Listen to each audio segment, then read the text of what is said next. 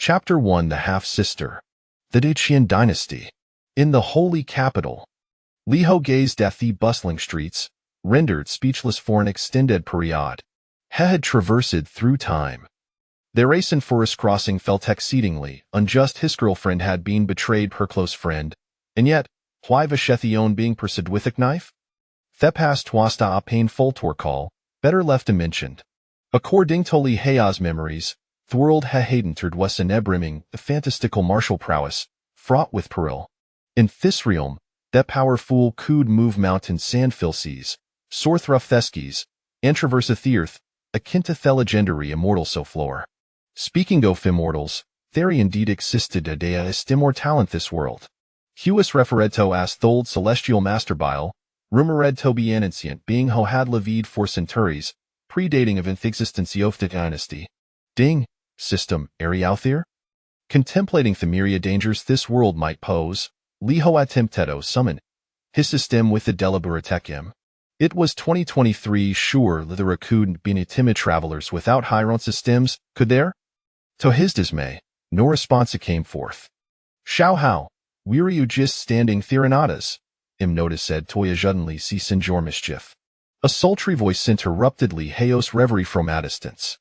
The newcomer possessed an alluring, beautiful face and figure thought, couldn't libet ascribe it as devilish here is seemid, to possess a captivating sure. Cladin the Tyriophonopht for great Captain Soft 6 doors, she held Asmolop in her hand. Uniform temptation? At the sight of her outfit, Theodorm flashed through Li Heia's mind. Of course, he dared not voice such thoughts in her presence.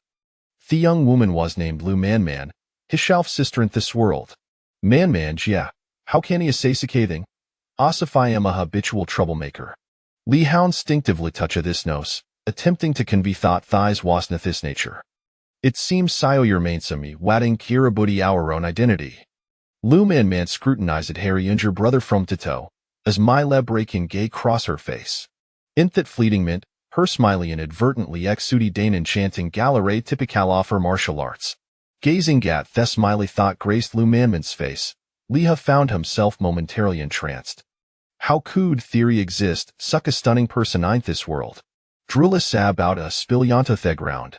Noticing her brother's dazed expression, Lu Manman's smile brightened in further a disappointed pernarrowly house mouth.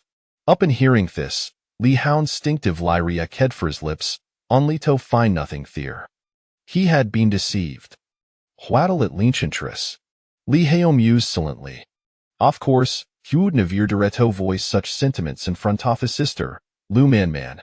For neither reason thant the thuisna to match for her. The sister Ophes was onoft for great Captain Soft, 6 doors in Theckerant dynasty. Moreover, Shua Salsa the ingest Captain I the history of 6 doors. Although her lineage being adopted Tirof North Town King and Thenesi off Chief Captain off 6 doors played a part, her prowess was sunniable. A under 30 years of age, she had already reached master realm. In the current martial world, she was a figure of considerable repute. As for himself, Helaka devant the strength to competence on the rankings. Theory now body hein habited was nothing more than a debauchedung master, relying on his father's status as North Town King to indulge the misdeed soft seducing virtuous women. And cultivation? Hadon Sane inquired about secret sect Joyfuls in, which was reputed to be effective, but how comuas a beating se severithe the kuntiv hist for month. Thought month market themist peaceful period in holy capital. Imnit jesting with you, ehave cumian bal fo forons command, shine instructed meto takey out the ephemalido annually our engagement. Lu Manman's expression rusumi what Gravius has spoke. Annul the engagement? Li Ho exclaimed in astonishment. These ways of frequently occurring tropy and reversal, novel she had no tech expected to encounter soon after his arrival. Wait. Something about this plot medori. Typically, it was the antagonistic husuptoanal theme engagement, while it had protagonistic was the own being rejected. Hey, director, you've a missed the script? Manmanj, yeah. Ario implying that I am to go to thefamalido anul theme engagement, rather than thefamali seeking to annulit with him? Sensing the incongruity, Liha could not help a clarification. No matter how well it felt as though he was holding the antagonist script. The appealing act involved him going to an the engagement, compelling the protagonist touter, 30 years in Theist bank, 30 years in Theist bank do not deceive the thinner poverty. Then, the protagonist would begin to receive power, while he would be left face the consequences. His sister was a student of Holy Capital Academy. His sister was an of 4 great captains of 6 doors. His aunt was chief captain of 6 doors. His mother was the previous holy maiden of Demon sect. His father was the North Town king. Such a clear path for the protagonist to develop and conquer. Of course we're going toing Yethamalito an the engagement. A mere Yethamalito and Elaine engagement with me lifeamily? The must betir doth leveling. Lumammon asserted with conviction. Thuff shedded not sherith licer name. She hadel regarded herself as a member of lifeamily. Her biologica father had been a person Algartoth North Town king. Ho had parish sheden aware against a rival nation, and she had been adopted bith North Town king therefter. Duetto bane gave you ear soderthanly how, relative sophentiest hair about being skyled bride. Taught his, theong Lumammon hay dearnessly no deeden agreement. Now, seeing Lumammon as an adult, Leha fell taken to amas flaying from a cat. The reason? Perhaps it was due to the embarrassment of being gout matched in cultivation. In contrast, Themid soft music bureau were well versed in the arts, their was melodious and captivating. Ding!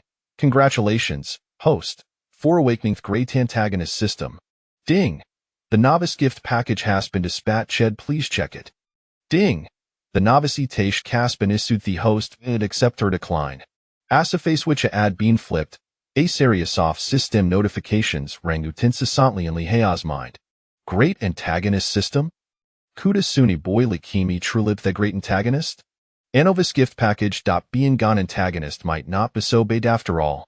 Listening to e system prompsicoing in his mind, Liho's expression shifted continuously. Though Yelingera squit beautiful, her cultivation has been renderedistless, and shice nomeral, yet cripple she certainly, Earthiavia hower. Lumammon, sensing Liheo's reluctance, began to explain. Cultivation renderedistless? Ashapo said the question. Liho began to examine it, so-called antagonist system. In his previous life as a master of demi management, multitasking ways a breeze. System, activate the novice gift package. Li hustlant like commanded within his mind. Ding! The novice gift package has been activated. Ding! Congratulations, host, for receiving 1,000 antagonist points. Ding! Congratulations, host, for acquiring a doppelganger doll. No autonomous consciousness, Morelia combatade, Canberra setatana time. Ding! Congratulations, host, for receiving 10 corpse powder. Ding! Congratulations, host, for obtaining a friend. Please stay experience guard. Ding! Congratulations, host, for acquiring the antagonist exclusive keyclotter. Chapter 2 The Holy Maiden of Demon Sect. Pudding Gasadetherist, what in the world is this keyclotter? Ashib Sorbed Thekan Tint Soft Novice Gift Package. A serious soft question marks filled Lihea's mind. What usto is this serve? Da Izatin Kreezeth the likelihood of encountering the protagonistican Latob in retaliation? Yelinger was originally a genius of Tiefamily, having reached high material mate and Gagashi kud Hopendimidworthia via, However, furious and sunk known, her cultivation suddenly plummeted not long ago. She fell from Theanaterium straight down to Thequire and now Scheismerlia Thesakintiarov Twired. With such a state, she's undoubtedly unworthy of me hower. Moreover, your aunt Thazel Reedy chosen a nukandida tefori our wife. Oni warsert of finquida pleasing. Luman mantantalizingly hinty day themed. Who? Intriged be Lumammon swords, Liheo instinctively inquired. The current holy maiden of demon sect. Seeing her brother's curiosity, Lumammon decided not to keep him in suspense any longer. Isn't it a bite an appropriate tefor both father and son to zetir sightsinth holy maiden of demon sect?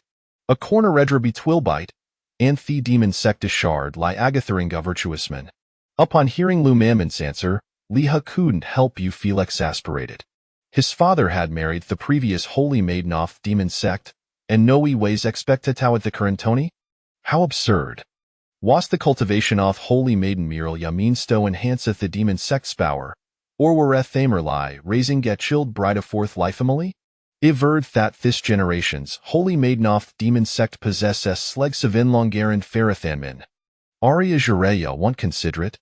Luma man revocative lyre marked, running her hand long her thigh. However, duetto or six-doors uniform, there was little to display. Whether she was spaley or not was beyond verification. What demon sect and what not can they stand against the million stronger myof de chin? What matters sis not how long or fair shy siprimer relawishto Colin Gemeon weaknesses. Upon hearing Luman man express her sentiments, Li Hao immediately proclaimed with righteous fervor. His swift change of heart was not merely for the sake of superficial allure. After all, he Li, waste a scholar off spring and daughter manels. Ding!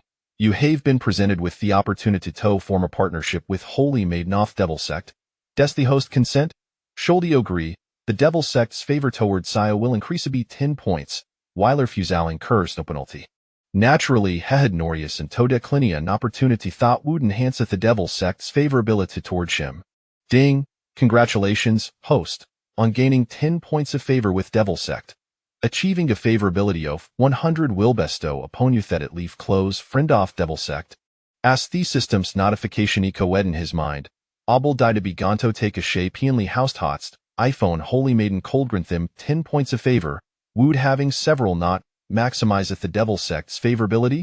Furthermore, could this method be applicable to the Righteous Sect Saswell? Since you hold no objections, gather your belongings, shall set forth tomorrow.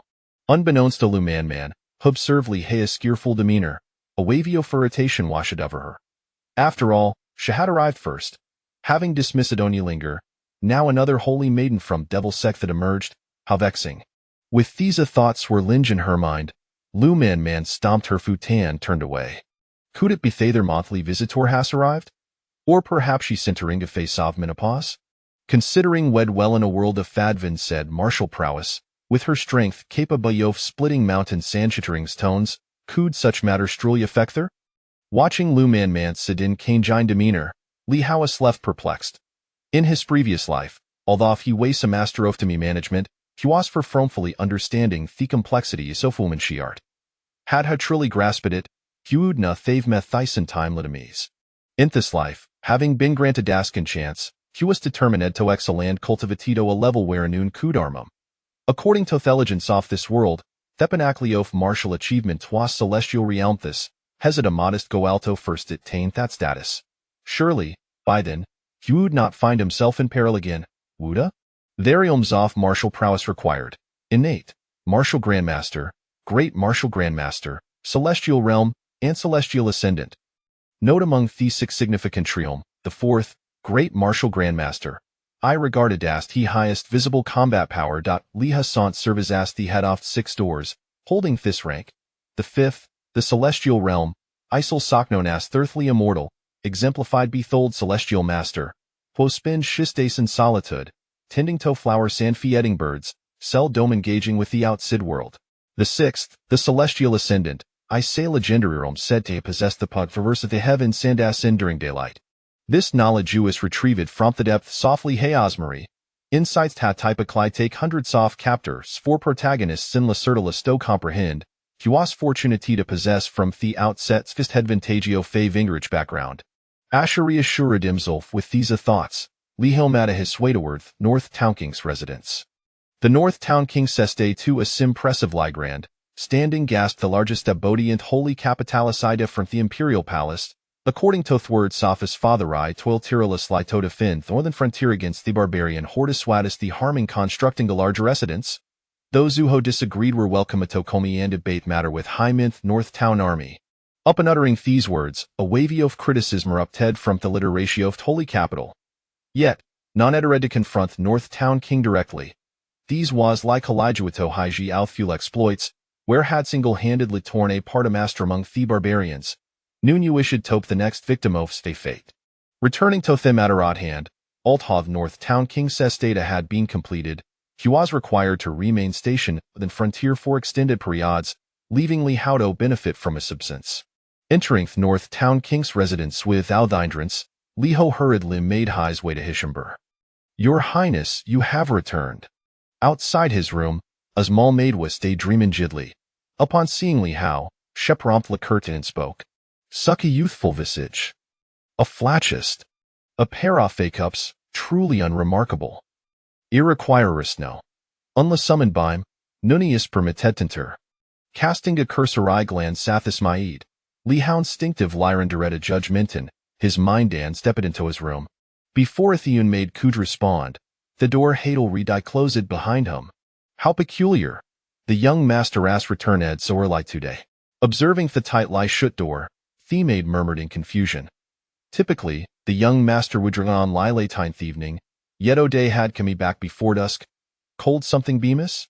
Recalling Gabuchi Hadex sedenta lie glimpsed in the young master chamber, her face flushed crimson. Her expression was subtly adorable, evoking an irresistible urge opening her cheeks. Chapter 3. Only children make choices. I want them all at this moment. Li Hao could no longer see the little girl's appearance. Upon entering the room, he began to delve into his formidable villain system. Learning from the lessons of his previous life, he felt the necessity to grow stronger until no woman could wield a blade against him. Beginner task. Annul the engagement task description. As a qualified villain, you must make a choice between the holy maiden of the demon sect and the incapacitated Yiling Er. Option 1. Choose the holy maiden of the demon sect and receive the reward of the 9 transformations of the demon. Option 2. Choose Yiling Er and receive the reward of a spirit ring. Only children make choices. I want them all. Looking at the 2 options displayed on the virtual screen before him, Li Hao casually remarked, just a bit of fun, how delightful, ding. The host has made a 3rd choice, earning the Huangdi Neijing. I was merely speaking casually. Who would have thought there would be a 3rd option? Hearing the system's notification, Li Hao couldn't help but twitch his lips. Is this even possible? Speaking of which, the Huangdi Neijing seems rather incongruous with my villainous demeanor, does it not? Have you ever seen a villain practicing the Huangdi Neijing? Could it be that the system wishes for me to indulge in the company of 3,000 women and ascend to the heavens? Ding. As a villain, one must possess their own aspirations and not be bound by the system as selections. The emotionless voice of the system soon echoed in Li Hao's mind. That reasoning is indeed compelling. So, can I not also receive the rewards from the other selections? After all, one could argue that I have, in some sense, chosen both of them. Li Hao expressed his admiration for the system, pointing towards the 9 transformations of the demon and the spirit ring on the virtual screen. Ding.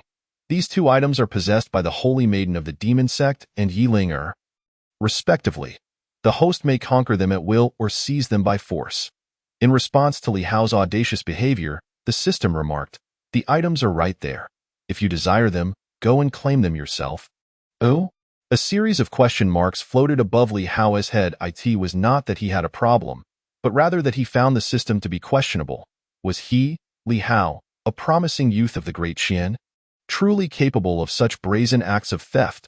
The holy maiden of the demon sect possesses the 9 transformations of the demon, which he could understand. After all, it was a treasure of the demon sect. And it was only natural for such powers to be exceptional. But what on earth is the spirit ring of Yiling Er? It wouldn't he happen to be an ancient matron who has lived for countless years? Would it? After annulling the engagement, would he then enable Yiling Er to cheat her way to victory? Li Hao stroked his chin, pondering quietly. After some time without clarity, he finally decided to cast aside his thoughts and focus on his personal panel. Host, Li Hao, age, 18, identity, heir of the Northern King of the Great Qian cultivation method, Dragon Elephant Body Refining Technique, Huangdi Neijing Cultivation Level, Postnatal 7th Rank Villain Points, 1000 Backpack, Clone Doll, Corpse Powder X10, Friend Please Stay Experience Card X1, Villain Exclusive Cackling Laughter. The Dragon Elephant Body Refining Technique is the cultivation method practiced by his rather fortunate father. It is a top-tier body refining technique. At a young age, he had already earned a tremendous reputation on the battlefield by utilizing this technique to tear apart masters. Likewise, he himself had garnered significant fame at a young age. In the brothel, regardless of how peculiar the setting may be, the question remains, is the renown not resounding? Northern King. What on earth have I produced? Clone Doll can create a clone with strength equal to that of the host. The clone possesses no independent consciousness. The host can annihilate it at any time. If the host sustains damage, the damage can be transferred to the clone. should the host suffer a fatal blow. The clone will perish in place of the host. Corpse powder can reduce a corpse to ashes, concealing all traces. An essential artifact for those who roam the world, perfect for killing and arson. Friend, please stay experience card. A causative weapon that can cause individuals to fall into a state of continuous misfortune. Host is advised to use with caution. Villain exclusive cackling laughter. Cackling enhances your laughter to make you appear more villainous, with no other effect. What splendid items, except for that last cackling laughter. After reviewing the effects of the items in the beginner's package, Li Hao couldn't help but exclaim in admiration. Particularly the clone doll, it truly embodies the essence of survival. With the essence of survival, any danger could simply be handled by sending the clone out. With this thought, Li Hao eagerly wished to create a clone. Use clone doll. Without hesitation, Li Hao took the clone doll from his system backpack and immediately opted to use it. Ding! Clone doll successfully used. As the system's prompt sounded, the clone doll swiftly detached from Li Hao's grasp, beginning to materialize in midair. Surrounding the clone doll was a dazzling white light, gradually transforming until it bore an exact resemblance to Li Hao. Indeed, it is I. Just based on appearance alone, I could rival the commenters in the discussion section. Were I in a modern world, I could simply seek out a wealthy woman without any effort. Gazing at the clone's identical face, Li Hao couldn't help but praise himself. To be fair, even in his past life, this face would undoubtedly be considered godlike. Coupled with the abs developed from practicing the dragon elephant body refining technique, he was truly a universal heartthrob. Northern King, you are using my top-tier body refining technique for this? After the initial excitement subsided, Li Hao sat cross-legged and began to cultivate the Huangdi Neijing. A product of the system must indeed be of the highest quality. Furthermore, he wished to experience what it felt like to indulge in the company of 3,000 women and ascend to the heavens. Whether or not he would ascend was of little importance. The focus was on the trust in the system's offerings. Since he had begun his cultivation, the clone naturally could not remain idle. The dragon elephant body refining technique was in order. While cultivating, time seemed to fly by, and soon a night had passed. Such slow progress in cultivation. If it were me, I would have already been off indulging in pleasures at the brothel. Exiting his cultivation, Li Hao examined his progress and couldn't help but grumbled, at this rate. It may take him 2.5 years to reach the innate realm. Ding! Main task. Ascend the human ranking within a year. Task description. As a villain, if you cannot even ascend the human ranking, what qualifies you as a competent villain? You would merely be a walking cannon fodder. Task success. 3 great rejuvenation pills. 1 Master S pill. Task failure. 1 innate pill. I quite like this system. After reading the task issued by the system, a smile graced Li Hao's face. With such a considerate system, life feels complete. Successful tasks yield rewards, while failures offer consolation prizes. This is certainly more favorable than being obliterated at the slightest misstep. At times, Li Hao couldn't help but ponder. Do these systems have quotas for how many hosts they must eliminate within a certain time frame? Chapter 4. The Sorceress and the Fairy. As for the so-called human ranking in the system's main task, it is a list created by the founding emperor of the Great Qian, aimed at inciting conflict among the various factions within the martial world. It serves as a public strategy, yet it is remarkably effective. In the martial world, how many can truly remain indifferent to fame and fortune? This world is one of high martial prowess, populated by numerous sections. These sects are scattered throughout the various counties of the Great Qian, siphoning off its resources while not paying a single pill in tax. The founding emperor of the Great Qian was furious yet felt powerless. To casually eradicate a sect would incite a united rebellion from the others. Even though the Great Qian is a nation, it cannot entirely suppress the multitude of sects in the martial world. If matters escalated, perhaps a different individual would take the throne of this realm. Among the myriad sects, the Shaolin Temple, the Celestial Master S Mansion, and the Sun Moon Holy Cult stood as the most formidable, at their peak. Even the imperial court could only bow before them. The founding emperor of the Great Qian established 3 rankings: heaven, earth, and human. Human ranking comprises the 100 strongest individuals under the age of 30 who have attained the innate realm, ranked accordingly. Earth ranking comprises the 36 strongest individuals of the Master Realm. Ranked accordingly, Heaven ranking. Anyone who is a Grandmaster can be listed without specific ranking. Perhaps due to their formidable nature, they are simply listed together. The emergence of the first two rankings has led to a veritable bloodbath in the martial world. Many harbor deep-seated resentment towards the Emperor of the Great Qian, yet are left with no alternative.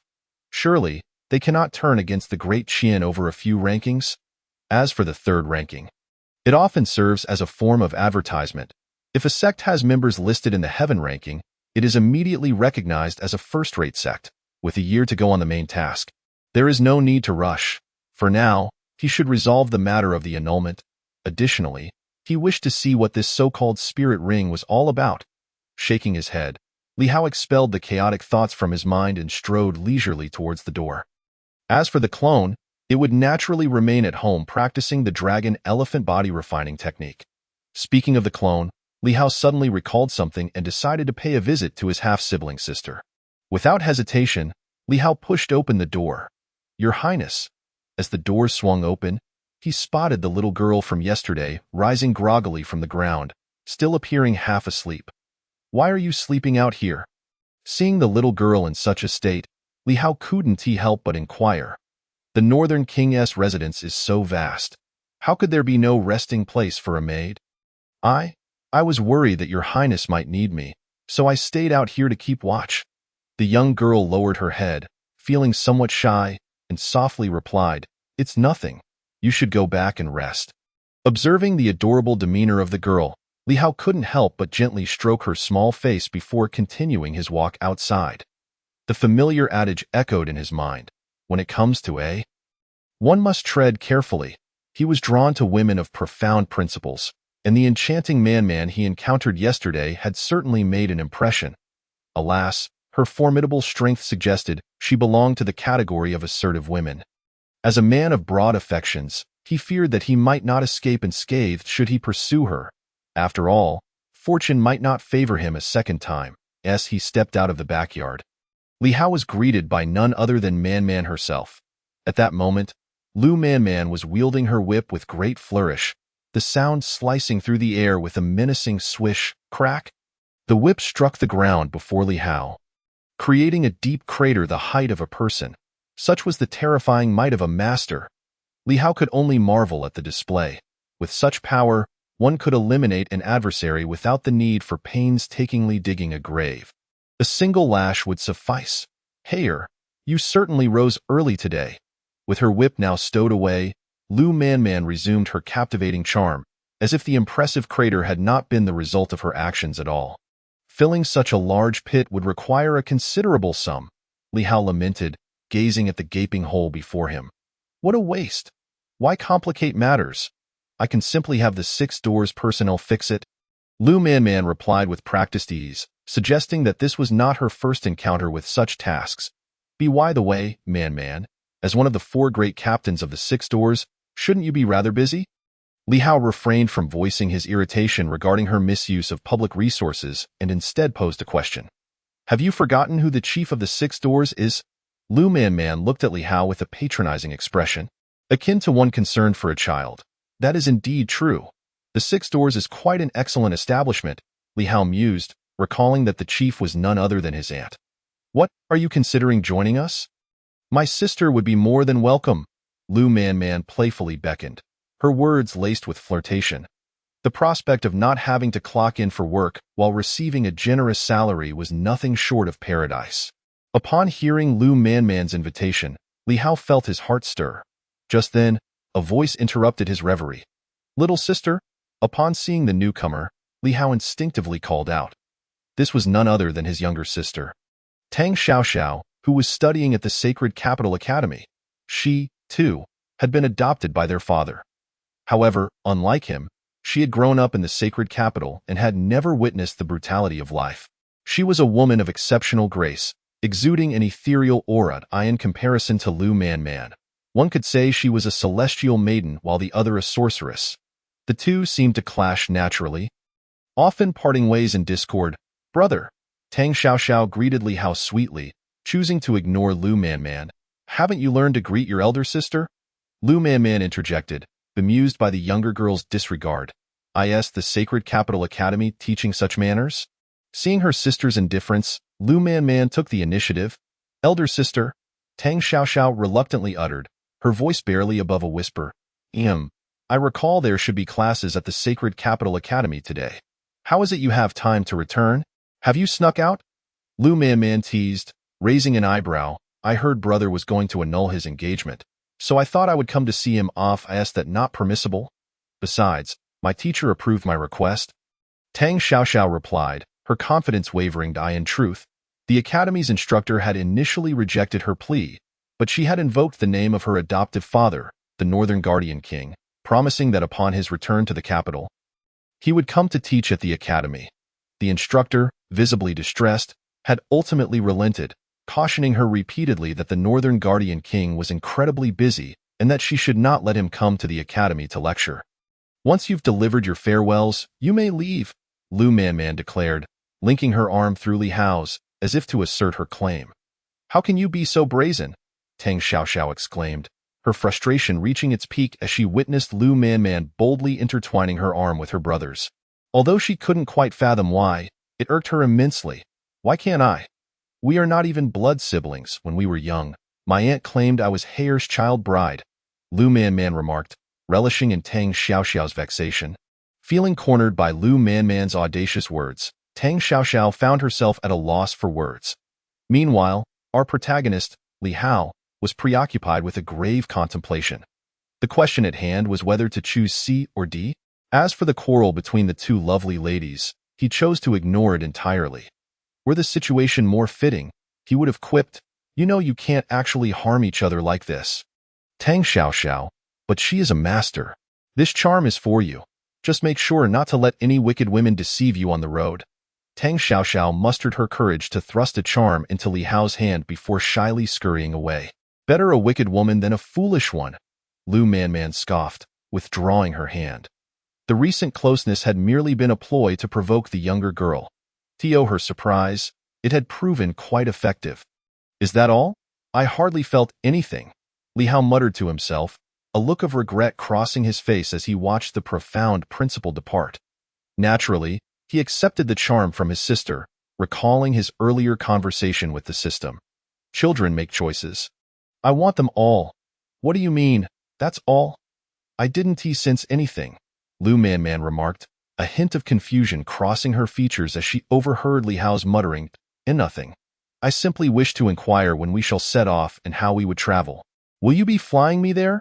Li Hao asked, tinged with anticipation. He had heard that masters could achieve brief flights. He had yet to experience the sensation of soaring through the skies. If he could first relish the experience of being carried by a beautiful woman, it would surely be delightful. What are you thinking? While I possess ample inner strength, it cannot withstand such exertion. Lu Man rolled her eyes, realizing that her words might have been misinterpreted, causing her cheeks to flush slightly. To fly for half an hour is quite impressive. Li Hao maintained a serious demeanor, seemingly oblivious to the undertones in her words. Do you jest? With your current strength, should you find yourself in peril? You'd be trapped. What if you encounter unsavory individuals? Your meager skills can't protect me, Lu Man retorted, rolling her eyes charmingly. A horse is the safest option. Besides the two of us, a team from the 6 doors will accompany us. I will strive to grow stronger. By the way, Man, doesn't father have medicinal liquids to assist with the dragon elephant body training? Please give me some to use during my practice, Li Hao asserted confidently, suddenly recalling something. Indeed, there were medicinal liquids designed to enhance the dragon elephant body training, significantly accelerating progress. But are you certain you can endure the pain? Lu Man scrutinized Li Hao, her expression tinged with skepticism. In her eyes, while her brother had many admirable qualities, his inability to withstand hardship was a glaring flaw. Moreover, he had a tendency toward lechery. As their adoptive father would say, Li family has but one male heir.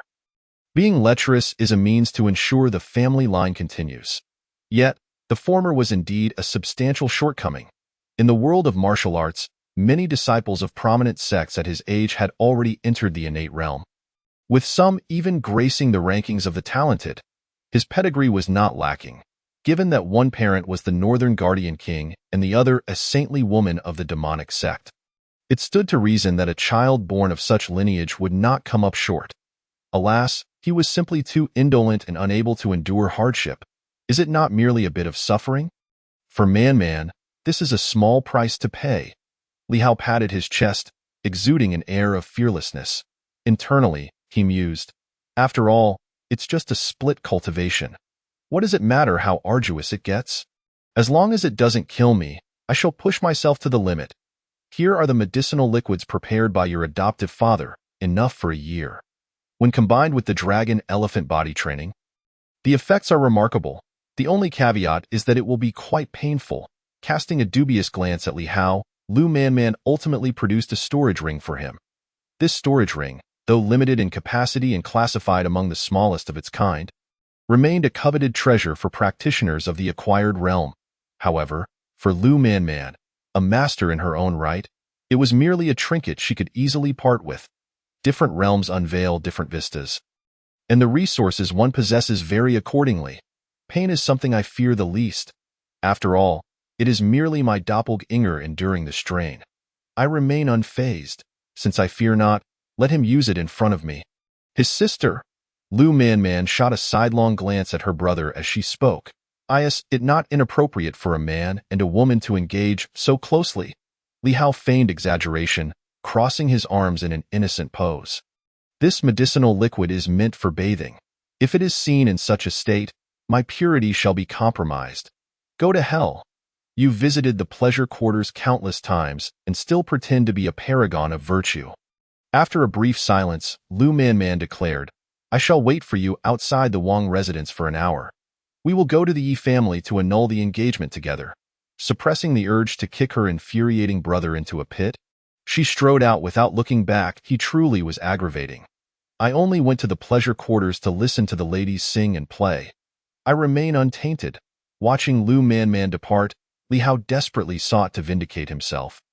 Although deep down, he knew he was far from innocent. Lu Man disregarded his attempts at justification and continued her exit.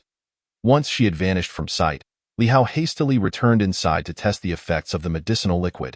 He instructed the servants of the Wang residence to bring forth 2 large tubs of hot water, and then sent them away. Next, he submerged his doppelganger in one of the tubs. Wait, how much of the medicinal liquid should I add? I forgot to ask Sister Man. As everything was prepared, a serious thought struck him. Chapter 6. The Rite of Slaying. After contemplating, Li Hao resolved to proceed with the experiment, reassured by the fact that he was not the one subjected to it. Fortunately, the doppelganger lacked sentience. Otherwise, it might have protested, You are so lofty. You are incredible. You use me as a test subject. He poured a vial of the liquid into the tub containing his doppelganger, and the water swiftly transformed from clear to a dark hue. Observing this, Li Hao first severed the pain connection with his doppelganger, then began directing it to cultivate the dragon elephant body refining technique. Compared to the previous night, the results were indeed several times more effective. The originally murky water gradually became clearer at a visible pace. At this rate, the medicinal effects would soon reach their peak.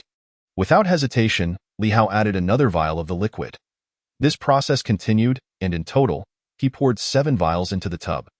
Noticing that his doppelganger seemed to be nearing its limit, Li Hao quickly entered the other tub himself. With the same level of strength, if the doppelganger could absorb the potency of 7 vials, surely I can manage 2.5. Li Hao mused, operating the dragon elephant body refining technique while pouring 2.5 vials of the liquid into his own tub.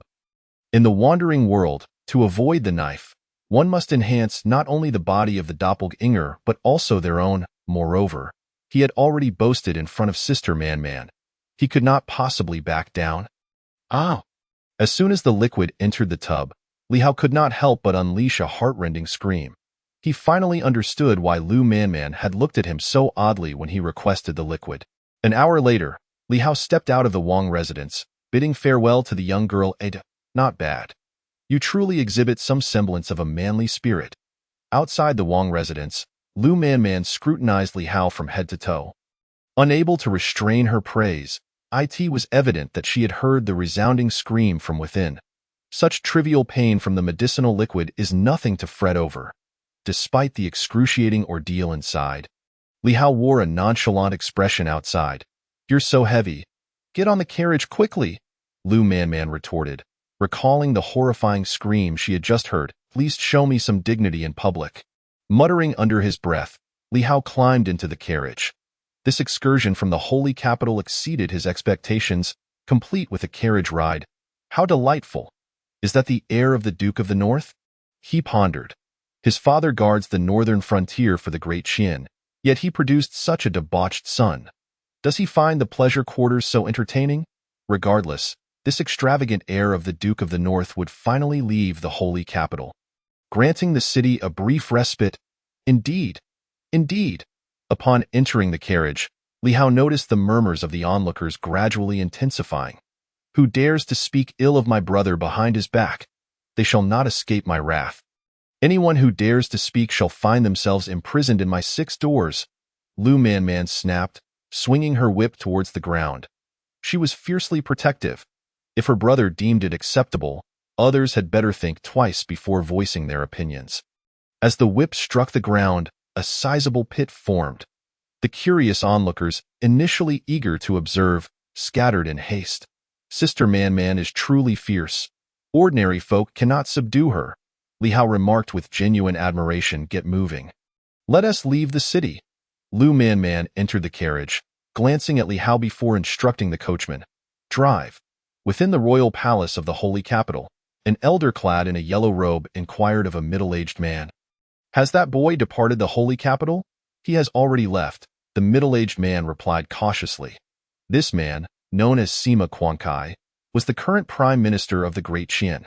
His careful demeanor was warranted in the presence of the elder, who was none other than the reigning Emperor Yang Shou, a ruler of moderate disposition. While he had not allowed the Great Qian to deteriorate further, he also lacked the capability to steer it towards improvement. With the sands of time slipping away, his sole focus was to pave the way for his daughter to ascend to the throne. "What do you propose we do next?" "My days are numbered. I must ensure my daughter takes the throne. The destiny of the Great Qian cannot perish on my watch. It cannot fall into the hands of those treacherous clansmen or the Duke of the North." The elder strained to sit upright, a glint of ferocity flashing in his eyes. While he felt powerless against the Duke of the North, dealing with his son was still within his grasp. In the elder's mind, as long as the Duke of the North's lineage was extinguished, his ambitions would wane. Even if he could seize the Great Qian's throne, whom would he entrust it to? "Kill," Sima Qiankai replied without hesitation. He understood that the dying emperor sought to voice his murderous intent through him. Should the plot fail, he could simply be cast aside to quell the Duke of the North's fury. Despite knowing the truth, he found himself with no other options. If he remained silent, it would signify his lack of value. For this emperor, teetering on the brink of death, those without value were expendable. "Last time, you mentioned prioritizing stability, ensuring that boy's demise was discreet. You summoned that eccentric individual claiming to possess a secret method called rite of slaying. It was supposed to exchange one life for another and eliminate that boy. What was the result?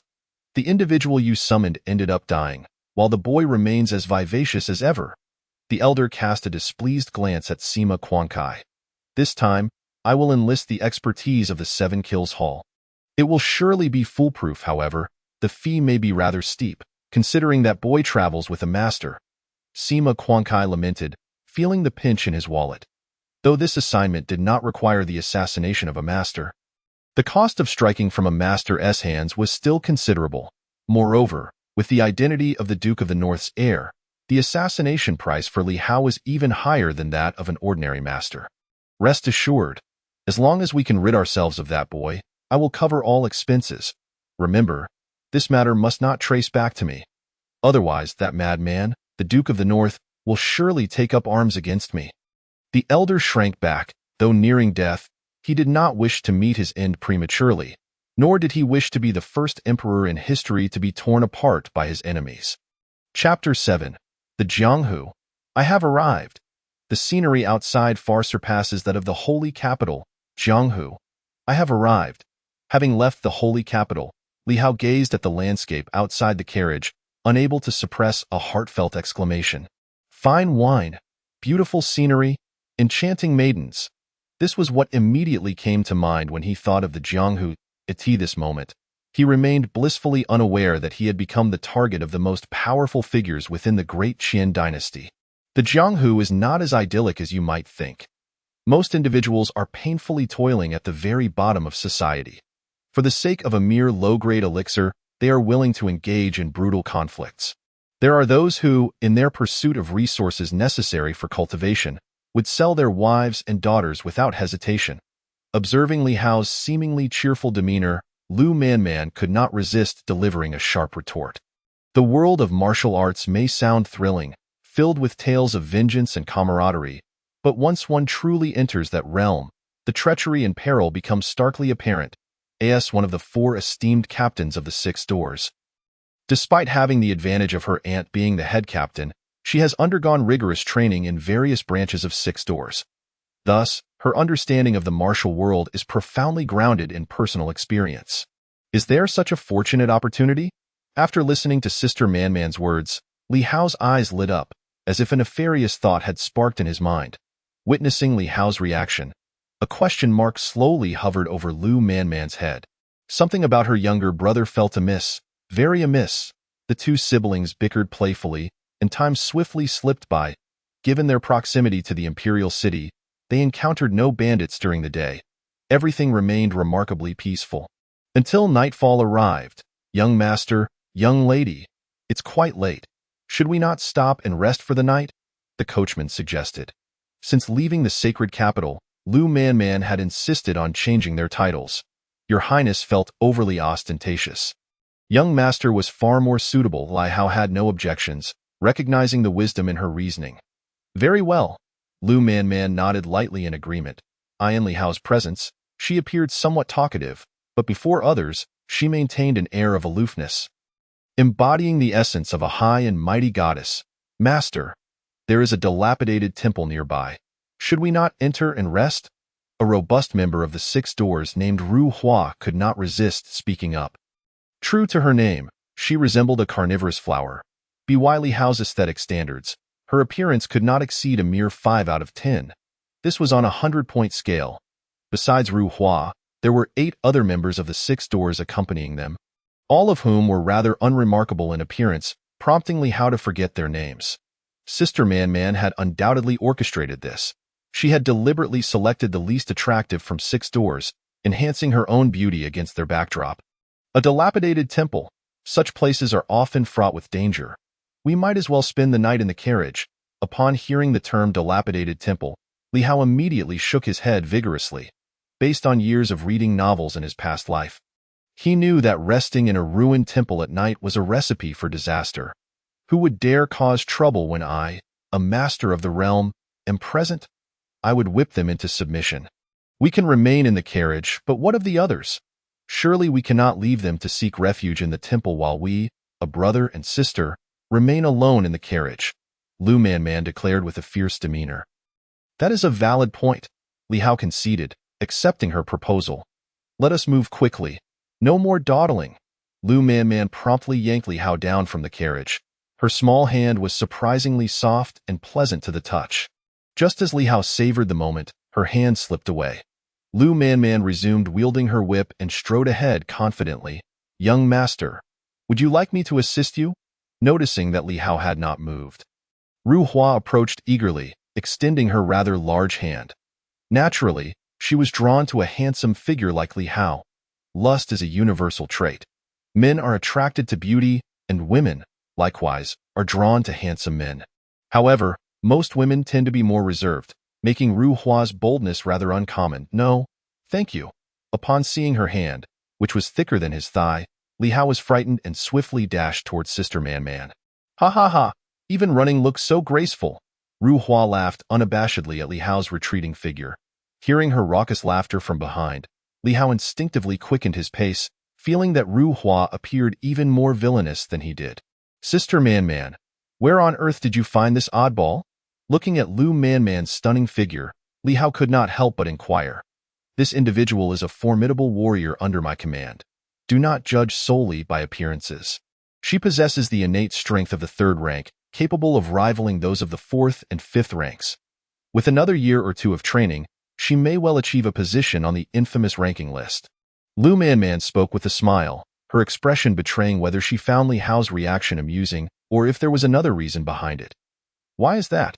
As the topic of the ranking list came up, Li Hao could not help but perk up, for it pertained to his main quest. Though rewards were guaranteed regardless of success, who would not prefer a more substantial prize? The distinction between the Master Elixir and the Innate Elixir need not be elaborated upon. Their names alone convey the difference. As for the Grand Restoration Elixir, such a treasure exists in this world's Shaolin Temple. Consuming a Grand Restoration Elixir can elevate an innate warrior by a minor rank. Surely, the version produced by the system cannot be inferior. Because we at Six Doors serve as both judges and competitors, we inevitably attract the ire of those in the martial world. Thus, the first head of Six Doors established an unspoken rule. All members of Six Doors must refrain from entering the ranking list.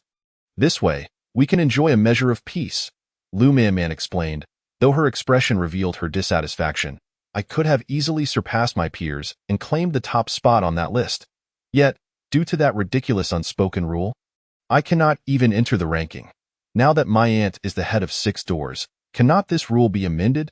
Noticing Lu Manman's displeasure, Li Hao asked, perplexed, but isn't your aunt the head captain? Why can't she change this rule? Though she is the head captain, Six Doors is not a dictatorship.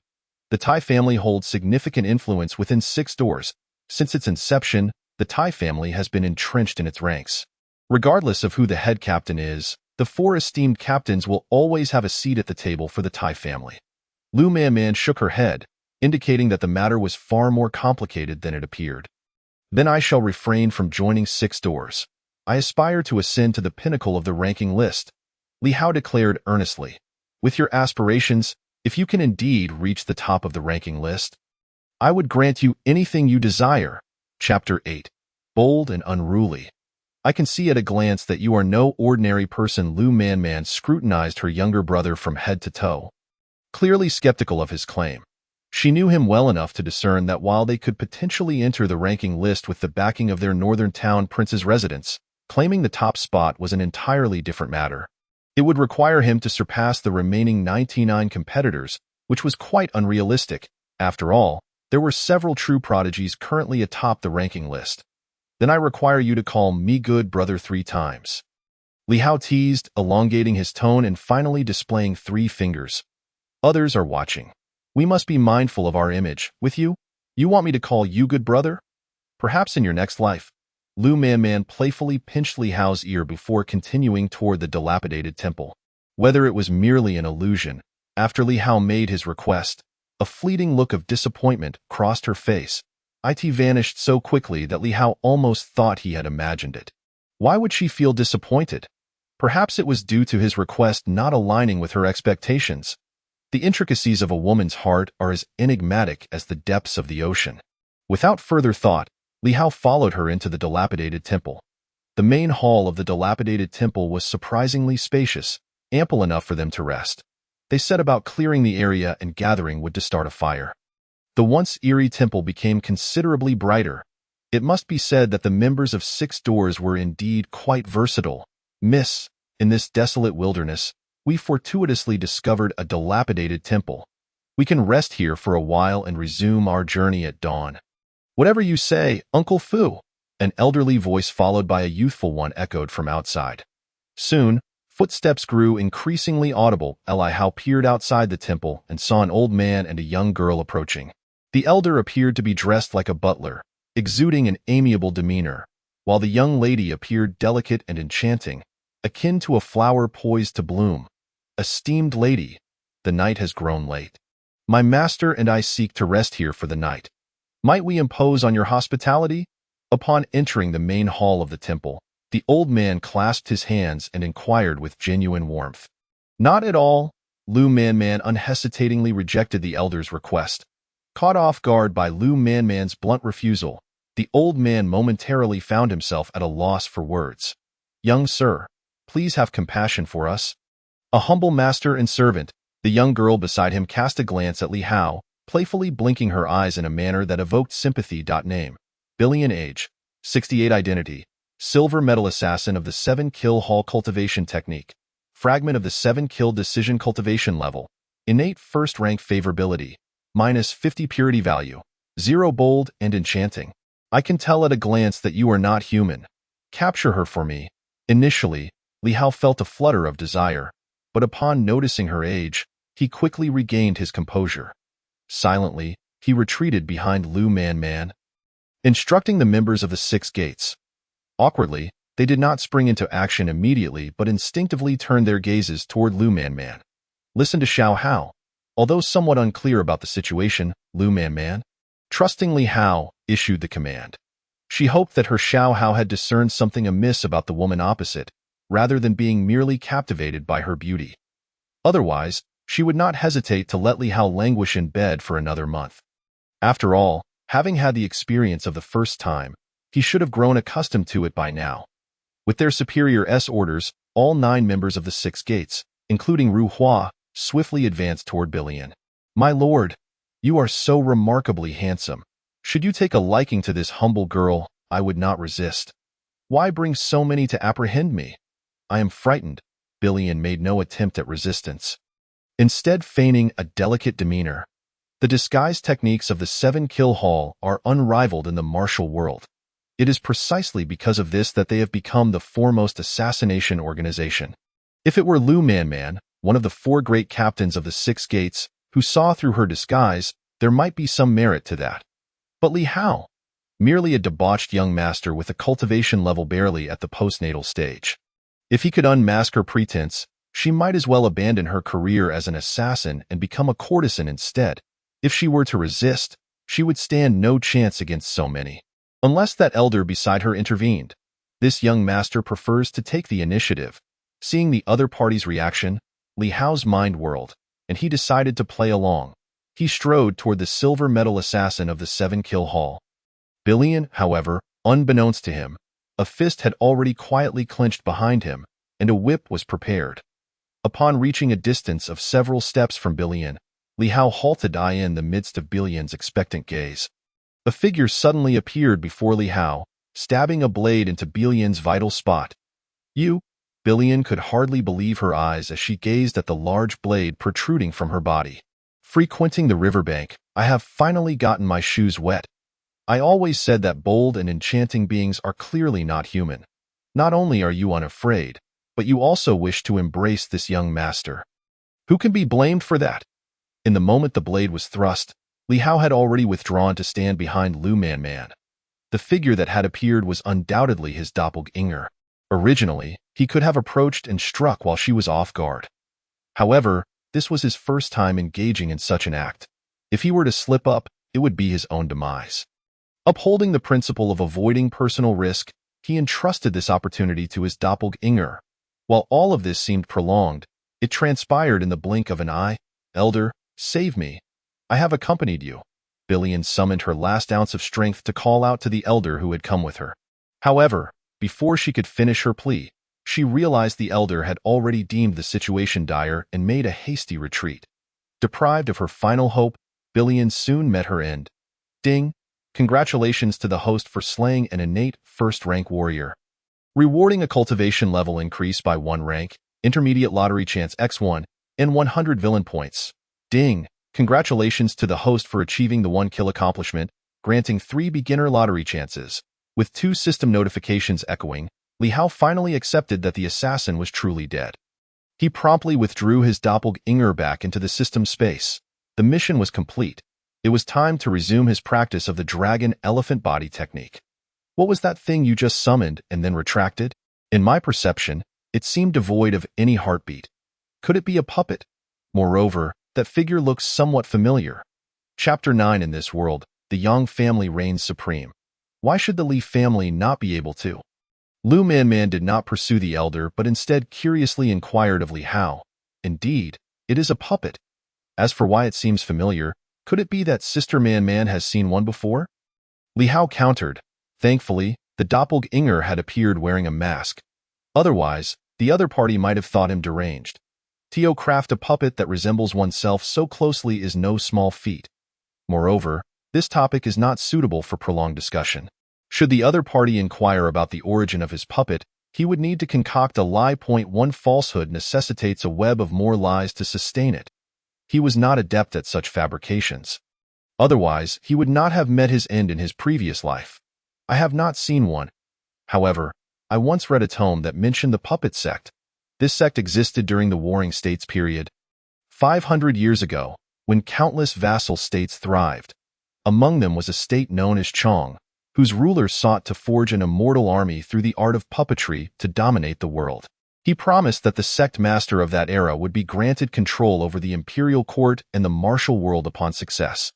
Lu Manman shook her head, recounting the tale of the puppet sect. And what became of them?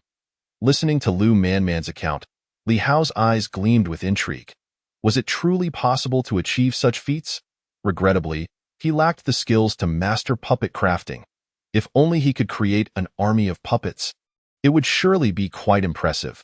Compared to a conventional army, puppets require no sustenance, are utterly loyal, and are even more effective than assassins. The puppet sect's art of puppeteering relied on refining living beings, which was exceedingly unnatural.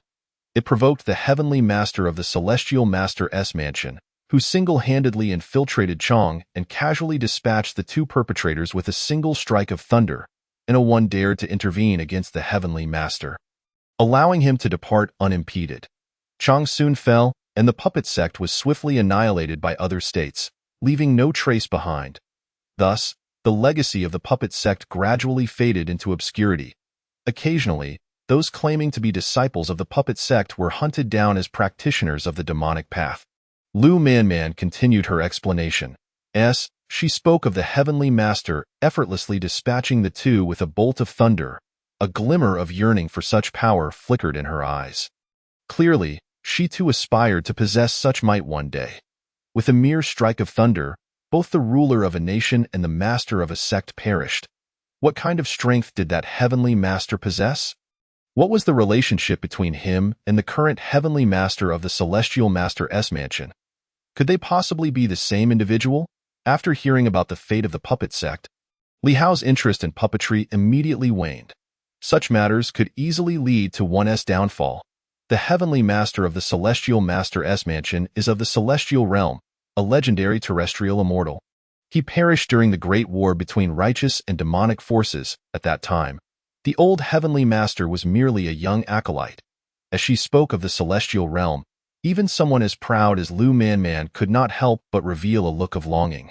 This was the realm that countless martial artists dreamed of attaining. I understand. Li Hao nodded, feeling little emotional tumult.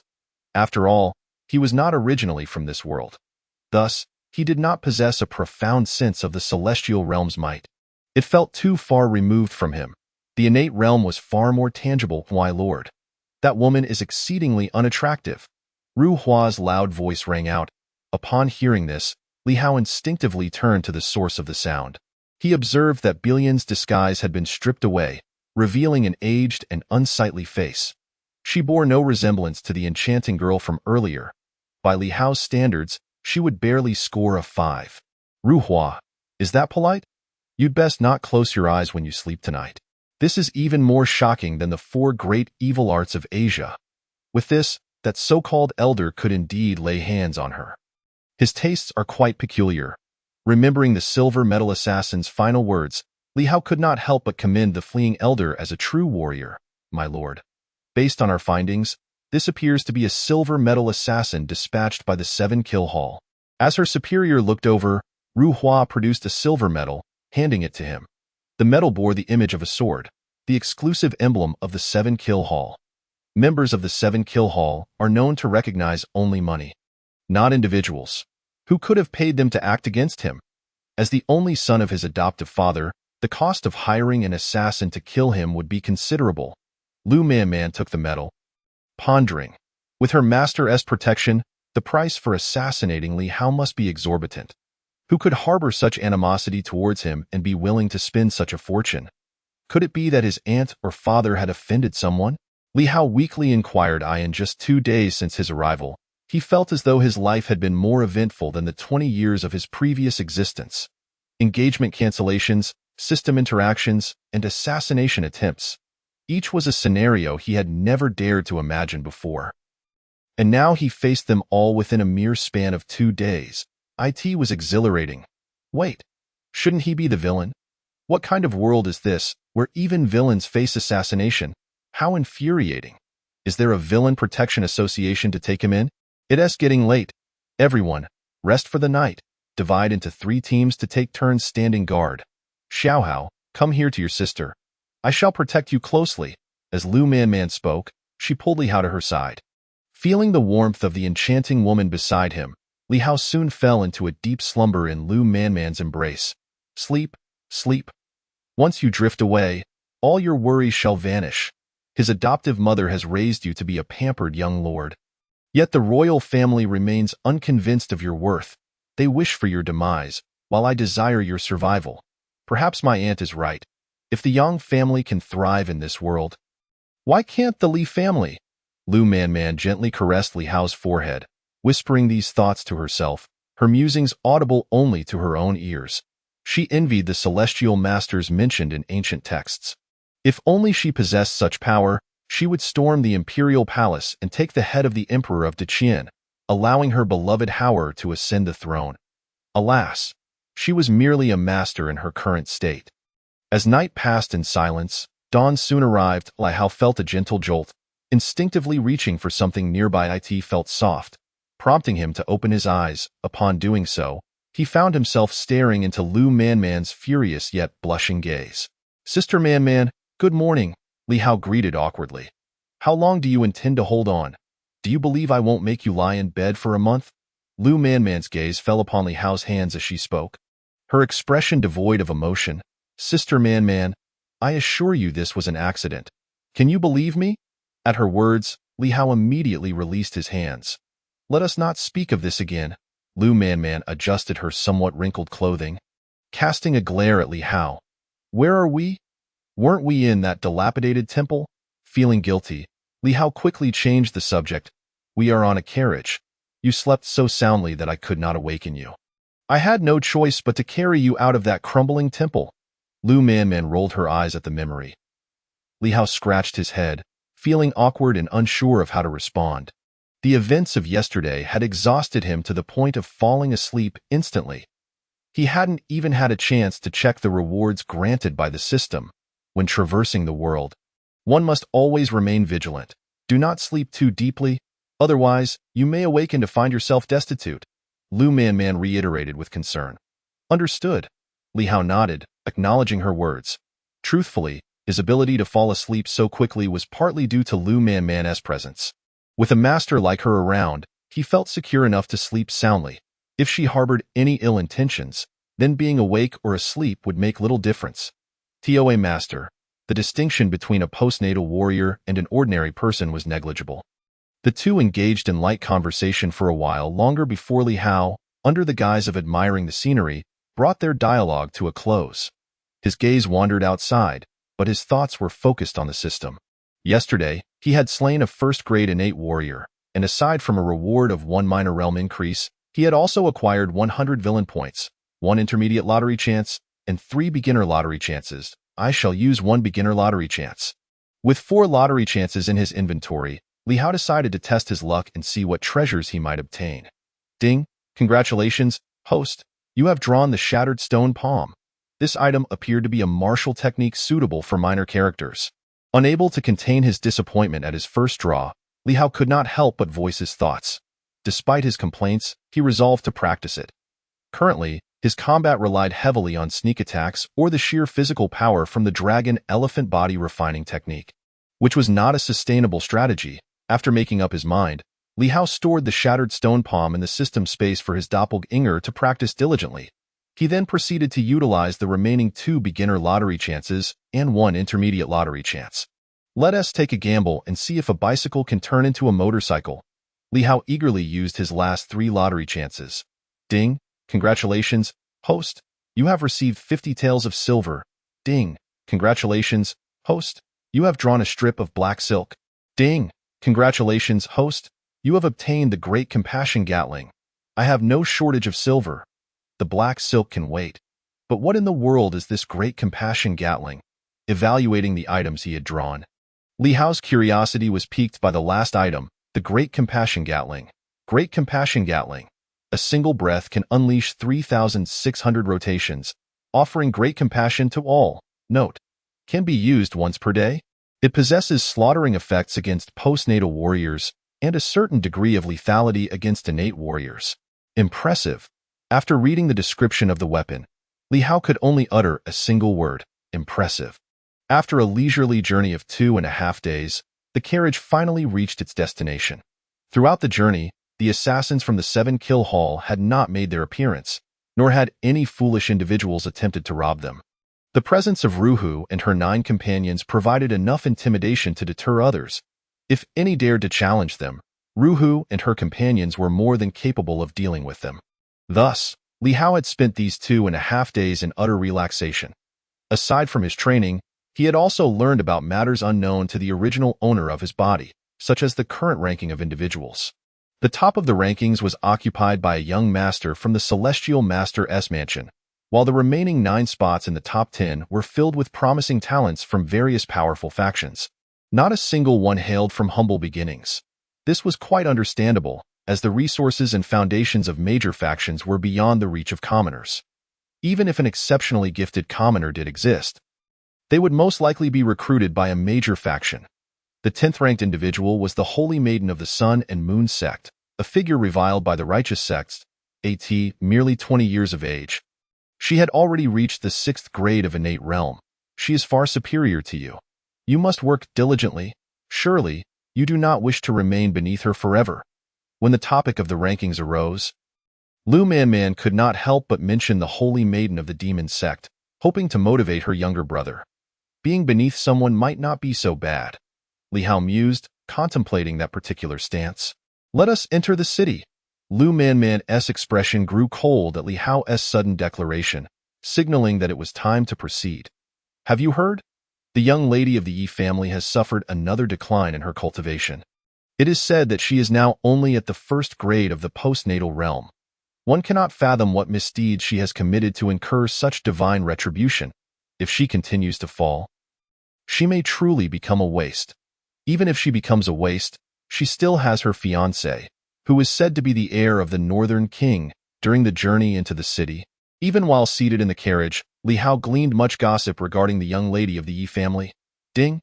The villain system has detected the presence of a major fortune protagonist. Please attempt to seize her fortune to receive numerous system rewards. Major fortune protagonist? Could it be that Yi Linger? Upon hearing the sudden voice of the system, Li Hao pondered. Seize fortune? I have no experience with this.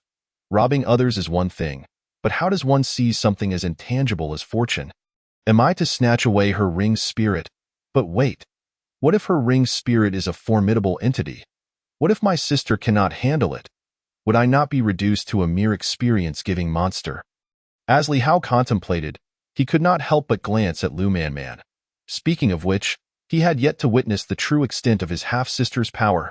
Name: Lu Manman. Age: 25. Identity: one of the 4 great captains of the 6 Doors cultivation method. Realm: favorability: 90. Purity value: 100. A lower purity value indicates greater impurity. System: why can I not see her cultivation method and realm? Looking at the 3 enormous question marks following the cultivation method and realm, Li Hao could not help but inquire the system. Ding! The host can only investigate warriors whose realm is 1 major level higher than their own. The higher the realm, the fewer details can be seen. The system's mechanical voice promptly answered Li Hao's question. Does that mean I'm weak? Upon hearing this, Li Hao felt that it would have been better not to ask at all. He was merely slapping his own face. Xiaohao, it's time to disembark. Lu Manman's hand waved in front of Li Hao's eyes, her expression a mix of embarrassment and annoyance. In Li Hao's view, he was merely engrossed in observing the virtual panel. However, from Lu Manman's perspective, it appeared as though Li Hao was staring intently at her, completely captivated. Sister Manman, I believe we should not hastily call off the engagement. It would tarnish the reputation of our Li family. Li Hao quickly organized his thoughts and fabricated a reason. Lu Manman looked at Li Hao with a perplexed expression. Surely this brother of hers had not lost his wits. What reputation could their Li family possibly have? Their father had offended many in Deqian, and among the literati, more than half openly criticized him. Nevertheless, due to his merits in defending the northern border, their family's reputation was still somewhat respectable. However, her brother's reputation in the holy capital was that of a debauched young lord. Fortunately, the transmission of news in this world is not highly developed. Otherwise, the reputation of a dandy would have spread throughout the entire Deqian. Am I mistaken in what I said? Feeling somewhat uneasy under Lu Manman's gaze, Li Hao could not help but inquire. Indeed. Yet, hearing such words escape your lips makes it sound rather peculiar. Does it not? You wouldn't be feeling pity for that Yi Linger, hence your reluctance to call off the engagement, would you? Remembering the rumors she had heard along the way, Lu Man could not suppress her skepticism. Let us assume so. First, let us ascertain whether Yi Linger can restore her cultivation. If we help her regain her abilities before breaking off the engagement, wouldn't that be the best of both worlds? Li Hao shrugged. Based on his conjecture, if Yi Linger truly possessed great fortune, it would likely stem from the spirit ring. By taking the spirit ring away, she should be able to cultivate normally. At that point, he would earn system rewards while she regained her innate talent, an undeniable win-win. As a competent antagonist, one need not always be in conflict with those endowed with great fortune. Who knows where her luck might manifest? What if a bolt of lightning were to strike him down? That would be a most unjust demise, though he had met his end by blade in his past life. At least he had not suffered a loss. In this life, however, he had yet to achieve anything. Are you foolish? If her talent is restored, her future accomplishments would surely rival mine as a master. Would you truly discard a masterful wife handed to you on a silver platter? Lu Man could not help but roll her eyes dramatically. Masters are indeed formidable. But does our Li family lack masters? Or is it that my aunt wishes for the engagement to be annulled merely because Yi Linger's cultivation has plummeted? Li Hao gazed into Lu Man's eyes, seeking an answer. When he first traversed into this world, he was still in a state of partial comprehension, thus he had simply acquiesced. However, after 3 days of traveling by carriage, Li Hao grew increasingly unsettled by his thoughts. It's sufficient to say that our Li family favors wealth over poverty, believing that the Sun and Moon sect is a more fitting match for you. Lu Man furrowed her brow before providing such a response. That suffices. Despite his skepticism of this reasoning, Li Hao nodded. He noticed that Lu Man had produced a whip in her hand. Judging by her demeanor, should he dare to utter a dissenting word, that whip would soon find its mark upon him. He preferred to be the wielder of the whip, not the recipient of its strikes. He harbored no peculiar inclinations for such treatment. After disembarking the carriage, the two exchanged little conversation, perhaps due to the earlier unpleasantness. He yearned to uncover certain truths, yet his sister was unwilling to divulge them. The root cause lay in his own weakness, being merely a postnatal 8th rank cultivator. Were he an innate 8th rank, surely Sister Man would be more inclined to share her knowledge. As a master of the 8th rank, she would have to call him brother. Oh, great master, might I inquire of the esteemed ministers? Is this creature a deer or a horse? An elder of the celestial realm. This palace is rather splendid. I shall reside here in the future. Power is the true path. A few gentlemen must be visiting our Panchur city for the first time. Am I correct? Would you require a guide? I can serve as your guide for merely 20 or so copper coins a day. A seemingly ragged young girl approached them and spoke. Her face was grimy, and without hearing her voice, one could scarcely discern her gender. Little girl, how did you know this is our first visit to Panchur city? Observing the filthy girl, Li Hao stepped forward and playfully ruffled her hair. Feigning curiosity, don't touch. It's dirty. The girl instinctively shrank away from the big brother reaching for her head. Not dirty. Neither brother nor sister would disdain you. Answer my question, and there will be a reward. Li Hao patted the girl's head once more, producing a piece of broken silver. The clothes of the big brother and big sister are different from those of Panchur city's residents. Behind you, there are 9 mounted guards, and these horses are clearly not ordinary steeds in Panchur city. I have only seen the young city lord with such a horse, though her voice was soft. The girl spoke with compelling logic, quite clever. Here, take this piece of silver. We require a guide, and you shall be it. After hearing the little girl's account, Li Hao directly handed her a piece of silver. Thank you for your kindness, big brother. I only need 20 copper coins. I am too weak to safeguard silver. The girl's eyes shone with longing as she gazed at the silver piece Li Hao offered. Yet she resolutely shook her head. With big brother here, no one would dare steal from you. Li Hao insisted, forcefully placing the silver into the girl's hands. His benevolence stemmed not from a surge of compassion, but rather from a mission assigned by the system. Ding! A girl of exceptional talent has been detected. Recruiting her will yield rewards from the system. As a qualified antagonist, one cannot handle every matter personally, but must have a proper entourage. Chapter 12. Father's Little Fanboy. TSK. This little girl appears scruffy, but once cleaned, she could prove to be a beauty. No wonder you suddenly became so benevolent.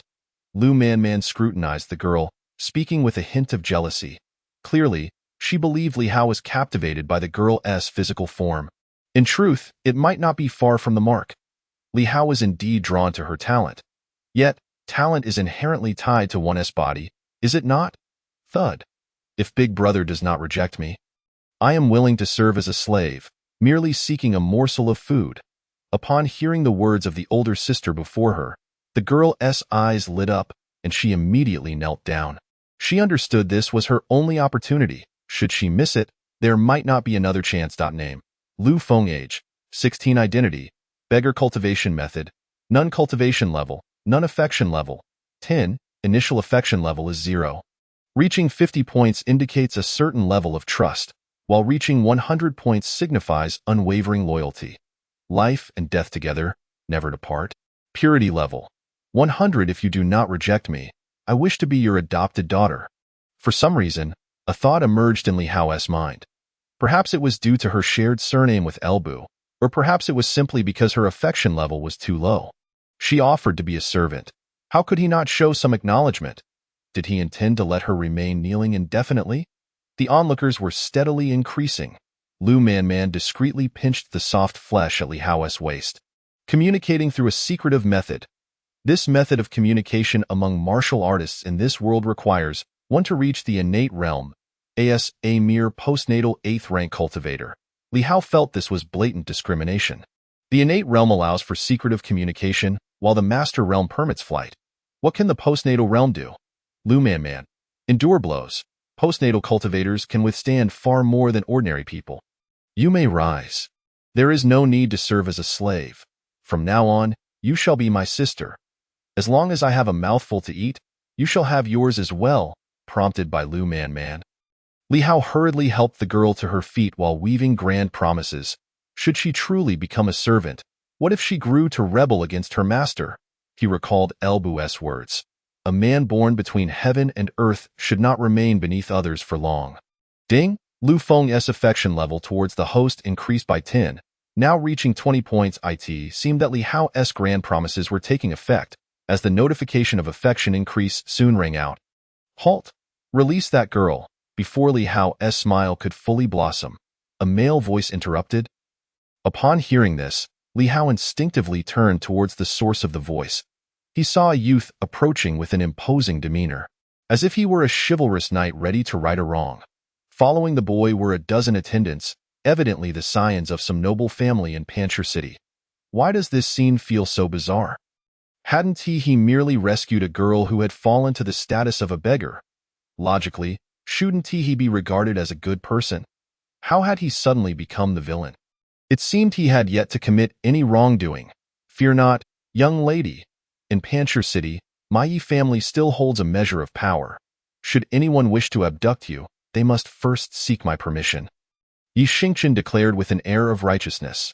Although his sister's cultivation had been rendered null, the direct line of the Yi family still had some standing. He sought to make it known to the people of Panchur City that he, Yi Xingchen, possessed the potential to be listed among the elite. This young master, I am willingly following this big brother. Seeing the sudden appearance of the melodramatic youth, Lu Feng instinctively took a step back. Clutching Li Hao's arm, do not be afraid, young lady. I am here. He cannot harm you. Speak boldly and reveal the truth. Yet Yi remained unconvinced, stubbornly believing she was being coerced. If she were not being forced, would he not be the fool? Little brother, the situation is as such. Why must you remain skeptical? If you genuinely wish to do a good deed, there are plenty of beggars in Panchur City. You could distribute your wealth among them, and that would count as a good deed. Li Hao displayed an innocuous smile as he regarded the steadfast Yi Xingchen. Throughout their journey, he had gleaned some understanding of the Yi family's circumstances.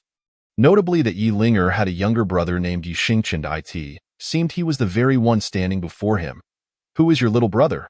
Do not address me so casually. My sister's future husband is none other than the heir of the northern king of Deqian. Have you heard of the king of the north? He is undoubtedly the foremost figure in the mighty army of Deqian, a person of divine prowess, a rare and unparalleled master whose strength has reached the realm of grandmaster.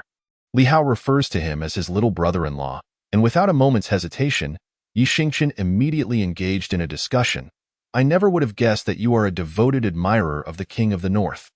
Observing Yi Xingchen's demeanor, Li Hao found his irritation somewhat dissipating.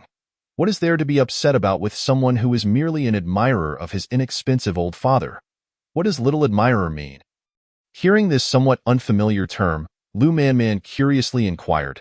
It likely refers to those bookish individuals from the Sacred Capital Academy who idolize ancient sages. They are all just little admirers of those sages. Li Hao pondered for a moment before using the Sacred Capital Academy as an example. If Xiao Xiao were to learn that she is considered a bookworm in your eyes, she would surely be quite vexed. Recalling Tang Xiao Xiao from the Sacred Capital Academy, Lu Manman couldn't help but smile slightly. Instinctively, she glanced towards the girl, Lu Feng, if Xiao Hao were to truly acknowledge her as a sister. Then Tang Xiao Xiao would not be the only younger sister. I can only imagine how expressive the other party's reaction would be. Studying in the academy while one's elder brother is lost. If you continue like this, I may have to take action. Watching the pair before him engrossed in conversation, completely disregarding his presence, Yi Xingchen's anger flared. Crack? Oh? Taking action? Let us do this together. I happen to want to stretch my muscles. As usual, Lu Manman struck the ground in front of her with her whip. With a casual blow, a massive pit was created. Hiss, truly a remarkable figure. Such power surely cannot be used for coercive acts. I must have misjudged you, esteemed senior. Please forgive me. Upon witnessing the enormous pit, Yi Xingchen immediately became more amenable. With such strength at such a young age, could he not be one of those legendary prodigies? Surely, even my father would not be his match. Only the city lord of Panchur City, with his innate 7th-grade strength, would stand a chance against him. City lord of Panchur City, don't drag me into your boasting. I am quite content with living. I have no desire to seek death. Newly arrived, we happen to be in need of a guide. Why not let you take charge? Li Hao found his little brother-in-law's abrupt shift from arrogance to humility quite amusing. Where to? The Yi family. Chapter 13. The bewildered Yi Xingchen. Esteemed senior. May I ask what brings you to my Yi family?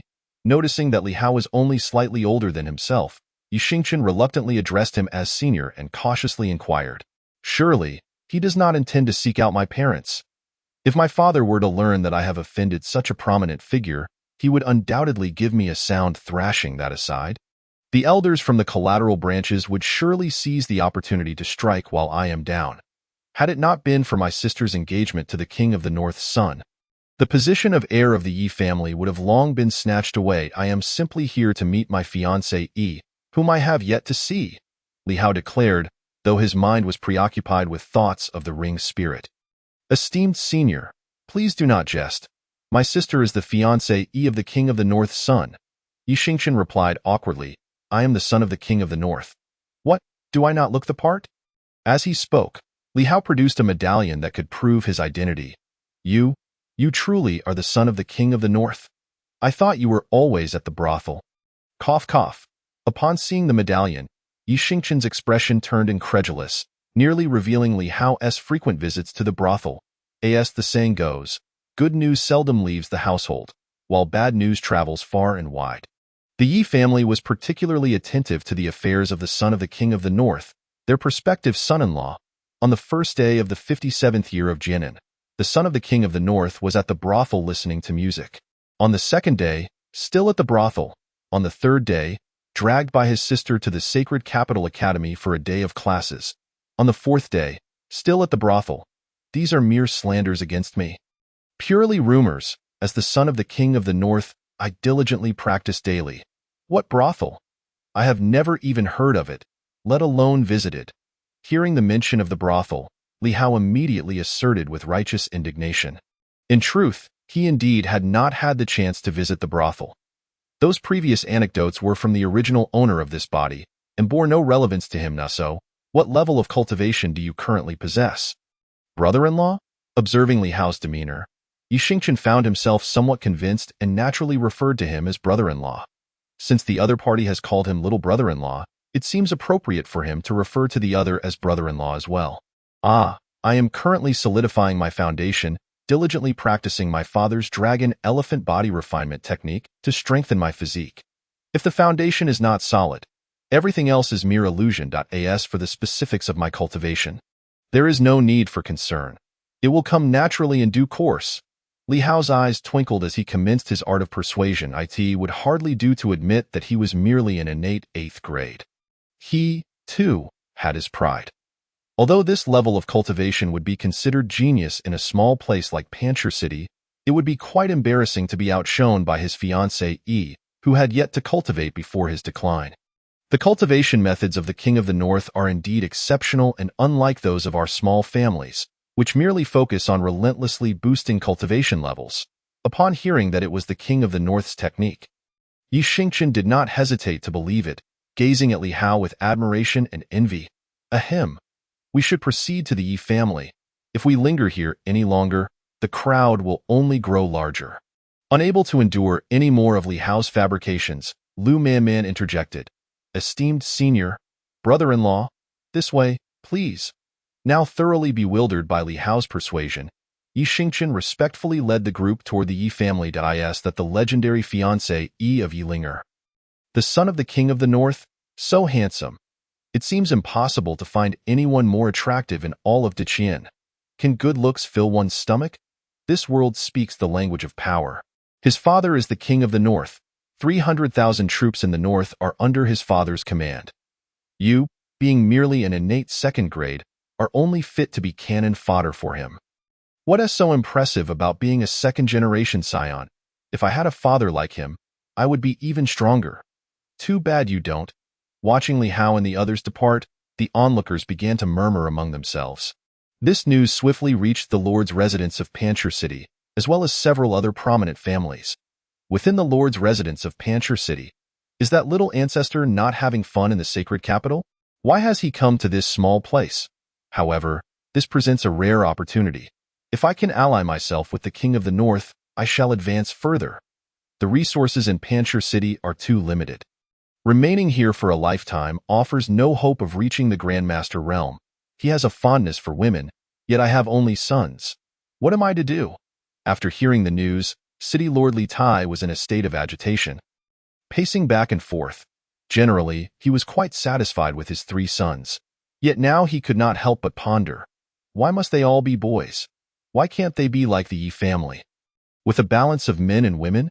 Father, does the son of the King of the North not claim to train diligently every day and has never been to the brothel? Perhaps he simply has no interest in it and is wholeheartedly pursuing martial arts? We might consider approaching him from the perspective of martial arts and presenting him with different gifts. His eldest son, Li Long, scratched his head and suggested, Fool, just because he claims disinterest does it mean he is truly uninterested? I, too, have returned to the capital for a time. I know well how much he enjoys the pleasures of life. Li Tai expressed his understanding of Li Hao's for the latter suggestion regarding martial arts. He dismissed it entirely. With his family's resources, what could he possibly offer? Then why did you not cultivate a relationship with His Highness the son of the king in the sacred capital? Li Long curiously inquired. At that time, your father had pressing matters to attend to and lacked the time to befriend His Highness. Li Tai hesitated briefly before awkwardly responding. The truth was, so many sought to befriend Li Hao that a mere city lord from a remote area like himself had no opportunity. Of course, he would never share this with his sons. He valued his pride. The happenings within the Lord's residence were mirrored in several other prominent families around the city. For City Lord Li Tai, as long as he did not offend Li Hao, it was of little consequence if he could not garner his favor, At worst, he could continue to serve as the Lord of Panchur City. Although he may have no hope of reaching Grandmaster, life as a local emperor is still quite comfortable. However, for the other prominent families, the situation was far more dire. Should Li Hao decide to support the Yi family's development? What fate awaits the remaining families but a slow death? The Yi family. By the time Li Hao and his entourage arrived, a throng of people awaited their arrival, completely negating any notion of subservient family servants. Head of the Yi family, Yi Gang, has met with your highness. The middle-aged man at the forefront of the crowd clasped his hands in greeting. He is Yi Xingchen, father of Yi Ling'er. Chapter 14. Yi Ling'er. There is no need for excessive courtesy, esteemed head of the Yi family. In truth, you are considered my elder. Li Hao replied thus, while his gaze swept over the assembled group. Somewhat disappointed, he noted that he had not yet seen the individual he sought. Your Highness, please come inside. When the son of the North Town King referred to him as an elder, Yi Gang felt a wave of reassurance wash over him. Simultaneously, he found himself puzzled by Li Hao's purpose for coming. Could it be related to marriage discussions? However, it hardly seemed the case. The entourage of women accompanying him bore no resemblance to elders. Upon entering the hall, both parties took their seats in turn, while Yi Xingchen hurried off to inform his sister. What matter brings His Highness here? If there is any way in which the Yi family can be of service, we shall certainly do our utmost. After settling down, Yi Gang, as the head of the Yi family, took the initiative to speak. He hesitated to inquire if it pertained to his daughter, as her current cultivation level was indeed unworthy of the other party. In the world of martial arts, social standing is secondary. The most crucial factor is that both parties' martial prowess should not differ too greatly. Otherwise, it would be challenging to conceive offspring. Even if offspring were born, their innate talent for cultivation would pose a significant issue. Indeed, Your Highness, we, the Yi family, hold considerable influence in the territory of Panchur City. Whatever you command, we shall dedicate the full strength of our family. Yes, yes. As Yi Gang's words fell, several elders below began to voice their agreement. Behind these elders stood a few young maidens, each casting furtive glances at Li Hao, their expressions betraying a hint of infatuation. In contrast, Li Hao remained aloof, not sparing them a glance. With such appearances, they could hardly compare to the beauties in his own manner. Ahem. I am actually here to assist your Yi family. I have heard that your daughter's cultivation has been regressing rather than progressing. Is that so? Li Hao lightly cleared his throat, then donned a harmless smile. In truth, he had no intention of seeking out Yi Ling'er so soon. His original plan was to act cautiously, ascertaining the location of her before testing its strength with a clone. Only after achieving a 99% certainty would he personally intervene. Yet, circumstances had changed, and encountering his brother-in-law had led him here instead. Notably, en route, the system had already dispensed the reward for accepting Lu Feng's faction. Ding! Congratulations to the host for acquiring the first subordinate, drawing closer to becoming a true villain. Reward. Cultivation level increased by 1 rank. Ding! The system has matched a suitable cultivation method for the host's first subordinate. Please check your notifications. Indeed. My younger daughter has always displayed remarkable talent. I had hoped she might enter the human ranking and make a name for herself in the martial world. Yet, for some unknown reason, her cultivation has been on a decline, now falling to the first rank of the postnatal stage. I have sought the expertise of physicians throughout Panchur City and its surrounding areas, but none could discern the cause. Upon hearing this, a frown creased Yi Gang's brow. Initially, his eldest daughter's talent had warranted ample resources, and no one dared to voice dissent. However, the tides had turned. Many began to murmur behind his back, claiming that he, as the head of the family, had squandered resources in vain. Were it not for the status of the North Town King's son's fiancée, they might have openly criticized him. Yi family head, I may have a solution. Would you allow me to give it a try? After listening to Yi Gang's account, Li Hao felt quite familiar with the unfolding narrative. Upon hearing this, Yi Gang hesitated. Had the other party's elder arrived, he would have readily consented without a second thought. Yet, the fact that the individual before him was Li Hao himself made him skeptical. He did not wish for his daughter to harbor false hopes, only to face disappointment again. It must be said that Li Hao's reputation had become somewhat tarnished. for anyone with even a hint of awareness regarded him as a lecherous rogue. As for the most common forms of combat for martial artists, such as arena battles, Li Hao's public record stood at 0. The original personality had no inclination for martial arts, hence he would never proactively seek challenges. Frequent sparring at the brothel, however, was a different matter. As for others seeking him out for sparring, with the likes of Lu Manman as his protective older sister, such occurrences were unlikely. Only the members of the Six Doors and the Seven Kill Hall witnessed the battle at the dilapidated temple. Naturally, the Seven Kill Hall would not broadcast their failed assassination, and Lu Manman had enforced a gag order on the Six Doors side. Perhaps she thought her brother's method of dispatching enemies across a significant cultivation gap was somewhat unsavory. You do not trust me, ye family head? Surely you must trust the divine catchers of the Six Doors. This is my sister, one of the 4 divine catchers of the Six Doors, possessing a cultivation level that has already reached the master stage.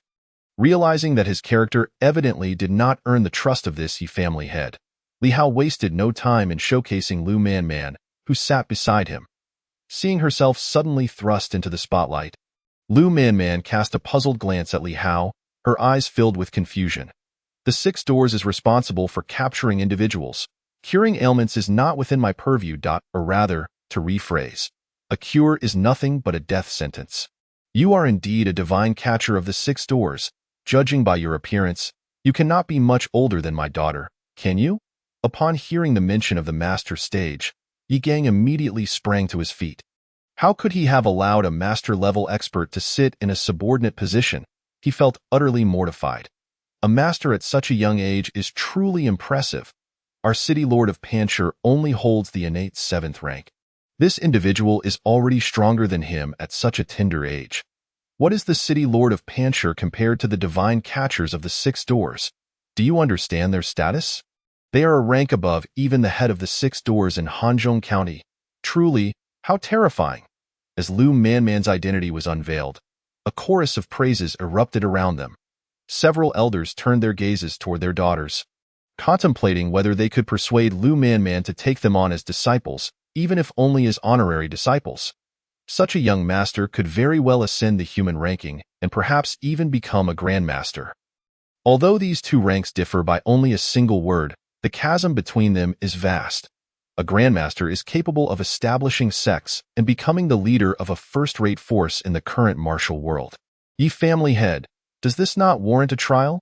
Hearing the surrounding flattery, Li Hao regarded Yi Gang with a playful expression. You disregard me, yet my sister is beyond your reach. Sister Manman. This sounds reasonable. But why does it feel so awkward? Certainly. I shall take you to meet my daughter at once. Yi Gang spoke as he prepared to lead the way. No need for trouble. Father, Linger has already arrived. Chapter 15. Do not underestimate a young maiden's poverty. A melodious female voice rang out. Yi Xingchen appeared, accompanied by a girl who could not be much older than he. This girl was undoubtedly Yi Linger. His fiancée, Yi, with long hair tied up, wielding a red tasseled spear, and clad in a splendid robe, she exuded an aura that rivaled any man. Ding! The protagonist of Great Fortune has appeared before the host.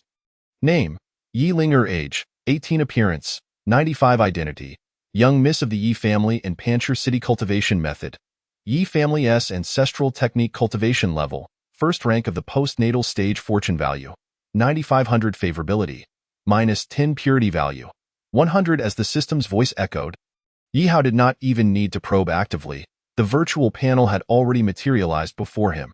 The panel was more detailed than before, even including information on appearance and fortune value. Wait, why is the favorability negative? We have only just met, and I have not said anything yet. Upon seeing the -10 in the favorability section, Li Hao felt a sense of foreboding. Could this be the inherent conflict between a villain and a protagonist? Your Highness, I truly do not deserve you at present, but remember, 30 years east of the river, 30 years west. Do not underestimate a young maiden's poverty. In time, my achievements shall not fall short of yours. Before Li Hao could respond, Yi Linger's melodious yet determined voice rang out. Is she trying to force me away? At her words, a torrent of expletives flooded Li Hao's mind, unsure whether to voice them. I have not said anything yet, Linger. What are you doing? His Highness has come to resolve your cultivation issues. To that end, he has even specially invited one of the 4 divine catchers of the 6 doors, a master-level expert. Upon hearing his daughter's words, Yi Gang immediately reprimanded her. It was not that he sought to climb the North Town King's family tree, but he feared that should he offend Li Hao, his daughter's issues would remain unresolved. He knew his daughter well.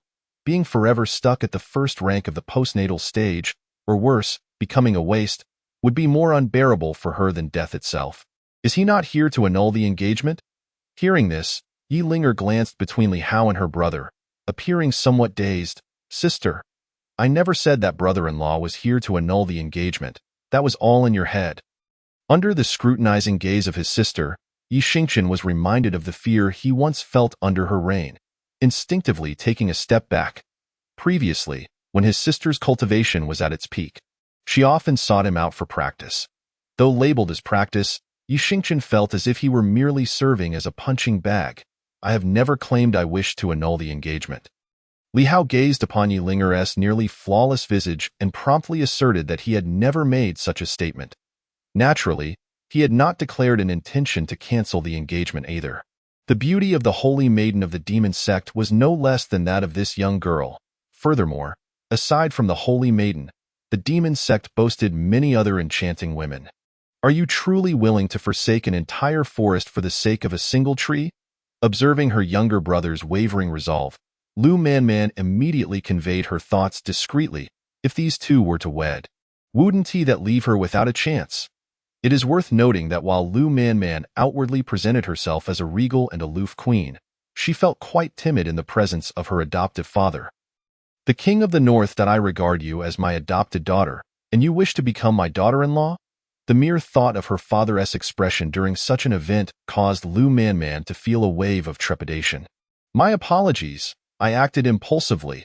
Upon hearing this, Yi Linger promptly bowed in apology to Li Hao.as for the red cherry spear she had been holding.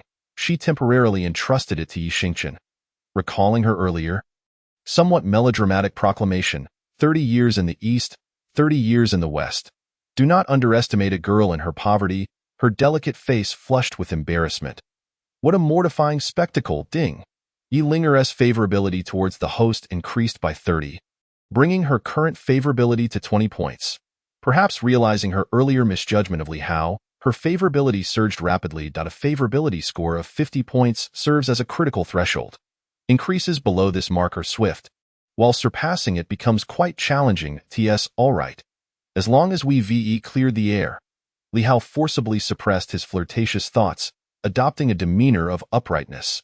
After all, they were surrounded by the elders of the opposite party, and his flirtations felt somewhat inappropriate. Indeed, Yi Linger nodded, her gaze lingering on Li Hao's countenance, causing her heart to race like a startled fawn. Is this truly my fiancé? He is simply too handsome. At her age, many girls in her family had already married, while she remained as pure as a blank slate. The reason was simple. She was the fiancée of the Prince of the North. Who would dare to harbor intentions towards her? Such an act would be akin to courting death.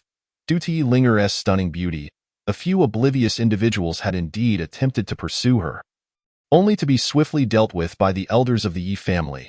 Why Yi Linger is the hope for the rise of the Yi family. Yi Linger, there are too many people here. You need to find a quieter place to address your declining cultivation. Observing Yi Linger's bashful demeanor, Lu Manman spoke with a hint of indifference. There will always be those who wish to court the family's pig without considering whether they have permission. Li Hao, is this how you demonstrate politeness? Very well, senior, please follow me. Aware of Lu Manman's mastery of the realm, Yi Linger appeared exceedingly obedient, leading her towards her private chamber. Li Hao naturally followed suit. Though his thoughts were not on Yi Linger, but rather on her hands, as expected, she bore a ring, suggesting that the so-called ring spirit resided within it. The question was how to discreetly acquire the ring from her grasp. Yi Xingqian wished to accompany them but was firmly grasped by his father. What do you think you're doing? They are going to treat your sister. Why would you tag along? Are you even aware of your own cultivation level? Hurry and focus on your training. As he spoke, Yi Gang dragged his son away to practice. Brother-in-law, save me. Watching Li Hao's retreating figure, Yi Xingchen attempted to call out for help. Did someone just call my name?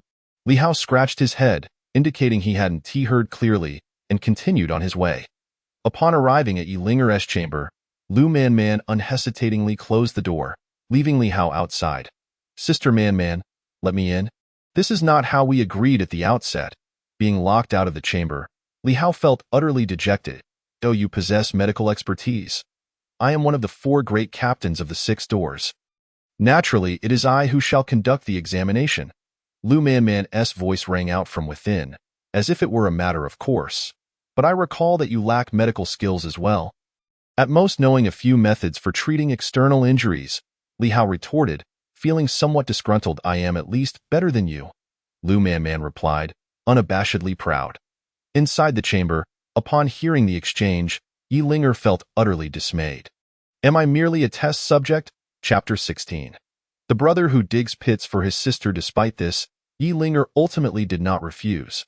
Not everyone possesses the courage to say no to a master-level expert, especially one who had traveled great distances to arrive at the Yi family. It would be rather inappropriate to deny them an opportunity to try. Lu Manman and Yi Linger spent roughly the duration of a tea brew within the chamber before Lu Manman finally emerged. Sister Manman, what did you discover? Did you find anything? Seeing Lu Manman step out, Li Hao inquired with a hint of tension. If she truly managed to heal her, what reason would he have left to claim the ring? In a world of martial prowess, there was no tradition of exchanging rings between bride and groom. I haven't seen anything yet. Her body appears entirely normal, and I didn't sense any loss of cultivation while she was training. Lu Manman shook her head, somewhat vexed. In that case, why not let me have a try? The smile on Li Hao's face grew broader, as he struggled to suppress his laughter. He was a master of deception. Unless he couldn't help it, he would never laugh aloud. Even I can't do it. What can you possibly discover? Lu Manman originally intended to say that a postnatal martial artist like him would have no means to help, but reconsidered, opting for a more tactful expression. Sister Manman, what if I do uncover something? How about you call me good brother 3 times? Li Hao replied with a playful grin. Given his current low level of cultivation, he could only gain an advantage through clever banter for the time being. As for anything beyond that, he had yet to dare to contemplate. He was quite clear about the distinction between a single tree and an entire forest. Moreover, he wasn't even certain he could secure that one tree, and might end up bedridden due to his own reckless words. What if you fail to discover anything? Lu Manman countered. Then I shall call you good sister 3 times. That seems fair enough. Very well, it's settled. As he spoke, Li Hao headed straight towards the chamber. By the time Lu Manman realized what was happening, the door to Yi Linger's chamber had already closed, just as it had when she first entered. This fellow is quite slippery. Lu Manman expressed a mix of amusement and exasperation. Regardless of whether he could identify the issue, she would still be his good sister. Would she not? Esteemed senior, the Lord of Panchur City, along with several prominent families within the city, has heard of the arrival of the young master and wishes to pay their respects. Yi Xingchen hurriedly approached, cautiously reporting upon seeing Lu Manman standing outside his sister's chamber. He could not forget the sight of her striking down an opponent with a single whip in the streets. If that whip had struck him, he would have likely perished on the spot. He has matters to attend to. I shall go to meet them, Lu Manman replied casually. A mere city lord from a small place held no significance in her eyes. As for those families, they seemed even more insignificant to her. A family with only a few innate martial artists, too timid to venture into the true world of martial arts, content to dominate in their small locale. What is wrong with my brother-in-law? Yi Xingchen instinctively glanced towards his sister's chamber upon hearing this. Could it be as he feared? His sister had always been somewhat aloof, given that you already refer to him as brother-in-law. Are you still unaware of their activities within? Lu Manman quipped, her tone tinged with mischievousness, before soaring into the air towards the main hall of the Yi family. Soaring through the air, a display of celestial prowess. The mastery of a master-level expert is truly enviable. Yi Xingchen couldn't help but feel a pang of envy at the sight. Though the wider martial world, a transcendent being was akin to a legendary immortal. Yet for the small Yi family, a master-level expert was already considered an immortal. After a considerable time, Yi Xingqian finally regained his composure, gazing at the tightly shut door of his sister's chamber. Then at the direction of the main hall, he found himself caught in a dilemma. Should he knock on the door or pretend as if he knew nothing? Inside Yi Linger's chamber, how do you intend to conduct the examination? Watching the firmly closed door, Yi Linger couldn't help but feel a surge of anxiety. This was the first time an outsider had entered her private chamber, and it was just the two of them alone. Such a situation had never crossed her mind before. No, to be precise, since Li Hao was her fiancé, he could hardly be considered an outsider. Relax. I, Li Hao, am always forthright. There is no need for you to be anxious. Noticing Yi Linger's evident nervousness, Li Hao spoke soothingly. He did not wish to further agitate this somewhat melodramatic young girl. I trust you. Looking at Li Hao's righteous demeanor, Yi Linger couldn't help but believe him. He was so handsome, and being her fiancé, surely he would not deceive her. Extend your hands. Noticing Yi Linger's growing ease, Li Hao gestured for her to extend her hands. Very well. Yi Linger nodded slightly. Without much hesitation, she extended her delicate hands. Observing her graceful fingers, Li Hao refrained from any inappropriate actions. He merely examined them with a semblance of seriousness before letting them drop. Your Highness, have you discerned anything? The term fiancé was too difficult to utter, so Yi Linger opted to address him as Your Highness. What I mean is, your hands appear to be perfectly fine. They seem quite normal. Could it be that the issue lies not with you, but with something else? Li Hao hastily added a word of assurance, quickly redirecting the conversation toward the ring she held. Something else? What could it possibly be? Could it be my bed where I sleep? Yi Linger immediately thought of her own bed. After all, she slept there every night. Ahem, what I meant was, could it be a problem with the ring? My eyes are quite discerning. I can tell at a glance that there is something peculiar about this ring, Li Hao said, while a portion of his attention had already shifted to the system space. If the ring's spirit were to emerge and he was unable to contend with it, he would have no choice but to rely on his avatar. With one hand wielding the compassionate Gatling, spinning at a breathtaking rate of 3,600 revolutions, he was confident that he could send the opponent to their demise. Should that fail, he would have to resort to invoking a causal-level weapon. Friend, please stay. After all, Shen Gongbao had sent numerous individuals to the divine ranking with such means. In a mere high martial world, was it excessive for him to send a ring spirit to the afterlife? Clearly, it was not excessive. My ring.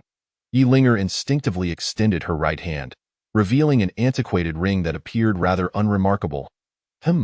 Where did you acquire this ring? Li Hao nodded, though he did not rush to take it. This ring was gifted to me by my brother, Xingqian, who bought it at a market. My cultivation seems to have indeed started to decline from that moment. Initially, the drop was subtle, and after a while of training, it would return, so I didn't pay much attention. Yi Linger reflected carefully, quickly recalling the details, unable to suppress an exclamation. Release my sister. If you have the ability, come at me. Upon hearing his sister's shout, Yi Xingqian could not help but burst through the door as he crashed through. He could not refrain from shouting in their childlike exuberance. The siblings were undeniably cut from the same mold. When Yi Xingqian burst through the door, he found his sister and her newly acknowledged brother-in-law seated in a composed manner. How did you get in here? Yi Linger was the first to speak, taking charge of the situation. Sister, I just heard your cry outside and thought you were in danger. Yi Xingqian scratched his head, feeling somewhat awkward. With your brother-in-law here, there is no cause for concern, Li Hao assured, indicating that there was no need for worry. Upon hearing this, Yi Xingqian rolled his eyes. It was precisely because of him that he felt uneasy. All right, you should leave now. Your Highness has already identified the problem. If all goes well, my cultivation should return to normal today. Yi Linger waved her hand, intending to send her brother away. Sister, how about I stay here to observe? It would be fascinating to see my brother-in-law demonstrate his prowess. Yi Xingqian, however, showed no inclination to depart, instead plopping himself onto a chair. As a young man and a young woman alone together, he feared for his sister's safety from the proverbial wolf. His sister was currently devoid of any innate cultivation. Get out! Yi Linger raised an eyebrow, letting a single word escape her lips. All right, at her command. Yi Xingqian instinctively sprang up from his seat and dashed out of the room. Being Yi Linger's younger brother, he was primarily obedient. Close the door behind you. No one is allowed to enter without my permission. As soon as Yi Xingqian exited, Yi Linger continued issuing orders. Accordingly, Yi Xingqian dutifully shut the door, revealing his familial adherence. Just you wait, I will have my way with you.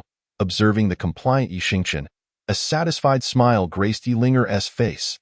However, this smile faded within seconds. Turning her head, she found Li Hao gazing at her with a look of astonishment. I usually am not like this. I am quite gentle. It's just that when Xingqian barged in unexpectedly, I couldn't help but lose my composure. Yi Linger animatedly explained, I understand. I completely understand, Li Hao gently nodded, indicating his comprehension of Yi Linger's predicament. Meanwhile, he could not help but silently criticize.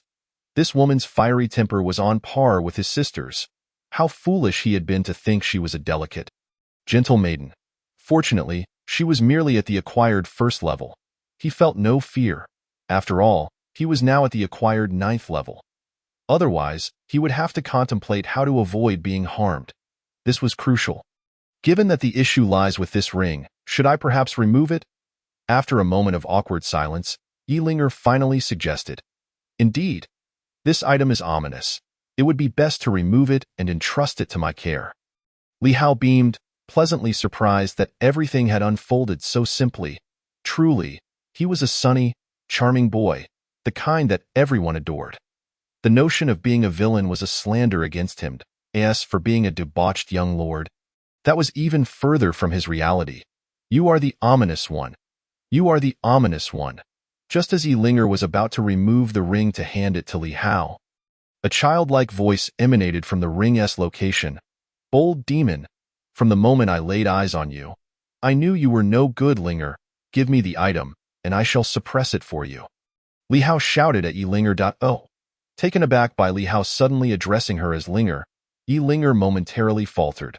Her cheeks flushed as she instinctively extended the ring toward him. I am a good thing.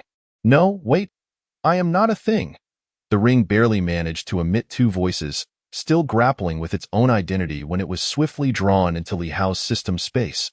Within the system space, Li Hao's avatar was diligently practicing the dragon elephant body technique. Setting aside other matters, if one were to speak of diligence in training, this avatar would undoubtedly rank second, with no one daring to claim the first position. Practicing for 24 hours a day, it was an unrelenting cycle of cultivation. Fortunately, he was merely an avatar, not a person in the true sense. Otherwise, he might have either collapsed from exhaustion or gone mad. Who are you? Where is this place? Let me out. Release me. Upon finding itself in an unfamiliar location, the ring spirit could not help but cry out to the avatar. Naturally, the avatar was unable to provide answers to the ring spirit's inquiries. After several unanswered calls, the ring spirit fell silent. The outside world. What on earth could that be? It can even speak. I have only ever heard of animals cultivating intelligence. Can rings do the same? Turning to Li Hao, Yi Linger inquired with curiosity. Beep. The host has successfully deceived the ring spirit from Yi Linger, earning 3,000 villain points, 3 opportunities for intermediate draws, and 1 innate pill. Beep. The malfunction has been activated. Please enjoy it, host. As the ring entered the system space, the rewards from the system promptly arrived. Observing Yi Linger's inquisitive demeanor, Li Hao felt a twinge of guilt for having deceived her. All things possess a spirit. It is not impossible for a ring to gain intelligence. Judging by the ring's actions, it is evident that it has strayed down a misguided path, drawing upon his limited knowledge. Li Hao began to concoct a tale. If I train now, my cultivation should not decline any further, correct? Yi Linger first nodded, then uncertainly asked. The resolution of the matter had been too effortless, leaving her somewhat uneasy. You may train for a while. I will remain here to observe and see if there are any effects. Li Hao gestured toward the training room in the house, indicating to Yi Linger. Yi Linger did not refuse and quickly entered the training room to begin her practice. During this time, she had grown weary of the peculiar gazes directed at her by her family and the whispers from some townsfolk. The fervor with which they had once praised her was now matched by their scorn, as if they sought to drag her down from the heights to which she had ascended. Li Hao could empathize with her feelings. In his past life, his girlfriend had loved him deeply, and the pain of betrayal had been equally intense. Yilinger, are we even talking about the same thing? Chapter 18. The Exorcising Sword Technique and the Hidden Sword Art. With Yilinger retreating to the training room, Li Hao found himself alone in the chamber. Out of boredom, he naturally opened the system. As his first subordinate, the system had matched him with a suitable cultivation technique, which he had yet to examine. The Legacy of the Demon God. It encompasses the inheritance wielded by the demon god Lu Bu, unlocking a portion of its power with each realm attained, attaining victory through battle, invincible among peers. The name Demon God Lu Bu, invincible among peers. It certainly sounds formidable. Why, my dear lord, do you not simply bestow upon me such an exceptional technique? Upon hearing the words Demon God Lu Bu, Li Hao remained relatively composed, yet the phrase invincible among peers unsettled him. What an extraordinary technique it would be to cultivate for oneself, as a villain opposing various protagonists. If he could not even claim invincibility among peers, how could he hope to navigate the martial world? Ding. This technique necessitates an extraordinary level of willpower, along with a natural talent for the art of the spear. The system promptly offered its response. Perhaps due to insufficient intelligence, it did not react to Li Hao's title of my lord. Talent or no talent, how could you presume I lack willpower? Li Hao felt a twinge of defiance. Ding! It requires the wielder to swing a spear weighing no less than 40 pounds 1,000 times each day. Very well. No need to say more. This technique is clearly unsuitable for me. Before the system could finish outlining the subsequent conditions, Li Hao declared that this technique was beyond his reach. Swinging a spear 1,000 times daily, even at intervals of 3 seconds, would demand over 8 continuous hours of effort. Yet, who among ordinary folk possesses the stamina to wield a weapon for such an extended period? No wonder he is called the demon god Lu Bu. He is indeed no ordinary man. It seems this Lu Bu is not the historical figure from my past life, but rather a fantastical version from a parallel universe. A clone that neither eats nor drinks could certainly cultivate the legacy of the demon god. However, possessing talent in spear techniques may not necessarily suit a mere clone. It would be wiser to allow him to continue practicing the dragon elephant body technique. Perhaps he could surpass even his less than esteemed father. I still have 3 opportunities for a mid-level lottery draw. Once Yilinger emerges, I shall borrow some of her good fortune to try my luck. With over 9,000 luck points, my fortune must surely be splendid. With such thoughts, Li Hao decided to sit down and wait. After about an hour, Yilinger finally emerged from the training room. My cultivation has finally stabilized. It is truly wonderful. Overcome with excitement, Yilinger could not resist embracing Li Hao. So fragrant, so soft. This was the first time in this life that a woman had taken the initiative to embrace him, and Li Hao was momentarily taken aback. Was this a stroke of good fortune for him? Or had he been taken advantage of? No, forgive me. I was simply too elated. I thought my life was destined for mediocrity. Before Li Hao could ponder this matter further, Yilinger hurriedly stepped back 2 paces, nervously explaining, I understand. For a warrior, cultivation is of utmost importance. Li Hao nodded, adopting the demeanor of a caring elder brother. Internally, however, he could not help but exclaim, what a blunder! I intended to bask in her good fortune while engaging in the lottery. Yet the moment she embraced me, I completely forgot about the draw. Alas, women do hinder the speed at which one can draw a blade. I must return to the academy to hone my skills. Once I master singing and playing, such distractions will be a thing of the past. Ding! Due to the host resolving Yilinger's cultivation issue, her favorability towards the host has increased by 30 points. Reaching a total of 50 points, the host is encouraged to continue the good work. Name: Yilinger. Age: 18. Appearance: 95. Identity: young mistress of the Yi family in Rockstone City. Technique: family inherited technique. Cultivation: postnatal 2nd tier. Luck points: 9,000. Favorability: 50. Purity: 100. Upon reopening Yilinger's personal panel, Li Hao noted that her previous postnatal 1st tier cultivation had indeed improved to the 2nd tier. Her luck points had decreased from 9,500 to 9,000, likely due to his taking of her ring, which had severed a portion of her fate. For this, Li Hao could only express his apologies. Once he became sufficiently powerful, he would make amends. This was primarily because she was his fiancée. Had it been someone of lesser standing, he would have buried them for using a ring he had set his sights on. Linger, I am truly glad to see your cultivation restored to the second tier. Li Hao gazed at Yi Linger with deep affection, his hand naturally reaching to pat her head. This gentle gesture caused Yi Linger to lower her head bashfully. If her brother Yi Xingchen were to witness this, he might very well question his sister's newfound tenderness. Yi Xingchen, if I dared to do that, I would have a large bump on my head before my hand even touched her. Duh. System, initiate 3 lottery draws. The moment Yi Linger lowered her head, Li Hao silently issued his command to the system. Ding, congratulations, host. You have drawn a charm experience card X1. Ding, congratulations, host. You have drawn the evil repelling sword manual. Ding, congratulations, host. You have drawn the secret technique of concealing the sword. Charm experience card, doubles your charm, making you the most attractive person on the street. Duration, 1 hour. Friendly reminder, the martial world is perilous. Avoid using it in front of powerful women, lest you be abducted. Evil repelling sword technique. After system enhancement, it is now a suitable technique for this world. Technique level, superior grade of Xian, capable of reaching the master realm. To continue advancing, one may spend a certain number of villain points to deduce subsequent techniques. Friendly reminder, the system has not altered the necessity for self-castration, retaining the original characteristics of the technique. Concealing sword technique. A special secret technique that cultivates a sword aura within oneself, continuously infused with spiritual energy day and night.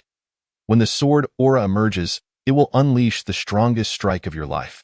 Defeating foes becomes possible as one ascends in realms. Friendly reminder, when the sword emerges, it will first shatter your internal organs, injuring oneself before harming the enemy.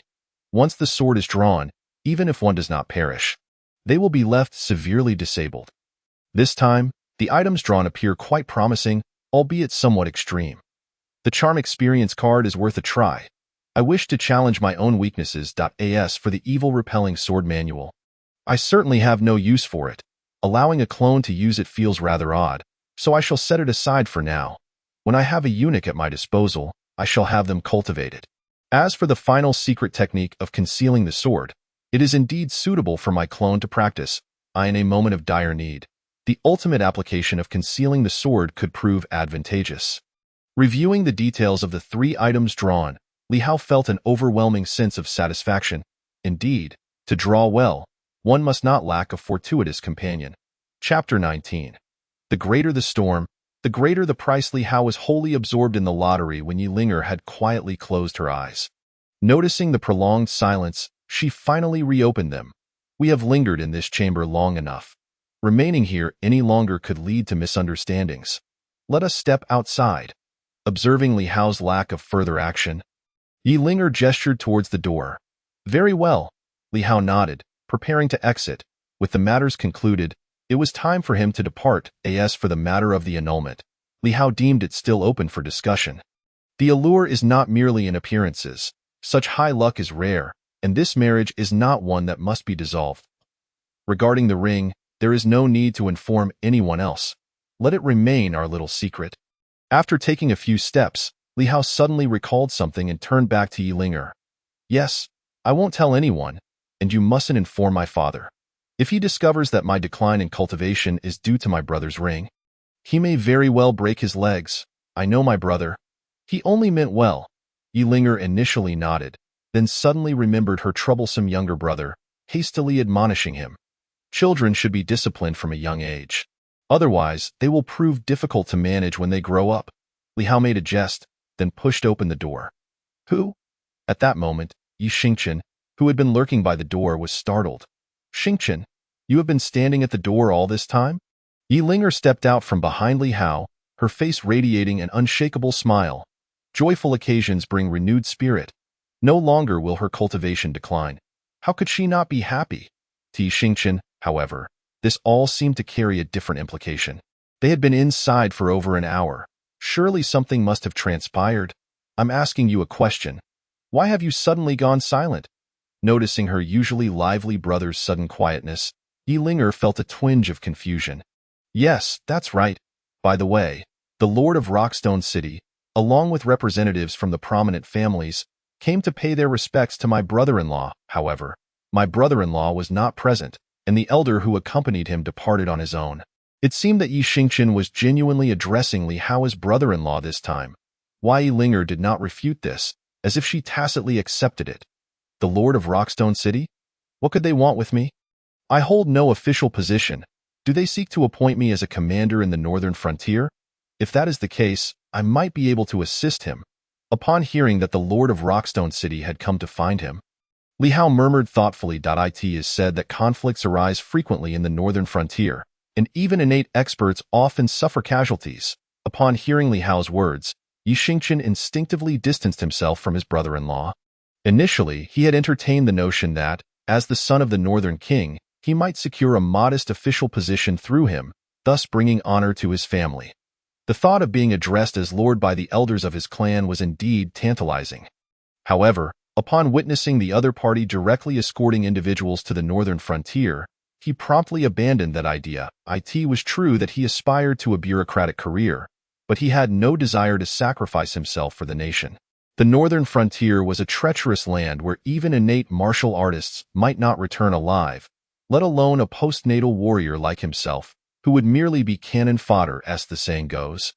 The greater the storm, the more valuable the fish. While the dangers were indeed formidable, the potential for advancement was considerable. There, as long as one survived, the chances of breaking through to the innate realm, or even the master realm, would significantly increase. Li Hao's statement held truth.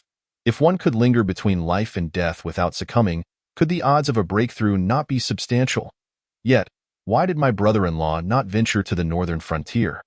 Feeling somewhat tempted by the thought, Yi Xingqian could not help but ask, I have the luxury of performing and enjoying life in Shangjing City every day. The northern frontier is a harsh and frigid place. I cannot endure such conditions, Li Hao replied, his words lacking conviction. In reality, his primary role in Shangjing was to serve as a hostage. As the sole son of the Northern King, his existence ensured that his father would not rebel. The emperor's sudden intent to eliminate him stemmed from the old emperor's impending demise, as he sought to pave the way for the new monarch. By eliminating him, the blame could be easily shifted onto others. If the Northern King believed it, then it would be a win-win situation where only Li Hao would meet his demise. If he did not believe it, then the 4 great legions of Deqian and the elders of the Offering Hall would be summoned for a thorough purge. Although this might weaken their forces, it would ultimately benefit Deqian's future. Waiting until the current emperor passed and the new emperor ascended would make it far more challenging to suppress the Northern King. Let alone mobilize the 4 great legions. Deqian had unified the Central Plains for merely 300 years, maintaining visible peace primarily through the strength of the 4 great legions. Each commander of these legions was at the realm of Grandmaster. While their true combat power may not surpass that of the Northern King, they were nonetheless the pillars of Deqian. It was precisely due to their presence that Deqian could stand firm in the midst of numerous sects for 3 centuries. Just because the old emperor could easily command them did not imply the new emperor would have the same power. Returning to the main topic, Deqian is not weak, yet not everyone is united. Each has their own agenda. Xingqian, you do not intend to venture to the northern frontier, do you? You are the heir to the Yi family, and if father were to find out, he would surely break your legs. Yi Linger seemed to sense her brother's intentions and, disregarding her pretense of modesty in front of Li Hao, waved her fist in warning. Fear not. The northern frontier is a harsh place. How could I possibly endure that? Yi Xingqian hastily shook his head, expressing his inability to withstand such hardships, displaying remarkable timidity. The northern frontier is quite appealing, devoid of the treachery that plagues the Central Plains. One can drink heartily and feast joyfully. What a delight! Just then, a figure soared through the air, alighting upon a fiery red longsword. The newcomer was none other than Lu Manman. At this moment, Lu Manman was soaring through the air, exuding an aura of grandeur. Sister Manman, did you not say that flying consumes spiritual energy? How is it that you are flying on your own now? Li Hao gazed at his sister Manman with envy. The ability to fly on a sword was a dream cherished by many young men. Alas, he was still far from reaching that realm, and Sister Manman was unwilling to take him along. I find it more energy efficient to fly alone. Lu Manman stated matter-of-factly. Very well, you have one. However, should we not fulfill our previous wager? Li Hao interjected that I have successfully treated Linger. She can now cultivate normally. I trust my sister Man will not be one to go back on her word. Chapter 20. The conscientious 7-kill haul to prevent any potential deceit. Li Hao firmly closed off the conversation. Either honor the wager or accept the label of being untrustworthy. You truly cured her. Even I could not discern any issues with her body. Lu Manman regarded Yi Linger with skepticism, her eyes reflecting doubt. This esteemed elder, I am indeed healed. Observe, my cultivation has returned. Yi Linger eagerly showcased her second-grade postnatal cultivation. Here are 10 inferior spiritual stones. Consider them a token of our first meeting. Lu Manman stated, having confirmed Yi Linger's improvement. With the aid of these spiritual stones, she believed Yi Linger's cultivation would swiftly recover. After all, she was originally an innate warrior. Now, she merely needed to retrace her steps. With the only requirement being the accumulation of spiritual energy, Lu Manman scrutinized Yi Linger, and upon confirming her progress, she retrieved 10 inferior spiritual stones from her storage ring, presenting them before Yi Linger. This is far too precious. I cannot accept. Yi Linger instinctively waved her hands in refusal upon seeing the 10 inferior spiritual stones. Although inferior spiritual stones were primarily used by innate warriors, their purer spiritual energy compared to absorption from the environment made them highly coveted. They could also be used by postnatal warriors, but doing so felt excessively extravagant. The price of a single inferior spiritual stone was equivalent to 100 taels of silver, and their rarity made them even more valuable. Even offering several times their worth might not guarantee acquisition. The adage wealth in culture, power in martial arts accurately reflects the reality of this world. Had Li Hao been an ordinary person, the fastest route to practicing the dragon elephant body refinement technique would undoubtedly have been through murder and plunder. Accept what I offer you. Also, do not refer to me as elder anymore. Just call me Sister Man, like Howard does. If anyone bullies you, Sister Man will stand up for you. Lu Man declared with an air of authority, casting a glance at Li Hao when she mentioned bullying. What are you looking at? Who doesn't know that I, Li Hao, am a paragon of virtue? How could I ever bully her? Feeling uncomfortable under Lu Manman's gaze, Li Hao instinctively turned his head away. A paragon of virtue? Aren't you the most notorious scion in Shangjing City? Lu Manman scoffed at Li Hao's claim of virtue, well aware of her brother's true nature. Sister Man, if you could spare me a few inferior spiritual stones, even one would suffice. Observing his sister receive 10 inferior spiritual stones, Yi Xingchen could not help but feel envious, his expression betraying his desire. Scram. I only have Howard as my brother. Lu Manman swiftly dismissed him. In truth, Lu Manman did not place much value on the inferior spiritual stones. For her, their significance had diminished considerably. However, being called sister was an entirely different matter, one of great importance. All right. Upon hearing the dismissal, Yi Xingchen turned and left with practiced ease. Eliciting a twinge of sympathy, Li Hao had always been one to cherish women gently. Time is of the essence. Howard, we must find an inn to stay. Lu Manman's gaze returned to Li Hao as she spoke slowly. She sensed that if she did not reach the Grandmaster level soon, her Howard might be snatched away. What troubled her was that the other party seemed to lack any redeeming qualities. In terms of strength, she was already a martial arts grandmaster, while the other's cultivation was hardly comparable. Yi Linger, at least I am the top genius of Pancher City. Is that not worthy of consideration? In terms of status, her identity as one of the 4 divine captains of the 6 doors far surpassed that of an innate family's young lady. In terms of beauty, Lu Manman believed she was unmatched among all women. Sister Man, and Your Highness the young master, why not stay at my Yi family? We have plenty of guest rooms available, Yi Linger proposed, but sensing the potential misinterpretation of her words, she quickly added, I mean, there are ample guest rooms at the Yi family that you can occupy. No need. We have other matters to attend to and cannot impose further, Lu Manman responded, tugging at Li Hao's hand as they made their way outside. The force of her grip was so strong that Li Hao, at the mere 9th grade of postnatal cultivation, found it impossible to break free. thus complying with her. What urgent matters do we have? Why the rush to leave? As they walked, Li Hao could not help but voice his confusion. Their purpose for leaving the capital was to annul the engagement. If circumstances had changed and the annulment could not proceed, what else could there be? Do you recall the 7-kill Hall assassin we encountered on the first night after leaving Xingjing? Lu Manman countered with a question. Of course I remember. Li Hao nodded decisively. That encounter had marked his first experience with taking a life in this world. However, as it was carried out by his avatar, he did not feel particularly affected. He merely recognized the fragility of life and resolved to strive for greater cultivation. The avatar's potion for practicing the dragon elephant body refinement technique is doubled. Avatar, thank you for your support. As the foremost assassination organization in the world, Qixia Hall would not abandon its assassination targets due to a single failure. The principle upheld by Qixia Hall is that one must not fail more than 3 times. If one can withstand 3 assassination attempts from Qixia Hall, they shall cease their pursuits and return all remuneration provided by the employer. Lu Manman explained to Li Hao.it, seems that Qixia Hall possesses quite a sense of integrity.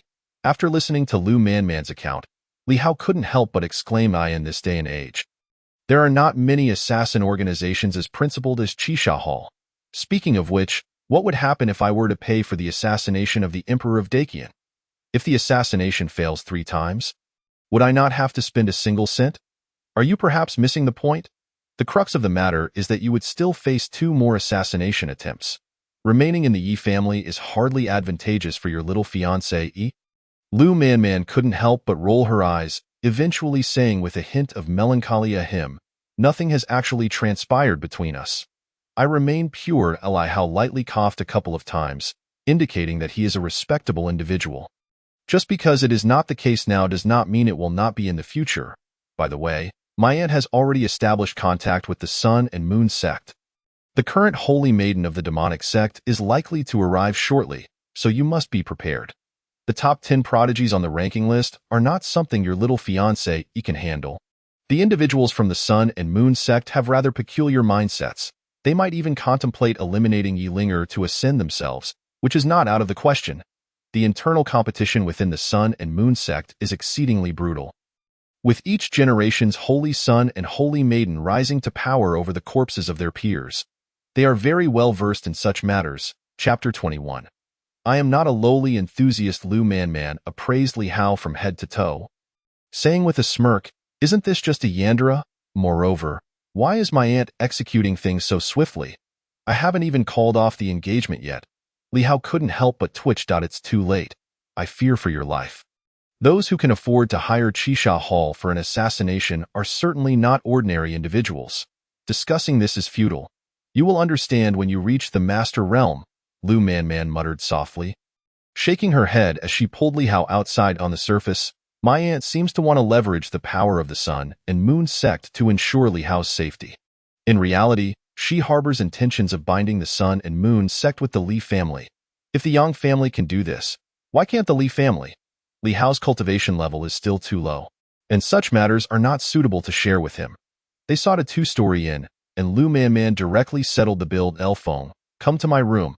After a simple meal in the first-floor hall, Li Hao called out to the young girl Elfeng. All right. Elfeng obediently nodded and followed him. Upon witnessing this, Lu Manman showed little reaction, perhaps believing that Li Hao would not be so beastly. In fact, she was correct. Do you wish to grow stronger? Upon entering the room, Li Hao did not immediately present the demon god inheritance. Instead, he inquired of Elfeng. According to the system, the demon god inheritance should be the most suitable for her. However, simply handing it over without any ceremony would likely lead her to take it for granted. Fine. Li Hao sometimes found himself quite the idealist. He thought, if only I could attain a cultivation level of the 2nd or 1st rank in the postnatal realm. With a bit more strength, even as a laborer, I would not go hungry. Elfeng nodded vigorously. If all you want is to avoid starving, I can deliver you to the Yi family. With my influence, they will certainly ensure you have no worries about food and drink. Seeing Elfeng's modest aspirations, Li Hao couldn't help but shake his head. Sometimes, ambition is one of the factors that determine whether a person can become strong. The current Grand Master of the Heavenly Master's residence was once merely a small acolyte by the side of the previous Grand Master. If he had only aspired to be a simple acolyte for his entire life, serving tea and water daily, he would never have risen to become the new Grand Master. I also want to grow stronger, so that no one can bully me. Upon hearing Li Hao's words, Elfeng nervously replied, in truth, this was her genuine thought. At first, she was afraid that Li Hao might consider her too greedy and did not dare to voice it. I possess an inheritance. As long as you are willing to train diligently, it can make you very strong. The question is, what can you offer me in return? Li Hao produced the demon god inheritance, gazing intently into Elfeng's eyes. He was a self-interested individual. There was no such thing as giving away something without seeking any return. If Big Brother does not mind, I can take care of you in your old age. Elfeng said with utmost seriousness. What a detrimental statement. Once I reach the Master Realm, I will be able to extend my lifespan by a century. Who will take care of whom? It is truly hard to say. At this, Li Hao couldn't help but roll his eyes. In an urban context, such words might not carry much weight. But in this high martial world, it was akin to cursing the other party's inability to break through. In this realm, due to the presence of spiritual energy, an ordinary person could live to about 150 years. Upon breaking through to the martial master realm, one could extend their lifespan by approximately 100 to 150 years. Upon reaching the Grand Master realm, one could possess a lifespan of 500 years. The legendary celestial realm purportedly allows one to live for 1,000 years. The transcendental realm is said to grant one longevity equal to that of the heavens, possibly living for 10,000 years. As for the true situation, no one knows, as it has never been reported that anyone has reached the transcendental realm. The lifespans at each level are ideal scenarios. In reality, various internal and external injuries can significantly reduce lifespan. Moreover, in the martial world, it is inevitable to have enemies, and very few can live to a natural death. No, I did not mean that. I simply heard those thugs in the city address their boss like that and thought it was quite good, so I used it. Elfeng waved her hands repeatedly, nearly on the verge of tears. All right. I do know you didn't mean it. This inheritance is yours now. From this moment forward, you are my person. You will become a weapon in my hands, and I will command you to kill whom I see fit. Do you accept? Li Hao laid the groundwork first, then extended the demon god inheritance. He was not performing charity. His intention in giving away the inheritance was naturally to gain a loyal subordinate. The demon god inheritance appeared as an ordinary book, seemingly unremarkable. I accept. Looking at Li Hao's handsome face, Elfeng nodded earnestly. Ding! Elfeng officially became a subordinate of the host, and her initial favorability attribute automatically transformed into loyalty. Ding! Elfeng's loyalty towards the host increased by 30, currently reaching 60 points. Initially, it was 20 points of favorability. They had just shared a meal, adding 10 points of favorability. This inheritance is now yours. Hearing the system prompt in his mind, Li Hao naturally handed the inheritance over to her. 60 points of loyalty is not particularly high, yet not low either. After all, they had only known each other for a day, and she still did not comprehend the value of the cultivation method he had provided. If her loyalty were to directly elevate to a steadfast 100 points, it would merely indicate that she had been brainwashed by the system. Elfeng nodded, cautiously holding the so-called demon god inheritance, feeling its weighty significance.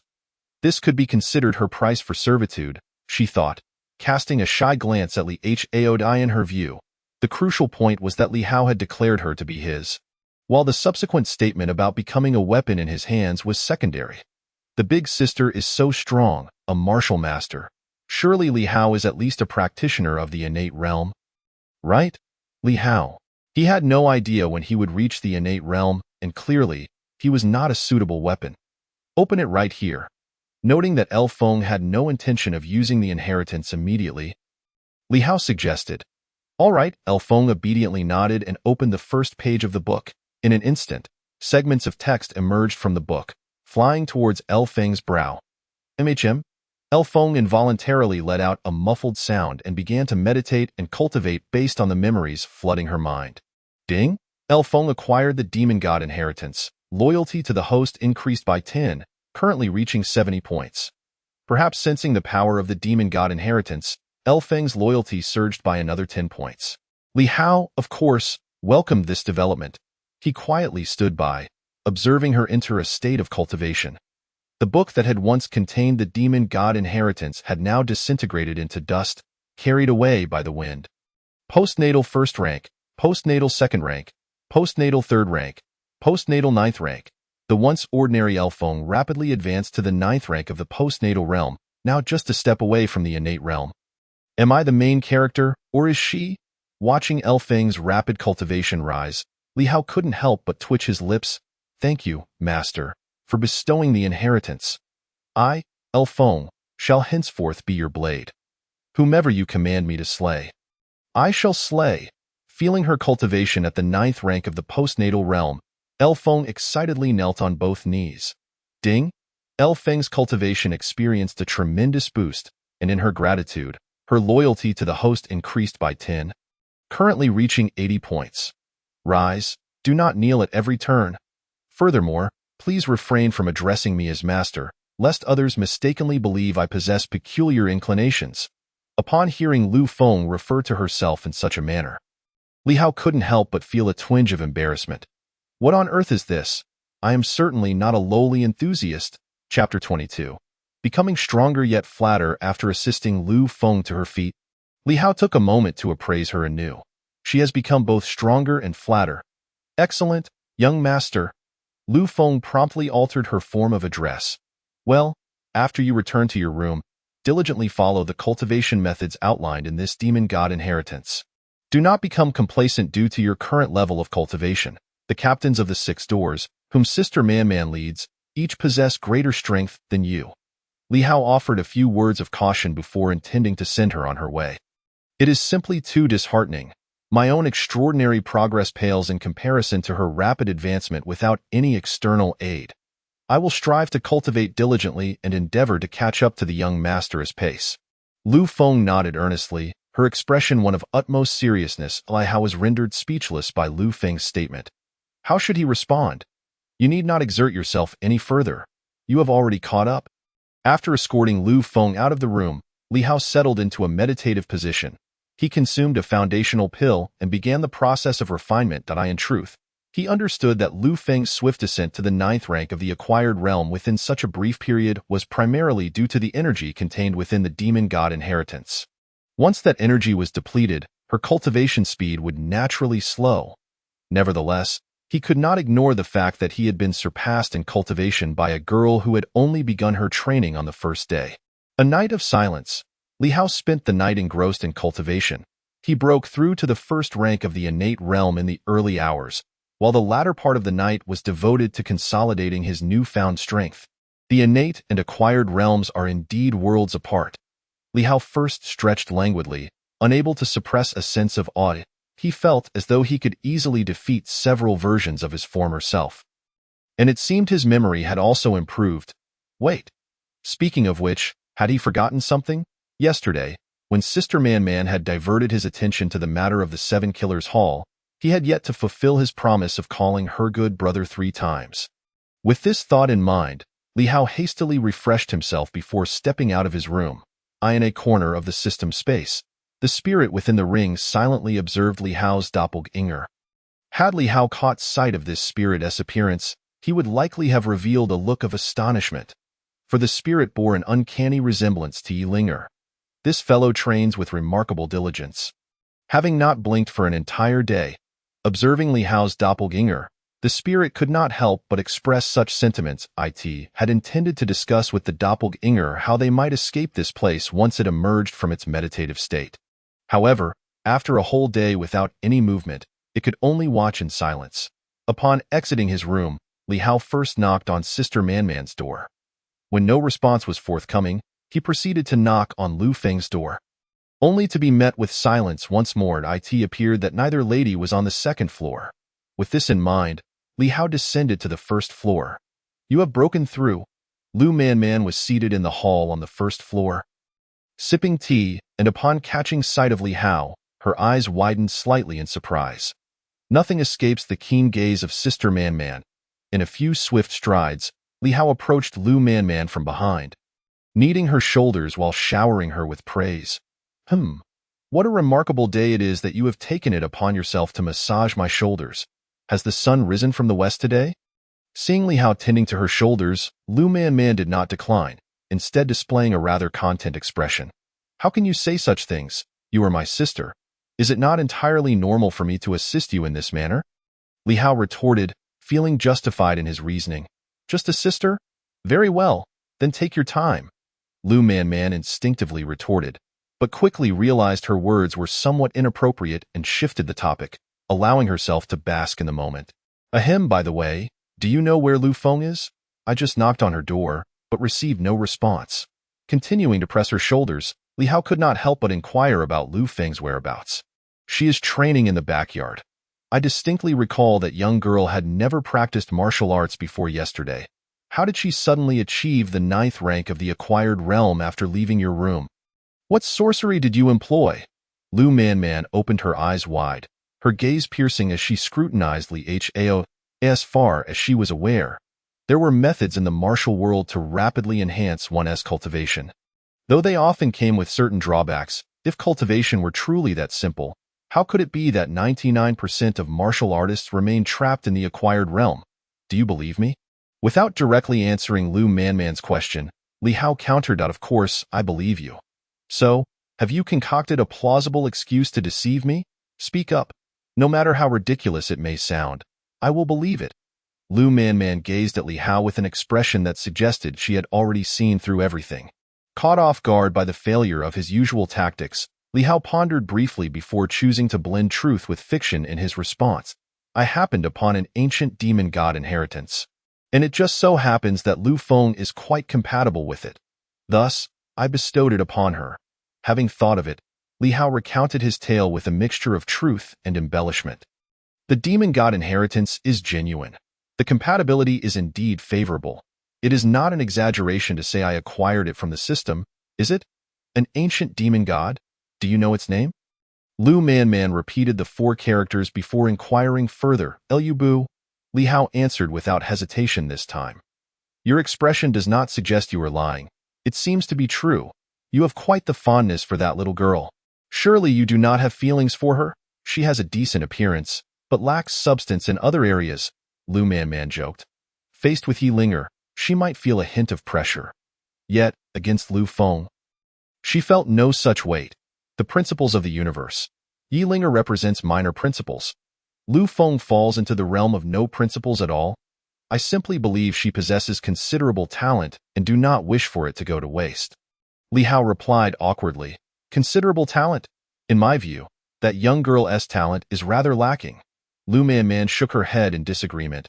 Sister Manman, you haven't forgotten our wager from yesterday, have you? You still owe me 3 good brothers.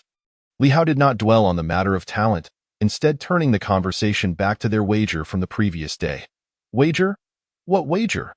Lu Manman feigned ignorance, hoping to brush past the matter. After all, she was the elder sister. How shameful would it be to call him good brother multiple times? Sister, you wouldn't dare to renege on our agreement, would you? Unlike my dear sister, I never renege on a deal. Li Hao deliberately praised his younger sister, Tang Xiaoxiao, as he confronted Lu Manman. The two had always been at odds, and acknowledging the superiority of the other was out of the question. Good brother. Good brother. Good brother. Does that suffice? I assure you, I am not one to take pleasure in avoiding responsibilities, Lu Manman stated flatly, her final words spoken aloud while the 3 good brothers were conveyed through a secretive communication technique. One must admit, experience is invaluable. Lu Manman successfully avoided a most embarrassing situation.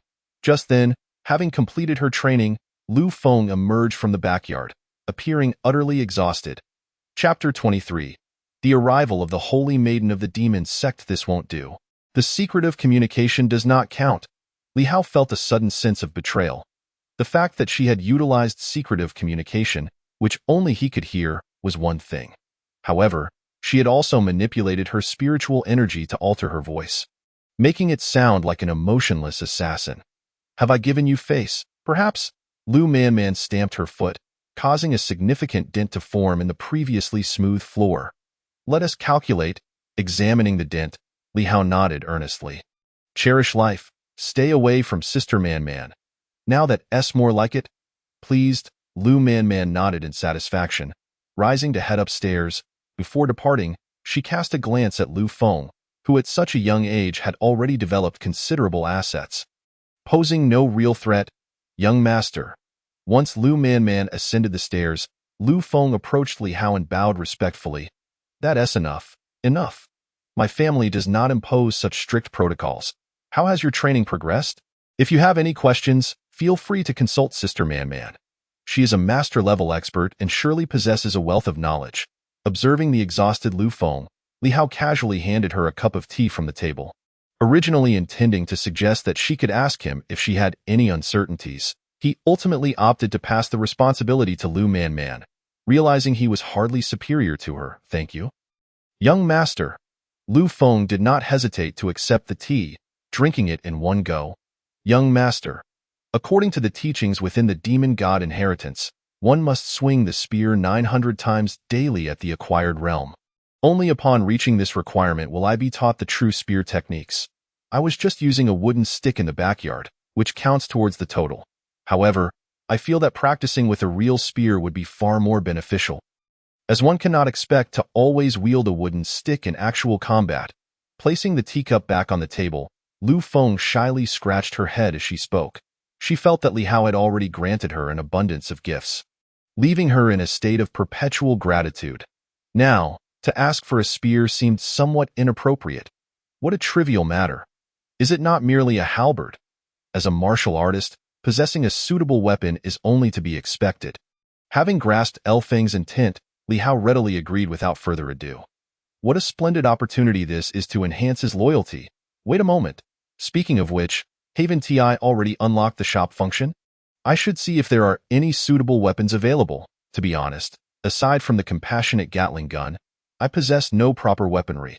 However, within my storage ring, there lies an assortment of fans. Upon entering the shop, a dazzling array of goods greeted him. Transcendence Talisman. 4,000 villain points. Effect. With this talisman, one can instantly escape thousands of miles away. Even a grandmaster of martial arts may struggle to capture you. Doppelganger Talisman. 3,000 villain points. Effect. Can withstand up to 3 attacks from an opponent not exceeding the realm of a martial arts master. Essential for those with many enemies.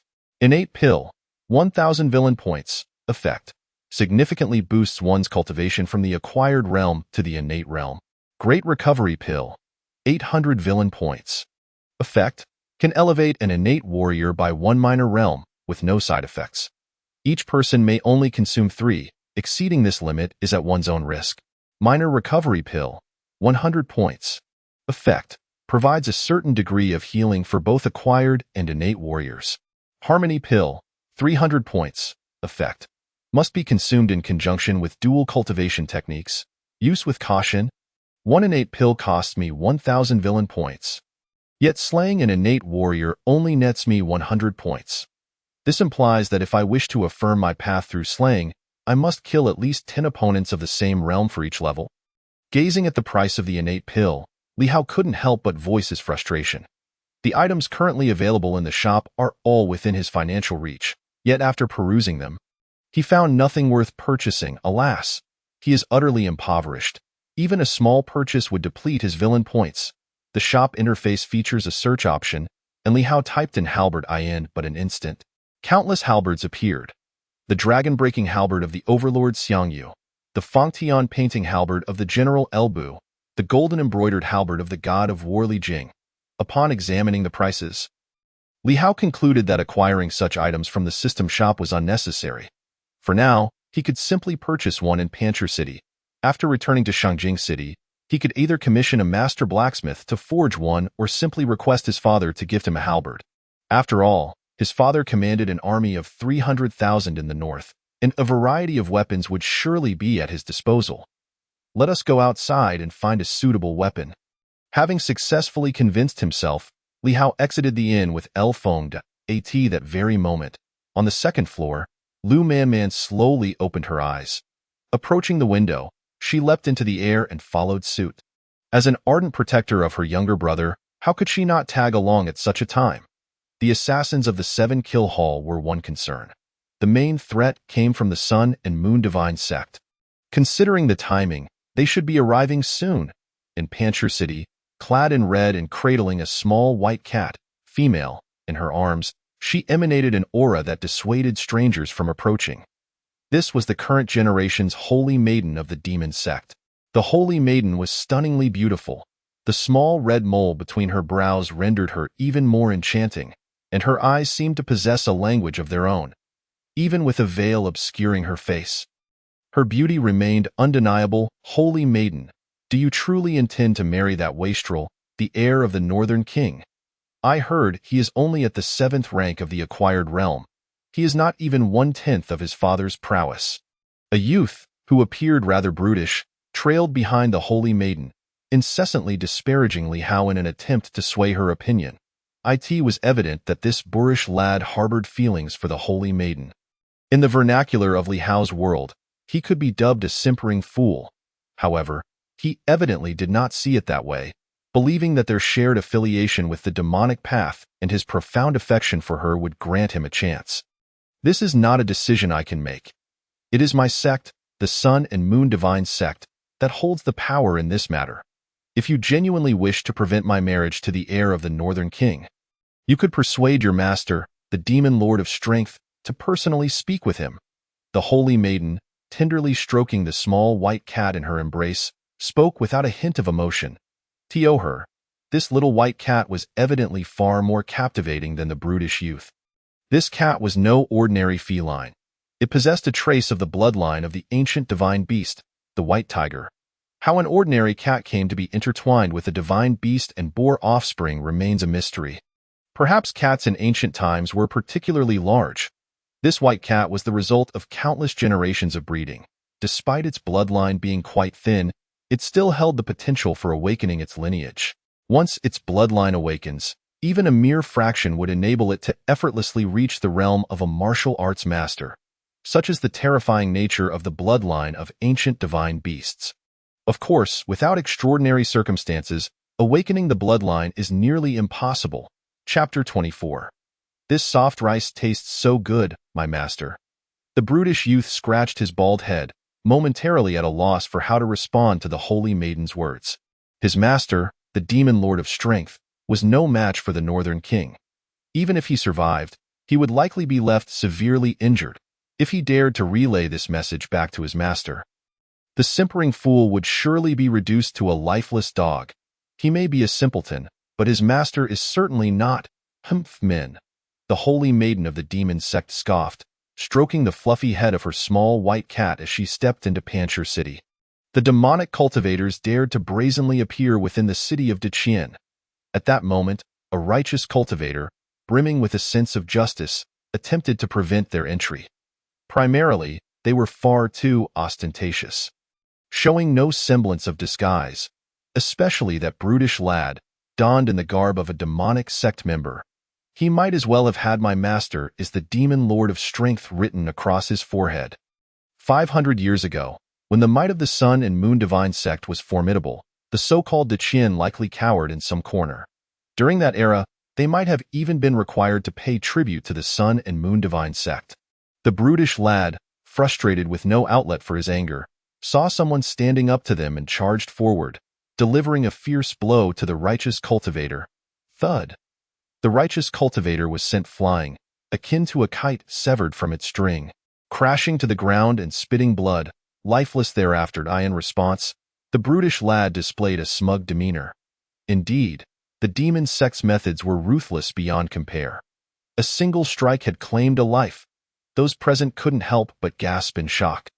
They had always known the demon sect to be domineering, but witnessing such blatant brutality was a different experience altogether. Listen well. I am the disciple of the Demon Lord of Strength, Li Wui. Anyone who dares speak ill of the Sun and Moon Divine sect shall face death. The brutish lad, self-proclaiming as Li Wui, shouted loudly to those surrounding him, perhaps feeling his actions were quite heroic. He glanced toward the Holy Maiden, hoping for her admiration. What a disgrace to be seen with this fellow! The Holy Maiden, however, turned her head away, lacking any interest in even casting a glance at him. Li Wui, disciple of the Demon Lord of Strength. That one is ranked within the top 50 of the renowned list. An onlooker couldn't help but exclaim. Top 50 of the renowned list, but not the top 10. How impressive is that? The one to speak was none other than Li Hao's avatar. It is but natural for Li Hao to send his avatar to witness the unfolding events, is it not? To avoid recognition, he had specifically spent 100 villain points to purchase a human skin mask. With this mask, he could alter his appearance at will. Using this to flirt was simply foolproof. As for why those tasked with commentary never met an untimely end. Based on his years of reading novels, it is simple. By making the prominent figures happy, why would they wish to eliminate the narrators? The martial world. The martial world. Is it not all about making a name for oneself? If all the narrators were killed, who would help spread their renown? The martial world is not solely comprised of violence. It also encompasses relationships and social intricacies. Each individual on the renowned list is a figure of exceptional talent. Our Pancher city has not seen one in nearly a century. One bystander remarked with a face full of yearning. Indeed, the young lady of the Yi family was once poised to ascend the renowned list. Yet fate has conspired against her, causing her cultivation to inexplicably decline. Another bystander lamented. Are you two performing a comedic act? Why have you strayed from the topic? Moreover, the issue with the Yi family young lady has already been resolved by a handsome gentleman.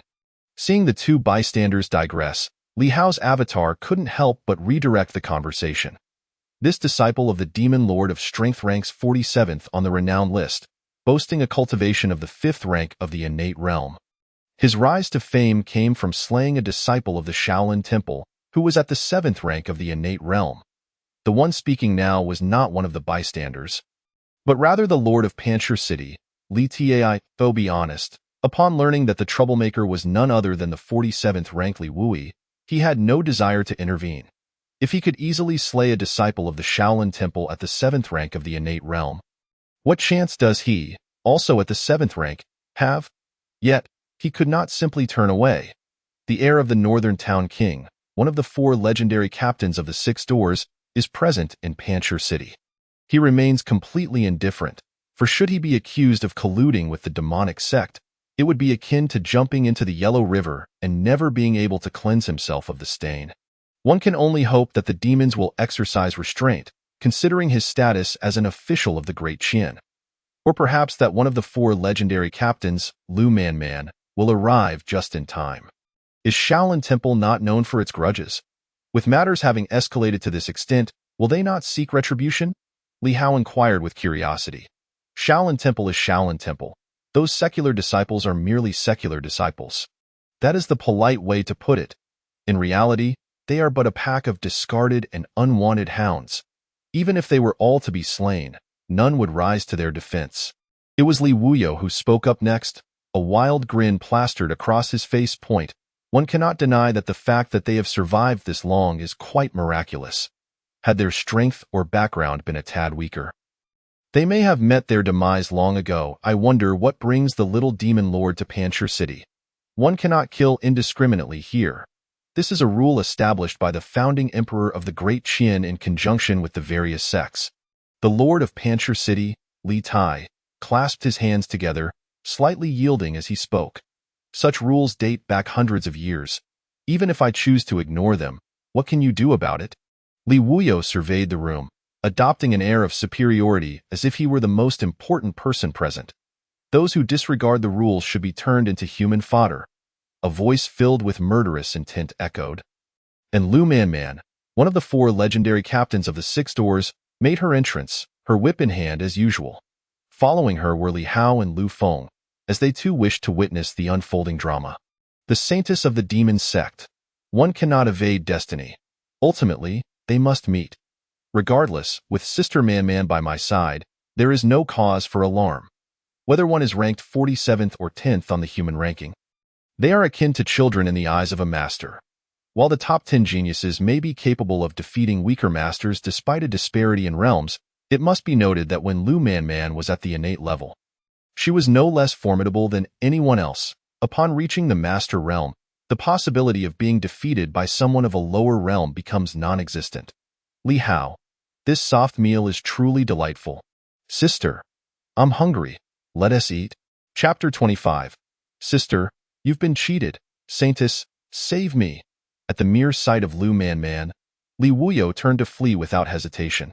Having seen the portraits of the 4 legendary captains of the 6 doors, he instantly recognized her and knew he was no match. This was not cowardice but rather wisdom. The Saintess of the Sun and Moon sect, Su Yanran, had encountered the 4 legendary captains of the 6 doors. Without even glancing at Li Wuyo, the demon sect's Saintess bowed gracefully to Lu Manman, then shifted her gaze to Li Hao. He possesses quite a decent appearance. His martial prowess is at the innate first level. He is not as worthless as the outside world claims, yet he is hardly remarkable. The Saintess has traveled a long way. Let us enter the city for some tea. Furthermore, this is the territory of the Great Qian, and no one is permitted to cause trouble here. Those who dare to defy will be met with lethal force. Lu Manman greeted the demon sect's Saintess Su Yanran with a smile as warm as spring. Yet her expression turned icy upon addressing Li Wuyo. Rest assured, esteemed captain, I, Little Li, am a law-abiding citizen. Once inside the city, I assure you, I shall cause no trouble.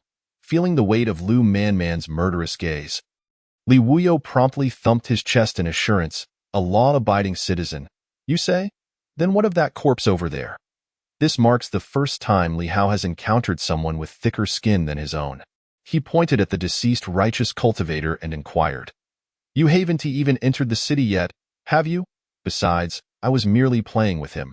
I didn't expect him to be so weak that one punch would suffice. Li Wuyo initially intended to rage, but, seeing Li Hao take refuge behind the captain, he quickly donned a naive smile and attempted to explain himself as a practitioner of the demonic path. One must be astute to survive, a law-abiding citizen. Yet one punch and a life is extinguished. The demon lord of boundless flames, reduced to a mere cat upon the arrival of the captain.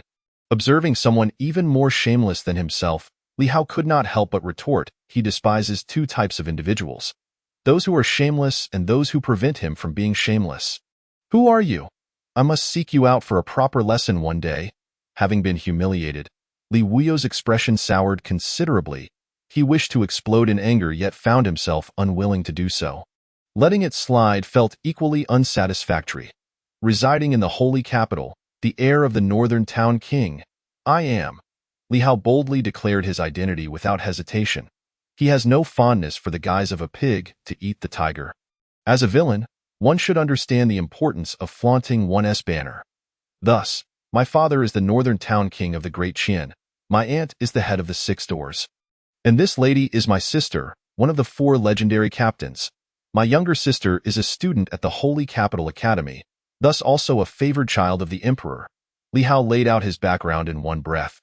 Fitting the image of a villain quite well, I challenge you to a duel.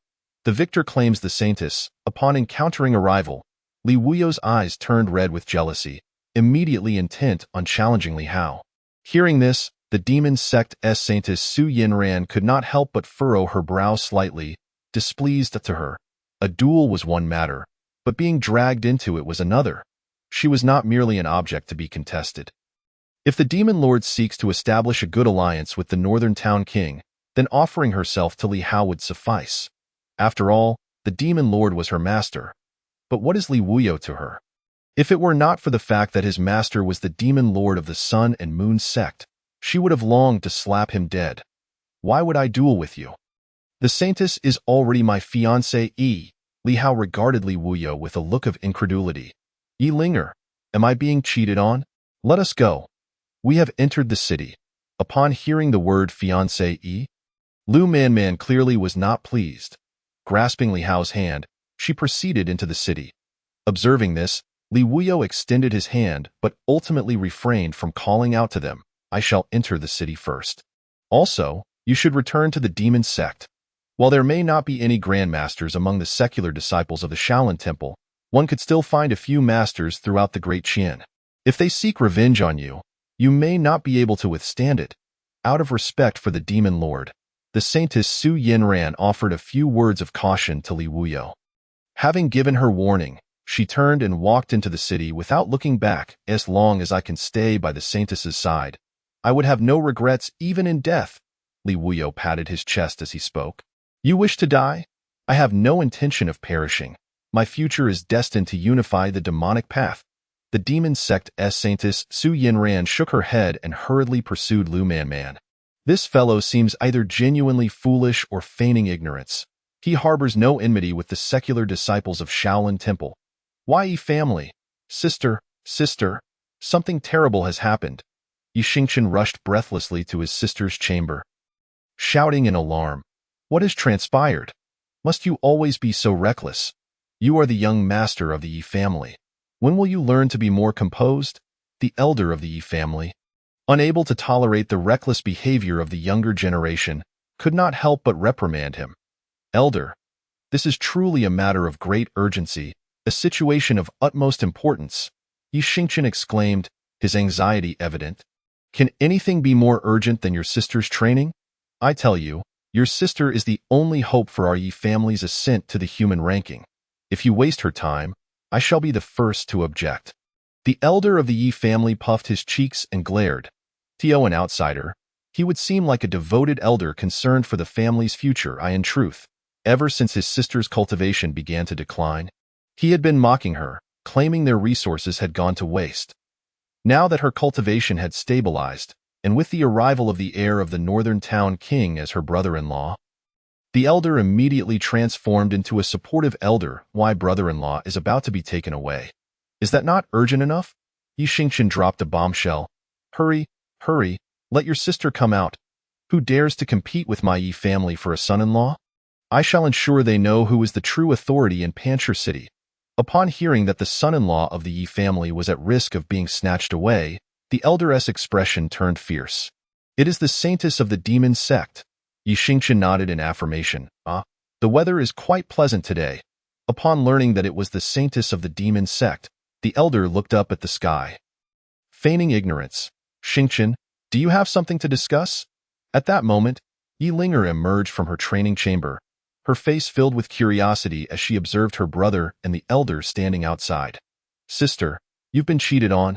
Chapter 26. The Black and White Impermanence. Upon encountering her elder sister, Yi Xingchen hurriedly divulged all the information she possessed. The term brother-in-law, which she had previously used so freely, was swiftly replaced with Your Highness the Crown Prince.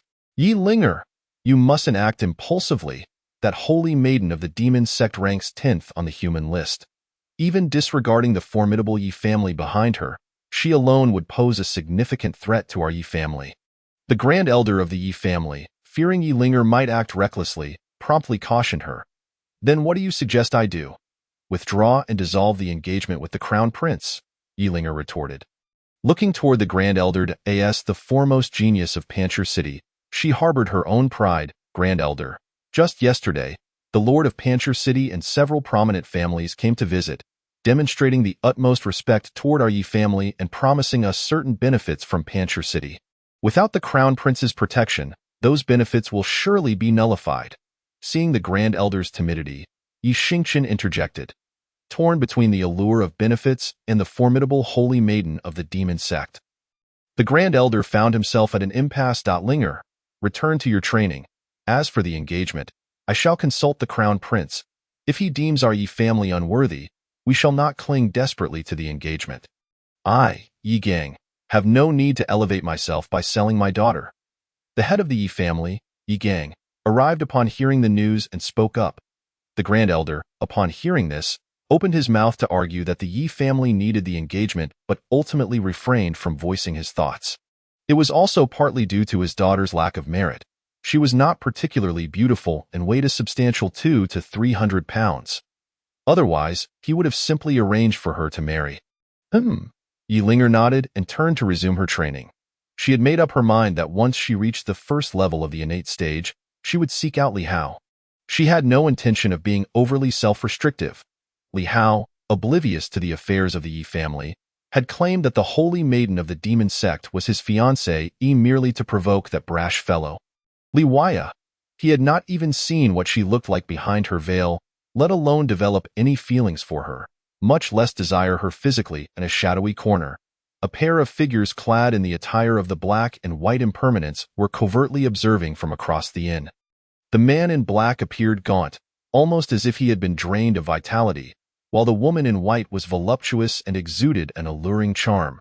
They were the elite assassins of the Seven Killings Hall. The man was at the innate 9th level, while the woman was on the cusp of the Master Realm. Senior brother, what do we do now? The demon sect's people have gotten involved. Our Seven Killings Hall is no match for them. The woman in white inquired of the man in black. While we may not be able to contend with the demon sect, we might still stand a chance against that holy maiden.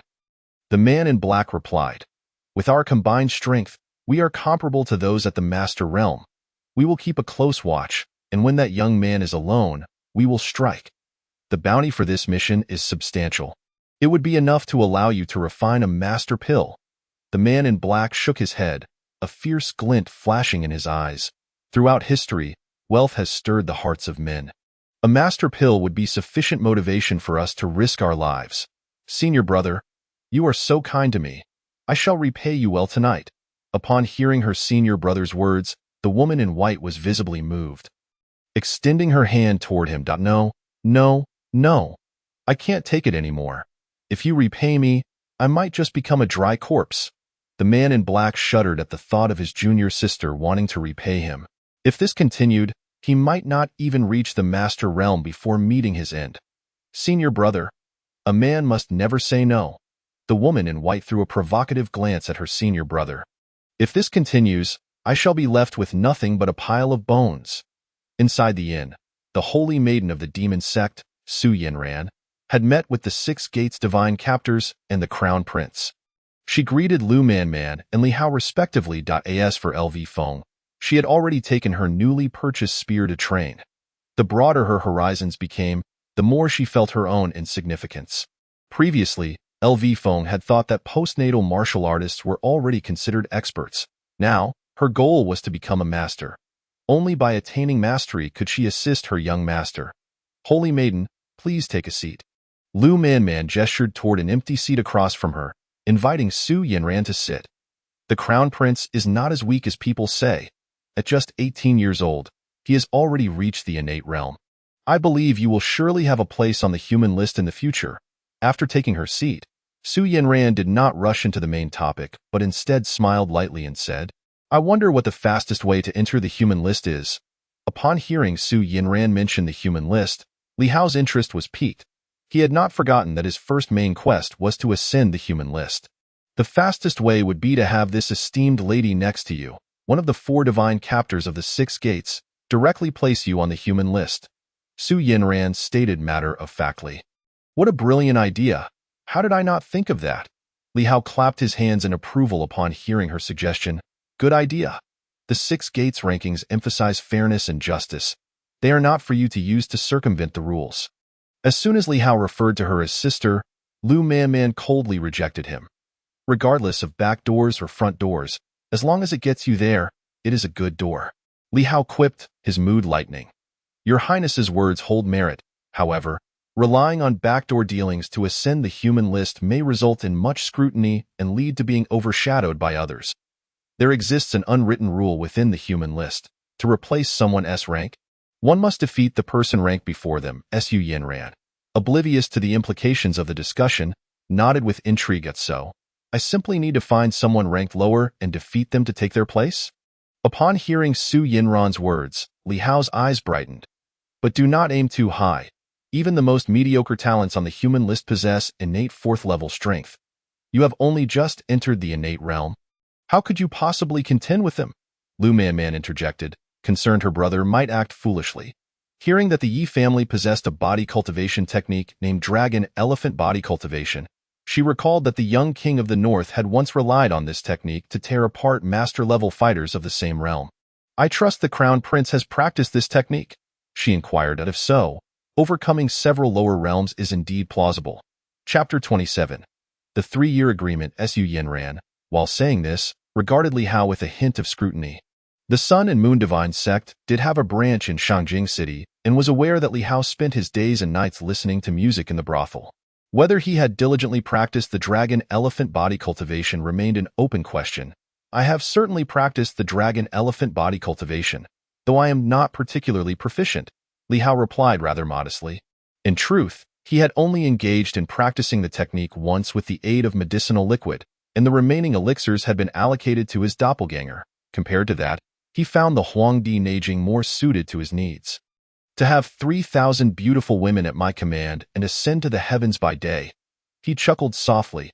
If everything he says is true, then it seems that if he did not have a good father, he might not truly be worthy of me, Su Yinran mused, her confidence bolstered by her belief that she would undoubtedly become a master, ranking 10th on the human list. The marriage alliance between the Sun and Moon Divine Sect and my Li family need only last 3 years. After 3 years, you may leave at your discretion, Lu Man, having perceived Su Yinran's disdain for her brother, spoke coolly. Is being 10th on the human list truly impressive? I could take on 10 of her, she thought, feeling a fierce protectiveness toward her brother. Ding! The doting brother has logged in. Her implication was clear. The Sun and Moon Divine Sect would provide protection for Li Hao for 3 years. After that, the old emperor would be long gone, and the new emperor, rumored to be a mere child, would pose no threat at that time. If her aunt or adoptive father were to break through to the celestial realm, they could even consider a marriage alliance with the royal family. The world governed by the Yang family would inevitably belong to the Li family. Excellent. Su Yinran nodded in agreement, her demeanor shifting back to its earlier aloofness as she prepared to take her leave. Meow! At that moment, the little white cat in Su Yinran's embrace suddenly leapt toward Li Hao. From Li Hao's perspective, the little white cat seemed to be pouncing toward his chest, appearing to seek a hug. Before he could react, the little white cat had already burrowed into his embrace. Meow! After affectionately rubbing against Li Hao, the little white cat settled down, appearing to bask in comfort. Watching her little white cat behave in such a manner, Su Yinran was momentarily taken aback. Until now, the little white cat had only accepted her touch. Even the sect leader's attempts to pet it had been rebuffed. Why had it suddenly run into someone else's arms today? Where had its pride gone? Your cat. Feeling somewhat awkward under Su Yinran's scrutiny, Li Hao attempted to return the little white cat to her. Meow, meow, meow. However, the little white cat resisted fiercely. Xiao Bai, what is the matter with you? Aren't you always so attached to me? Why have you gone to someone else's embrace today? Observing the little white cat's demeanor of resistance, Su Yinran's face displayed a look of perplexity. Although the white cat could not articulate human language, its intelligence was remarkably high. The fact that it leaped into the embrace of another could not be without reason. Could it be that this young lord possessed some qualities that she had yet to comprehend? Meow, meow, meow. In response to Su Yinran's confusion, the little white cat emitted a series of meows. Little white cat, foolish human, what do you know? My ancestral lineage thrived in ancient times by aligning with the right beasts, enabling its descendants to inherit the bloodline of divine beasts. From this human, I sensed the hope of awakening a dormant lineage. However, it was of no consequence. None present could decipher the little white cat's string of feline utterances.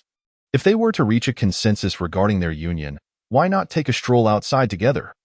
This would also convey a message to any who harbored intentions towards the young lord to reconsider their ambitions. With the Northern King safeguarding the frontier, the chief inspector of the 6 doors overseeing the holy capital, and the support of my Sun and Moon Divine Sect, Su Yinran thought thoughtfully and proposed. The little white cat, being a descendant of an ancient divine beast, had leapt into Li Hao's arms, indicating that he must possess some extraordinary qualities. Her desire to venture out was naturally to uncover that uniqueness. Hemph! Upon hearing Su Yinran's words, Lu Man could not help but scoff, her hand instinctively resting upon Li Hao's soft-fleshed eye. In her view, the little white cat's actions were certainly orchestrated by Su Yinran. Her younger brother had always attracted girls' affections. When had he ever garnered the attention of a cat? The sensation of the small hand at his waist initially struck Li Hao as soft, and he yearned to savor it a moment longer. However, moments later, that hand began to pinch, the delightful sensation turning somewhat unbearable. Sister Man, for someone of your esteemed mastery, is it appropriate to employ such tactics typical of ordinary women? Li Hao, caught up in the moment, momentarily abandoned his conversation with Su Yinran, opting instead for a private exchange with Lu Man. Sister, I am but an ordinary woman. Do not let the temptations of the demonic sect lead you astray. You must remember, that girl from the Yi family is still waiting for you. Lu Man relaxed her. As long as my body is fully formed, I shall be able to cultivate on my own. The spirit of the ring gazed expectantly at Li Hao. Do you see the words, sucker, written on my forehead? If you have no value, you can just return to the ring. Li Hao expressed his desire to absorb his own spiritual energy. But that was not possible. Other things, however, were negotiable. Don't be so stingy. Just a little bit. Just a tiny bit. The ring spirit began to act cute in front of Li Hao. If Yi Linger were to witness this, she would likely be so furious that she would stab a few holes with her red spear.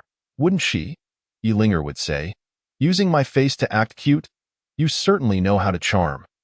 If I could trust your words, I wouldn't need to cultivate any further. I might as well wait for death. You mentioned that Yi Linger was your first master, yet you directly absorbed her from the innate first rank to the acquired first rank. With a spirit like you, it's no wonder she feels exasperated. As he spoke, Li Hao slowly raised a middle finger. I didn't want this either. The taste of spiritual energy is simply too delightful to resist. The ring spirit weakly replied, if you can absorb spiritual energy from people, can you also absorb it from spirit stones? Li Hao asked curiously. Of course. Spirit stones are a great supplement for me. With just half a piece of top-grade spirit stone, I can solidify my form. Upon hearing about spirit stones, the ring spirit immediately perked up, exuding a lively and adorable demeanor. I don't have any top-grade spirit stones. I only possess inferior-grade spirit stones. Li Hao couldn't help but roll his eyes at the mention of top-grade spirit stones. A single top-grade spirit stone is worth 1,000 inferior-grade ones, which translates to at least 100,000 taels of silver. If only they were not so difficult to acquire. With such a treasure, even his miserly father would likely find it insufficient. Inferior-grade spirit stones will suffice. Quality may be lacking, but we can make up for it with quantity. Just give me 500 inferior-grade spirit stones. The ring spirit extended 5 fingers. 500 inferior-grade stones equate to 50,000 taels of silver. Due to their scarcity, their actual value is likely several times higher. That much silver could sustain an entire army. If I give you so many inferior-grade spirit stones, what can you offer me in return? Noting that the ring spirit was being unreasonable, Li Hao spoke candidly. He was known for not acting without seeing results. He had no interest in ventures that offered no benefits. Furthermore, he became increasingly wary of the ring spirit. 10 inferior-grade spirit stones would suffice for Yi Linger to restore her innate first rank. However, the ring spirit demanded a staggering 500 inferior-grade stones. Without his intervention, it seemed the ring spirit intended to drain Yi Linger's energy for a lifetime. Of course, it was also possible the ring spirit did not genuinely require that many stones and was simply extorting him. Chapter 29. The Cunning Dragon and the Phoenix Chick. I possess a strong sensitivity to spirit stones and other treasures. I can lead you to them. After considering, the ring spirit spoke slowly. So you're a treasure-hunting mouse? Li Hao stroked his chin, unable to resist muttering to himself. What treasure-hunting mouse? I am a ring spirit, born from the essence of heaven and earth. The ring spirit emphasized, asserting that she was not a mere treasure-hunting mouse, though her functions were somewhat similar. Are you sure the original owner of this storage ring did not place the essence of heaven and earth within it? After their demise, did you consume that essence? The world is vast and full of wonders. Yet, I have never heard of a storage ring gaining sentience. Li Hao stroked his chin, suddenly struck by this thought.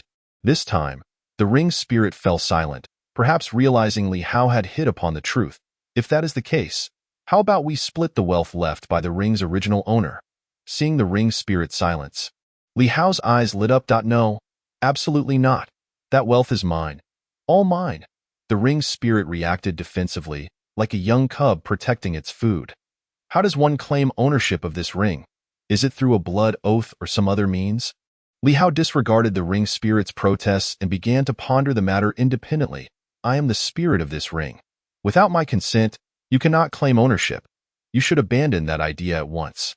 Moreover, after countless years, the contents of the ring have long since rotted.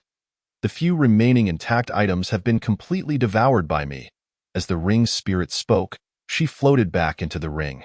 Why are you returning? Seeing the ring's spirit retreat into the ring, Li Hao inquired with curiosity, I expend spiritual energy while active outside.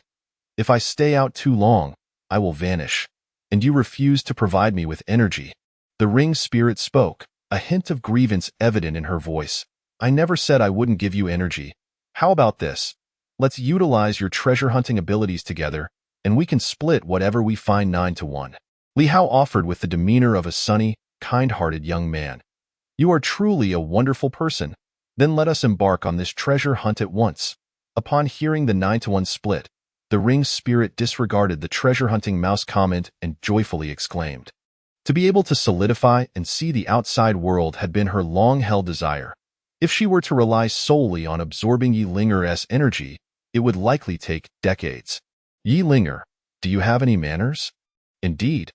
You are quite admirable. Witnessing the ring spirit's willingness to accept such stringent terms, Li Hao's smile grew even brighter. At this moment, both of them subconsciously regarded each other as the one. What do you intend to do outside? Just as Li Hao stepped out of the room, Lu Man opened her door. Their eyes met, and Li Hao instinctively lowered his head, only to straighten up again. He had done nothing wrong, so why feel guilty? Now that the matter is settled, I plan to go out for a stroll and explore. I've been in Pancher City for 2 days and haven't had a proper look around. Li Hao scratched his head and fabricated a casual excuse. I'll accompany you. The dangers from the 7-kill hall have not been entirely resolved. It's unsafe for you to go out alone. As Lu Man spoke, a familiar whip appeared in her hand. All right. Li Hao nodded and readily agreed. After all, with a 9-1 split with the ring spirit, he could easily share a portion with Sister Man if they stumbled upon treasure. Based on his experience since arriving in this world, Lu Man had been exceptionally kind to him. The treasure is right across the street. As they exited the inn, the ring spirit began communicating with Li Hao in a special manner. Unlike typical sound transmission, this method generated no spiritual energy fluctuations. What treasure could possibly be there? Just a shabby alley, I presume. Li Hao followed the ring spirit's direction and glanced skeptically at the dilapidated alley. Trust me. There is definitely treasure. I sense the aura of spirit stones. Not only inferior-grade stones, but even medium-grade ones. The ring spirit assured him earnestly, let's go. Upon hearing about the medium-grade spirit stones, Li Hao's eyes lit up, and he strode confidently into the alley. What kind of stones are you after? Stones for cultivation that are even more advanced than yourself? You're going for a stroll, yet you head into an alley? Lu Man looked at Li Hao's direction, her mind filled with questions, but she followed him nonetheless. As they approached a small house, Lu Man sensed something amiss. Whack! Lu Man swiftly lashed her whip at the small house. In an instant, the previously intact structure was left with only half remaining. The roof was completely destroyed. At that moment, Li Hao gained a new understanding of Lu Man's combat prowess. With one whip strike, she had reduced a house to ruins, truly terrifying. We've been discovered. Junior sister, let us flee. My clothes, I haven't even put them on yet. The duo, clad in black and white, appeared quite comical as they ran while shouting. They were none other than the infamous black and white duo of the 7-kill hall. Initially, they had planned to act under the cover of darkness, engaging in activities beneficial to their health during the day. Black Wuchang, do I look healthy to you? To their astonishment, a single whip strike had demolished a significant portion of their hideout. The two were utterly baffled as to how they had been discovered. Hurry and chase. If we don't, the spirit stones will escape. Seeing the black and white duo attempting to flee, the ring spirit urged them on. Chase what? You told me we were treasure hunting, and now it's turned into this? I'll be damned. Both of those individuals appear stronger than me. One of them even gives off a hint of a masteress aura. Li Hao couldn't help but curse at the ring spirit. How had treasure hunting turned into such a perilous endeavor? This was clearly a matter of killing for treasure, with both adversaries being more formidable than himself. But what about your companion beside you? I can sense her aura. She is at least at the master level. Dealing with those two should be a piece of cake.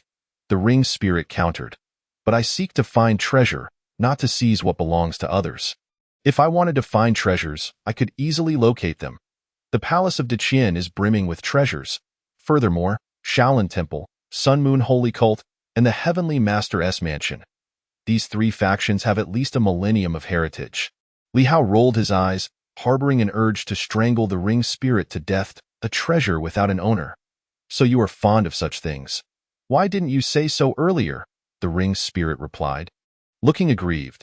She never imagined that Li Hao had a penchant for tomb raiding. Chapter 30. The ambition of Mengde, of course, it must be a treasure without an owner. Treasures that have owners inevitably stir up enmity. How could anything compare to a treasure that is unclaimed? It is safe. There is no risk. Li Hao nodded in affirmation. At this moment, he was still unaware that the treasure without an owner the ring spirit referred to was tomb raiding. Had he known, he would likely have accepted it with glee. After all, he was a man with the ambition of Mengde. Learning from the likes of Cao Cao and treasure hunting. Was that not quite normal? Just the numerous tombs of the kings from 500 years ago during the Warring States period would provide ample opportunities for him to seek treasures. 500 years ago, those countless kings would all be stripped of their unjustly acquired wealth, of which scarcely one would remain. Living people were turned into corpses, citizens were sacrificed to deities, ministers' hearts were excavated and consumed, and the lives of an entire city were gathered to form malevolent energy to offer to great demons as national tutors. These were the deeds of those kings. In that era, the reputation of the demonic sects was not particularly bad, for it was a time rife with corruption, until a figure known as the Human Emperor emerged, uniting the strength of various sects to eradicate the darkness of the world. The Human Emperor was undoubtedly the darling of that age, slaying great demons, tyrannical rulers, and ghostly cultivators alike. He killed until no one dared to act recklessly. His invincibility among his peers was a true testament to his might. In a past life, he would unquestionably belong to the archetype of a male protagonist in an invincible narrative. Perhaps he lacked interest in becoming the ruler of the world. Or perhaps time was simply insufficient. The Human Emperor soon ascended. Shortly after his ascension, the few remaining monarchs engaged in a fierce struggle. Each promised benefits and sought to rally various forces. Ultimately, Deqian reaped the benefits, claiming the fruits of the world and establishing the Heavenly Master S Mansion as the state religion of Deqian. From a marginal nation, it rose to dominate over 40 prefectures. It primarily relied on good fortune, coupled with the fact that the monarch of that era did not act recklessly. Otherwise, he would have been slain by the Human Emperor at the outset. Given that the throne was obtained through luck, it was naturally not an easy feat to instill fear in the various sections. Even after spending hundreds of years, they could only nominally control over 40 prefectures, and even the barbarians of the northern frontier could only defend themselves. Unable to eradicate the threat entirely, prominent sects like Shaolin had a reputation in the local prefectures that far exceeded that of the Daiqian government. In my presence, you still wish to flee? Surely, you underestimate me. Without glancing at the constantly changing expressions of Li Hao, Lu Manman lashed her whip, striking down one of the slower runners to the ground. With that single strike, she showed no mercy, rendering the person unconscious. Senior brother. Upon seeing his brother's pitiful state, Bai Wuchang immediately turned to rescue him. Quite loyal, indeed. A faint smile appeared on Lu Manman's face as she brought down another whip. With that strike, Bai Wuchang also joined his brother in death. This, how he died. Watching the ruthlessness of Sister Manman, Li Hao couldn't help but shiver. If he were to marry such a woman, would it not be akin to marrying a tigress? Daring to enjoy music in a brothel, a single lash from her would be an unimaginable ordeal. No. Considering their loyalty, I have granted them a breath of life for interrogation. Would you care to witness the various torture methods of the Six Gates? They are rather entertaining, Lu Manman replied as she walked forward, addressing Li Hao's question. Perhaps not. I cannot bear to see this. You may finish your interrogation and kill them afterward. Li Hao waved his hand in refusal. In a world where one could be killed if they did not kill others, he bore no psychological burden in slaying enemies. However, when it came to torturing individuals, he found himself unable to cross that mental barrier. In his past life, he often read online about ancient punishments, and he would rather endure the beauty trap. Gao Zhanli. I am familiar with this, quite enticing. After witnessing the torture devices of the Six Gates, Li Hao could only express that surviving the first trial would mark one as a true man. No, No. Whatever you wish to inquire about, we shall tell you. There is no need to employ the great tortures of the 6 gates. At that moment, a voluptuous figure crawled out of the pit. Her originally fair skin was now smeared with dirt. Seeing this, Li Hao almost couldn't resist the urge to step forward to help clean her up, nothing more than a desire to assist others. Hey Yu Chong, I am still in the dirt. Why don't you help me instead? So easily captured? How utterly uninteresting. Lu Manman shook her head, seemingly disappointed that she could not utilize the skills she learned from the 6 gates. This craft has been neglected for far too long. I am somewhat rusty. In the presence of the divine captor, we dare not conceal a thing. My brother and I are elite assassins of the 7-kill hall. Tasked with the assassination order against your esteemed brother, this was not our intention. It was simply a mission assigned from above that we could not refuse. We had not even made a move when you found us first. The capabilities of the 6 gates are truly impressive. With just a few words, Bai Wucheng divulged everything that needed to be said. As for negotiating terms, she had no desire for such a thing. Negotiations are only feasible when both parties possess relatively balanced strengths. In this situation, proposing conditions would be akin to hastening one's demise. How swift it is! Given your perceptiveness, grant me a reason to let you go. Lu Manman first glanced at Li Hao before calmly addressing Bai Wucheng. The ability to locate these two's hideout was not due to her own prowess, but rather the guidance of her brother. She did not believe it was mere coincidence, yet she had no intention of inquiring further. I am willing to surrender all the savings my brother and I have accumulated over the years in the 7-kill hall. Bai Wucheng declared as she presented her storage ring with both hands. Foolish, you are dead. These savings belong to us as well. Li Hao accepted the storage ring, indicating that the proposal held no allure.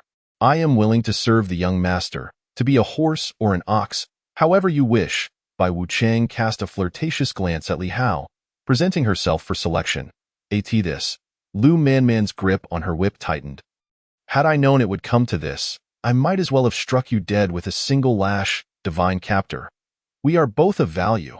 Our mission has a time limit of 1 month.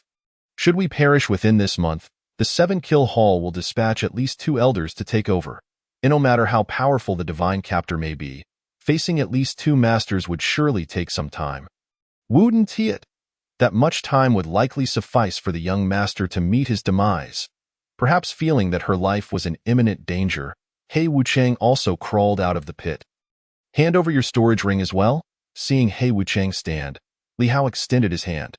With Sister Man present, there was no need to rob for anything else. Let's just get some money. He Wucheng felt an impulse to slap herself. She had already been ignored, yet she had to stand up. Now, she was left with nothing. Complying obediently, He Wucheng handed over her storage ring. This is far too poor. Not even a single mid-grade spirit stone. Just a pile of medicinal herbs. Wait, what is this Dali King Kong pill? Seeing the contents of He Wucheng's storage ring, Li Hao expressed his disdain. Suddenly spotting a uniquely packaged pill, he couldn't help but inquire with curiosity. Chapter 31. Xiaobai. This bottle of Dali King Kong pills clearly appeared to have been opened already. It is a pill of that nature. He Wucheng stammered, feeling somewhat embarrassed. What is its efficacy? Being a man, Li Hao immediately grasped the intended use of the so-called Dali King Kong pills. Driven by curiosity, he couldn't help but ask. The pill is of little use. It only extends duration by 3 minutes. Bai Wucheng scoffed, expressing her disdain. Upon hearing this, He Wucheng instinctively lowered her head, seemingly feeling a touch of shame. Such a drug is better off destroyed. It would only bring calamity.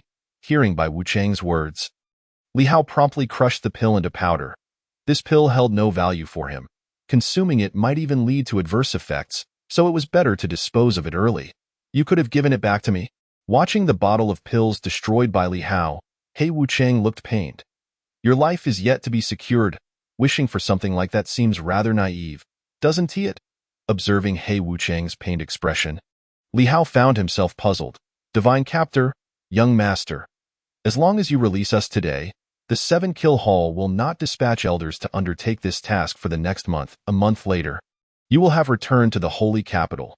With the Grand Master in place, the elders of the 7-kill hall would surely not dare to act recklessly in this way.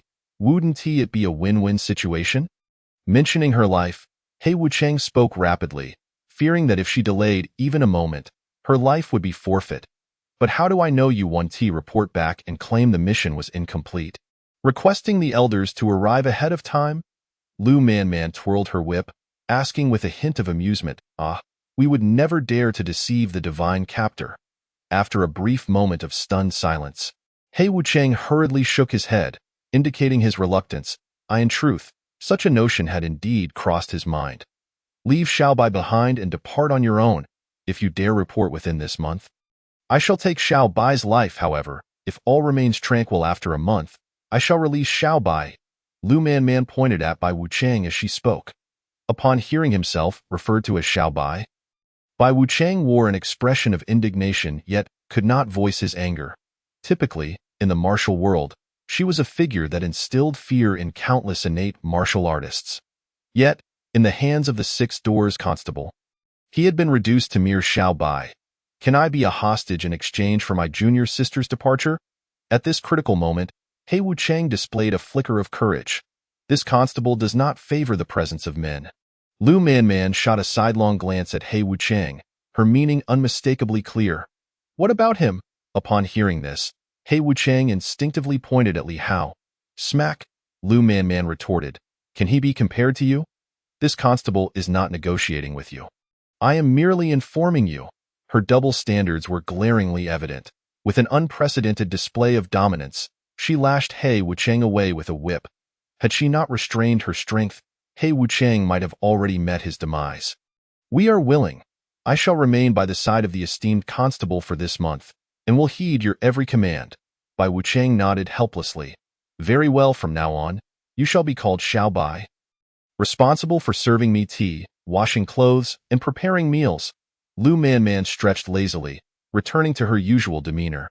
Observing the drastic transformation in Lu Manman, Li Hao found it difficult to discern which version of her was the true one. Are there any places you wish to visit? Today, sister shall take you on a tour. Once we return to Shengjing City, life will not be this leisurely. Sensing Li Hao's gaze, Lu Manman turned and offered a warm smile akin to that of an elder sister. From the mere appearance of her smile, one could hardly detect the earlier aura of dominance. Your Highness, esteemed constable, are you both well? Before Li Hao could respond, the Lord of Panchur City, Li Tai, arrived with a retinue. Most of these individuals possessed merely acquired realm cultivation, perhaps capable of handling ordinary folk, but against an innate ninth-grade master or a half-step grandmaster, they would simply be cannon fodder. Nothing to worry about. Those two little mice have already fled, Lu Manman said nonchalantly. Following her gaze, He Wucheng had indeed vanished without a trace. As for Bai Wucheng, she appeared delicate and pitiful, evoking a sense of sympathy. Should I dispatch officers to capture them throughout the city, to provide an explanation to the esteemed constable? The Lord of Panchur City inquired, eager to please. Normally, such disturbances within his own domain would not require his personal intervention. Yet, given that the skirmish had occurred precisely where the young master of the northern town and the Six Doors Constable resided, he felt compelled to accede in no need. Those two little mice are both innate ninth-grade cultivators. Sending your men would only lead to their demise, Lu Manman stated as she turned to walk away. Your Highness and the esteemed constable have traveled a long way. I have arranged a banquet with the various families of Panchur City to welcome your arrival. Upon hearing that the two little mice were stronger than himself, Li Tai fell into a momentary silence. Regaining his composure, he extended an invitation. At that time, the Yi family, along with our city's top prodigy, Yi Linger, will also be present. Fearing rejection, he hastily added, given your sincerity, we shall certainly attend. Lu Manman acquiesced and then returned to the inn. Esteemed constable, I am truly honored to have your presence. Seeing her agreement, Li Tai expressed his excitement. In response to his enthusiasm, the sound of the inn's door closing echoed. Sister Manman, I never expected you would agree. In just a few strides, Li Hao caught up to Lu Manman. His surprise evident.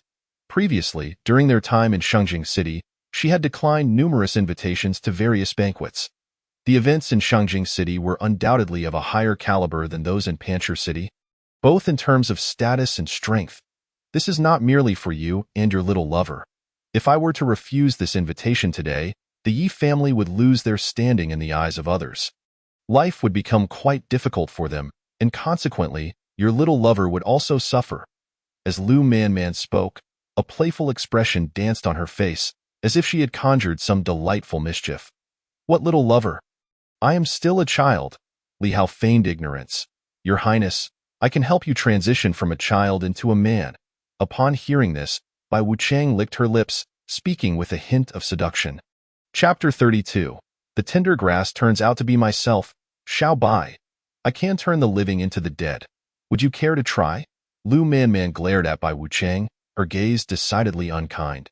Had she known this vixen was so troublesome, she would have dispatched the pair of siblings to the underworld together. No need. No need. Esteemed constable, did you not say you required assistance with laundry and cooking? Where are the clothes? I shall wash them for you right away. Sensing the murderous intent in Lu Man's eyes, Bai Wuchang instinctively distanced herself from Li Hao, offering an awkward smile. The kitchen is in the backyard. The laundry is on the second floor. You may attempt to escape, but do not let me catch you. Otherwise, I will subject you to the myriad tortures of the 6 doors, and you shall experience them all for free. Lu Man pointed towards the kitchen and the room, then lazily reclined. I dare not. I dare not. Even if I run fast, I cannot outrun a martial arts grandmaster, Bai Wuchang said, her face filled with bitterness. Previously, she had believed that she and her senior brother together could rival a grandmaster. Now, having faced a true grandmaster, she realized just how vast the gap was. As she spoke, Bai Wuchang had already entered the kitchen. Within, the sounds of breaking dishes occasionally echoed. Was it truly wise to entrust a killer with cooking? Hearing the commotion from the kitchen, Li Hao felt a sense of foreboding and a worries. If the dishes turn out to be inedible, let her consume them all. As for us siblings, we shall dine at the Lord's banquet. Lu Man stated matter-of-factly. A splendid idea. Li Hao readily agreed. You are wasting food. Not long after, a voice from the kitchen called out. Let us go take a look. Fearing a confrontation between the two women, Li Hao beckoned Lu Man and headed towards the kitchen. They quickly entered the inn's kitchen, where they found Elfeng and Bai Wuchang facing off against each other. Perhaps due to their wariness of Lu Man, Bai Wuchang refrained from using her strength to intimidate. What on earth is happening? Observing the tense standoff, Li Hao instinctively turned his gaze towards Elfeng. Seeking an explanation, among the two, he trusted Elfeng more, as she held an impressive loyalty score of 80 towards him. As for Bai Wuchang, despite her words about transforming him from a child into a man, it was likely she wished to turn him from a living being into a dead one. Name. Bai Wuchang age, 41. In this world, this age is not considered old, as the average lifespan is 150 years. Upon breaking through to the Grandmaster level, one may live nearly 300 years. Appearance, 87. Identity, Golden Killer of the 7 Killing Hall skill, 7 Killing Technique Cultivation, Half-Step Grandmaster Luck Value, 1000, upon encountering the host. Luck increases by 200. The probability of future breakthroughs to Grandmaster level significantly increases. Affection level, 0. The subject harbors no hatred towards you. Killing you is merely a task from the higher-ups. Purity value, 90. Encountering me increases luck and the probability of breakthrough to Grandmaster level. System, something feels off. Observing Bai Wuchang's personal panel, Li Hao found it somewhat peculiar. While he did possess a hint of the Wei Wu legacy, was it truly that apparent? Even the system had noticed? Ding! This system merely deems this person suitable as a candidate for the host's subordinate. The system's voice soon echoed, seemingly responding to Li Hao's thoughts. Is it free? Upon hearing about the skill, Li Hao immediately became intrigued. Elfeng had ascended from an ordinary person to the 9th grade level thanks to the technique bestowed by the system. If Bai Wuchang were to receive the same, she would only need to break through that half-step to reach the Grandmaster realm, making her a formidable ally. The only issue was her current low affection level towards him. He needed to devise a way to raise it. Ding! This system only matches skills for the host's first subordinate. Subsequent skills must be resolved by the host independently. The system did not grant Li Hao his wish, indicating that the novice gift package had been fully dispensed, and the remainder would require his gradual effort. Fine, I'll let it go. I shall wait until Bai Wuchang's affection level rises before addressing it. Upon hearing the system's response, Li Hao instantly lost interest. The meager amount of villainous points available was scarcely sufficient for his own use. Having just completed his cultivation, he noticed someone in the kitchen preparing a meal and could not resist the temptation to take a look. Though his dismay, he found that the lady was utterly squandering food. Lu Feng, visibly incensed, pointed at the charred contents of the pot and remarked, "Before following Li Hao, Lu Feng had often faced hunger. Therefore, she harbored a deep disdain for those who wasted food. Little sister, who are you calling aunt?" Bai Wuchang's attention was fixated on being addressed as aunt. At merely 41 years old, in a world where the average lifespan can reach 150, she still considered herself quite youthful. Moreover, given her current circumstances, she was almost certain to achieve mastery, thus extending her lifespan even further. "How old are you?" Lu Feng inquired. 20. All right, 41. Initially, Bai Wuchang contemplated fabricating a younger age, but upon noticing Lu Manman's amused gaze, she resigned herself to revealing her true age. "Did you hear that? She's more than twice your age. If she dares to seduce you again, this divine constable shall render her utterly incapacitated." Lu Manman pointed at Bai Wuchang, using her as a cautionary example for Li Hao to recognize the age disparity between them, urging him not to be beguiled by mere beauty, likening it to an old bull chasing after tender grass. "Ahem, Man, weren't we discussing food? Why has the conversation suddenly shifted to age? Besides, she already has a senior brother. Do I seem like the type to steal love? If not for the fear of being bedridden for a month." Li Hao almost blurted out that it was rather stimulating. "The tender grass is indeed myself. You may not have been in the past, but the present you is somewhat inscrutable." Lu Man shook her head, withholding her curiosity. For instance, how did Li Hao manage to locate the residences of the 2 gold medal assassins from the 7-kill hall? "Young master, senior, why don't I cook this meal?" Sensing the atmosphere had grown tense, and to prevent further food wastage, Lu Feng proactively suggested. In her estimation, the unfamiliar aunt, Bai Wuchang, was utterly inept in culinary matters. Her young master, being the son of the Northern King, likely had little experience in cooking as well. "Li Hao, who do you look down upon? I can make fried rice." As for the senior, Lu Man, being a master-level powerhouse, it was evidently inappropriate to assign her kitchen duties. "Very well, then it's up to you, little Bai. Please tidy up the inn, both inside and out." Lu Man pondered briefly before nodding and directing Bai Wuchang to begin sweeping. Tio have a half-step master-level warrior sweeping floors. One could only imagine the innkeeper's reaction upon discovering such a circumstance. Chapter 33. The theatrical one. "I can do this. I really can." Upon being told to sweep, Bai Wuchang readily agreed and set to work. As for notions of pride and dignity, if she possessed such sentiments, she would not have been reliant on the 7-kill hall to secure cultivation resources by assassinating those weaker than herself. It's time to cultivate. Let us see how effective this mid-grade spirit stone is. Upon returning to his room, Li Hao's first action was to retrieve a mid-grade spirit stone from Bai Wuchang's storage ring to commence his cultivation. At present, his strength was still insufficient. Without Lu Man's protection, establishing himself in this world would be rather precarious. The nature of his identity dictated that his opponents would never be of novice caliber. "What about my share?" Noticing Li Hao's lack of intent to share spoils, the ring spirit anxiously emerged from the ring. "Your share? These were obtained by my sister Man from the people of the 7-kill hall. What concern is it of yours?" Li Hao asserted that all this belonged to him, with no relation to the ring spirit. "This is the path I paved," the ring spirit lamented.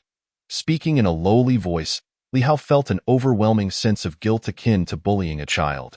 Yet, considering the ring spirit had existed for who knows how many years, perhaps even thousands, it was absurd to see her feigning innocence. "Could you not change your tone? That voice of yours makes me feel guilty."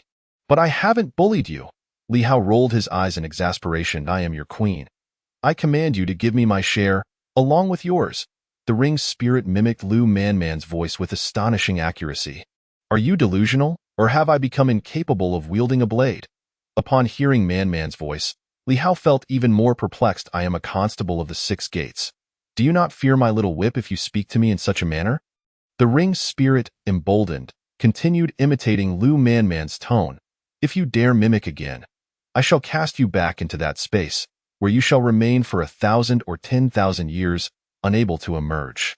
Unable to tolerate the ring's spirit's theatrics any longer, Li Hao brandished his trump card. If the ring's spirit were proficient in transformations, capable of becoming Yilinger, by Wu Chang, Lu Manman, and others, it might prove somewhat useful. But merely being able to alter her voice, what good is that? None whatsoever. Please, please, I'll revert to normal. Upon hearing the threat of being confined again, the ring's spirit immediately cowered. That space was utterly devoid of external sounds. Enduring such an environment for long would drive any sane individual to madness. Despite being a ring spirit, she was not human.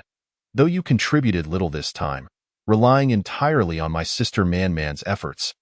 I, being magnanimous, shall grant you 3 low-grade spirit stones. In the future, when we treasure hunt, we must seek out unclaimed items. Had it not been for Sister Manman, we might have met our demise. Once the ring spirit returned to normal, Li Hao initiated some light-hearted banter. Thank you. The ring spirit instinctively expressed gratitude upon receiving the 3 low-grade spirit stones and retreated into the ring to digest them. Such a naive ring spirit. Akin to a blank slate. How curious. I shall continue to deceive her next time. Li Hao initially intended to describe the ring spirit's naivety, but recalling how she had turned a once promising innate first-grade genius into a mundane acquired first-grade failure, he promptly dismissed that thought. After approximately half an hour of cultivation, Lu Feng ascended the stairs to summon him for dinner. For an acquired martial artist, this marked the beginning of their martial journey, necessitating substantial energy replenishment, ideally through the consumption of poultry and fish. Particularly for someone like Lu Feng, whose training was physically demanding, a hearty meal was essential for recovery. Training without proper nutrition could lead to detrimental consequences. Consequently, cultivating in this world was undeniably an expensive endeavor. Given Li Hao's current innate realm, he could rely on absorbing spiritual energy for sustenance. Thus, he was less particular about food. Going 3 to 5 days without eating was hardly an issue. However, due to his previous habits, most innate martial artists still opted to eat daily, if only to satisfy their appetites. Lu Feng devoured 10 full bowls of rice along with a considerable amount of meat before reluctantly setting her bowl down. Observing this, Li Hao found himself momentarily at a loss for words. Was this a legacy of the demon god or a gluttonous inheritance? Such an appetite was beyond the means of an ordinary household. Typically, he could only manage 2 bowls of rice, yet today he had unwittingly consumed so much. I shall strive to eat less in the future. Young master, please don't abandon me. Lu Feng's face flushed slightly. Feeling a touch embarrassed in her mind, this single meal equated to the sustenance of 4 or 5 ordinary individuals. How can any family withstand such extravagance? Never mind. Being able to eat is a good thing. You train diligently every day, so it's only right that you eat more. Besides, as long as you follow me, you shall never want for food. Li Hao reassured Lu Feng, patting her shoulder with a light chuckle. After all, as a prince, if he couldn't even support a subordinate, it would be a laughingstock. Why can you treat her so generously, yet not extend the same to me? Is it solely because I lack a physical form? Do you discriminate against me? Upon hearing Li Hao's words, the ring spirit expressed her dissatisfaction. If you ate rice and meat like her, I could certainly provide for you. But you desire spirit stones. You digest those far too quickly. Who could afford to keep you? Li Hao could not help but roll his eyes at the ring spirit's remarks. The two were entirely on different scales. 1 low-grade spirit stone equated to hundreds of taels of silver. 100 taels of silver could sustain Lu Feng for at least a month. Yet a single low-grade spirit stone would barely last the ring spirit half a stick of incense. I have no physical form, so how could I eat rice? The ring spirit pouted, displaying her displeasure. However, Li Hao had already lost interest in the ring spirit's grievances. Ding, Lu Feng's gratitude towards the host increased. Loyalty 10, currently reaching 90 points. Please continue to make efforts, ding. When any character's loyalty to the host reaches 100 points, the host will receive a mysterious gift package. So it has risen to 90 points? I haven't even done much. Was it merely for ensuring she had enough to eat? Observing the increased loyalty of Elfeng, Li Hao expressed his confusion. Logically, it should be increasingly difficult to enhance loyalty as time progresses. In comparison to the divine inheritance he provided her and the rapid elevation from an ordinary person to the 9th rank of the acquired realm overnight, what worth do mere meals hold? What Li Hao did not realize was that, for Elfeng, being well-fed was of utmost importance. Some things cannot merely be measured by wealth. Young master, why do you keep staring at me? Feeling somewhat uncomfortable under Li Hao's gaze, Elfeng sensed a disquieting unease. Nothing. Here's a storage ring for you. It contains some silver.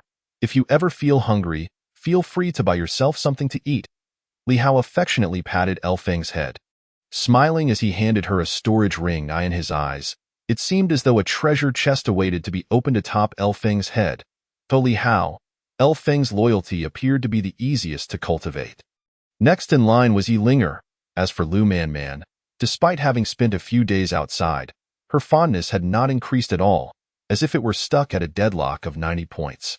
Bai Wuchang, mine, that's my storage ring. At that moment, Bai Wuchang was fixated on the storage ring in Elfeng's hand, her eyes nearly sparkling with desire. Chapter 34, The Carrier Pigeon Cough. Lu Manman lightly cleared her throat. I was just expressing a sentiment. Bai Wuchang chuckled awkwardly, reluctantly diverting her gaze from the ring. There's just too much silver in there. I can't accept it. Upon seeing the silver within the storage ring, Elfeng immediately wished to refuse. Take it. You'll need money for your cultivation. You surely don't wish to remain at the acquired realm forever. Do you? Once we return to the holy capital, the strength of the acquired realm will be insufficient and could even hinder you. Li Hao asserted firmly. Thank you, young master. Hearing that the acquired realm's strength could be a hindrance, Elfeng ceased her objections. Standing up, she headed towards her room, presumably to cultivate. How do you know which room I stay in? Bai Wuchang looked at Li Hao with eager eyes. Her expression evoked a sense of pity. Truly, as the saying goes, to be charming, one must first be filial. One must admit, Bai Wuchang's attire was extraordinarily white. Compared to her outfit, her exposed thighs were dazzlingly pale, inciting an impulse to reach out and touch. Since you're responsible for serving me tea, naturally, you'll sleep in my room. Lu Manman shot a sidelong glance at Bai Wuchang, stating without reservation. Isn't that inappropriate? It's rather embarrassing for us two girls to share a room. Upon hearing she would be sharing a room with Lu Manman, Bai Wuchang's expression first stiffened, then she feigned shyness. It's fine. I'll sleep on the bed while you take the floor. Lu Manman continued. The floor is too cold. It could lead to illness. Perhaps I should share a room with His Highness instead. His Highness exudes abundant yang energy, which is just right for me. Bai Wuchang began to chatter incessantly to Li Hao. You don't even need to think about it. With your lackluster cultivation and that excessively dancing energy, if Hauer spends a night cultivating with you, he might end up a mere skeleton. If you dare utter another word, I'll cut out your tongue. In any case, losing your tongue won't hinder you from serving me tea. Lu Manman, unable to tolerate Bai Wuchang's frivolity, coldly remarked in response. Bai Wuchang opened her mouth and then closed it, ultimately resorting to a fervent nod. She wished to argue that her cultivation was not insignificant. But remembering the little black she had drained, her confidence seemed lacking. Wasn't she practicing the 7-kill technique? Realizing something was amiss, Li Hao couldn't help but inquire curiously. She truly specializes in the 7-kill technique. Moreover, she has also cultivated another technique. This technique, complemented by dual cultivation, has intensified the yin energy within her. This overwhelming yin energy did not pose any obvious detriment to her, yet for her senior brother, it could be quite the ordeal. As they spoke, a teasing expression adorned Lu Manman's face. Tio Dai under a peony flower is to be a flamboyant ghost. Her senior brother is well deserving. Li Hao naturally moved behind Lu Manman, massaging her shoulders while bantering. Once her technique reaches a certain level, she won't need any physical contact to drain your yang energy entirely. People may perish, but whether or not one remains flamboyant is another matter entirely. Lu Manman turned to Li Hao, continuing her explanation. That's quite unnecessary. As he spoke, Li Hao instinctively distanced himself from Bai Wuchang. He desired to be flamboyant, not to have his yang energy drained. With the divine catcher present, how could I possibly be so bold? Moreover, I generally drain the yang energy of those heartless men. I keep my distance from those who are devoted. Bai Wucheng insisted. She was quite reasonable. Man Jia. Can we temporarily seal her martial prowess? Upon hearing Bai Wucheng's mention of draining heartless men's yang energy, Li Hao immediately turned to Lu Manman. Of course. Let us seal her cultivation at the first rank of the innate realm. Lu Manman swiftly utilized a secret method to confine Bai Wucheng's abilities without further ado. Wrong. I currently only possess the 9th rank of the acquired realm. Feeling her cultivation sealed, Bai Wucheng felt as if she had become a mere shell of herself. Was it really necessary to restrict her powers just because she had playfully teased a few times? The 9th rank of the acquired realm was just right. She could even serve as a sparring partner for El Feng. Lu Manman smiled, clearly intending to do this on purpose, compared to the wildly frivolous Bai Wucheng. The more composed El Feng was far more reassuring. Even El Feng? Even if my powers are restricted to the acquired realm, my insights far exceed what the acquired realm can compare to. Asking me to spar with her would be akin to bullying. Despite her martial prowess being confined to the 9th rank of the acquired realm, Bai Wucheng still couldn't keep her mouth shut. As long as the injuries aren't severe, it's all fine. El Feng's ease of reaching the 9th rank of the acquired realm means she has merely the martial realm but lacks true strength. Having someone to practice with is a decent choice. Lu Manman's first statement was directed at Bai Wucheng, while the latter was discreetly communicated to Li Hao. Having said that, she didn't wait for the two to react and made her way outside the inn. Seeing this, Li Hao quickly followed her. A carrier pigeon landed accurately on Lu Manman's shoulder. Lu Manman removed the note tied to the pigeon's leg and released it into the sky. Emperor Qian in seclusion, ministers seeking medicine. The crown prince is decided. The court is in an uproar. The note was quite small, containing only 16 characters. What does this mean? Lu Manman did not shy away from Li Hao, who naturally saw the words on the note as well. The literal meaning was easy to comprehend. The old Qian emperor was probably nearing his end and was attempting to prolong his life by entering seclusion. The ministers were likely searching for medicinal remedies to extend his life. As for the latter two statements, it was probably due to the crown prince being appointed as his daughter, which caused a stir among the court. Lu Manman expressed her understanding. So, does this mean the great Qian is about to change rulers? Should we return to witness the spectacle? Li Hao expressed his eagerness to indulge in the unfolding drama. The holy capital. We will return eventually, just not now. The timing isn't ripe yet. At the very least, we should wait until the Qian emperor is on the brink of death. When the time comes, we'll return to send him off, and I'm sure he will be quite pleased. If my aunt or adoptive father is present, we can also casually mention the matter of an alliance with the royal family. At that time, perhaps the Qian emperor will be even more pleased. Lu Manman's words carried no trace of reverence toward the Qian emperor. Chapter 35. A 1,000-mile relationship tied by a single thread. This was quite normal. After all, this generation's Qian emperor liked to play the game of checks and balances but lacked the understanding to master it. He was both inept and fond of playing. Alliance? With whom? Upon hearing the term alliance, Li Hao immediately fixed his gaze on Lu Manman anxiously. Naturally, it will be you and the great Qian's crown prince. Although I don't know what the Qian emperor's daughter looks like, you will undoubtedly come out ahead, Lu Manman shrugged. You don't even know what she looks like? How can you be so sure I want to come out ahead? What if she's stunning? Lu Manman recollected that the Qian emperor himself was rather unremarkable. Upon hearing his sister's irresponsible remarks, Li Hao expressed skepticism. However, as long as it wasn't an alliance with the royal family and his sister, it would be acceptable. After all, she was his half-sister. Not even for money. The Qian emperor's looks were lacking.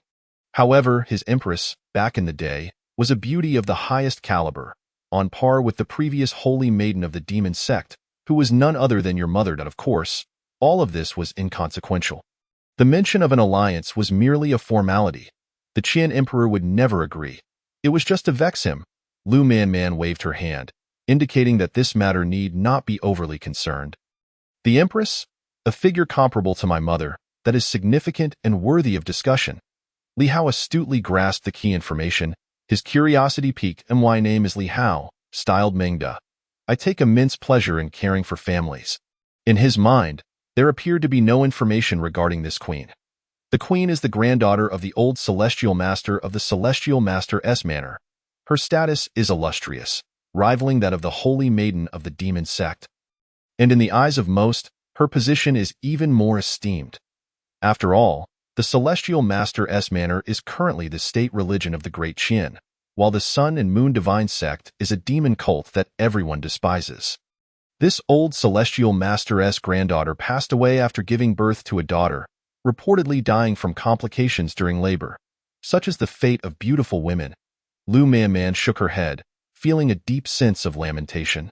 Ding! Side quest released. The mission requires marrying the daughter of the Qian Emperor, completing the first step of national intrigue. Side quest. The first step of national intrigue. Mission description.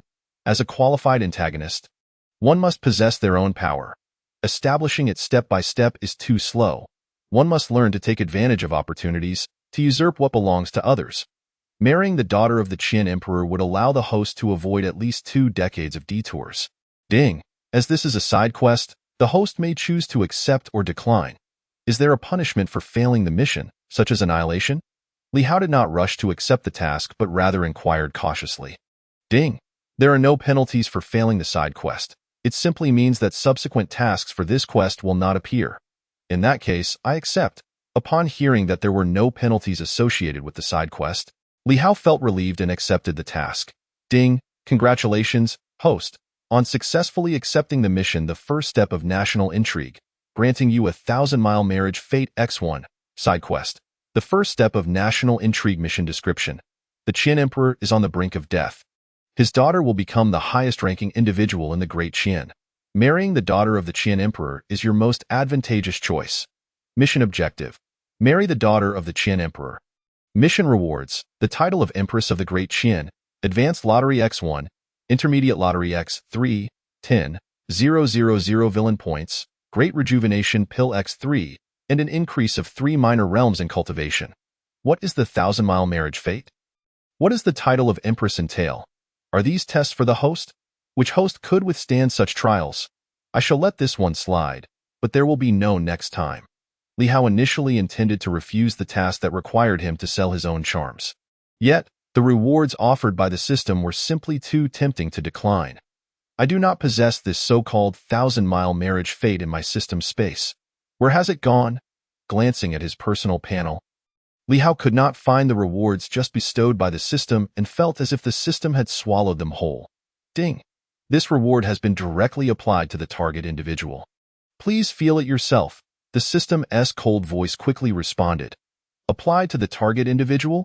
The daughter of the Qian Emperor. Li Hao gazed towards the distant Shangjing city, feeling utterly bewildered. This system is quite particular. Claiming a 1,000-mile marriage fate, it indeed seeks to cover a vast distance. Shangjing City. Within the Imperial Palace, the Qian Emperor, who had just announced his seclusion, was resting with his eyes closed. Yang Lingxue, who had just been named the Crown Prince, stood quietly beside him. I am nearing my end. I can hold on for no more than a month. Within this month, I must select a suitable husband for you.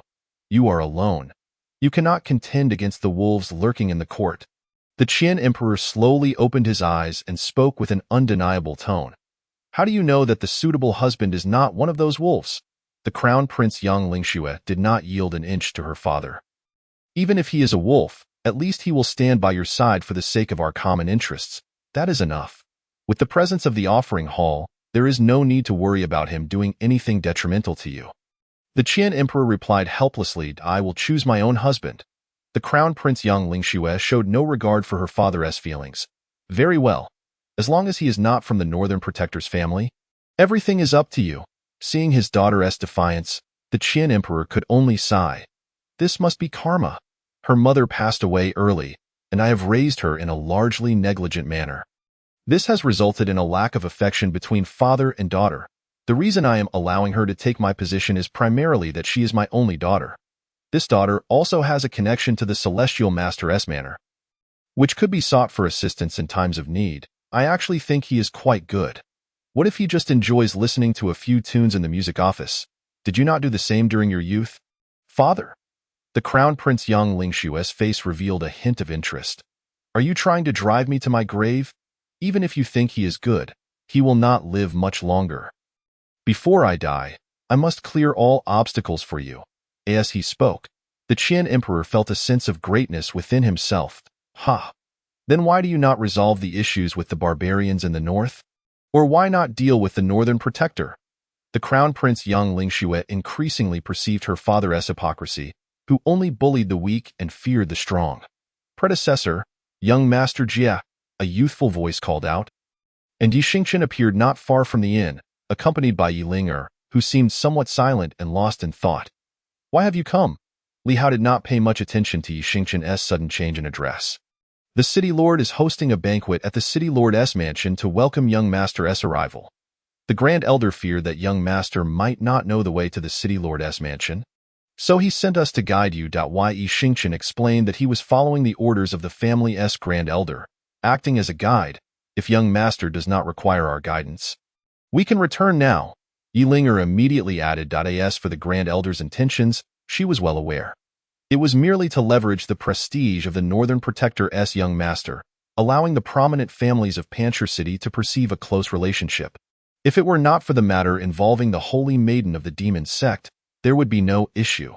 However, she now felt as if she were a mistress, her family selling her off for glory. Even though she had arrived first, I need it. How could I not need it? I am not familiar with Pancher City, so having you guide me is simply the best. Li Hao smiled as he approached Yi Ling'er. Speaking cheerfully, what should one do when faced with a heroine blessed by the protagonist's halo? Naturally, one must charm her. Thank you for what you did last time, as well as to Sister Man Man. Without your assistance, I would still be a waste. As Li Hao drew closer, Yi Ling'er instantly forgot the words she had prepared and could only stammer. Your cultivation has recovered well, in just one day? You have already restored it to the 5th rank of the postnatal stage. Observing Yi Ling'er's current cultivation level, Li Hao nodded appreciatively. Truly, she is the protagonist recognized by the system. Recovering 3 ranks in such a short time, at this rate, in a few days, she may even restore her innate 1st rank strength. It is primarily due to the spirit stones provided by Sister Man Man. Otherwise, my recovery would not have been so swift. Yi Ling'er answered quite honestly. How have you been using those 10 spirit stones? If you need more, I have some here. Li Hao spoke in a tone akin to that of a caring older brother. In his heart, he could not help but ponder. If I have the ring spirit in charge of treasure hunting and Yi Ling'er responsible for enhancing luck, what would happen? Would it yield an effect greater than the sum of its parts? No need. What you have given is already more than enough. I wouldn't know how to express my gratitude for more. Upon hearing that Li Hao was prepared to offer her more spirit stones, Yi Ling'er immediately shook her head repeatedly. Why is he so kind to me? How can I ask about the Holy Maiden of the Demon Sect? Seeing her decline, Li Hao found himself at a loss for words. After all, this was only their 2nd meeting, Master. I sensed the presence of treasures. The ring spirit suddenly communicated with Li Hao. Treasures? What kind of treasures? Are they ownerless or not? Upon hearing the word treasure, Li Hao instantly became alert, momentarily forgetting the girls beside him. Ownerless. Definitely ownerless. It contains a vast amount of spirit stones, spiritual herbs, and some other treasures.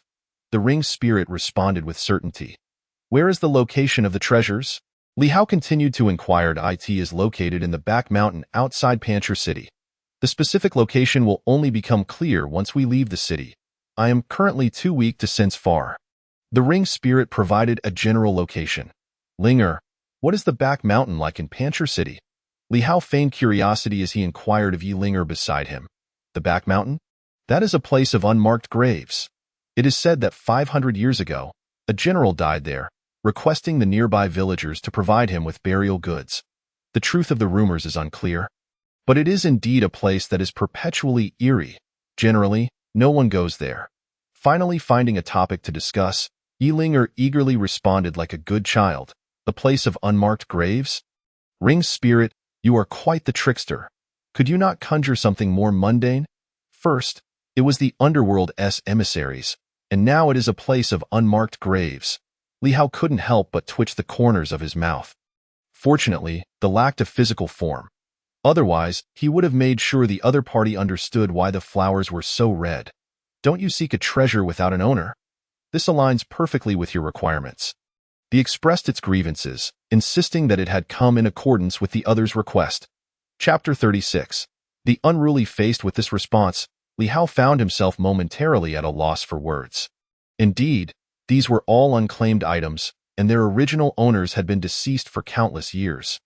Yet, it still felt somewhat peculiar. Normally, shouldn't it be leading him to seek out rare treasures? Instead, this being was guiding him to grave robbing? Clearly, it was an unorthodox. By the way, I heard from my brother that the holy maiden of the demon sect is your fiancé, Yi. As they neared the city lord's mansion, Yi Linger could no longer restrain her curiosity and finally spoke up. I have no relationship whatsoever with that holy maiden. It was all my aunt's doing.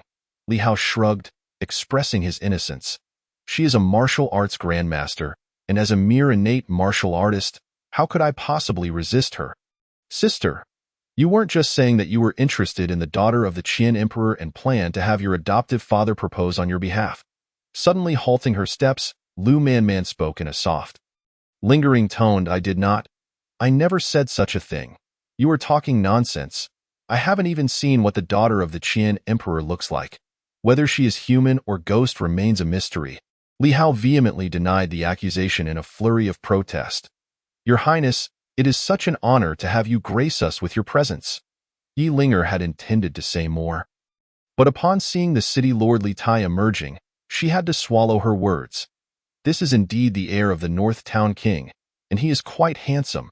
If I could become his concubine, it would be a true transformation into a phoenix. Such aspirations aim to be the primary wife. I've heard that the rightful consort of this prince is the holy maiden of the demon sect. Do you think you can compare with her? Isn't she part of the demon sect? Does the prince not care for his reputation? The prince is not a wandering swordsman. What do the demon and righteous paths have to do with him? Exactly. Behind Li Tai, instead of a group of elderly men as one might expect, there was a gathering of charming young ladies. Although their appearances could not compare to Yi Linger, they were still quite decent, each boasting a minimum beauty rating of 70. Li Hao, it seems your reputation has spread quite far. Even a family from this remote little city is aware of your peculiar tastes, Lu Manman teased, her tone laced with playful sarcasm. Why peculiar taste lies in music and dance, not in these matters. Li Hao protested, feeling wronged. Sister, if you don't take the initiative, your future brother-in-law may be snatched away by someone from another family. Yi Xingqian interjected quietly, drawing closer to his sister. Why are you calling him brother-in-law again? Did you fall for his sweet words? Yi Linger asked, a hint of suspicion coloring her voice. I was told by a senior that my talent is impressive, and he gifted me 10 spirit stones, saying I should work hard to aspire to become a grandmaster. Why? Yi Xingqian pointed towards Lu Manman, speaking earnestly. Work hard. So your efforts are directed towards me? Have we not practiced together in quite some time? Yi Linger remarked, her irritation bubbling at her brother's naivety. Their father had always said that efforts should be directed towards the right path. Otherwise, they would be futile. Is that truly what our father meant? We ought to practice diligently. Yi Linger adopted a stance as if ready to spar. Sister, the future brother-in-law is watching. We must maintain decorum. Yi Xingqian gestured at his sister with wide eyes. Once we return home, I shall address this matter. Yi Linger exhaled deeply, striving to appear calm. I am already at the 7th rank of the postnatal stage, while you are merely at the 5th. Whether you can defeat me is still debatable, Yi Xingqian muttered under his breath. What did you say? The words were too soft for Yi Linger to catch. I said the senior has given me spirit stones. This means he acknowledges you, sister, and you still have hope, Yi Xingqian declared earnestly. Indeed, Sister Manman. Yi Linger suddenly found her brother's logic sound and cheerfully sought out Lu Manman, unaware that this very Sister Manman was her greatest rival. The banquet was merely an occasion for feasting, drinking, and fostering relationships. Lu Manman seemed to have enchanted Yi Linger, following Li Hao closely throughout the event. This led to the daughters of other families feeling hesitant to approach Li Hao. Those few who dared were swiftly rebuffed by Yi Linger. However, Li Hao felt no sense of loss. They were all less appealing than the ladies of the capital's entertainment district, lacking in both charm and talent. The key was that the ladies from the entertainment district spoke sweetly and required no commitment. Sister Man Man, when do you think we can return to the capital? With Lu Man Man present, the banquet felt rather dull, prompting Li Hao to inquire about their return to the capital. Whether it was a side quest or the main quest, it was evident that returning to the capital would facilitate completion. The side quest involved marrying the daughter of the Qian Emperor, which was self-explanatory. The main quest, to ascend the human ranking, would be quite difficult to achieve in Panchur City, at the very least. One would need to slay or defeat a martial artist of the innate 5th or 6th rank to make it onto the ranking. Yet, in all of Panchur City, there were hardly a handful of individuals who had reached such a level. And they were all elderly. In principle, battling against older martial artists of a higher rank and even defeating them was standard for protagonists. The issue was, he was a villain, with the identity of the heir to the North Town King. Ordinary martial artists would not dare to challenge him, and it was unthinkable for a younger one to take on an elder. This was rather awkward. He could not simply roam into a family and bully an old man. Could he? That would be beneath him. He had his principles, albeit somewhat low. He could return any time he wished, however. To venture out again would require reaching the level of a martial arts grandmaster, achieving a certain degree of self-defense capability. I am one of the 4 great captains of the 6 doors, but I cannot always accompany you. Lu Man Man observed Li Hao seriously before responding. Then there is no rush. Allow me to indulge for a few more days. Upon hearing that he needed to reach the Grandmaster level before he could venture out again, Li Hao decided to seek treasures first before returning. Your Highness, there is a lady in white waiting for you outside. Claiming to have urgent matters to discuss, Li Tai, the city lord of Panchur City, hurriedly approached Li Hao, offering a reminder, the woman in white, by Wu Chang. Upon hearing this, Li Hao immediately rose and headed outside. Lu Man Man naturally followed suit, and Yi Linger, seeing this, also trailed after them. Yi Xingchen, noticing their actions, prepared to stand as well. Young Master Yi, your sister and the prince might want to discuss life further. It would be quite awkward for you to follow them, wouldn't it?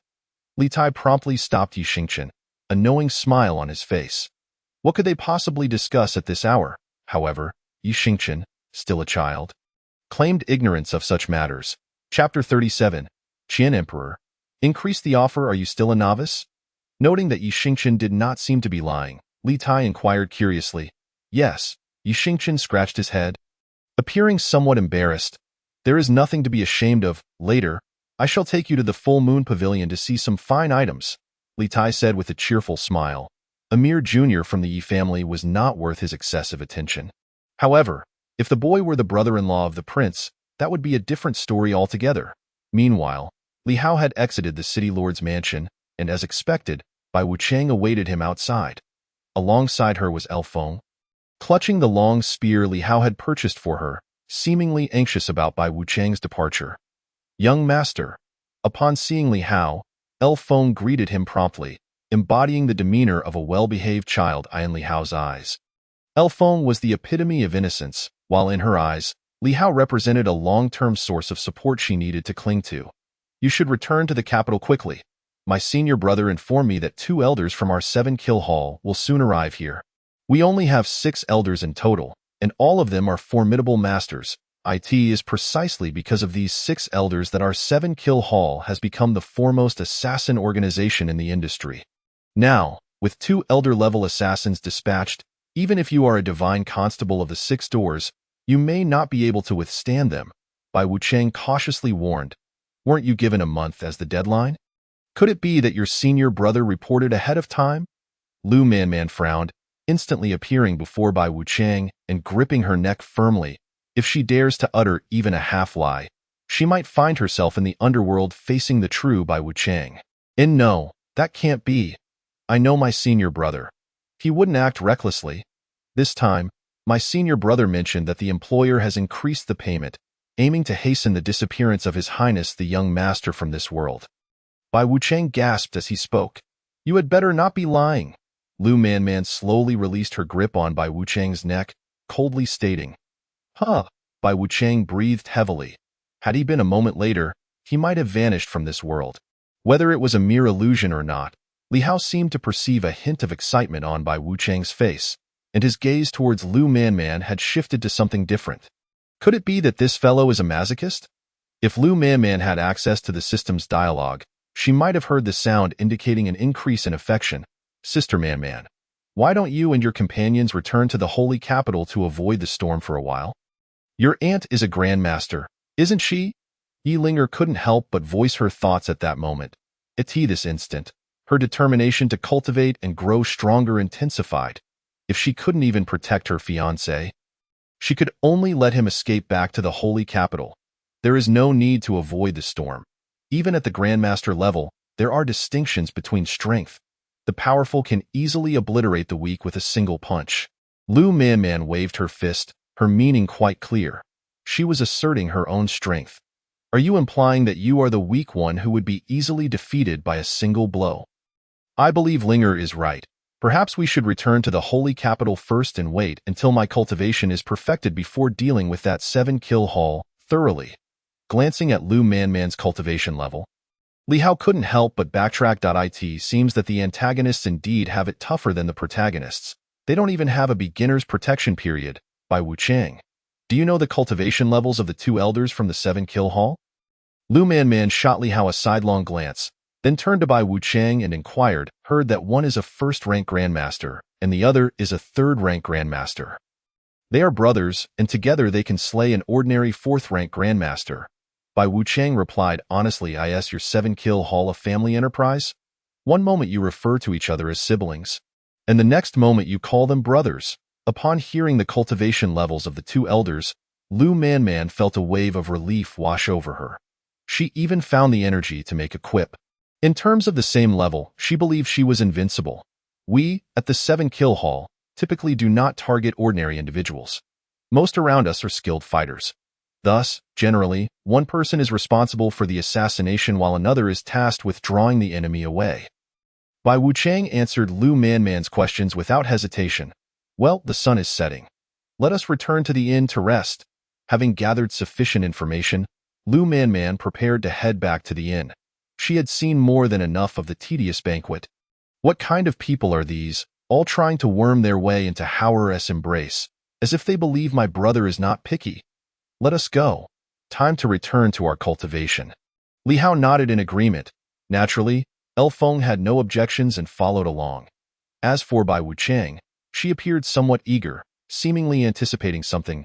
My brother is still at the city lord's mansion. I will go fetch him. Yilinger glanced at Li Hao and then at the city lord's mansion, hesitating over whether to call her brother out. Calling him out would certainly cause trouble, yet not calling him seemed somewhat inappropriate. Especially since the siblings had come together. There's no need to call him. You found yourself a suitable partner. You cannot possibly hinder your brother's pursuit of happiness, can you? Li Hao quietly wrapped his arms around Yilinger. Boasting about himself? Who brags like this? Primarily, my brother cultivates a child's skill. He cannot break his practice until he reaches the innate realm. Otherwise, it would have a significant impact on his future cultivation. Yilinger gently pushed Li Hao away, and seeing that it had no effect, she ceased her resistance and instead spoke about her brother. Child's skill? That's wonderful, a typical attribute of the protagonist. Ever since acquiring the antagonist system, Li Hao felt as though everyone resembled a protagonist. Yilinger was left with a series of question marks floating above her head regarding Li Hao's words. What does it mean to have the attributes of a protagonist? Ahem, since your brother has cultivated the child's skill, there is even less to worry about. He is not a child anymore. He will know his limits. Li Hao coughed a couple of times lightly, speaking with utmost seriousness. That is true. He is far more astute than I, knowing to switch sides immediately after receiving something from Sister Manman. Remembering their earlier encounter, Yilinger felt reassured. Having only met twice, Yilinger naturally did not stay overnight at the inn but returned to the Yi family instead. In contrast, Yi Xingqian had not returned all night, causing considerable worry among the Yi family members. Upon returning to the Yi family in the morning, Yi Xingqian appeared as though he had pulled an all-nighter, looking somewhat haggard. After conducting a thorough check, Yi Gang finally sighed in relief upon confirming that his son's child's skill remained intact. Where have you been gallivanting all night? Chapter 38. the Golden Basin retirement ceremony while reassured. Yi Gang still asked sternly. The city lord of Panchir City, Li, mentioned taking me to the Full Moon Pavilion to introduce some good items. I did not anticipate it would be that kind of affair. A child's skill cannot be broken, and I could not just emerge immediately, fearing I would be deemed inadequate in that aspect. Thus, I spent money hiring the ladies of Full Moon Pavilion for the entire night. Only returning home after the city lord left, Yi Xingchen scratched his head, feeling quite embarrassed as he spoke. Li Tai, you truly are a rascal. Yi Gang was left speechless by his son's actions. Is this really my offspring? How could a straightforward man like me produce such a rascal? In the inn, Li Hao had practiced throughout the night, rising with a clear mind and glancing at the avatar in the system space. Thanks to the continuous supply of medicinal liquid and round-the-clock cultivation, the avatar had reached the postnatal 9th rank. One must admit, the speed of cultivation was simply astonishing. In terms of physical defense, his own first rank innate self could not measure up to the avatar. After some thought, Li Hao took out a portion of spirit stones from his storage ring to provide for the avatar's use. If the avatar could break through to the innate realm sooner, it would be more useful. As for purchasing an innate Dan with the antagonist points, he was somewhat reluctant. With these antagonist points, he might as well buy a great recovery pill to enhance his own realm. Ultimately, he was still too impoverished, leading to the inability to have both fish and bear's paw. Only children make choices. He desired it all. As he walked to the first floor of the inn, El Feng was diligently practicing with her halberd. Bai Wuchang, at this moment, was completely deprived of her martial prowess, resembling a mere errand worker in the inn, diligently wiping tables and sweating profusely. What on earth happened to her? Seeing this, Li Hao could not help but curiously ask Lu Manman in the inn. Only Lu Manman could suppress Bai Wuchang's martial abilities. Last night, she actually thought of taking advantage of my slumber to ambush me, and thus I suppressed all her powers. Had it not been for her contributions yesterday, I would have slain her on the spot. Lu Manman replied with annoyance. Ever since her breakthrough to the Grandmaster level, she had never been ambushed before. Yet here she was, attacked by someone who had been stripped of their powers and was left with only the postnatal 9th rank strength. How could she possibly comprehend the audacity of such an ambush? Lu Manman remained perplexed yet greatly astonished. I did not intend to ambush you. I merely wanted to take a closer look at your face. Bai Wuchang, pausing her table wiping, retorted defiantly. Who would believe such a ludicrous excuse? Hearing Bai Wuchang's outrageous reasoning, Lu Manman pointed at Li Hao. I believe it, to her surprise. Li Hao nodded in agreement. You see, there is indeed someone who believes me. Upon witnessing Li Hao's unexpected trust, Bai Wuchang was instantly elated. Ding! Bai Wuchang's affection for the host increased by 10 points, currently reaching 10 points. In her excitement, even her originally 0 affection had shifted. Sister Man, this indicates your charm. Even women are enamored by your beauty. Similarly, this also proves that she is somewhat perverse, appealing to both genders. You must be cautious. Before Lu Manman could react, Li Hao took the initiative to offer this warning. Ding! Bai Wuchang's affection for the host decreased by 20 points, now reaching -10 points. Li Hao's words had quite an effect, immediately plunging the affection into the negative. The atmosphere grew awkward. Lu Manman, typically so assertive, was rendered speechless. She had encountered many grand occasions, yet had never faced a situation quite like this. The 6 doors Huaqiu seeks an audience with the esteemed captor. A voice from outside the inn shattered the awkwardness. Come in. Lu Manman regained her usual stern demeanor and waved her hand. Bai Wuchang instinctively turned her head, resuming her diligent table wiping. She did not wish for too many people to know that the illustrious golden killer of the 7-kill hall had been reduced to a mere table wiper. Esteemed captor, here lies a task from the court. It is said that a somewhat renowned figure in the martial world is preparing to hold a Golden Basin retirement ceremony and request your presence to oversee the proceedings. Huaqiu said as she presented a letter. To have this captor preside over a martial artist's Golden Basin retirement ceremony truly reflects a grand level of respect. Lu Manman, while speaking, opened the letter to peruse its contents. Washing hands in a golden basin? That seems utterly implausible. Li Hao shook his head, sensing that such a notion was inherently inauspicious. After spending half a lifetime in the martial world, he knew that no mere golden basin could cleanse one's past deeds. Yet, despite its dubious nature, they had to heed it. The letter bore the seal of His Majesty. Lu Man, shaking her head, ultimately decided to accept this assignment. It had been a long time since she had engaged in combat, and her hands itched for action. Dealing with the emissaries of the underworld was far too simple. It hardly even qualified as a warm-up. The Qian Emperor? Could it be a trap set for us? If one possessed the means to summon His Majesty, why would they need to wash their hands in a golden basin? They could simply retire to the Great Qian Worship Hall for a life of ease. Upon hearing that the letter was sealed by the Emperor, Li Hao immediately became alert, whispering to Lu Man.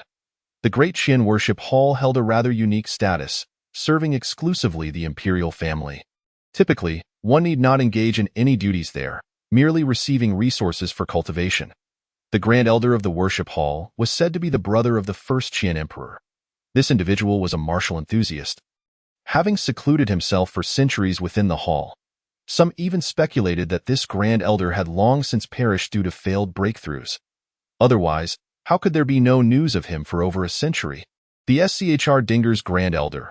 Until one opens the door to his seclusion, he might either be alive or dead.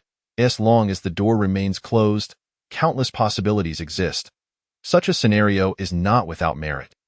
However, as an officer of the Six Doors, one must, to some extent, execute the Emperor's commands.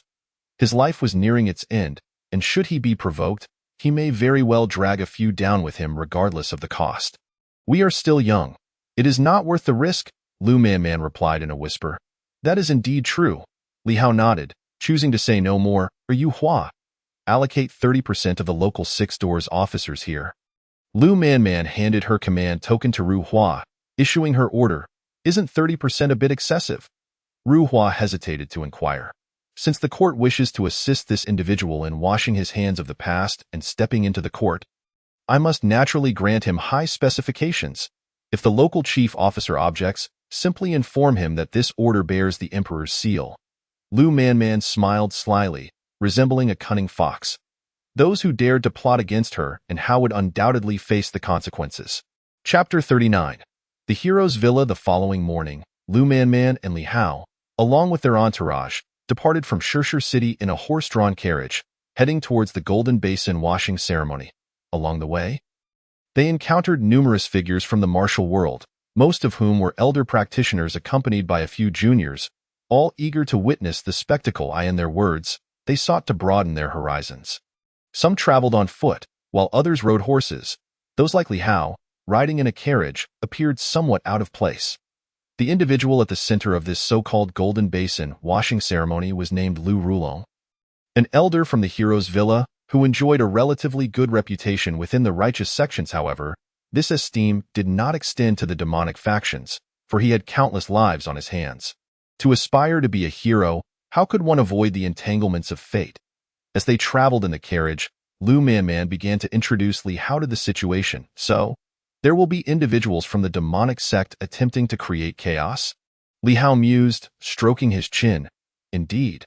I have gathered 30% of the Six Doors officers here. If anyone dares to come, they shall certainly return in defeat. Lu Man affirmed, her tone resolute. But have we not already formed an alliance with the demonic sect? Li Hao instinctively recalled the demonic sect saintess, Su Yin-ran.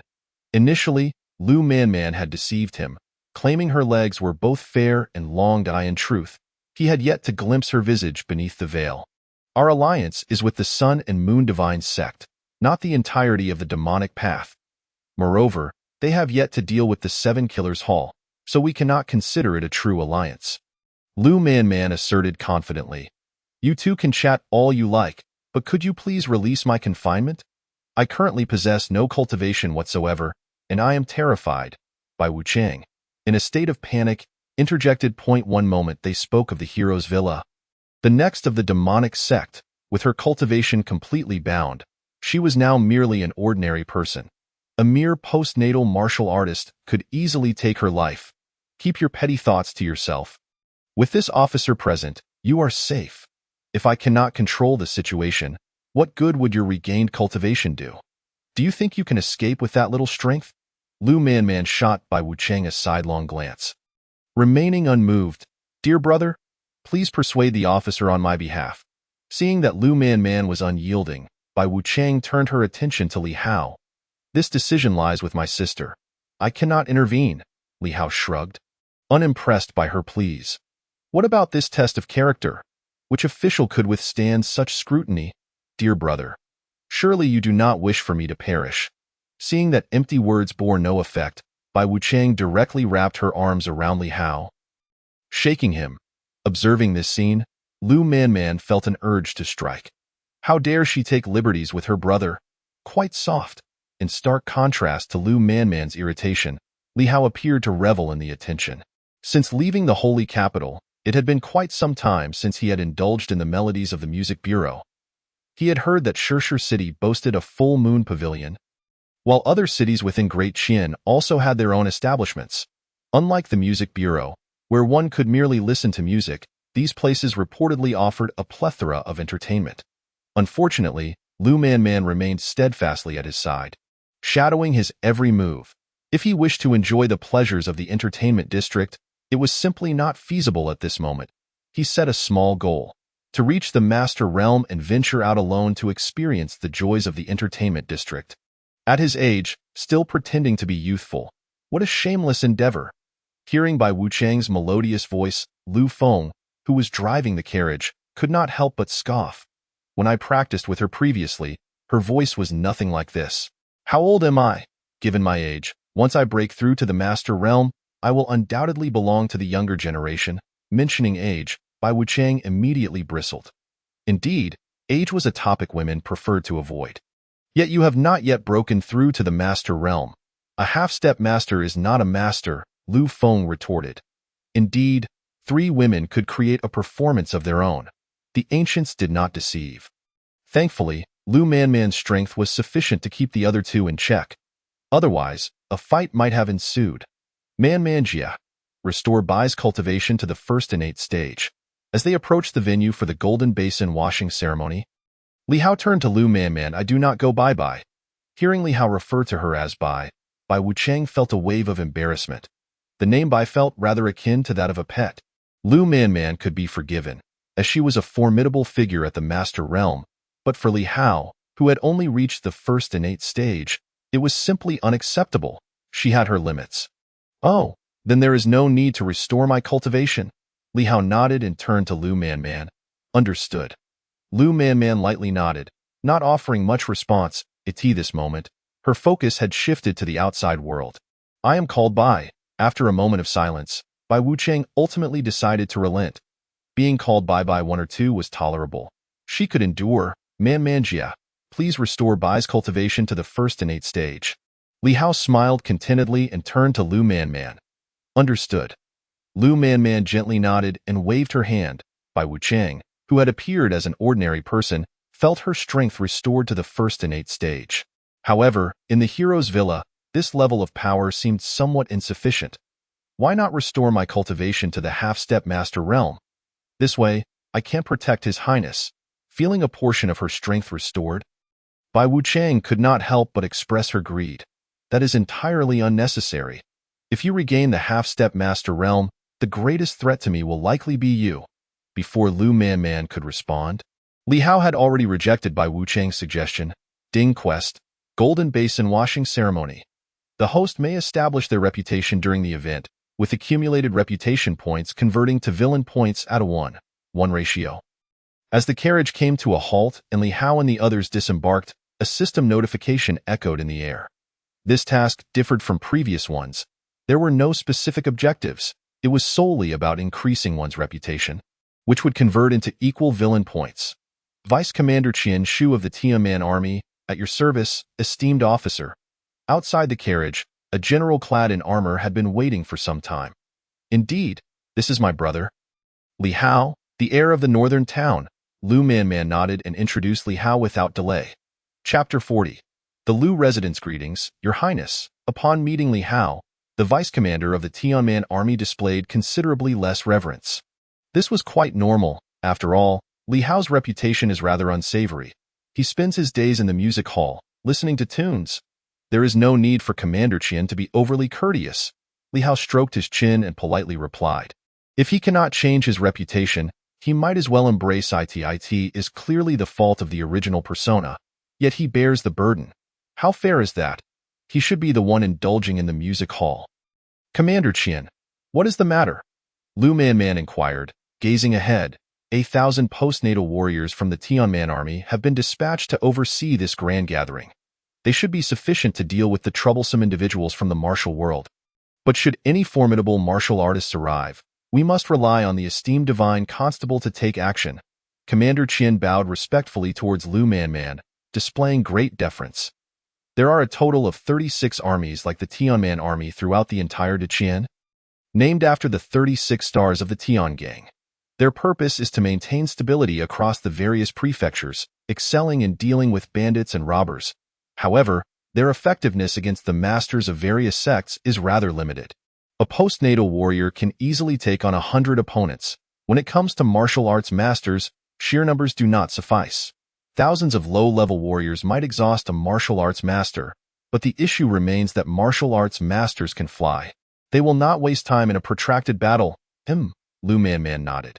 She appeared quite different from when she was conversing with Li Hao, seeming more taciturn. Uncle Qian, big sister, big brother, hello? At that moment, a little girl rushed over, looking quite obedient and sensible. This is the daughter of the man who has washed his hands of the past. A late-life daughter, he no longer wishes for his family to live in constant fear as he did. So he chose to ally with our court. Commander Qian pointed to the little girl and introduced her to the two. The little girl is quite adorable.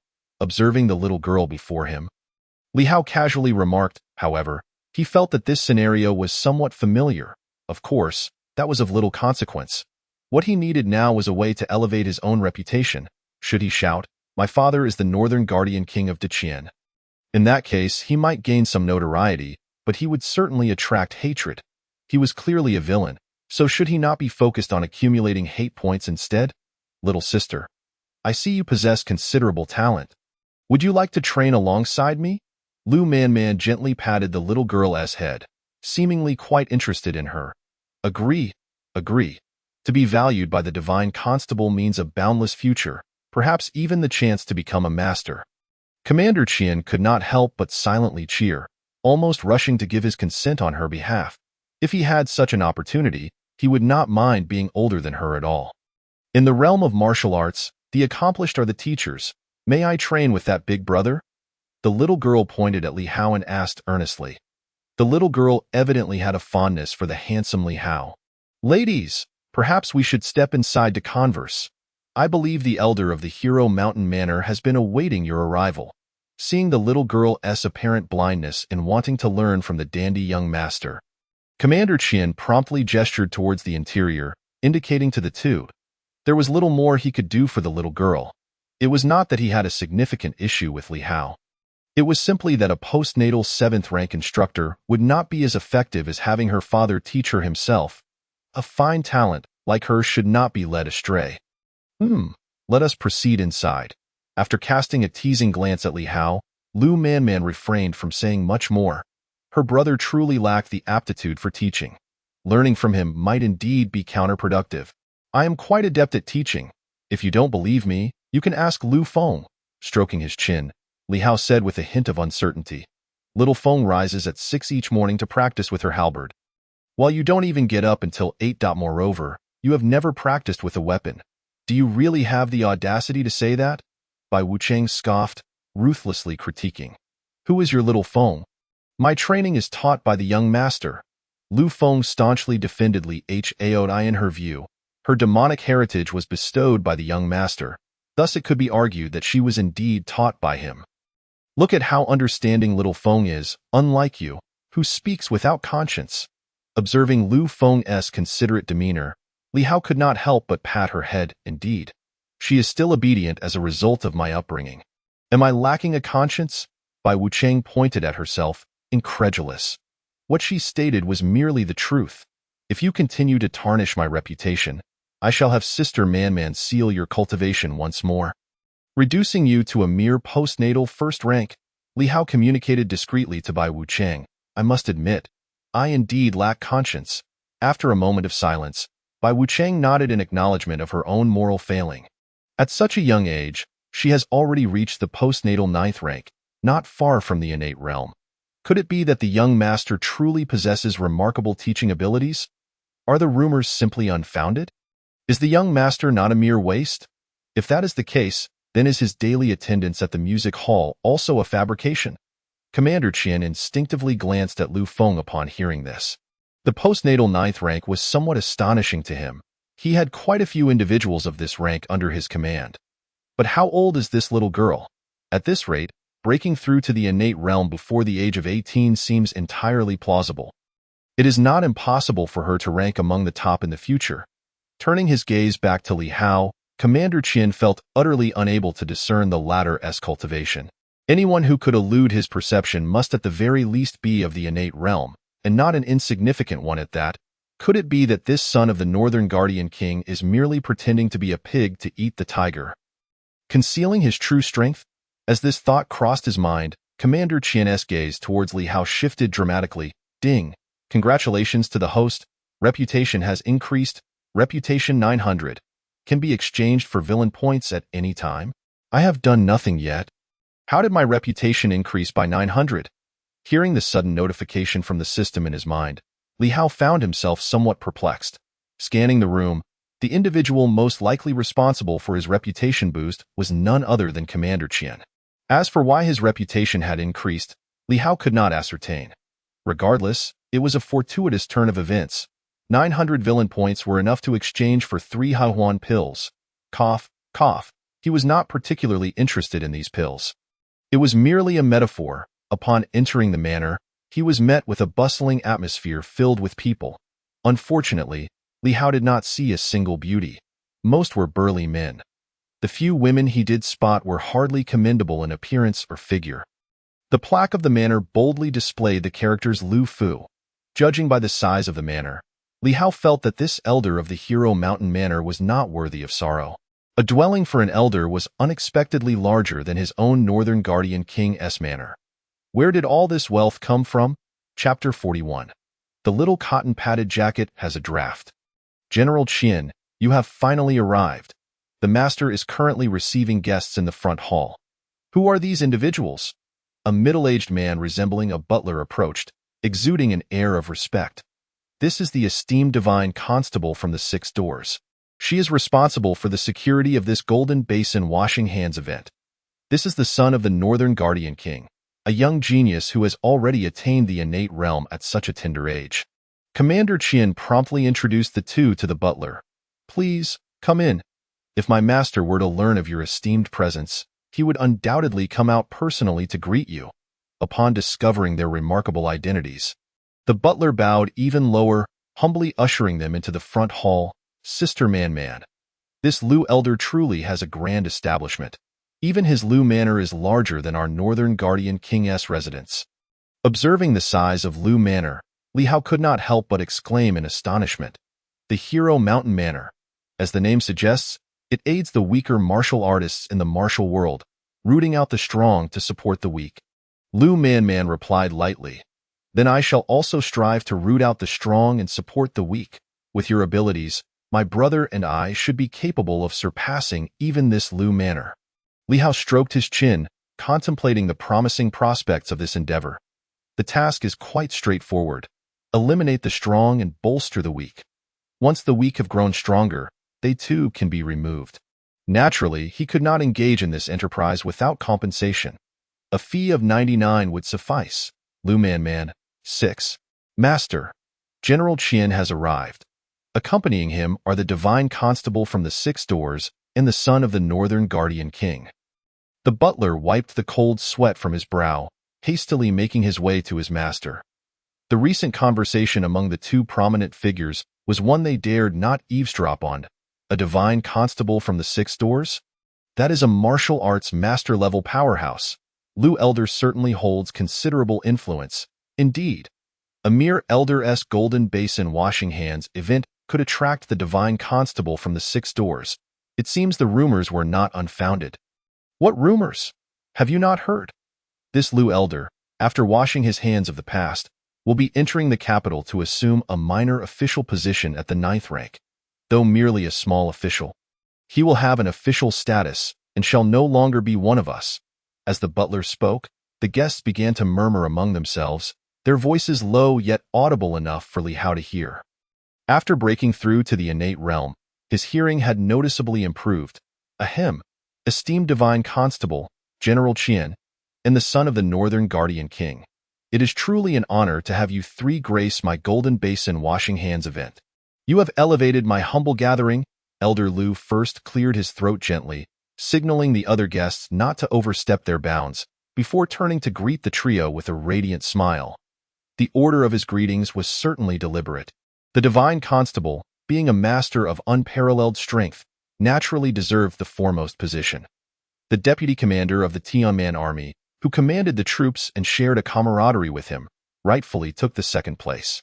As for the heir, there were quite a few in the grand realm of Dakian, and Li Hao appeared to be rather youthful. Elder Lu, this lady wishes to accompany this heir in her training.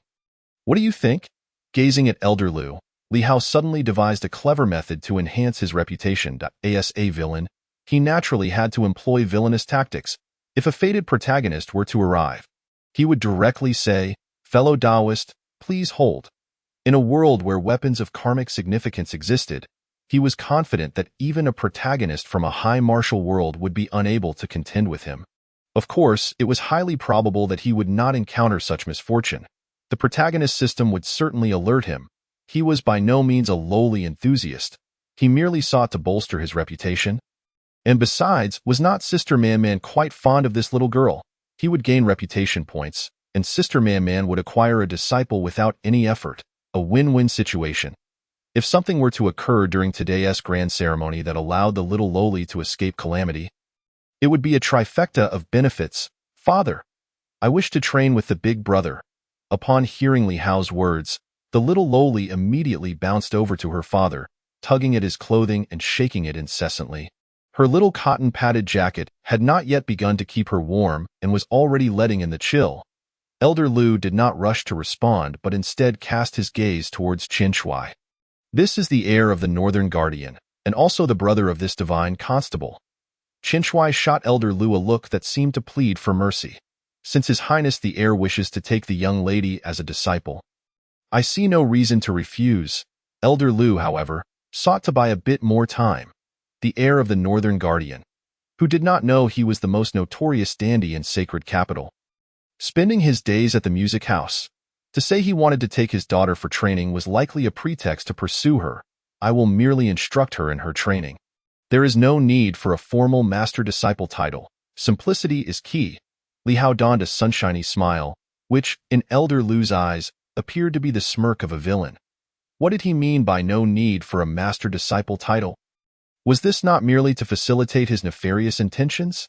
If Elder Lu was unwilling, there was no need to force the matter. My brother and I can leave right now. Despite not knowing what her brother was scheming, Lu Man decided to cooperate with him. I am willing.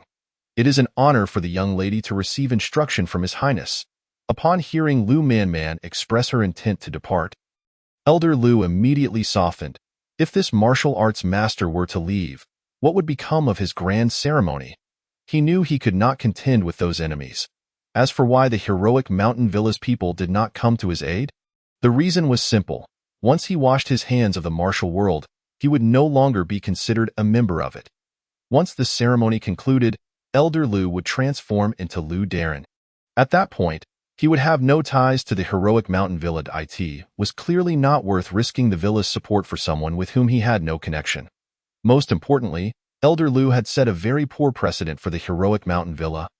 As an elder of the villa, he should serve diligently for a lifetime. Growing old and leaving the heroic Mountain Villa to retire in the court was simply unacceptable. It should be noted that there were not just one or two elders of Elder Lu's age in the heroic Mountain Villa. Ding! Congratulations, host! Reputation increased by 800. Ding! Congratulations, host! Reputation increased by 300. Ding! Congratulations, host! Reputation increased by 100. At this moment, Li Hao had no time to ponder what Elder Lu was thinking as he listened to the continuous chimes of reputation growth. Perhaps this was what they called happiness. Hauer, why do you wish to take the little girl for training? Chapter 42. I, Li Hao, have never known what it means to flee, now that the matter was settled. Lu Manman finally used her spiritual voice to inquire of Li Hao. Sister Manman, did you not wish to take her for training? I merely acquired her on your behalf. Otherwise, why would I say there is no need for a master-disciple title? If not for you to accept her as a disciple later? Li Hao put on a facade of being considerate towards Lu Manman. Really? When did you become so understanding? Lu Manman's eyes held a hint of skepticism as she regarded Li Hao. I wouldn't deceive anyone but you. After all, you are my sister. Li Hao's expression was earnest, yet inside, he felt a wave of delight. The reputation points were his, while the disciple was to be taken by her. How delightful. Having not detected any flaws in Li Hao's demeanor, Lu Manman chose not to pursue the matter further. The grand ceremony proceeded as scheduled. Before numerous righteous sects, he submerged his hands into the golden basin, thereby formally withdrawing from the martial world. From this moment forth, he would no longer have the qualifications to meddle in worldly affairs.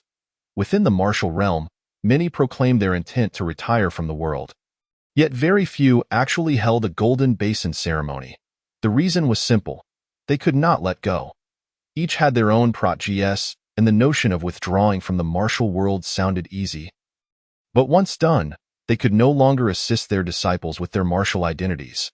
Utilizing past connections would only leave them cold and forgotten. Thus, for this rare golden basin ceremony, quite a number of attendees gathered. Monk Yuanzhong from the Great Sun Temple, Master Jiwei from the Ziyang Dao sect, Sect Master Li Qingguang from the Qingguang sect. Though no top-tier sects were present, at least Taoist and Buddhist representatives had arrived. Esteemed guests, bear witness. I, Lu Rulong, place my hands in this basin. From this day forth, all grievances of the martial world, sect conflicts, and righteous versus evil battles shall no longer concern me, Lu Rulong.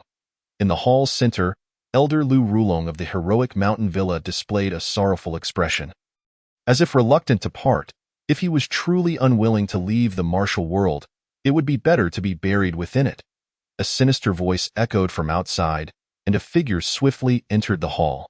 Along the way, anyone who attempted to obstruct him was sent flying by his dark aura. With his arrival, at least 100 cloaked figures followed suit. That is the deputy leader of our 7-kill hall. Run! Upon seeing the leading figure, Bai Wucheng dove into Lu Manman's embrace, desperately hoping not to be seen. This individual was responsible for internal punishments within their 7-kill hall. If he discovered Bai Wucheng had become a traitor, his future days would surely be grim. Looking at Bai Wucheng, who had thrown himself into his sister's arms, Li Hao was utterly bewildered. Why was this fellow not following the usual script? Shouldn't it be the other way around? With him leaping into a man's embrace? This scene appeared far too much like a blooming flower of the same sex. Who might you be? I seem to have no grievances with you. Today is my golden basin ceremony. I kindly ask you to retreat. There are many of my peers present, including the divine constable of Dakian. I hope you do not act rashly.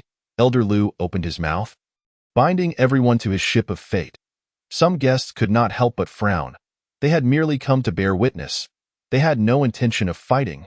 Under normal circumstances, such mutual assistance was commonplace. But now he was declaring his intent to withdraw from the martial world. Helping him now would be in vain. Ha ha ha. We indeed have no grievances, but our 7-kill hall has always taken money to eliminate disasters for others. What of the divine constable? Does this seat fear to kill?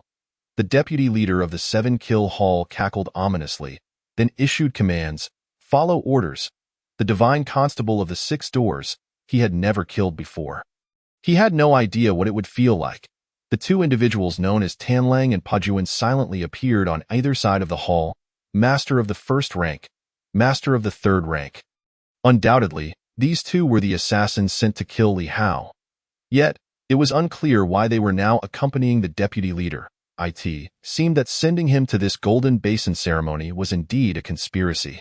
Ignoring Bai Wucheng, who was hiding in her embrace, Lu Manman's expression darkened.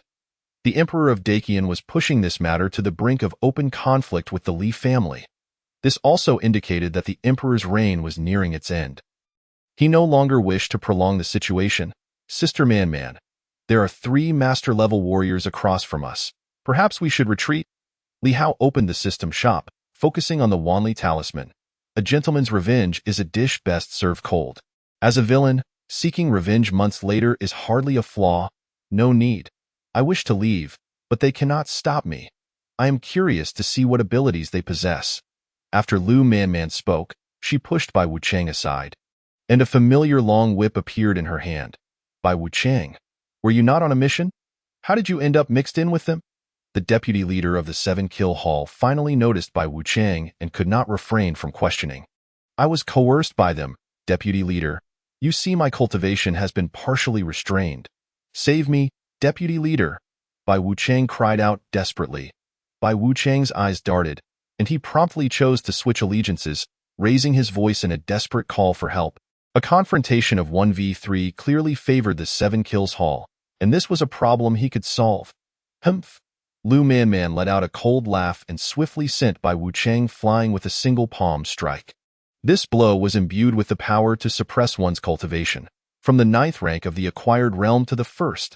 In the blink of an eye, Bai Wuchang's cultivation was confined to the 1st rank of the acquired realm. Demonis, prepare to die. Seeing this, Li Hao pursued the flung Bai Wuchang behind the screen. First, he produced a rag to gag Bai Wuchang's mouth. Then, he commenced his audacious maneuver. He donned a human skin mask upon his face and summoned a doppelganger to take the heat for him. Their employer's targets were Elder Lu and himself. He was clearly in grave danger. If there was not a 99 chance of survival, what difference was there from courting death? That brat sought to flee. He must be captured. Observing one of his targets escaping, the Vice Hall Master's expression shifted, and he ordered, "Forget about killing the Divine Constable. Our true aim is Li Hao, the heir of the King of the North. No need to pursue. I'm here. I, Li Hao, act with integrity and have no knowledge of fleeing." Li Hao commanded his doppelganger to step out from behind the screen, exuding an air of fearless defiance. Chapter 43 by Wuchang. So you enjoy this kind of tune? You're quite bold. As Li Hao emerged from behind the screen, the Vice Hall Master displayed a look of astonishment. It was said that the heir of the King of the North was merely a debauched scion. But unexpectedly, he exhibited a manly side. Casting a sidelong glance at Li Hao, Lu Manman sensed something was amiss with this Haoer, very amiss indeed. His cultivation appeared to have diminished, yet his physical prowess seemed to have multiplied several times over. Radiating the unique strength of the dragon-elephant exercise, however, this was not the time for such thoughts. Lu Manman stepped forward, her whip imbued with tremendous power, striking towards the Vice Hall Master, Tanlang, and Pejun in succession. The foremost young talent of the Great Qin dynasty was not to be underestimated. You think you can stand against the 3 of us? I shall indulge you, with your brother's mere 1st rank of the acquired realm. Dispatching a couple of silver-ranked assassins would suffice. The Vice Hall Master remained unfazed. Tanlang and Pejun wore calm smiles. They merely needed to stall Lu Manman while their 100-strong assassin force would deal with Elder Lu and Li Hao. With both targets eliminated, they could retire in success. The commission from this job alone was sufficient for prolonged cultivation. Meanwhile, over 100 assassins of varying ranks from the 7-kills hall surged towards the gathered crowd in the hall. Elder Lu, the protagonist of this grand assembly, faced 2 golden-ranked assassins directly. Bai Wuchang, muffled by the rag, could not help but emit a series of whimpers. Clearly, the cloth was causing her great discomfort. Make another sound? And I shall silence you with a blade. In general, I do not harm women, but in special circumstances, exceptions are made. I shall forgive myself and ensure I am more cautious next time. Seeing Bai Wuchang attempt to vocalize, Li Hao pressed down on her, a small knife poised at her throat. Strange. I have been in this world for so long, yet I have never truly killed anyone. That incident with Billion involved my doppelganger. So it hardly counts as a real kill. Realizing the imminent threat of death, Bai Wuchang nodded obediently. With her silence assured, Li Hao relaxed slightly. However, this relaxation brought to his attention the softness of Bai Wuchang's form. After traversing here for so long, he never anticipated that his first intimate contact with a woman would occur under such circumstances. Moreover, why did it feel so wickedly delightful? Humph! Bai Wuchang let out a soft hum. her gaze seemingly conveying, "So you fancy this kind of tune? If only you had said so earlier, I would have acquiesced. Enough. The battle outside is fierce," Li Hao communicated secretly with Bai Wuchang, instinctively averting his gaze. This look was something he found difficult to endure. If this continued, he feared that while the external battle raged on, he too would be embroiled in a struggle behind the screen. This was not acceptable. In response to Li Hao's feigned seriousness, Bai Wuchang could only roll her eyes and retort. There was little she could do. Currently, her cultivation was suppressed at the first rank of the acquired realm, rendering her speechless. "Brat, accept your death obediently. I have been in the Seven Kills Hall for quite some time and have claimed countless lives, yet the heir has never killed anyone. Let us see if the heir's method of killing differs from others." An assassin of the first rank of the innate realm and another of the fourth rank approached Li Hao, both wearing relaxed smiles. How could two innate warriors lose to a mere acquired warrior? "Today, you shall witness the might of the great compassionate and great merciful Gatling Bodhisattva." As Li Hao manipulated his doppelganger, he brandished the great compassionate and great merciful Gatling. Hearing Li Hao's words, the two silver-ranked assassins were momentarily taken aback. "Great compassionate and great merciful Gatling Bodhisattva? What on earth is that? I've never heard of such a being. When did our Buddhist sect acquire such a bodhisattva?" The monk Yuan Zhong, currently under siege, could not help but voice his confusion. With Li Hao's commands, the great compassionate and great merciful Gatling unleashed its might. The innate first-rank assassin fell within 3 seconds. Meeting his demise, the remaining innate fourth-rank assassin fared little better, finding himself riddled with holes in no time. Attempting to flee, he was met with a swift demise at Li Hao's hands in a single breath. 3,600 revolutions. Great compassionate and merciful, you are worthy of trust. Ding. Congratulations, host, for slaying an innate first-rank warrior. Reward: 100 villain points. Ding. Congratulations, host, for slaying an innate fourth-rank warrior. Reward: 400 villain points. 2 paupers. Concurrently with the system's notifications, Li Hao had also completed the task of looting the corpses. A true warrior must never neglect the spoils of battle. However, these two innate warriors were astonishingly poor, their combined low-grade spirit stones numbering less than 10. Aside from some miscellaneous items, the most valuable possessions on them were their storage rings. This led him to feel that the path of killing and plundering lacked promise. None were wealthier than himself. Cursed be it. What on earth is that thing? How could it annihilate 2 silver-ranked assassins in an instant? The Vice Hall Master of the Seven Kills Hall, engaged in combat with Lu Man, felt his smile vanish in an instant. Could it be that the Buddha truly possesses the great compassionate and merciful Gatling Bodhisattva, though there is no record of it in our scriptures? If so, then this object must indeed be connected to our sect. Observing the might of the great compassionate and merciful Gatling, Monk Yuan Zhong exclaimed in shock, "Old bald donkey, if you believe that this artifact bears a connection to you, then this divine constable asserts that the entirety of the Great Sun Temple is destined to be part of my 6 doors. After today, I shall claim the Great Sun Temple's location as a branch of my 6 doors." Hearing the audacious words of the bald monk from the Great Sun Temple, Lu Man boldly proclaimed, "Umitba, Lu Benefactor, just now I succumbed to the sin of greed. It was indeed improper. After this matter, I shall return to the Great Sun Temple and repent before the Buddha for a month, refraining from leaving the temple for half a year." Upon hearing Lu Man's declaration, Monk Yuan Zhong immediately conceded. Their Great Sun Temple had a master seated, albeit one nearing the end of his days, incapable of action. Should they truly confront the young master Lu Man, the existence of the Great Sun Temple would be rendered obsolete. They could seek assistance from the Shaolin Temple's esteemed monks, but it was impractical to remain perpetually vigilant against Lu Man. "Ha, Yuan Zhong, you are quick to succumb to temptation, and thus you depart even quicker. Truly befitting a monk of the Great Sun Temple." The real person, Ziwei, could not help but tease. Chapter 44. In a display of prowess, both mortals and spirits showcase their skills, yet he merely endures. The Great Sun Temple and the Ziyang Daoist sect are the local titans among Buddhist and Daoist sections each year. During the recruitment of disciples, any promising candidates are fiercely contested. Over time, this has naturally bred considerable animosity. Ba, Monk Yuanzhong uttered a Buddha chant, ignoring Ziwei's jests, and continued to engage the two silver-ranked assassins with ease. Observing this, Ziwei felt the lack of excitement and turned his focus back to the fight. Neither side exerted their full strength, reserving some energy. Should the situation turn unfavorable, they could retreat from Lu Manor at any moment.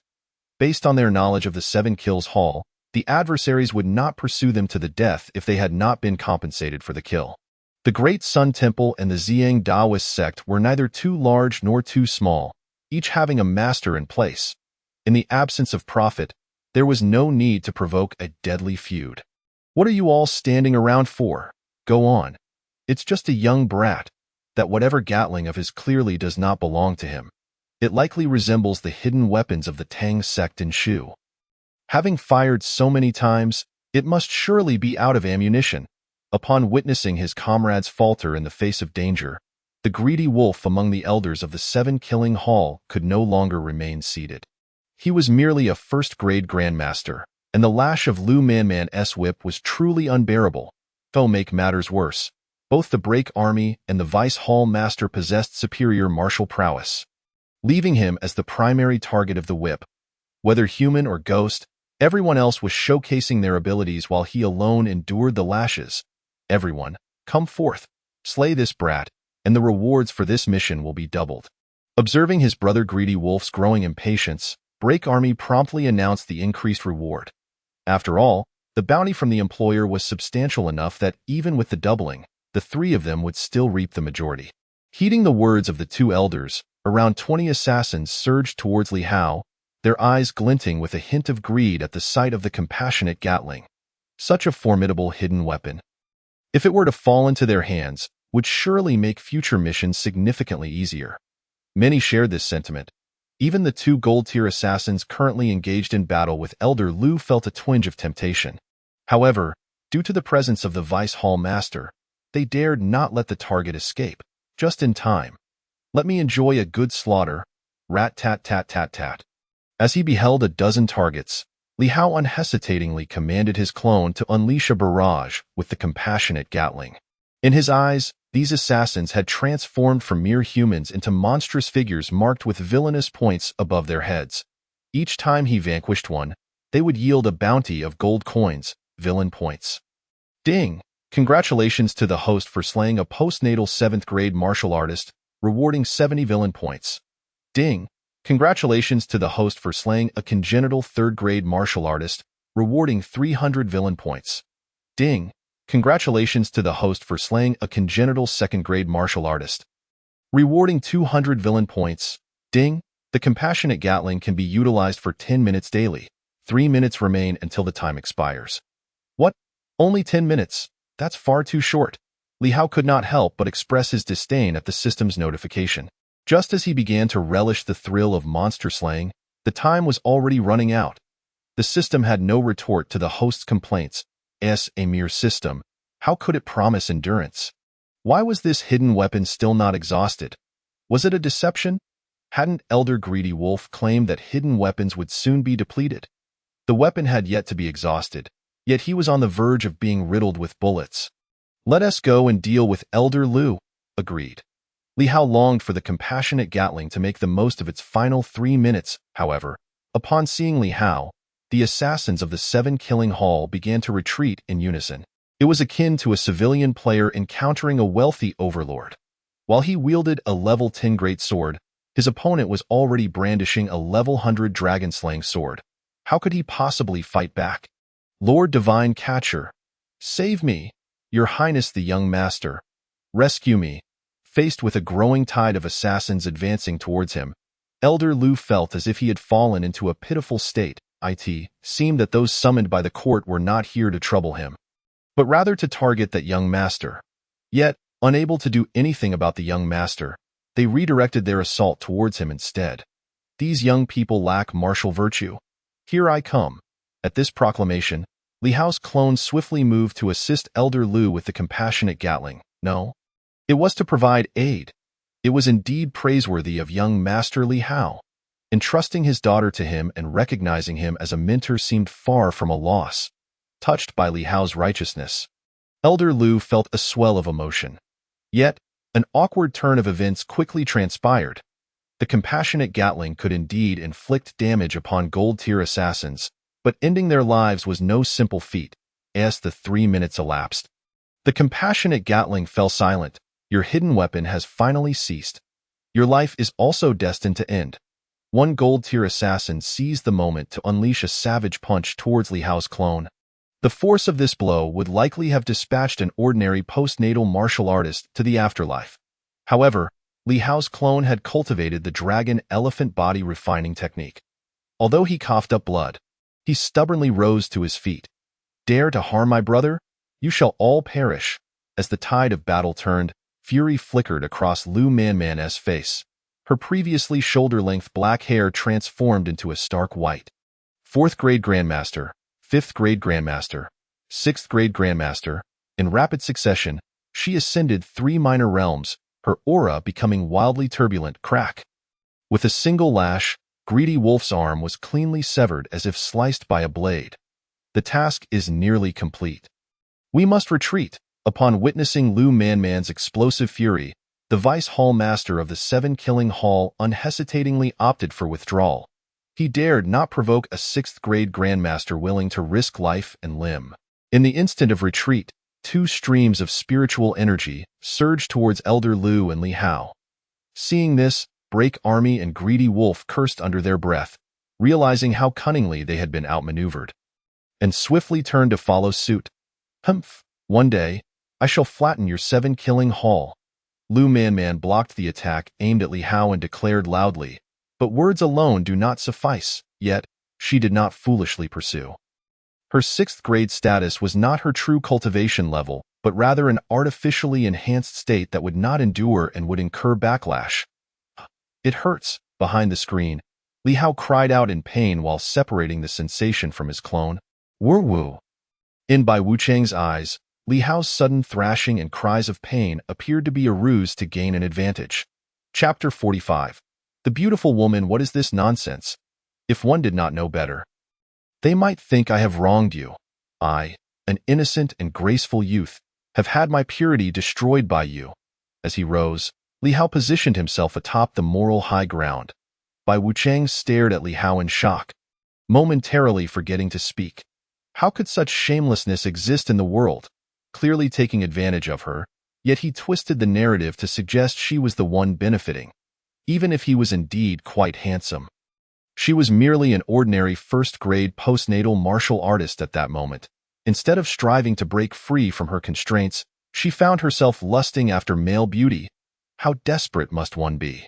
Li Hao paid no mind to Bai Wucheng's astonished gaze, instead directing his attention outside the screen. Howard, are you all right? Here, take this little healing elixir from the Shaolin Temple.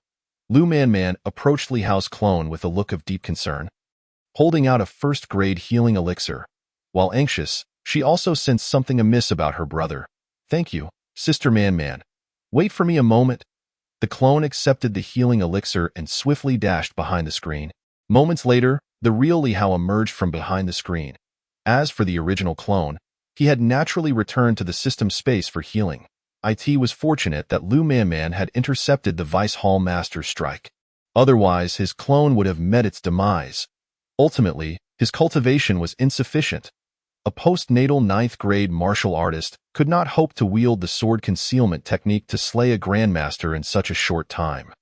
Sister Manman, upon stepping out from behind the screen, Li Hao sincerely called out. Howard. To Li Hao's surprise, Lu Manman immediately enveloped him in an embrace. Sister Manman, I'm fine. That was merely At this moment, Li Hao had no romantic thoughts. He was solely eager to clarify that it was his clone who had been injured, hoping to alleviate her worries. Perhaps he was not quite the qualified villain he thought himself to be. In the presence of the kind Sister Manman, it was challenging to lie. I know. I understand. Before Li Hao could utter the words my clone, Lu Manman gently patted his shoulder, indicating her awareness and truth. Ever since the assassination attempt by the assassin Billion from the 7 Killing Hall, she had harbored suspicions Li Hao must possess something akin to a puppet, and her current realization merely confirmed her thoughts. Whether Li Hao spoke of it or not, it mattered little. The fact that he emerged from behind the screen completely healed spoke volumes. Moreover, Bai Wuchang had witnessed the entire ordeal, unless she was eliminated. The truth would remain known. In response, Li Hao expressed that he was not fond of such methods. Generally, he did not harm women, especially not beautiful ones. Sister Man, what happened to your hair? Why has it turned white?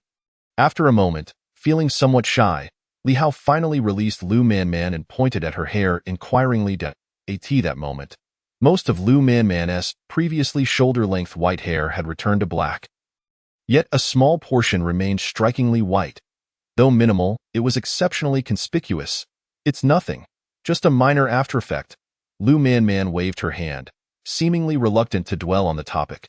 Vice Commander Qianshu of the Tianman Army pays his respects to the Lord Divine Catcher, and to His Highness the Young Master. I failed to block their entry, and I implore the Lord to punish me. Qianshu hurriedly rushed in, unable to bear the sight of the scene within the hall, and knelt on one knee, pleading for punishment. Punishment? How about I take your head instead? If my brother dies here, every single one of you in the Tianman Arm Elder Lu's daughter, the little loli who followed behind Qian Shuai, tugged at Li Hao's clothing, her voice tinged with a pitiful tone. In her understanding, Uncle Qian Shuai shared a close bond with her father, always bringing her delicious treats whenever he visited. Based on these gestures alone, she deemed him to be a genuinely good person. Shaoling, do not touch the big brother's clothes recklessly. At that moment, a graceful and alluring woman appeared, swiftly pulling the little loli away while casting a wary glance at Li Hao. Elder Lu was well aware that today's grand event of washing hands in a golden basin would not unfold peacefully, which is why he had specifically instructed his wife and daughter to hide away. Now that it had finally come to an end, the two women dared to emerge. My dear child, whether Uncle Qian Shuai is indeed a good person cannot be judged merely by appearances. While I and Sister Man stand here alongside your father to fend off external threats, Uncle Qian Shuai has been absent, only arriving after the situation was resolved. Li Hao stepped closer, gently ruffling the little loli's hair, speaking in a tone meant to comfort a child. Although his words were directed at the little girl, they were, in essence, intended for the elegant woman. Upon hearing Li Hao's remark, Qian Shuai wished to offer an explanation, opening his mouth yet failing to articulate a single word. Lu Man had already developed murderous intent towards him. Any further defense on his part might genuinely provoke her wrath. It was better to feign ignorance. After all, with Elder Lu deceased, the orphan mother and daughter held little value to him now. Even if they harbored animosity towards him, what could it amount to? At most, they would dare to harbor grievances in silence.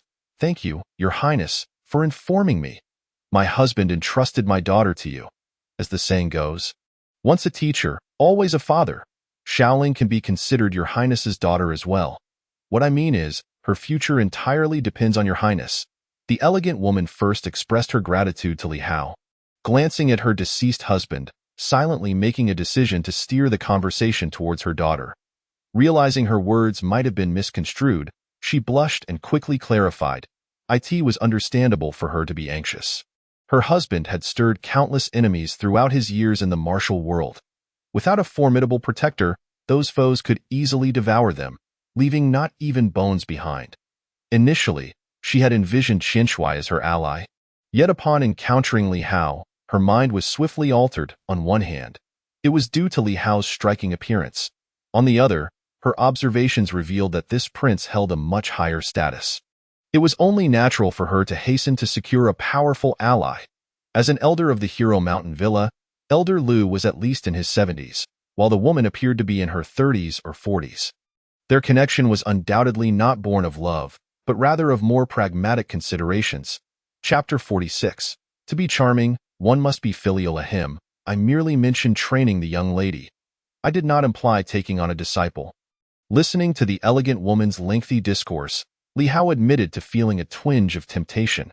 However, it would be unwise to forsake an entire forest for a single tree. Though he harbored intentions akin to a villain, he had not anticipated acting upon them so soon. If his adoptive father were to discover his plans to become a nefarious figure, he might very well shatter his legs in fury.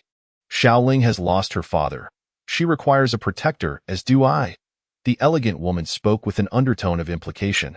The little girl possesses considerable talent. Why not allow me to take her as my disciple? At that moment, Lu Manman emerged from the hall, her tone leaving no room for debate. Bai Wucheng trailed behind her like a well-behaved child. Additionally, the esteemed monk Yuan Zhong from the Great Sun Temple, the renowned Zy from the Purple Yang sect, and several other leaders from lesser factions followed suit. Those who remained behind had met untimely ends, having paid the ultimate price for merely seeking to witness the spectacle. One must exercise caution when indulging in gossip, lest one inadvertently ignite a conflagration. This is one of the 4 great captains of the 6 doors, a master-level powerhouse. Qin Shuai introduced respectfully. Now that matters have concluded, why not take your people and depart? The Lu family is in mourning. Do you intend to linger and cry a few more times? Lu Manman dismissed him outright, refusing to even glance his way. No. I shall take my leave at once. Realizing he could finally escape, Qin Shuai felt a wave of relief wash over him. Regardless of the machinations of the higher-ups, his life was preserved. How about it? Would you allow me to take her as my disciple? I assure you she will not be bullied. Lu Manman directed her gaze towards the elegant woman once more. Certainly, I would be more than willing. But it ultimately depends on Xiaoling's own wishes. The elegant woman, intimidated by Lu Manman's presence, instinctively lowered her head. She had never encountered a master-level powerhouse before. Faced with such authority, she felt no inclination to resist. Little sister, your name is Xiaoling, correct? Would you like to become my little sister's disciple? By training alongside me, you will grow to be as formidable as I am and be able to protect your family. Lu Manman smiled as she patted the little lowly's head. Watching Lu Manman in this light, even Li Hao found himself momentarily entranced. For a fleeting instant, he felt that she radiated a maternal warmth. Yet, this sensation vanished as quickly as it came. Could she truly protect her family? The little lowly had yet to witness Lu Manman's might and thus remained unaware of her true strength. Of course, at the very least, I can ensure you protect your mother from harm. Perhaps the little lowly genuinely resonated with Lu Manman, for she appeared particularly gentle. Very well, I am willing, the little lowly nodded, blissfully unaware of the implications her choice would have on her future. Observing her daughter's affirmative response, the elegant woman couldn't help but smile, relieved to have secured a protector. Yet, a tinge of sadness filled her heart. It seemed that such a handsome young man was fated to remain beyond her reach. Amitabha, please accept my condolences, honored lady. I did my utmost, but alas, the assassin from the 7-kill hall was too formidable. The monk Yuan Zhong from the Great Sun Temple addressed the elegant woman with a Buddhist chant before making his exit. I too shall take my leave. The Zy from the Purple Yang sect bowed to the elegant woman and departed as well. This time, he refrained from exposing Yuan Zhong's shortcomings, recognizing that his own performance had not been stellar either. With the departure of this monk and master, the remaining sect leaders soon followed suit. Leaving the vast Lu residence eerily empty, Li Hao and his companions chose not to leave that very day, instead assisting in organizing Elder Lu's funeral. Originally, this matter bore no relevance to them. But with Lu Manman having taken the little lowly under her wing, they felt compelled to contribute. The little lowly's name was Lu Lingling, while the elegant woman was named Tang Shuai, an ordinary woman devoid of any prowess. The only aspects of her that drew attention were her figure and beauty, rendering her a mere decorative figure. Name: Tang Shuai. Age: 42. Appearance: 92. For those with villainous traits, appearance 5. Status: widow. Cultivation method: none. Cultivation level: none. Fortune value: 100. Favorability: 60. Purity value: 90. To be charming. One must be filial. Compared to Bai Wucheng's attire, the elegant woman Tang Shuai was truly adorned in proper mourning garments. According to the customs of this world, mourning typically lasted around 3 months. Though specifics depended on the circumstances, Lu Manman and Li Hao could hardly expect to remain in the Lu residence for such an extended period. In 3 months, the Qin Emperor might have already met his end, and they would miss the opportunity to partake in the feast. At night, gazing at the brightly lit Lu residence hall, Li Hao found it difficult to articulate his emotions. Regarding Elder Lu, he felt no guilt whatsoever. If one could be saved, one should strive to do so. If not, it was simply fate. He owed him nothing. After all, He was the villain. Why burden himself with excessive sentimentality? Li Hao shook his head and began to assess the gains he had made that day. Without hesitation, he converted all his reputation points into villain points, then opened his personal panel. Host. Li Hao, age 18, status Prince of the Northern King of Deqian cultivation method, Dragon Elephant body refinement technique, Huangdi Neijing cultivation level, Nate first grade villain points, 12600 backpack, Corpse powder X10, Friend please stay experience card X1, Ring spirit, Great compassion Gatling gun, medium grade spirit stone, black silk. Ding, congratulations, host. Your villain points have successfully surpassed 10,000. And the lottery pool function has been activated. Upon hearing the system's prompt, Li Hao instinctively activated the so-called lottery function. Before him lay 5 options: beginner lottery, intermediate lottery, advanced lottery, special lottery, and divine lottery. Undoubtedly, the most formidable was the divine lottery at the end. When he opened the divine lottery pool, he was greeted by an array of extraordinary items. What astonished Li Hao the most was a drop of Panga's essence. Good heavens! It seems that Panga did not perish while creating the world but rather succumbed to the system's extraction of his blood. Chapter 47. Ascending the Ren list. The beginner lottery required merely 10 villain points for a single draw. However, the items within were mostly quite mundane. Black and white fishnet stockings, postpartum care for sows, and the 300 Tang poems. With each advancement in the lottery level, the required villain points multiplied by 10. Thus, the highest divine lottery necessitated a staggering 100,000 villain points. Given Li Hao's current resources, he could only afford the special lottery at most. Ding! From the intermediate lottery onward, there exists a risk of being drained. Please consume rationally, host. As if sensing Li Hao's thoughts, the system's notification chimed in promptly. What do you mean by being drained, system? Are you not bringing over the bad habits from my world? Upon hearing the risk of depletion, Li Hao promptly abandoned the thought of engaging in the special lottery. If he were to be drained, all the villain points he had accumulated over time would be wasted. Ultimately, Li Hao spent 1,000 villain points to exchange for a primordial pill for his avatar, while he himself began cultivating with a mid-grade spirit stone. Today, his avatar had exerted considerable effort and deserved a proper reward. Most importantly, attaining the primordial realm would enable him to accomplish more and enhance his sword concealment technique's power. Furthermore, with a cultivation level akin to his own, he would not be easily discerned by outsiders. Ding! Congratulations, host, for successfully completing the main quest and ascending the Ren list, receiving 3 great return pills and 1 master pill as rewards. Ding! A subsequent main quest has been issued. Would the host like to accept? After a night of silence, Li Hao had just returned from his cultivation when he heard the system's notification. The main quest is complete. I made it onto the Ren list. Listening to the system's prompt, Li Hao found himself momentarily stunned. Although he had envisioned a day when he would undoubtedly join the Ren list, he did not expect it to arrive so soon. The primordial 1 realm on the Ren list must be unparalleled throughout the entirety of Deqian. Right? Accepted. With these thoughts in mind, Li Hao accepted the subsequent main quest. Judging by the rewards of this main quest, the system seemed quite reliable. Success in the quest granted him a master pill, while failure would result in a primordial pill. Ding! Main quest. Achieve the top position on the Ren list within 3 years. Quest description. As a great villain, one must stand atop the highest peak, gazing down upon others. The Ren list? If I'm going to be on it, I shall be number 1. In the primordial realm, I am invincible. Above the primordial realm, it's a 1-for-1 exchange. Quest success. Advanced lottery X3.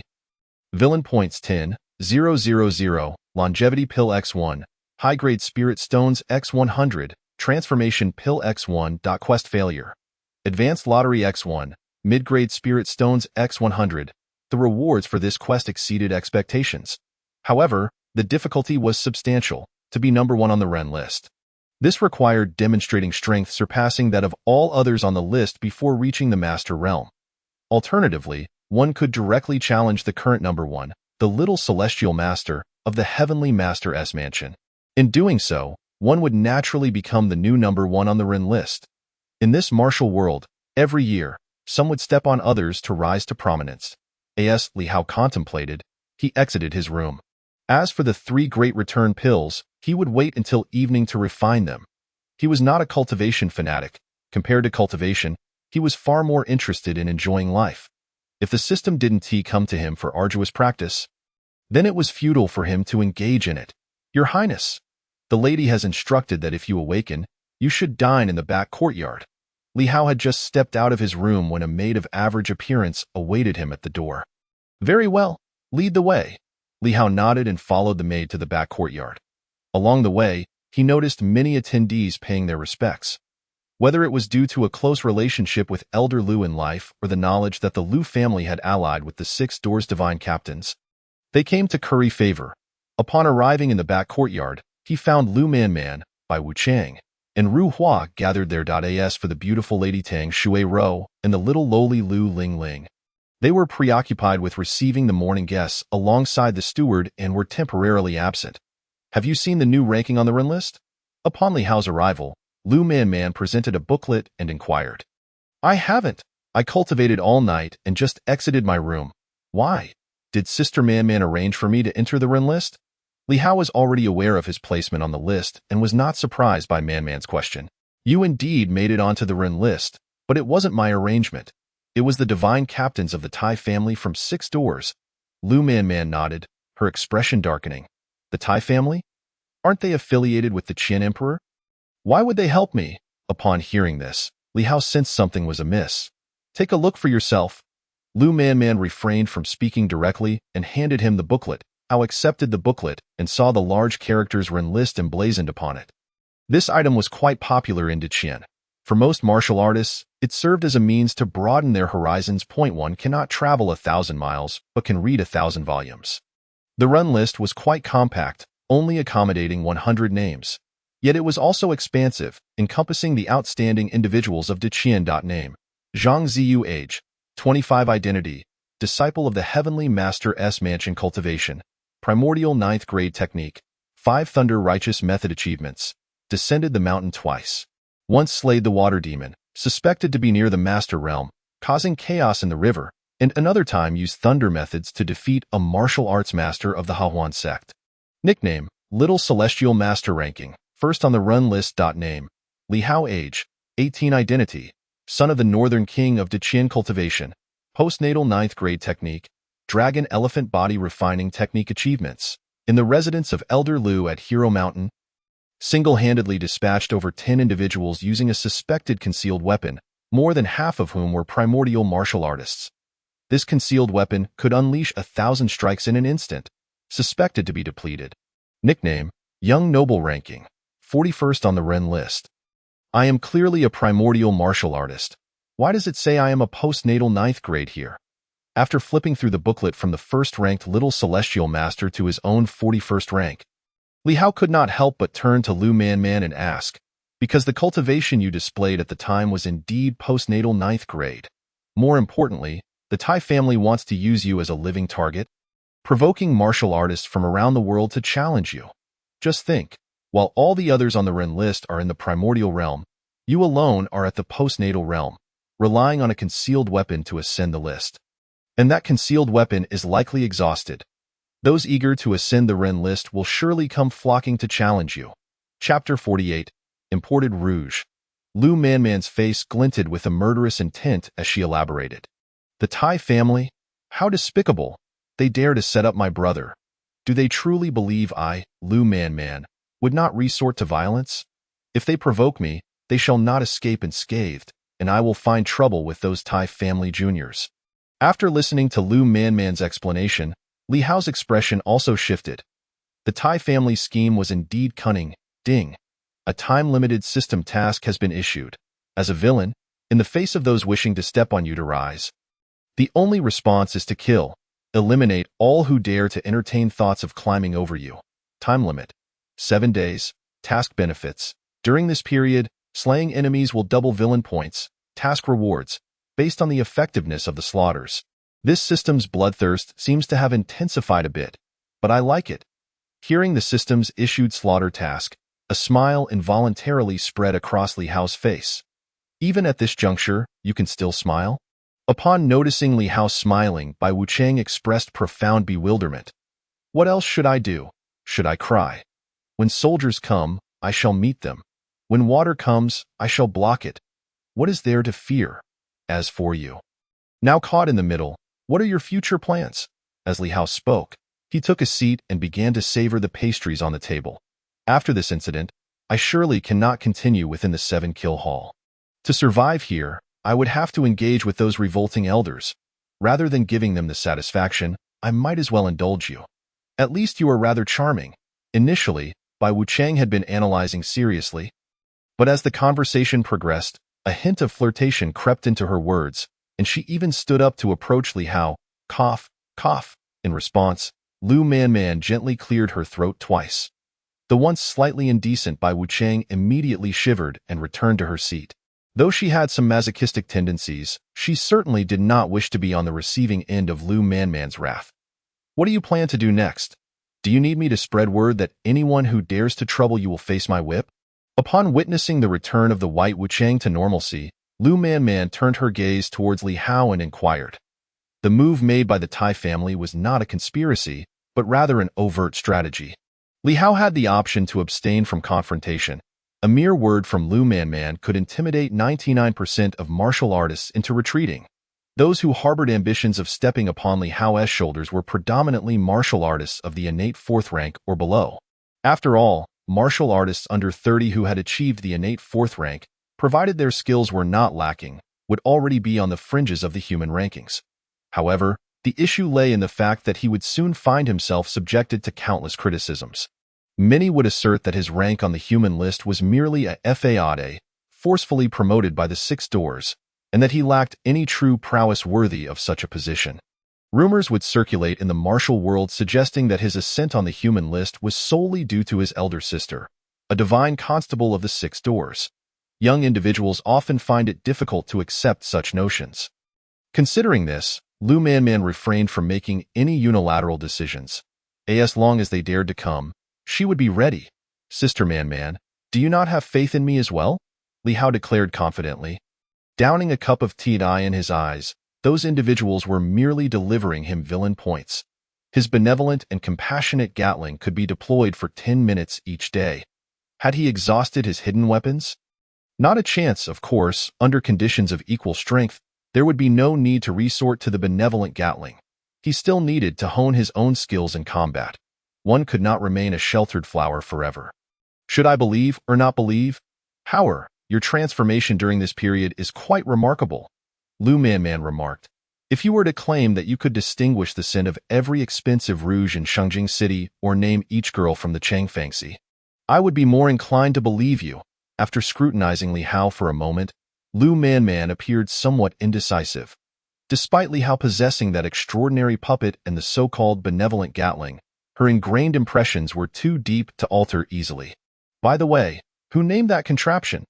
A vibrant martial artist perishes in mere seconds, and yet it dares to call itself benevolent?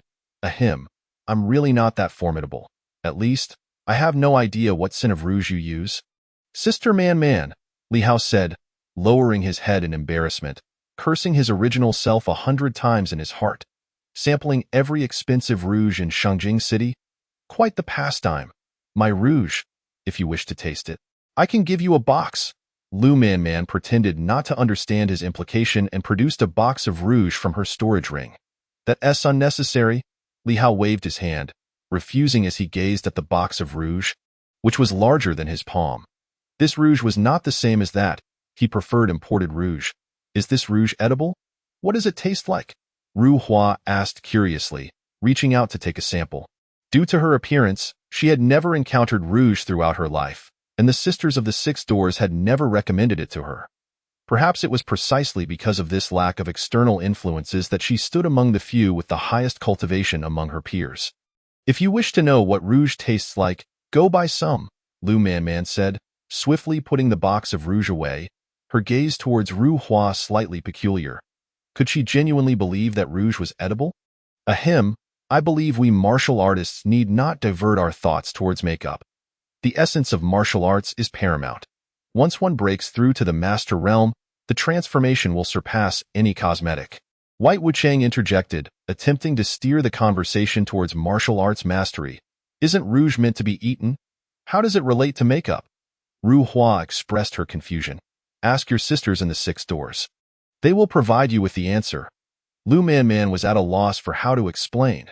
Despite her formidable prowess, she had only a superficial understanding of matters between men and women. Oh, Ru Hua nodded, obediently heading to the courtyard to seek out her sisters. The image of Ru Hua applying rouge was truly unimaginable. Li Hao envisioned Ru Hua dabbing on rouge, unable to suppress a shiver. Quickly shaking his head to dispel the thought, it was simply too eye-watering. Senior, I have been stuck at the half-step master realm for quite some time. Besides consuming master elixirs, is there another way to break through to master? As Ru Hua departed, White Wucheng looked at Lu Man with a hint of anticipation. Isn't breaking through to master a natural process? Must it require master elixirs? Lu Man replied, as if it were self-evident. I lack the talent of a senior. If I were to rely solely on natural progression, I fear I would never reach the master realm in this lifetime. Are there any shortcuts I could take? White Wucheng asked, her face adorned with a hopeful smile. Through comprehension or by engaging in combat with another half-step master, where life and death entail great terror. Perhaps you might break through. Aside from that, consuming rare herbs and treasures is another method, though their worth surpasses that of master elixirs. Lu Man casually enumerated several methods for breaking through to master, yet it was evident that they were largely impractical. This was entirely understandable. The master realm was considered high-end combat power within the Duchian, thus not easily attainable. Very well, thank you for your guidance, Senior, White Wucheng said, somewhat disheartened, yet she still remembered to express her gratitude to Lu Man. If she could break through to the master realm, even the leader of the 7-kill hall would welcome her return. Although it was merely a half-step difference, it represented an insurmountable chasm for many throughout their lives. She had originally gathered some materials for master elixirs, yet who could have anticipated that she would become a prisoner instead? All her valuable possessions had been turned into Li Hao's spoils. Even her life was now manipulated by others. Fortunately, it seemed that neither of the two harbored any murderous intentions towards her at present. Why do you not ask me? Observing White Wucheng's dejection, Li Hao could not help but interject. You are merely at the innate first rank. What methods could you possibly possess? Surely the King of the North would not have prepared master elixirs for you this early. White Wucheng glanced at Li Hao, and at this moment, she had no desire to entice him. Primarily, Lu Man was present, and she had basically concluded that Lu Man was likely a sister in control, of course. She would never dare to voice this in front of Lu Man for fear of repercussions. How do you know I do not possess master elixirs? Li Hao instinctively scratched his nose. As it happened, he had just obtained one. However, given the current level of goodwill between them, he certainly had no intention of giving it away. Could it be that the King of the North truly bestowed a master elixir upon you? Upon hearing this, White Wucheng's eyes sparkled with excitement. He did not. He hasn't even given me a single innate elixir, let alone a master elixir. Li Hao pouted, indicating his lack of possession. He was not lying. His adoptive father indeed had not given him a master elixir, but the system task he completed had provided one. White Wucheng sighed in disappointment, returning to her original position with a lackluster demeanor. Your adoptive father has not provided you with an innate elixir because you spend all your time in the Changfangxi, neglecting your training. At the postnatal 7th rank, receiving an innate elixir would be of no use to you. Hearing Li Hao's grievances, Lu Man interjected with an explanation. Regarding this adoptive father, she held a mix of respect and fear. It was precisely for this reason that she dared not overstep her bounds. Now that I have broken through to the innate realm, I could go to Shaolin Temple and acquire a few great return elixirs to consume, Li Hao said, climbing the ladder of conversation. If he could procure a few great return elixirs from his adoptive father, it would save him over 2,000 villain points for his doppelganger's cultivation. Save where he could, spend where he must. For his doppelganger, Li Hao aimed to spend 3,000 villain points to accomplish tasks worth 30,000 villain points. Doppelganger? I can send a message to my adoptive father regarding that. Furthermore, since you have already reached the innate realm, I will also request a new batch of medicinal liquid from my adoptive father. Lu Man nodded, adding that she would also procure the medicinal liquid. Thank you, Sister Man. With Lu Man being so supportive, Li Hao felt a sense of dual systems at play. One was the villain system, and the other was the soft rice system. As long as he could feast off Sister Man Man's soft rice, he would grow stronger. I sincerely apologize. Upon learning of my husband's demise, too many have come to pay their respects. I was momentarily unable to leave, and now I have the opportunity to visit both of you.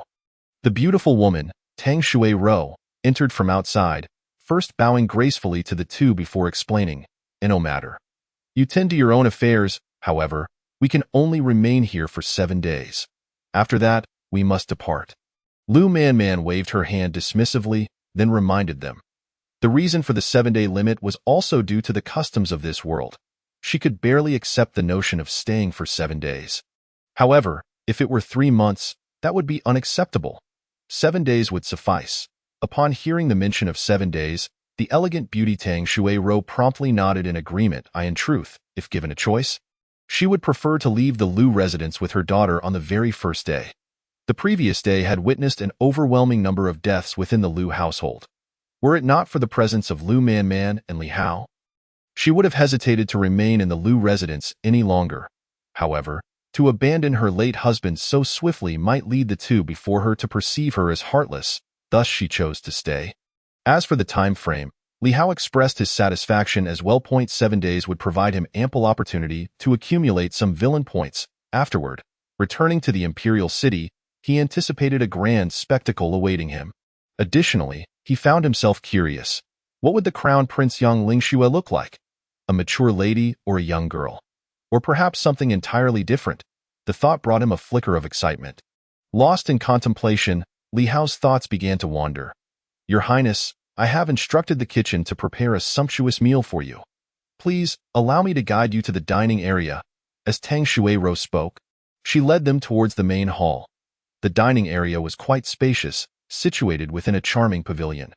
Beside the pavilion stood a towering willow tree, and nearby, a small lake teemed with various fish, seemingly welcoming their arrival. Mesmerized by the lively fish, Li Hao found himself captivated. "Does your Highness enjoy fish as well?" Noticing his fascination, Tang Shui Rou smiled gently, sensing a shared interest. "Indeed, whether braised or steamed, I find delight in both." Li Hao nodded, affirming his fondness for the lively creatures. Upon hearing this response, Tang Shui Rou was momentarily taken aback. How curious! Such an affinity for fish left her momentarily at a loss for words. Should she summon a servant to catch a few fish for braising or steaming?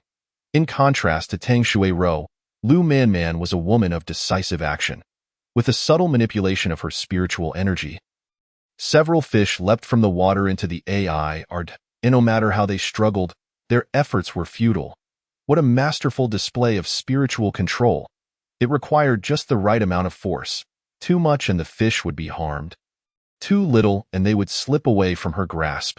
Who could wield their energy with such finesse? Do you not recognize her? Lu Man, one of the 4 great captors of the 6 doors. The young man seated beside her was none other than the newly acclaimed prodigy of the human rankings, the Crown Prince Li Hao. Does he truly deserve a place among the ranks of men? Relying on some unknown weapon. Such words seemed unfair, for the Tang clan of Shu was renowned for their use of hidden weapons, and many within the ranks were similarly equipped. If you find it unjust, perhaps you should confront the Tang clan directly? The Tang clan specializes in the manufacture of hidden weapons, while this Li Hao's weapon appears to be disposable. Can they truly be compared? Tell me, if I were to challenge this young lord now, would victory secure me a place among the ranks? With Lu Man's impressive display of skill, the attention of many soon gravitated towards them. This was precisely what Tang Shui Rou wished to achieve. She sought to convey to the guests that despite the demise of Elder Lu, they were not to be trifled with, mere orphans and widows. "Dear Man, there is no need for the fish. I trust Madame Tang has prepared a delightful feast." Li Hao shook his head, his gaze shifting towards Tang Shui Rou. He was well aware of her intentions, yet bore no ill will. After all, she was merely leveraging her position to ensure her survival. What fault lay in that? "I shall have the servants bring forth the dishes at once." Tang Shui Rou nodded and promptly made her way to the kitchen. She was, after all, an ordinary person, and the scrutiny of both a congenital warrior and a martial arts master weighed heavily upon her. Surely this brother must be the latest prodigy of the human rankings? Having just entered, he is already among the top 50. His future holds limitless potential. A gruff voice interrupted, as a seemingly simple-minded brute approached. Encouraged by others, he had rashly decided to challenge Li Hao. Believing that defeating him would secure him a place among the ranks, my future requires no validation from you. Just the title of Crown Prince alone guarantees my sustenance for a lifetime. Li Hao dismissed the man's bravado, recognizing it as mere bluster. I wish to spar with you, if you are willing to accept. The burly man felt a sense of frustration, yet upon glancing at Lu Man beside Li Hao, he begrudgingly responded with feigned politeness. Do you not see that I am about to dine? If you wish to challenge me, it must wait until I have satisfied my hunger. Li Hao barely glanced at the man. Unimpressed. How dare he challenge him when they were of equal standing? Did he believe himself to be a villain or the protagonist of some tale? With the food yet to arrive, he saw no harm in indulging in a bit of banter. Noticing the empty stone table, the burly man suggested, My son has insisted we eat first. If you are eager to meet your end, I would be more than willing to assist you. Before the man could finish, Lu Man's formidable aura bore down upon him. There's no rush. There's no rush. Feeling the weight of her presence, the burly man broke into a sweat, quickly conceding.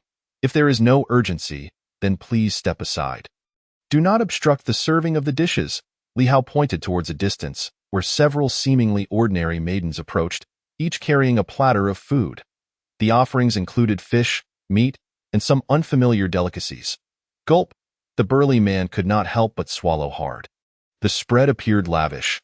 Regrettably, no one extended an invitation for him to join at the table, leaving him to watch enviously from the sidelines. As the meal concluded, Li Hao cast a sidelong glance at the burly man, who remained steadfast in his vigil. Such stubbornness. Why can't you take a hint? White Wuchang remarked with a teasing tone. While she was unaware of Li Hao's true strength, she understood that he was no mere congenital warrior to be trifled with. Since you refuse to leave, then remain. Li Hao stood and approached the burly man, having granted him a fair chance to leave. His refusal to take it was tantamount to courting disaster. Your Highness, I trust you are now well fed? In the presence of so many witnesses, let us engage in a duel. Regardless of the outcome, neither shall seek revenge post-fight. As Li Hao approached, the burly man gestured towards the gathering crowd of onlookers. He felt a twinge of trepidation regarding Li Hao's standing. Very well, but I must warn you, this challenge will not be without consequence. Do you dare? Li Hao regarded the burly man with a knowing smile. What is there to fear? The burly man's confidence surged at Li Hao's words. He believed Li Hao was merely attempting to intimidate him due to a lack of true capability. Then let us begin. A peculiar smile graced Li Hao's face. Allow me to receive your first strike. The burly man launched a punch with half his strength, cautious not to exert full force for fear of causing harm. Shattering stone palm. Although this technique appeared somewhat rudimentary, Li Hao opted to employ it. Its name suggested the ability to shatter stone, and while it seemed unrefined, its effectiveness was still considerable. For Li Hao, delving into more intricate techniques was not feasible. They required time and could leave one incapacitated. The burly man's punch met Li Hao's palm. Li Hao remained unfazed, while the brute clutched his hand. His expression contorted in pain. Is this truly effective? The punch remains intact. Observing the man's pained grip, Li Hao shook his head in disappointment. It seems that quality comes at a price. The rewards of a novice's lottery yield little value. You dare threaten me? In a fit of rage, the burly man drew a dagger and lunged at Li Hao. The game is over. With a swift and decisive action, Li Hao resolved to end the encounter. With the compassionate transcendence of the great Mercy Gatling, Li Hao's opponent before him was utterly transcended. Hiss! Witnessing the scene unfold, the onlookers could not help but gasp in astonishment. How terrifying! After all, he was a congenital martial artist. Yet he perished so thoroughly in an instant. Was it not said that his hidden weapons were seemingly exhausted? It appears that this was far from the truth. His sister, one of the 4 divine captains of the 6 gates, might have released a smokescreen as a ruse once the hidden weapons were depleted. She aimed to have them sacrifice their lives to elevate her brother's name in the world. Contemplating this possibility, The crowd instinctively took a few steps back. Ladies and gentlemen, are you here to mourn Elder Lu or to challenge this young master? If the former, please proceed to the front hall to pay your last respects to Elder Lu. If the latter, then let us engage together. Grasping the great mercy Gatling, Li Hao intended to transcend this lot of people collectively. After all, they were all points for villainy. It would be a pity not to transcend them. We have all come to mourn Elder Lu. I have completed my mourning and must return home. My wife has called me for dinner. I shall take my leave. As Li Hao's words fell, the once curious crowd began to disperse. Their primary purpose in coming was to pay tribute to Elder Lu, not to accompany him underground. How handsome! Observing this scene, the beautiful woman Tang Shuai-Ro could not help but have her eyes sparkle, her legs instinctively tightening. This was the sense of security she longed for. With a mere word, he could deter hundreds of martial artists. The former Elder Lu could never provide her with such reassurance. Ultimately, Elder Lu chose to wash his hands clean of the martial world, seeking an ordinary life. Yet, such a transition was hardly simple. Once one enters the martial realm, they are bound to it for life. To exit, one must leave their life behind. After this incident, it is likely that few in the martial world would desire to wash their hands clean anymore. If he had not washed his hands, with the protection of the heroic mountain manor, Elder Lu would not have met his demise. But once he did, he directly faced his end. Feeling the weight of a gaze upon him, Li Hao could not help but turn his head. He found the beautiful woman Tang Shuai-Ro watching him with eyes aglow, as if she wished to swallow him whole. Women at 30 are like wolves, and at 40 like tigers. The ancients were not mistaken. Ahem! Observing this, Li Hao coughed lightly. He acknowledged his own handsomeness, but surely it was not to such an extent. In his previous life, he was a slayer of young maidens, having traversed to another world. Must he now become a slayer of mature women? Your performance just now was exceedingly impressive and provided us with a great sense of security, young master. With your protection, both my daughter and I feel at ease. The beautiful woman Tang Shuai-Ro's cheeks flushed as she clutched her arms, unable to refrain from explaining herself. Madam Tang, there are guests arriving to pay their respects to your husband. At that moment, Lu Man, seated in the pavilion, spoke up lightly but pointedly. Did she not exist? How dare she seduce her Hauer? If it were merely a matter of reassurance, her own strength was surely more comforting than Hauer's. A martial arts master, she undeniably belonged to the upper echelon of martial prowess. As for the grand masters of martial arts, they were figures on the celestial rankings, each one a renowned figure in the martial world. They seldom intervened casually. Once they did, it would be no small matter. For first-rate sects, the death of a master or two might be a mere setback. However, should a true martial arts grandmaster perish, it could spell the end for their sect. I shall take my leave now. Should you require anything at the estate, feel free to command the staff. I have already instructed them. The two of you hold equal authority to me in my Lu residence. Thus, the beautiful woman Tang Shuai-Ro took her leave. Regardless of her discontent with Elder Lu, this 7-day period of mourning was necessary. Tio maintained an appearance of filial piety, observing the beautiful woman's retreating figure. Li Hao could not help but think, Prime Minister, I have gained insight. Bring 2 individuals to drag that burly man out and clean this place up. A fine pavilion sullied by the stench of blood is unacceptable. It ruins one's appetite. Bai Wuchang directed one of the Lu estate's servants. It must be said, she had a certain prowess in wielding authority. Upon hearing her words, the Lu estate servant promptly set about his tasks. Although unaware of Bai Wuchang's role, it was clear she was following the divine captains and the young master, and obeying was undoubtedly wise. Shouldn't someone from an assassin organization be accustomed to such things by now? Recalling his thoughts, Li Hao pointed at the corpse on the ground, curiously inquiring, in his imagination, assassins should be able to nonchalantly dine beside a body, right? After eliminating a target, one would typically leave as swiftly as possible, returning to cleanse oneself thoroughly. Who said assassins relished the scent of blood? Bai Wuchang rolled her eyes. Simultaneously, she felt a tinge of melancholy. Her final target was none other than Li Hao before her. Originally, she intended to complete this job to gather enough materials for a master's pill. Upon breaking through to the realm of martial arts masters, she would become an elder of the Seven Kills Hall, free from performance targets. Yet, she never anticipated falling into the hands of this brother-sister duo. Her sister was an ardent brother complex enthusiast. It rendered her attempts to employ seductive tactics rather challenging. I actually find this scent quite agreeable. Li Hao nonchalantly returned to his seat. After all, he was a villain. If he could not withstand such a trivial scent of blood, how could he claim to be a successful antagonist? You are the son of a righteous father. Your father has slain countless foes in the northern frontier. If you were afraid of blood, that would indeed be remarkable. Lu Manman shook her head, indicating that all this was perfectly normal. Today was merely a leisurely day. Why not let the two sisters teach her some martial techniques? Observing the two women before him, Li Hao prepared to indulge for free. I am solely your sister. She is merely a little white. Lu Manman keenly noted the phrase two sisters and promptly corrected him, stating, sister is a title unique to oneself. No one can claim it. Am I not small?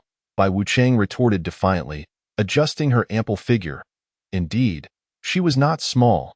Perhaps she should be called Big White. Li Hao, witnessing this, could not help but nod in agreement. Wine and lust harm the body. Today, I shall abstain from alcohol. Observing the two before him openly flirting, Lu Manman felt her grip on the whip falter. Upon glancing down, it seemed she indeed could not compare to Xiao Bai's ample endowments. Chapter 52. Lu Feng. What is so great about being big? Senior, you need not worry excessively. At your age, you still possess potential for development. Just look at that little girl. She is nearly non-existent. Bai Wucheng, perceiving Lu Manman's tightening grip on the whip, hastily pointed at Lu Feng. Directed by Bai Wucheng, Lu Feng glanced down at her flat chest. The emotional blow was minimal, but the insult was profound. However, let me teach you martial techniques. Xiao Bai, like you, is merely a congenital martial artist. My understanding of martial techniques far surpasses hers. Upon observing Lu Feng's flatness, Lu Manman felt a significant sense of balance restored. Nevertheless, she still wished to take on the role of teaching martial techniques, as her strength and understanding were indeed superior. I am a half-step master. Upon hearing Lu Manman claim she was merely a congenital martial artist, Bai Wucheng, unusually assertive, emphasized, but that is still half a step away. Only by crossing that half step can you become a martial arts master. If you do not cross it, you remain a congenital martial artist. As for the so-called half-step master, it's merely a flattering term. I directly broke through from the 9th rank of congenital to a martial arts master without lingering at that half step. Lu Manman shrugged, feeling a bit hurt as she said, Xiao Feng, let us go train. I'll be your sparring partner. Feeling disheartened, Bai Wucheng turned to Lu Feng. No, I want to practice with my halberd. Lu Feng decisively rejected Bai Wucheng's suggestion, heading toward the location of other 6 gates captains. Compared to Bai Wucheng, she found Sister Hua to be superior. Although her appearance was lacking, she genuinely taught her. Unlike Bai Wucheng, who began with an insulting attack. What is so great about being big, heavy and disadvantageous for battle? Seeing Lu Feng abandon her so easily, Bai Wucheng felt a twinge of embarrassment. Was she being overly harsh? Was it really necessary to state the obvious? Although it was indeed a fact, it was rather hurtful. Her embarrassment did not linger long, as she soon noticed Lu Manman leading Li Hao toward the back courtyard. Obsessive brother complex. Upon witnessing this, Bai Wucheng could not help but mutter as if sensing her words. Lu Manman turned to look at Bai Wucheng. I told you to eat more papaya, as it aids in development. Making things larger. Noticing Lu Manman's gaze, Bai Wucheng quickly reverted to a well-behaved demeanor. Hearing this, Lu Manman said nothing further and continued toward the back courtyard. Phew. Observing this, Bai Wucheng could not help but exhale deeply.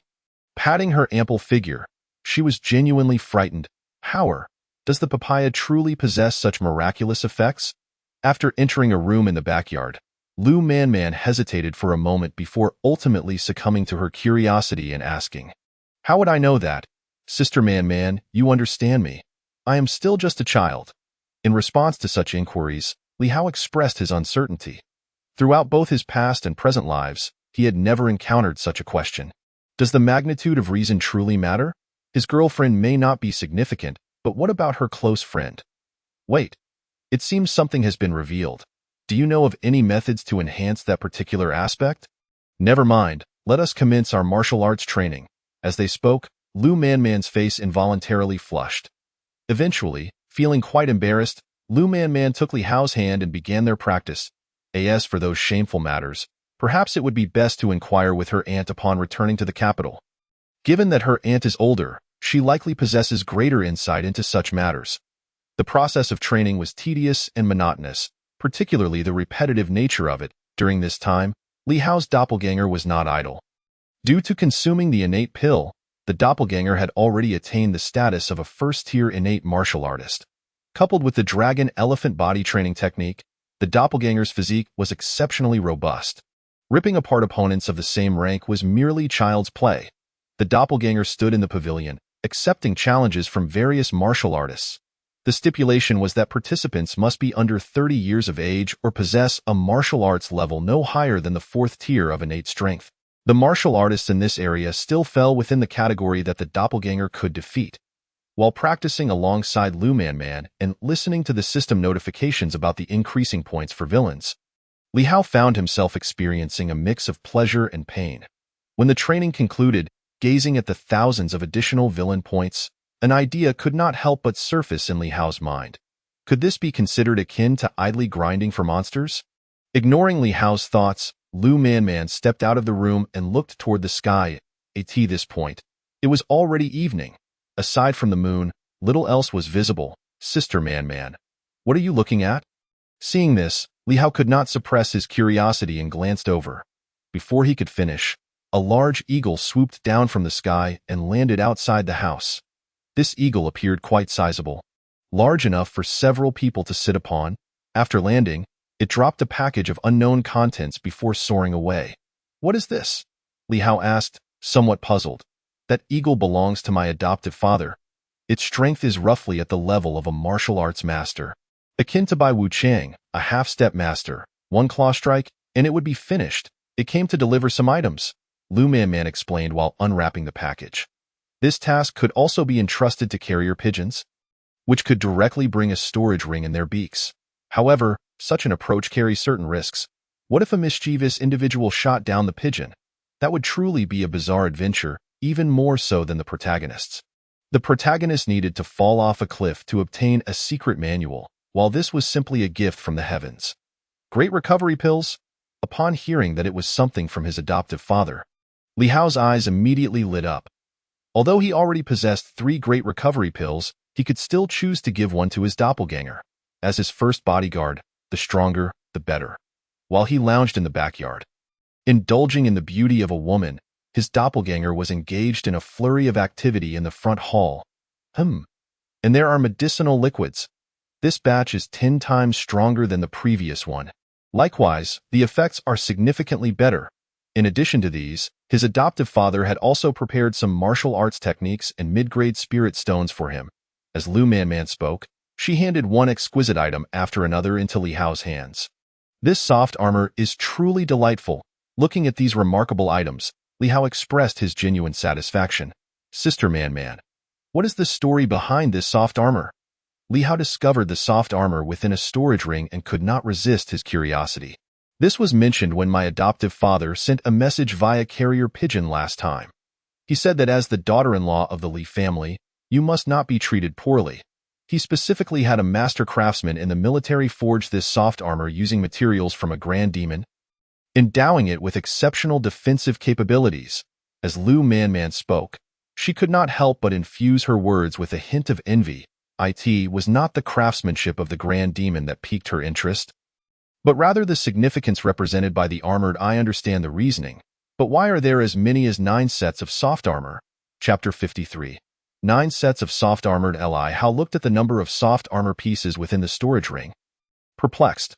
Even if one were to change into a new set daily, a week would only require 7 sets. If there are 9 sets, would you mind gifting one to me, dear sister? Upon hearing that there were 9 sets of soft armor, Lu Manman could not help but entertain a bold speculation. Ultimately, she refrained from voicing this conjecture and instead extended her hand to indicate her desire for a set.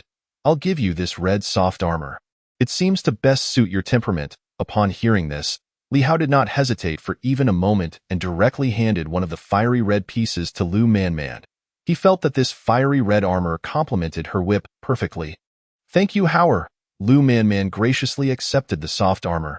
Examining it from top to bottom, she appeared increasingly enamored. "This soft armor would undoubtedly look stunning on you," Li Hao said earnestly as he gazed at Lu Man. "What's this? You wish to see?" Lu Man shot a glance at Li Hao and inquired. "Ahem, I believe since I gifted this soft armor, I have the right to see how it looks when worn by you." Li Hao lightly coughed twice and stated with utmost seriousness.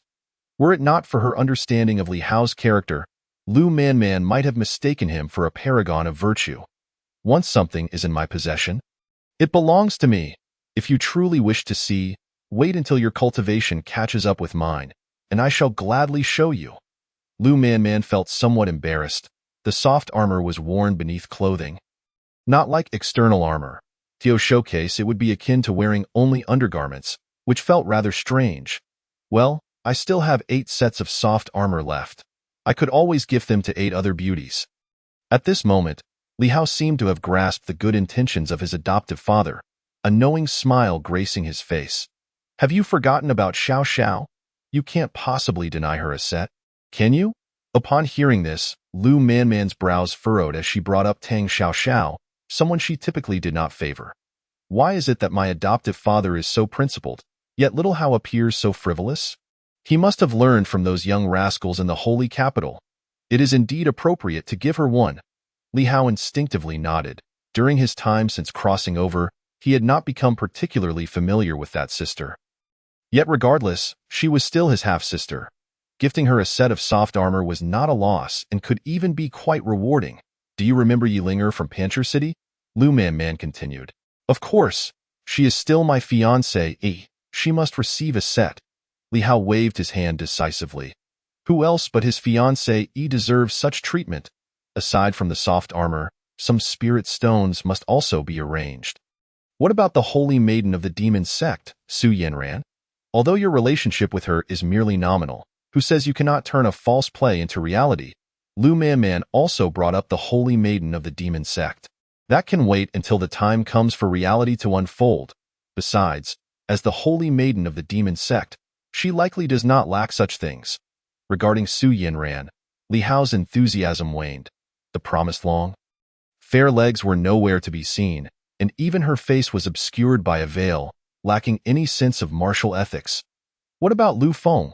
She is your subordinate, calling you young master every day and claiming to take care of you. Shouldn't you provide her with one?" Seeing that she could not deceive Li Hao, Lu Man pondered and mentioned Lu Feng's name. "With my looks, I should at least be at the celestial realm, possessing a 1,000-year lifespan. Who is to say who cares for whom?" Of course, Li Hao did not mind gifting a set of soft armor to his first subordinate. However, for her to claim that she would care for him was a bit excessive. "What about that little girl from the northern town? The one who has been serving you tea and water, who appears somewhat dim-witted?" Lu Man thought for a moment and offered another suggestion. As for Bai Wuchang and Mrs. Tang, they were immediately excluded from consideration. "What is meant by a?" Upon hearing Li Hao's unexpected response, Lu Man was filled with questions. "When you wear black silk for me to see." "I will tell you." Li Hao glanced at Sister Man's lovely legs, and after speaking, he dashed away. He understood that if he remained, he would surely lose all 8 sets of soft armor. Given Sister Man's personality, by the end, she might even demand to wear the most beautiful one herself. That was truly something he could not afford. Upon witnessing Li Hao escape from the room, Lu Man couldn't help but utter a displeased remark. Soon after, she joyfully picked up her fiery red soft armor and attempted to don it. Her. The armor's defensive capabilities were of little importance. What truly mattered was that it had been gifted to her by Xiao Hao, along with the sentiment it symbolized. However, this captivating scene was lost on Li Hao. Of course, if he lingered in the room, he would remain oblivious to it as well. Lu Man's modesty precluded her from changing clothes in front of him. Upon exiting Lu Man's chamber, Li Hao made his way toward the main hall. His room was a guest chamber adjacent to the hall, while the back courtyard primarily served as the residence for the female members of the household. Li Hao had no qualms about sharing the space, but the butler was ever vigilant, treating him as if he were a thief.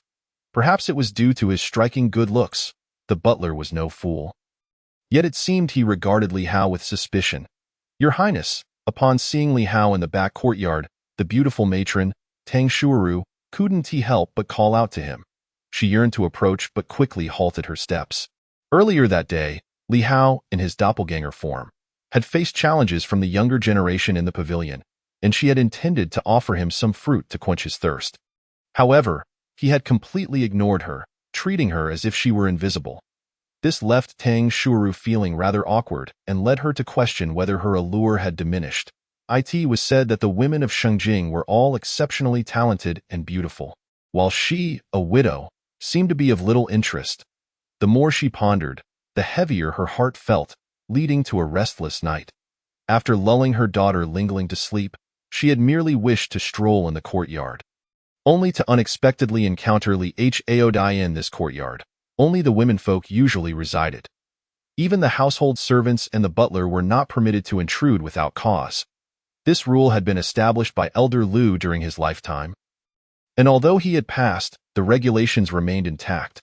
Thus, the vast courtyard now had only one male presence, Li Hao. "Madam Tang, why are you still awake at such a late hour? Are you still mourning for Elder Lu?" Li Hao inquired awkwardly, observing the matron clad in mourning attire. Chapter 54. Life is short. Seize enjoyment. Li Hao found himself lacking experience when it came to dealing with women of such stature. Just as he had transitioned from a girlfriend to her close friend, he had been met with a setback. Life is indeed short. One must seize enjoyment, he mused, feeling the weight of his reality. His life was undeniably fleeting, and while he had enjoyed himself, that last moment had stung. "I do find it difficult to sleep," Tang Shuuru admitted after a moment's hesitation, her thoughts echoing. "I refuse to grieve for a man who has passed. His death grants me the inheritance of the vast Lu estate. The only regret is that Elder Lu departed a tad too soon. Had he remained until I became a prominent official in Daqian, his demise would have been perfectly timed. As a relative of a Daqian official, I would have been sheltered by the court, sparing me from fears of losing my inheritance. Alas, my husband chose to leave at a most inopportune moment. The court has lost face. Elder Lu had never accomplished anything noteworthy, and thus, this matter can only be disregarded. If word of this spreads, it would only embarrass the court. Please accept my condolences," Li Hao managed to utter after a prolonged silence. "Your Highness, might you allow me to lean on your shoulder? I have lost my husband and seek a place to find solace, even if only temporarily." Tang Shuuru expressed her desire to seek comfort, insisting that happiness must be pursued. "Very well," Li Hao replied, unable to refuse the sight of the sorrowful matron. It was merely a moment of leaning. After all, what harm could it bring? She was undeniably beautiful. "Thank you," Tang Shuuru exclaimed, her face lighting up with joy as she hurried to Li Hao's side, resting her head on his shoulder. After doing so, her heart raced as if it were a startled deer. "Is this truly me? How audacious! I, a woman without support, seek a stronghold for my daughter. Yes, everything I do is for my child." As she inhaled the scent of a young man for the first time, Tang Shuuru felt like a wicked woman, desperately trying to convince herself that she was not. "The night has grown chilly. You should return inside to rest," Li Hao suggested, noticing the coolness of Tang Shuru's hands. Generally, even those with innate martial prowess would not be fazed by the cold. Yet, Tang Shuuru had never trained in any martial arts. She was simply an ordinary person. It was unclear why Elder Lu had not permitted her to practice. Perhaps he believed her age was beyond the point of significant progress, or perhaps he feared that if she possessed any talent, she might flee upon reaching a certain level. After all, he was merely an old man whose only allure was his decent strength, capable of providing for and protecting her. Without that, what could he offer her? "Achu, well then, would you escort me back to my room? I feel a bit frightened." Tang Shuuru had intended to appear strong but was interrupted by a sneeze. She nodded, adopting a pitiful expression. "All right," Li Hao conceded, unable to refuse her demeanor. Her reasoning had touched his heart. As they approached her room, Li Hao suddenly sensed something amiss. There was not just one presence within. There were two. One was undoubtedly Lu Lingling's, peacefully asleep, while the other belonged to an unknown individual, likely another innate martial artist. Realizing this, Li Hao grasped Tang Shuru's hand and silently summoned his doppelganger to guard any potential escape routes. System. If my doppelganger suffers significant harm, can it be repaired with villain points? Li Hao pondered this question internally. Ding. As long as the host remains alive, theoretically, with sufficient villain points, the system's doppelganger can be repaired. The stronger the doppelganger, the more villain points required. Frequent repairs are not recommended, the mechanical voice of the system replied. Since repair was possible, Li Hao's desire to experiment with the sword concealment technique intensified. As for the evil-repelling sword manual, he had yet to find a suitable candidate for cultivation. He mused, what would happen if a woman were to practice the evil-repelling sword manual? It would eliminate the need for self-castration. As these thoughts crossed his mind, a broken sword appeared in his hand. This sword was among the many items he had received, and according to the note, it had been gifted by his mother. It was the weapon of a demon lord from 500 years ago, a heavenly tier sword known for slaying celestial beings. That demon lord had single-handedly defeated a heavenly being, known as a terrestrial immortal. Before his demise, the terrestrial immortal had destroyed most of the sword, leaving only half a blade and its sheath. Li Hao was uncertain why his mother had presented him with such a broken sword. Regardless of its illustrious history, it remained merely a broken sword. Gently drawing the sword from its sheath, he seemed to gain insight. He returned the sword to its sheath and proceeded towards the room. Who are you?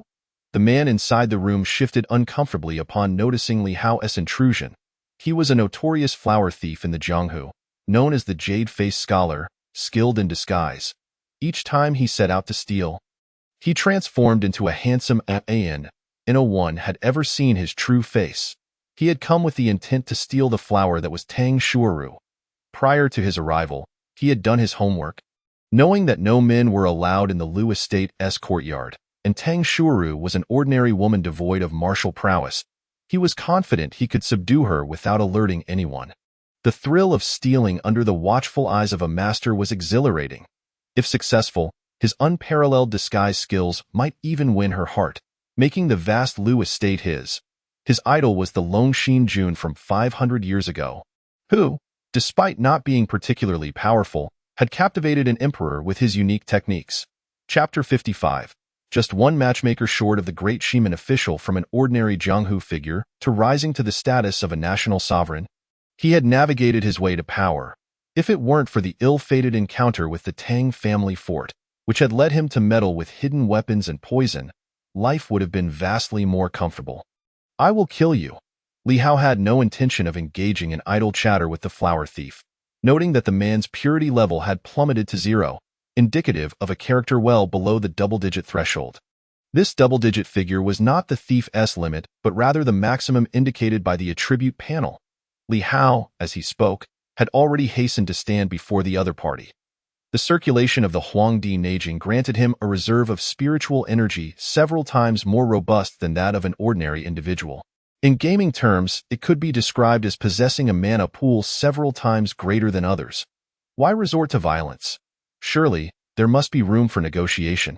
As the flower thief uttered these words, he brandished a dagger. In his mind, he was certain that the speed at which the individual before him unsheathed his sword could not surpass the swiftness of his own dagger. If he could strike before the sword was fully drawn, victory would be his. Thus, the flower thief chose to advance rather than retreat. However, to his astonishment, Li Hao's sword was only half drawn when it lunged toward the flower thief's throat. Caught off guard, the flower thief had no time to evade. You dress so splendidly. How could you wield a broken sword? Clutching his throat, the flower thief collapsed, his face a mask of grievance and disbelief. He could never have imagined that the seemingly well-dressed Li Hao would resort to a broken sword. To him, it seemed the sword's hilt had barely emerged from its sheath when it had already struck. Ding. Congratulations to the host for slaying a 4th-grade innate martial artist. Reward: 800 villain points. A mother knows her child best. This weapon proves quite effective. Observing the fallen flower thief, Li Hao wore a satisfied smile. If the members of the Sun and Moon sect were to discover that their demon lord's weapon was employed for an ambush, One could only wonder what their reaction would be. "Your Highness, who is that person?" Upon seeing the body on the ground, the beautiful woman Tang Shui-ro grasped Li Hao's arm in terror. Her enchanting gaze frequently brushed against Li Hao's. However, in her current state of panic, she was hardly able to concern herself with such matters. Gyo think that someone had infiltrated her and her daughter's chamber. A flower thief. No less. He appeared rather handsome. Yet, one could only speculate about his true appearance. As Li Hao felt the softness of her arm, he reached out with his other hand to investigate. Sure enough, he sensed something amiss. Through the manipulation of his vital energy, what had once been a fairly attractive visage transformed into that of an unremarkable individual. Adhering to the principle of picking the feathers as the wild goose passes, Li Hao donned gloves and began to search. To his surprise, he unearthed several items. A book titled Disguise Techniques, which instructed readers on how to assume the likeness of others, and another tome entitled Yin-Yang Absorption Technique, featuring a man and a woman on its cover. It was evidently a method practiced by refined gentlemen. Upon opening it, he found, as expected, that it included illustrations. TSK. The postures depicted therein were ones he had never before encountered. What a fascinating book! As a scholar, Li Hao was immediately captivated. How could such shameless techniques exist? Tang Shui-ro, still clutching Li Hao's arm, naturally caught sight of the actions described within the text. I must thoroughly critique this technique later. Li Hao nodded in agreement, tucking the yin-yang absorption technique away. He certainly had no intention of practicing such a nefarious method, as it clearly drew upon the feminine essence for one's own cultivation. While beneficial to him, it would undoubtedly harm the woman involved. Li Hao was not the sort to engage in such disgraceful acts. However, the postures within could indeed serve as valuable study material. The stones from other mountains can serve to polish jade, he mused. With this thought in mind, Li Hao retrieved a pouch of corpse powder and sprinkled it over the flower thief's body. In no time, violet flames erupted from the corpse, as the purple flames dissipated. Only a pile of ashes remained. "Your Highness, might you escort me and Shaoling to another room?" Witnessing the flower thief's remains reduced to ashes, Tang Shui-ro felt that this room was no longer safe. "Certainly," Li Hao nodded, expressing no objections. This was his first experience using corpse powder, and its effectiveness was surprisingly remarkable. Out in the world, a necessity for murder and treasure-seeking, with the body reduced to mere ashes, a gust of wind would carry it away. He felt no discomfort whatsoever. Perhaps he was simply well-suited for battle puppet. This puppet is female and possesses strength equivalent to that of a human at the innate 5th tier. Note: this puppet is intended solely for combat purposes. Any other use is at your own risk. Thunder Summon. By expending spiritual energy, one can summon a bolt of lightning. The intensity of the lightning correlates with the amount of spiritual energy consumed. Ecstasy Pill. During the dual cultivation process, it serves to enhance the experience. Upon noticing the warning regarding the battle puppet's restricted use, Li Hao instinctively thought of its more frivolous applications. Once again, a high-level lottery draw. Today's drawing is now concluded. Glancing at his villain points, Li Hao contemplated thus. Whether spending money can strengthen a person is debatable, yet it undeniably becomes addictive. A moment of expenditure brings immediate gratification, but continuous spending yields perpetual delight. Ding! Congratulations to the host for drawing the Blood Refinement Demon Techniques fragment. Blood Refinement Demon Technique? Fragment? Upon hearing these 4 words, Li Hao was immediately struck by a sense of awe. Fragments are generally associated with formidable powers. Blood Refinement Demon Technique. Through slaughter, it refines the blood of martial artists to break through, making it one of the fastest methods to advance in cultivation throughout history. With sufficient blood from a powerful individual, transitioning from an ordinary mortal to a martial arts master within a day is not merely a dream. However, the downside is the risk of falling into madness. Note: this technique is a fragment. Practicing it to a certain extent will inevitably lead to madness. This technique is indeed extraordinary, yet its drawbacks are substantial. It can only be said that it lives up to its reputation as a demonic technique, emphasizing the path of slaughter as a means of proof. Looking at this so-called blood refinement demon technique, Li Hao was initially tempted. However, upon reading the note, he was immediately dissuaded.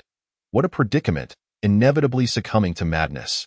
This fragment is indeed severe. He would certainly not practice it himself, but he could allow his death warriors to do so. Mastering both the exorcising sword technique and the blood refinement demon technique would be exceptional. Since he already had many subordinates, why not establish a faction, calling it the Righteous Alliance? It would specifically support justice and assist the weak. Under the banner of righteousness, practicing demonic techniques. The most dangerous place is often the safest. Furthermore, targeting those who bully ordinary people, he need not fear collateral damage. Li Hao quickly conceived the idea of establishing a faction, though he still needed to contemplate the specifics. Among a group of death warriors resembling puppets, who would take on the role of the faction leader? That is a question. It wouldn't he do to have the battle puppet lead, would it? Perhaps Elfeng would be a suitable candidate. She is sufficiently loyal and diligent in her cultivation. Apart from her temperament, everything else is commendable. After consuming another great return pill, Li Hao began to cultivate in a meditative posture. After a night passed, he successfully advanced from innate first tier to innate second tier. Such are the benefits of being backed by a great power. Exiting his room, Li Hao headed directly to the backyard. Sure enough, Elfeng was practicing in the backyard. She wielded a long spear with a notable vigor, her body glistening with sweat. Yet, Elfeng seemed oblivious to this, continuing her training undeterred. Observing this, Li Hao chose not to interrupt, silently watching from the side. After approximately half an hour, Elfeng finally sheathed her spear. "Young master, how may I serve you?" She approached Li Hao immediately. Her current cultivation level was inferior to his. Thus, she was determined to work doubly hard to catch up. "Wipe the sweat from your face." Li Hao casually offered a handkerchief to Elfeng, signaling her to dry her brow. "Thank you, young master." Seeing the sunny smile on Li Hao's face, Elfeng couldn't help but blush slightly upon receiving the handkerchief. "Young master is concerned about me." Chapter 57. The prince's choice of consort. "I have a task I would like you to undertake," Li Hao said after contemplating in front of his first subordinate. There simply weren't enough trustworthy individuals. "Whatever the young master requires, please command me. I will not disappoint you." Elfeng's face lit up with eagerness upon hearing there was a task for her. Having done little beyond cultivation, she felt quite guilty for not being able to assist the young master. "I need you to go to a smaller city and establish a faction called the Righteous Alliance. The mission of this faction is to assist the weak against the strong, and your task is to help it take root locally. Once the task is complete, return to Holy Capital City to rendezvous with me." "Can you manage this?" Li Hao inquired, looking at Elfeng. This was an attempt to establish his own influence. Whether successful or not was of little consequence, as the primary goal was to gain experience. After all, with the blood refinement demon technique at hand, he could always purchase more death warriors from the system store once he depleted his current supply. Ever since he had drawn the death warriors the previous night, he had studied the system store thoroughly. He found the array of items far more extensive and intriguing than he had previously imagined. Ordinary death warrior. 1 villain point. An ordinary person with certain killing skills. Acquired death warrior. 30 villain points. A death warrior with acquired realm strength. Serpent woman. 500 villain points. A half-human, half-snake entity capable of enchanting ordinary innate realm martial artists. Centaur. 1,000 villain points. With a human upper body and a horse lower body. Exceptional in archery. Catgirl. 3,000 villain points. Fully evolved into human form except for the tail. The system's products are loyal to the host from the outset, eliminating concerns about betrayal. Nevertheless, Li Hao had little interest in those with animal traits. Save for the catgirl. "All right. Am I to go alone? What kind of disciples should I recruit?" Elfeng accepted the task without hesitation, though she found it curious that the young master suddenly wished to assist the weak. She refrained from probing further. "I have already prepared disciples for the Righteous Alliance. You need not recruit anyone. Just establish a facade for the alliance. This is an innate pill. This is a battle puppet. Here is a human skin mask, and this is a long-distance talisman." Li Hao was quite protective of his first subordinate's life, providing her with nearly everything he could offer. After handing over the items, he explained their functions to Elfeng in detail. No. These items are far too precious." Elfeng was astonished at the sight of so many valuable items. Just the battle puppet, which was equivalent to innate 5th-tier strength, left her in awe. Initially, she had intended to train hard to protect the young master, but now it seemed that goal was still a long way off. The long-distance talisman appeared immensely valuable. Even selling 10 of herself would hardly equal the worth of one. No matter how precious these items are, none are as valuable as you. Should anything happen to the Righteous Alliance, you can use this talisman to return safely. As long as you remain unharmed, nothing else matters. Ruffling Elfeng's hair, Li Hao spoke casually. As this was his first subordinate, who had also cultivated the legacy of the demon god Elbu. He certainly couldn't let her meet an untimely end at this early stage. For this reason, he specifically exchanged a long-distance talisman from the system store, which was quite a significant expenditure. Ding! Elfeng has developed feelings of affection for the host. Loyalty 5, currently at 95 points. The host is encouraged to continue making efforts? A sudden system notification left Li Hao momentarily stunned. Why had her loyalty increased by 5 points? Furthermore, unlike previous expressions of gratitude, this time it indicated feelings of affection. Could it be that his good looks had captivated his subordinate? I regard you as a subordinate, and yet you harbor thoughts of romance? Li Hao regarded Elfeng with a peculiar expression, confirming her gaze. It was akin to that of the Northern King's residence. Quite a no-go. Rest assured, young master, I will return safely. Elfeng looked at Li Hao with determination. Her cheeks flushed even more. Let us go. We shall have breakfast together. Li Hao opened his mouth but ultimately said nothing further, simply leading her to the backyard. In truth, establishing the Righteous Alliance would not pose any danger. Unless the Death Warriors practiced the blood refinement demon technique and happened to be seen by a martial arts grandmaster, the likelihood of that occurring was virtually zero. In cities like Panchur, the strongest individuals were typically at the innate 7th tier. In more remote towns, the Lord might only be at the innate 4th or 5th tier. Throughout the year, it was rare for a martial artist to pass through the town, let alone a grandmaster. 7 days swiftly passed. The beautiful woman Tang Shui-Ro naturally did not wear mourning attire any longer, instead donning a set of purple clothing. The purple fabric accentuated Tang Shui-Ro's enduring grace. With the 7 days concluded, it was time to return, right? Li Hao was the first to inquire. During these past few days, he had refined the remaining 2 great return pills in succession, and now his martial arts cultivation had reached the innate 4th tier. He had become quite adept at mastering his strength, having already familiarized himself through various challenges. In recent days, virtually no martial artist had come to challenge him.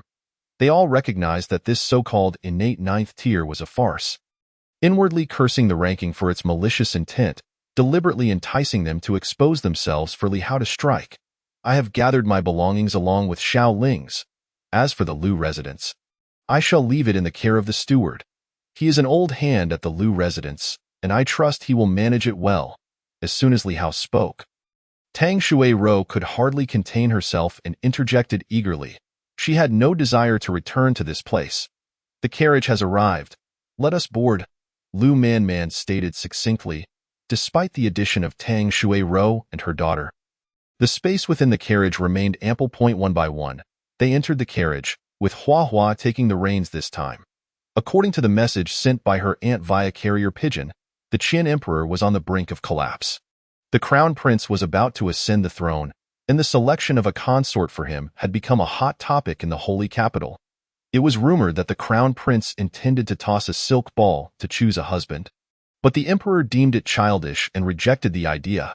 Once inside the carriage, Lu Man began to communicate with Li Hao through secretive sound waves. It was indeed a frivolous notion. Li Hao concurred. As a villain, he did not believe his luck would be sufficient to seize the silk ball amidst so many contenders.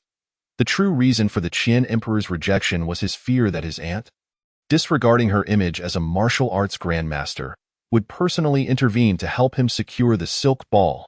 For instance, she could directly use her formidable martial prowess to subdue all but him. Chapter 58. 18 brides and 80 grooms, a pear blossom overwhelming the begonia. It should not feel overly prolonged, as those who have been with me for a long time are well aware of the painful lessons I have learned. And I dare not rush. I humbly request a wave of 5-star reviews. Lu Man remarked with a somewhat peculiar expression. Speaking of which, her fiery temper was largely inherited from this very aunt. Throughout her life, any problem that could be resolved through force was not deemed a problem at all. Her aunt was quite formidable, but I like it. Suddenly, I feel that the idea of tossing a silk ball to choose a husband seems rather plausible. Upon hearing Sister Man Man say this, Li Hao's eyes sparkled with excitement.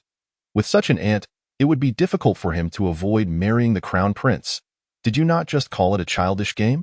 Lu Man Man looked at Li Hao with a face full of questions, finding her brother rather fickle. Is it a different time now? I hadn't anticipated that my aunt would be so supportive.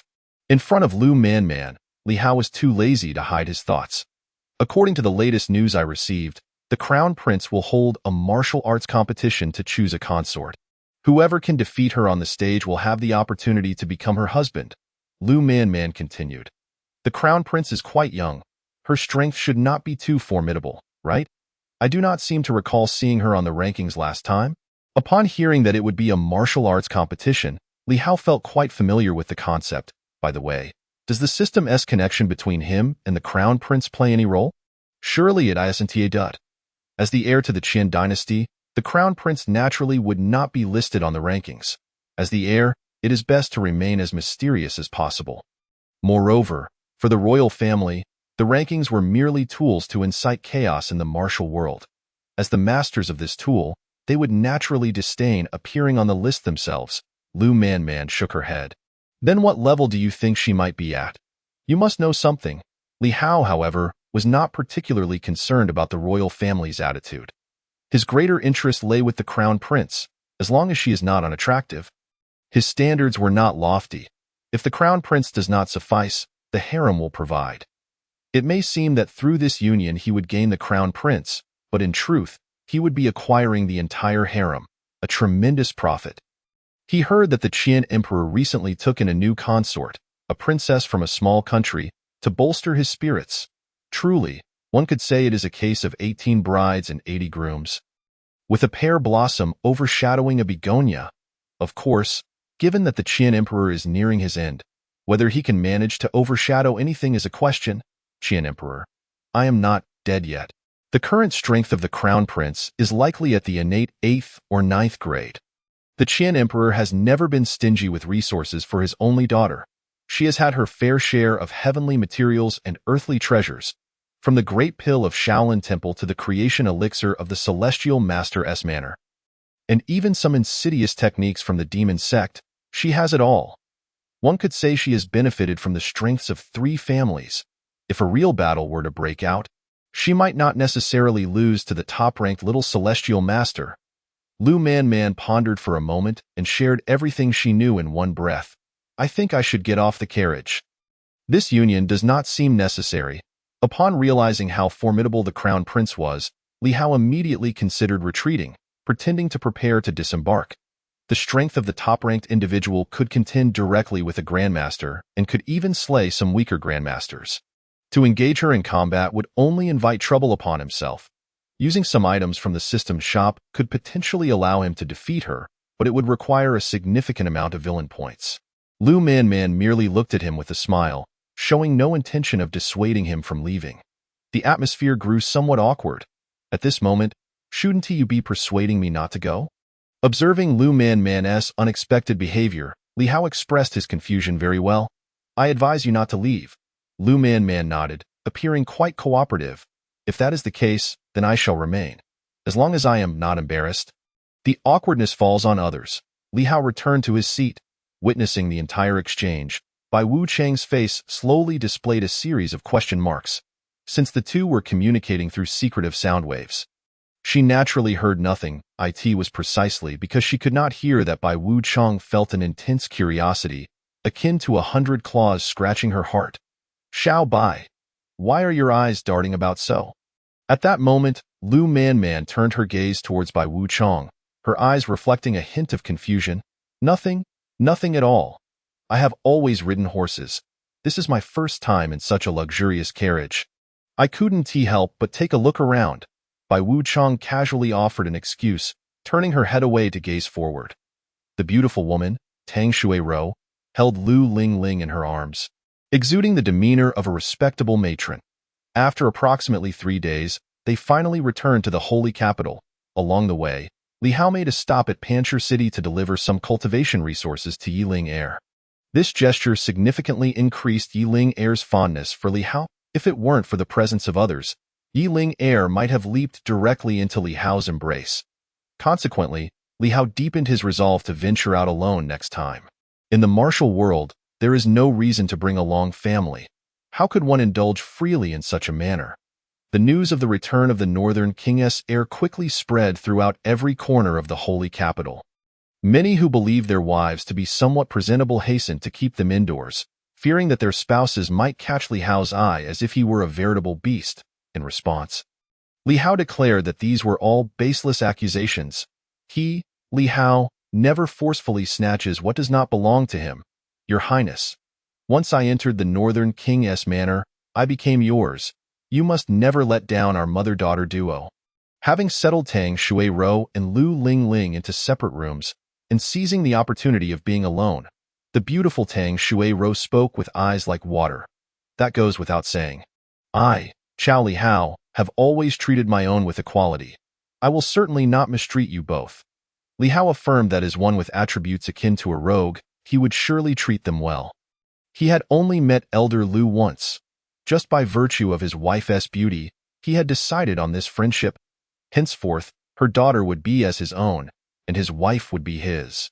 Then I shall express my thanks in advance, Your Highness. Observing Li Hao's somewhat restless hand resting on her lap, Tang Shui-ro displayed no inclination to evade. Rather, she seemed to take pleasure in it.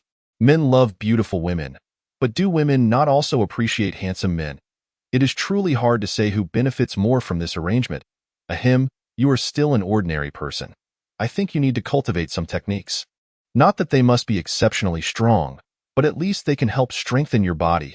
Li Hao stated seriously, as if struck by a thought. I will heed your every word, my lord. Tang Shui-ro appeared quite indifferent regarding the notion of cultivation. Chapter 59. The tradition of living off a woman. Perhaps due to her living environment, Tang Shui-ro was more accustomed to relying on men. Some of the stances within this technique can be well practiced. Additionally, here is a foundational technique from the 6 gates, which can serve as a transition, Li Hao said, handing 2 volumes of techniques to Tang Shui-ro. Bad person. Upon hearing the term stances, Tang Shui-ro sensed something was amiss. When she saw the words yin-yang complementation technique inscribed on the first volume, her face immediately flushed crimson. Nevertheless, she did not return the technique but instead gripped it tightly in her hands. Take your time to explore and cultivate. If you have questions, feel free to ask Sister Man. Li Hao handed the foundational technique from the 6 gates to Tang Shui-ro, casually adding, with that, Li Hao exited Tang Shui-ro's room. You emerged so quickly. I thought you would take a while longer. Lu Man surveyed Li Hao from head to toe, her tone laced with teasing. I was merely concerned that she might be unfamiliar with the surroundings. I briefly introduced the circumstances of the Northern King's manor, and also handed her the foundational technique from the 6 gates. If you have time, you could also teach her. Looking at Lu Man outside the door, Li Hao immediately adopted a serious expression. That's enough. You've brought her into the Northern King's manor. What do you think I'm thinking? In the entire manor, perhaps only Xiao Ling is unaware of your intentions. Poor little Ling. Her heart of spring has been extinguished before it could even bloom. Lu Man shook her head, indicating that she has seen through it all. Ahem, little Ling is still young. I merely wished for her to experience paternal love. What fault is that of mine? Upon noticing that Lu Man was not angered, Li Hao abandoned the pretense. After all, one can only be a thief for 1,000 days. How can one guard against a thief for 1,000 days? Moreover, my aunt is about to arrange for me to marry the crown prince. Can Man still allow me to lie in bed for an entire month? Your aunt is waiting for you in the front hall. You should hurry. After a moment of silence, Lu Man ultimately said nothing, pointing towards the front hall while addressing Li Hao. Aunt has arrived with remarkable speed. Concerning this aunt who exists only in memories, Li Hao felt a twinge of trepidation. However, since she had come, it was only natural to meet her. Let us see how my adoptive father reacts, if he does not fly into a rage. Does that not imply that I also, without going to see Li Hao in the front hall, Lu Man headed straight into Tang Shuirou's room. Perhaps feeling her actions were somewhat unfair, she resolved to teach Tang Shuirou the foundational techniques of the Six Gates. This could be considered compensation for testing her. With that thought, Lu Man opened the door to Tang Shuirou's chamber. Man Jia, Sr. Upon seeing Lu Man suddenly appear in her room, Tang Shuirou instinctively called out Man Jia, only to immediately correct herself. She hurriedly concealed the technique she held in her hands, fearing Lu Man would catch sight of it. Hearing herself being addressed as Man Jia, Lu Man's first reaction was one of confusion. The other party was clearly much older than herself. How could she dare to call her Man Jia? Then, upon hearing the term senior, she felt even more irritated. Why does it seem that the more I am called, the older I become? Power, grant me some time to teach you about the cultivation techniques. With time on her hands, she decided to impart her knowledge. Seeing Tang Shuirou attempt to hide a book that resembled a cultivation manual behind her, Lu Man reached out and snatched it away. No, don't look. Tang Shuirou was instantly mortified as Lu Man seized the manual. What was there to hide? It was merely the foundational techniques of the Six Gates. Opening the book, Lu Man found the large characters proclaiming Yin Yang nourishing technique, and the atmosphere became awkward. Who was nourishing whom? Lu Man's expression turned grave as she fixed her gaze upon Tang Shuirou and inquired, I possess no cultivation at all. How could I possibly nourish the Crown Prince of the innate realm? The Crown Prince merely bestowed this technique upon me for me to learn the postures. Upon seeing Lu Man's serious demeanor, Tang Shuirou hastily explained. By the end of her explanation, her voice had dwindled to a mere whisper. Hardly louder than a mosquito's buzz, it was her own inability to resist curiosity that led her to obediently practice the postures. As soon as Li Hao departed, I shall take this book. Allow me to teach you the foundational techniques of the Six Gates. An ordinary person following Hauer could only be a hindrance to him. Upon hearing Tang Shuirou's statement, Lu Man had a rough idea of its content. Not giving Tang Shuirou another chance to speak, she confiscated the book. Subsequently, she earnestly began to teach Tang Shuirou about her cultivation. Meanwhile, Li Hao had arrived at the front hall and encountered his aunt. Unlike Man Jia, who favored the attire of the Six Gates divine catchers, his aunt was clad in full armor, resembling a formidable female general. At first glance, she exuded an imposing aura, one that came with her high status. Aunt. Under the scrutiny of a martial arts grandmaster, Li Hao felt somewhat flustered. I have heard everything that transpired during your journey, as conveyed by Man. Truly, you are a scion of the Li family. With a temperament reminiscent of your father in his youth, his aunt's warm smile made it seem as though she regarded Li Hao as her own child. My father. Does he not only have one consort? Upon hearing his aunt's words, Li Hao felt a strange sensation. Was it not rumored that the king of the north had only one consort, loyal to a single person? Indeed. But that was after he met your mother. Prior to that, your father was quite the dandy, entangled in numerous romantic affairs. His aunt shook her head, lost in reminiscence. Your mother must have been very gentle, then? To this, Li Hao could only echo his aunt's sentiment. There was no other option. His memories of that so-called mother were scant, nearly non-existent. All he knew was that she was the previous holy maiden of the demon sect and still resided within it for cultivation. No, it was because your father could not best her. Moreover, her father is the leader of the demon sect, leaving him as a henpecked husband. His aunt did not hold back her disparagement of her own brother. Then, it seems that from my father's generation, the Li family has a tradition of living off their wives. Li Hao's impression of his father underwent a dramatic transformation. Initially, he believed that his father had forged a vast territory in the north with sheer force. But now it appeared to be rather different. He lived off the demon sect. I live off the Qian. The crown prince is the granddaughter of the celestial master. Does that mean I am indirectly living off the celestial master's estate? Straddling both the righteous and demonic paths, the key lies in inheritance. That cannot be entirely accurate. Your father was quite formidable in his youth, capable of slaying martial arts masters even at the innate realm. He was the top of his class. It was precisely because of this that he won your mother's favor. His standing in the north was due not only to his strength, but also to the covert support of the Sun and Moon sect.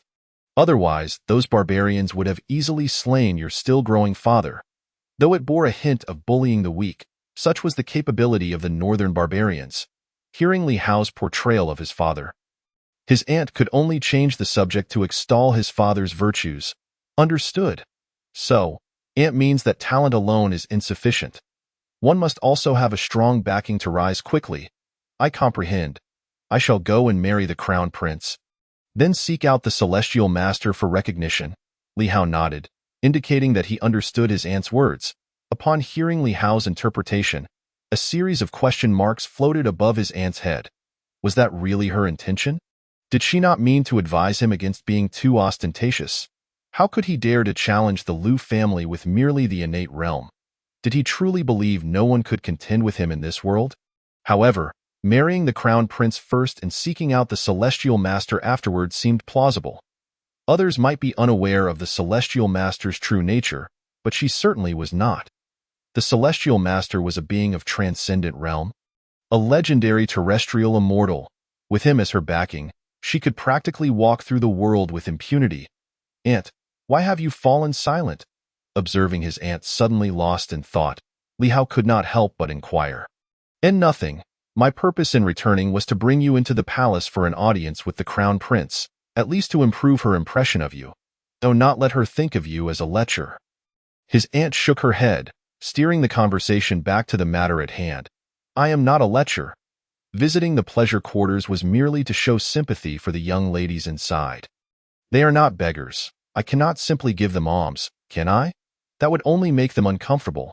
Thus, they perform their talents while I provide the funds, which seems quite reasonable, does it not? Li Hao asserted confidently. There are countless destitute souls in this world. Each county has its beggars.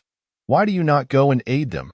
Casting a sidelong glance at Li Hao, his aunt clearly did not believe her nephew's words. If she did, it would indeed be a strange occurrence. This is a matter for the emperor to handle. I am merely a powerless heir. Furthermore, most of these people were disciples of the world's largest gang, the beggar clan. Even if I were to assist them, would not my wealth ultimately end up in the hands of the beggar clan? Would that not be aiding the enemy? Supporting the pleasure quarters was entirely different. It was an establishment sanctioned by the court, a territory belonging to the officials. I am merely generating revenue for Deqian. Li Hao insisted passionately. You have quite the knack for twisting logic. In this regard, you surpass your father. Had he possessed half of your reasoning, he would not have been trapped in your mother's grasp. His aunt shook her head, feeling her nephew's arguments were rather far-fetched. Aunt, pray tell, do I have any half-siblings from my father? Recalling a misfortunate soul from his past life who encountered nothing but sisters, Li Hao could not resist asking none. If there were, I would have raised them by my side long ago. His aunt shook her head with certainty. If her brother had any other offspring, she would have certainly taken them under her wing. That is a relief. Realizing he would not encounter such melodramatic plot twists, Li Hao let out a long sigh of relief. The sky is growing dark. We should enter the palace promptly. In a few hours, the palace gates will close for the night, and we shall be unable to enter. His aunt ceased any further discussion with Li Hao and directly headed towards the gates of the King of the North's residence. Seeing this, Li Hao naturally followed suit. He was genuinely curious about the crown prince's appearance. Is the crown prince preparing to venture out again? The little girl, who had originally waited in the corner with a heart full of joy, now wore a mask of profound disappointment. Do you fancy that fellow? In that moment, Bai Wucheng appeared seemingly from nowhere, his voice low and haunting at a ghost. The girl's immediate reaction to the sudden appearance of Bai Wucheng was to splash the basin of water she held in her hands. With her powers already suppressed and caught off guard, Bai Wucheng was instantly drenched. I am a human, not a ghost. Moreover, what manner of water is this? It is still warm, wiping the droplets from his face. Bai Wucheng spoke with a melancholic tone. If this had occurred outside, a mere girl would not dare to douse him with cold water. He would have certainly shown her the meaning of cruelty. Yet here, on foreign ground, he had no choice but to bow his head. Despite the girl's modest assets, she might indeed be quite favored. During his time in Pancher City, he had treated Yi Linger with considerable kindness. Perhaps he had a particular fondness for such girls. This is foot wash water I prepared for the young master. I thought, after such a long journey, he must be quite fatigued. The girl meekly replied. Foot wash water? Bai Wuchang felt as though his cleanliness was in question. The young master had yet to use it for washing his feet. The water was still pristine, sensing the murderous intent in Bai Wuchang's gaze. The girl timidly added, Where is there a place to bathe? Please take me to wash properly. Observing the girl's pitiful demeanor, Bai Wuchang ultimately could not bring himself to act harshly and merely said, Very well. It is not that I lack compassion.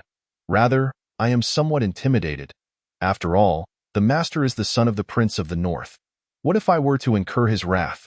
It is worth noting that Lu Man, the divine constable of the Six Doors, remained within the royal palace. Initially, he had relied on his modest charm, believing he could entice the young master.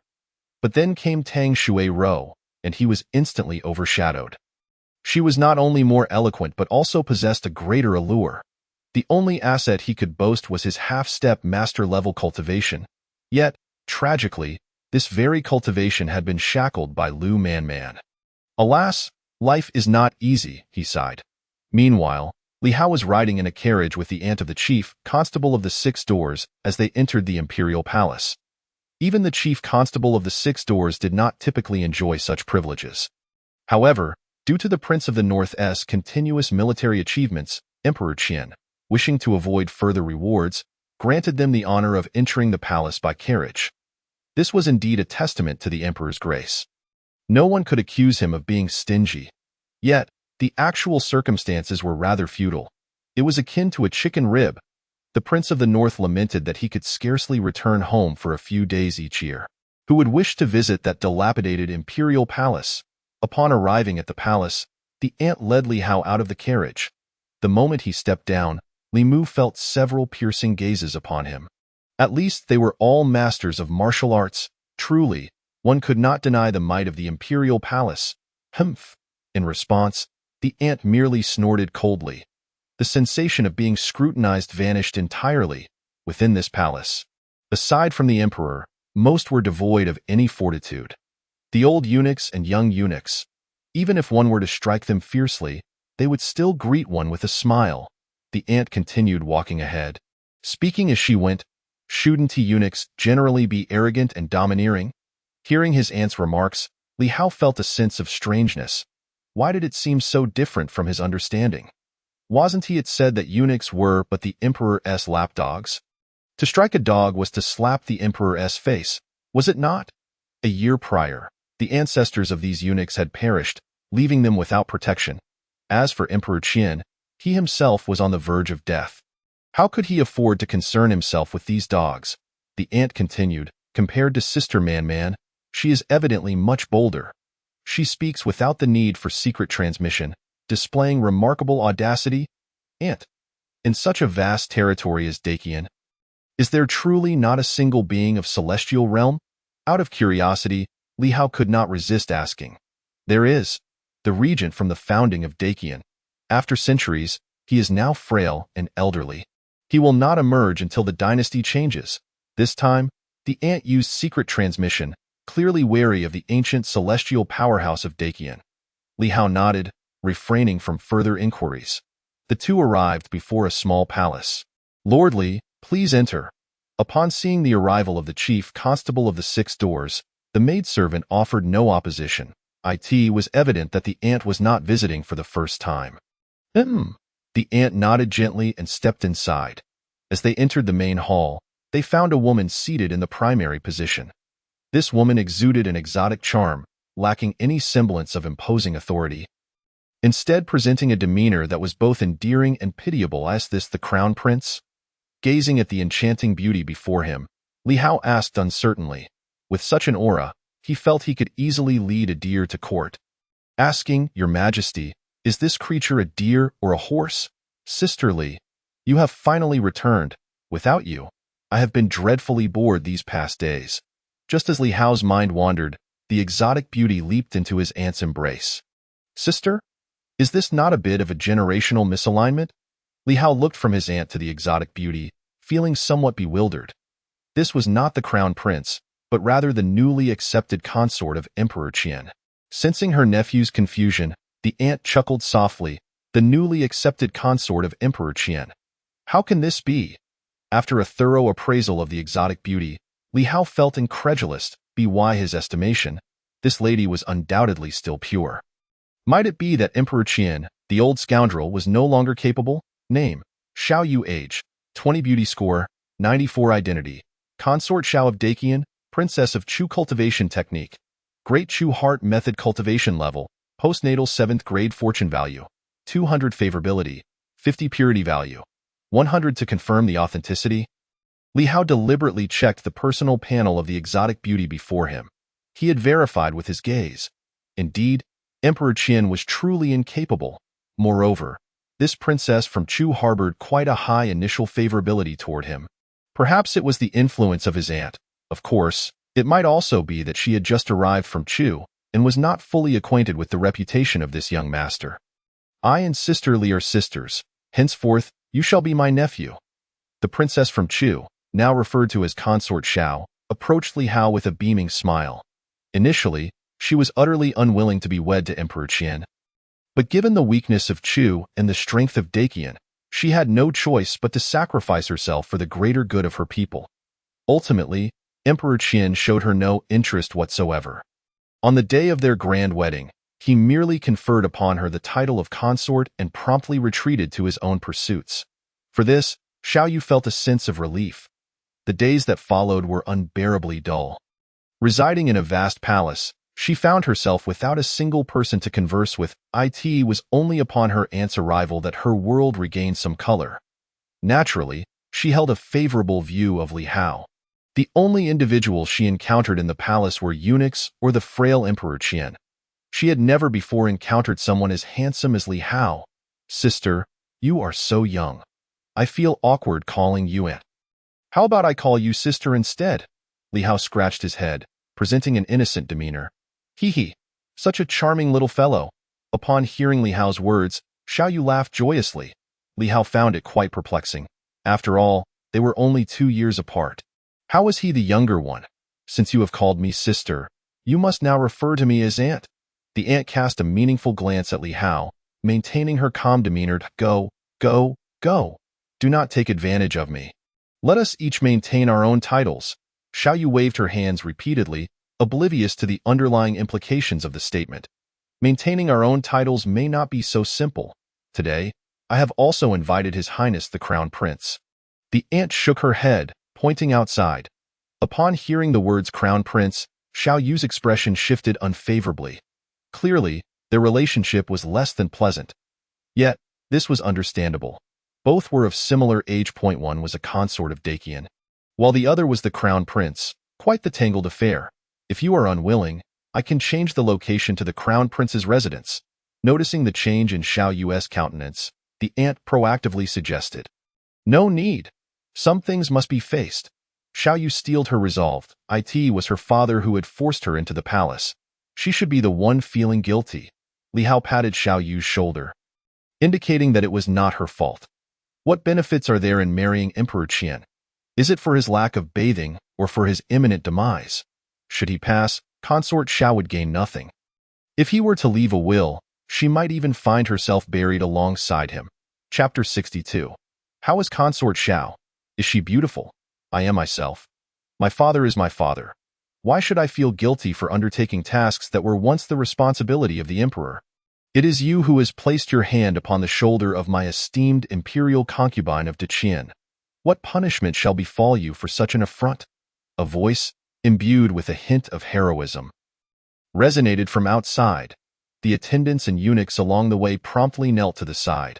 I merely sought to comfort the esteemed concubine. Do not frighten me. I am but a child. Gazing at the woman who appeared before him, Li Hao could ascertain that she was none other than the current crown prince of Daqian. Yang Lingshui. In terms of beauty, she surely surpassed all the enchanting women he had encountered. A smile that could topple cities, such was the level of her beauty. She exuded an aura befitting one of high status, inciting an impulse to conquer her. Name: Yang Lingshui. Age: 22. Beauty: 99. Identity: Crown Prince of Daqian. Heir apparent. Cultivation technique: Human Emperor's art cultivation level. Innate 8th rank fortune value. 8666 favorability. 10 purity value. 100 The attributes of this crown prince were indeed commendable. Yet the favorability rating was regrettably low. System. What of the fabled connection of 1,000 miles? This initial favorability is even lower than that of concubine Xiao. Observing the favorability rating, Li Hao could not help but voice his discontent. In response to Li Hao's protest, the system chose to remain silent. I have heard of your exploits at Lu Manor. This hardly aligns with the conduct of a mere child. Naturally, young Lingxue did not take Li Hao's claim of being a child seriously. What choice did I have? There are those who wish to harm me. My only option is to confront them. I am an heir, not a mere fruit to be squeezed by anyone. Li Hao sighed in resignation. He had no desire to act pretentious. They were forcing his hand. Well, primarily because he himself wished to adopt a more villainous persona. Indeed, the Tai family had overstepped their bounds. Young Lingxue nodded, seemingly in agreement with Li Hao's assertion. Upon hearing this, Li Hao regarded her with incredulity. Was it not said that the royal family and the Tai family were as close as kin? My father wishes for the Tai family's prodigy, Taizhan, to marry me, or rather, to be adopted into my young family. This revelation displeases me greatly, young Lingxue elucidated. Oh, Li Hao nodded, not offering any significant reaction. You do not wish to marry me? Is that why you exhibit no reaction? Seeing that Li Hao showed no sign of acknowledgement, young Lingxue grew somewhat irate. What reaction do you expect from me? Shall I beckon my aunt to slap him to death? Li Hao responded nonchalantly, glancing at concubine Xiao and then back at Crown Prince young Lingxue. The emperor truly knows how to play. The concubine is even younger than his own daughter. Shouldn't you be focused on defeating Taizhan? Faced with Li Hao's unexpected remarks, young Lingxue found herself at a loss. How could he so brazenly suggest that an elder intervene? Why should I defeat him? If I do, will the emperor then marry you to me? Li Hao shot a probing glance at young Lingxue, an aggressive gleam in his eyes. Of course not.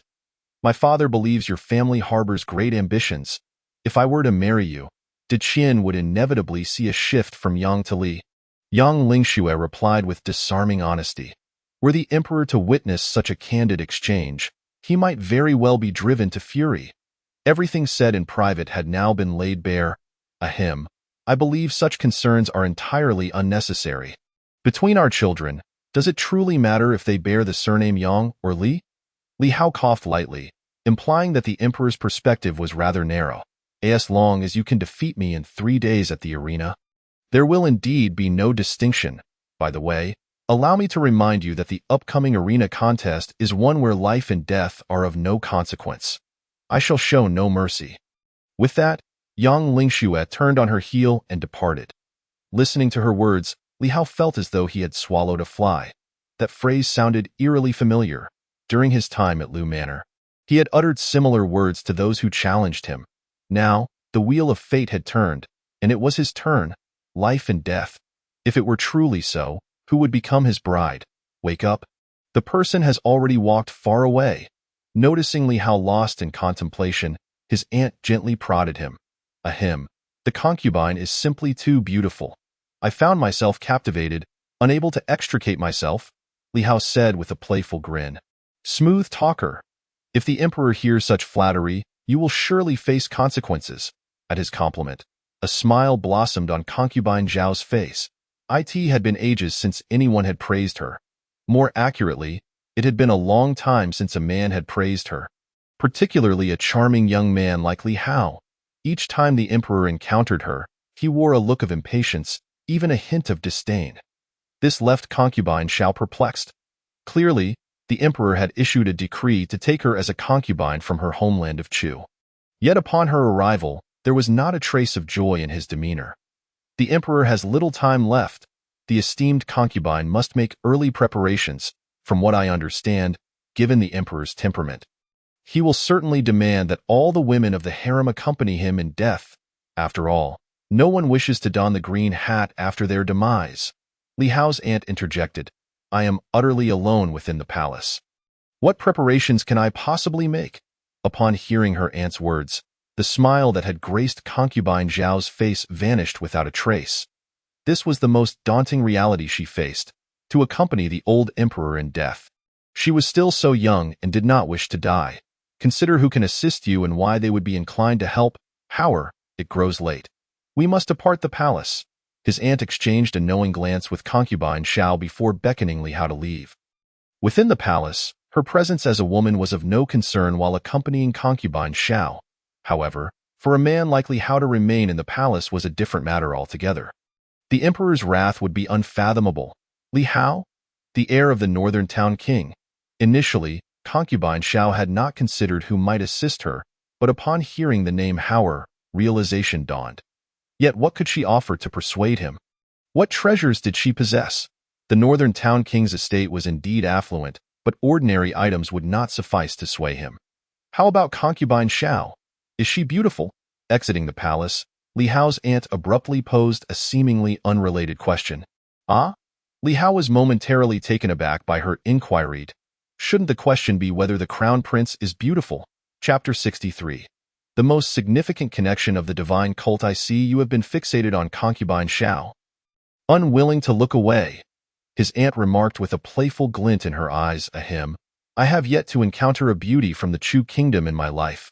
It is only natural that I am curious and cannot help but gaze a little longer. Li Hao quickly concocted an excuse. Regardless of whether others believed him, he certainly did. His aunt nodded, opting not to press further, and continued toward the direction of the 6 doors. Aunt, when you previously mentioned that concubine Xiao might accompany the emperor in death, what did you mean by suggesting she consider who could aid her? Recalling his aunt's words within the palace, Li Hao inquired while keeping pace behind her. It means nothing. What? After just one meeting? Do you already wish for her to live? His aunt continued walking toward the 6 doors, showing no signs of halting. I merely find her somewhat pitiable, having to face the grave at such a tender age. Li Hao scratched his head, speaking candidly. This is a matter of the royal family. If you wish to intervene, you must first become the crown prince's consort. Enough. It grows late. Let us return to the Wang residence. With that, his aunt quickened her pace to become the crown prince's consort. Such words are easier said than done. An innate 8th rank is no small feat. The system's store does offer some lethal talismans capable of slaying masters. Yet clearly, such tools are ill-suited for a contest of marriage. After all, he was there to vie for a bride, not to commit murder. As Li Hao mentally lamented, he made his way toward the northern town king's estate. By now, the sky had darkened considerably. However, the capital city appeared as a perpetual festival, ablaze with lights. As the imperial city of Deqian, it was naturally bustling and vibrant. Disciples from great factions, officials, wealthy merchants, and the women of the spring houses painted a vivid representation of the entire realm. Dear sir, it has been quite a while since you last visited our 4 Seasons pavilion. Just as Li Hao was lost in contemplation, a hand had already seized him, pulling him inside. What is this 4 Seasons pavilion? Do you think I am someone to be coerced? This 4 Seasons pavilion seems quite appealing. I merely glanced upon being grasped by the arm. Li Hao's instinctive reaction was to refuse. Where in the world is it acceptable to force someone into submission? What is this 4 Seasons pavilion?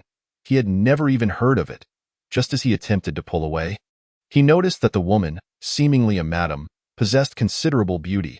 She appeared to be merely in her teens, and her brothers had clearly grown up well, having left home at a young age.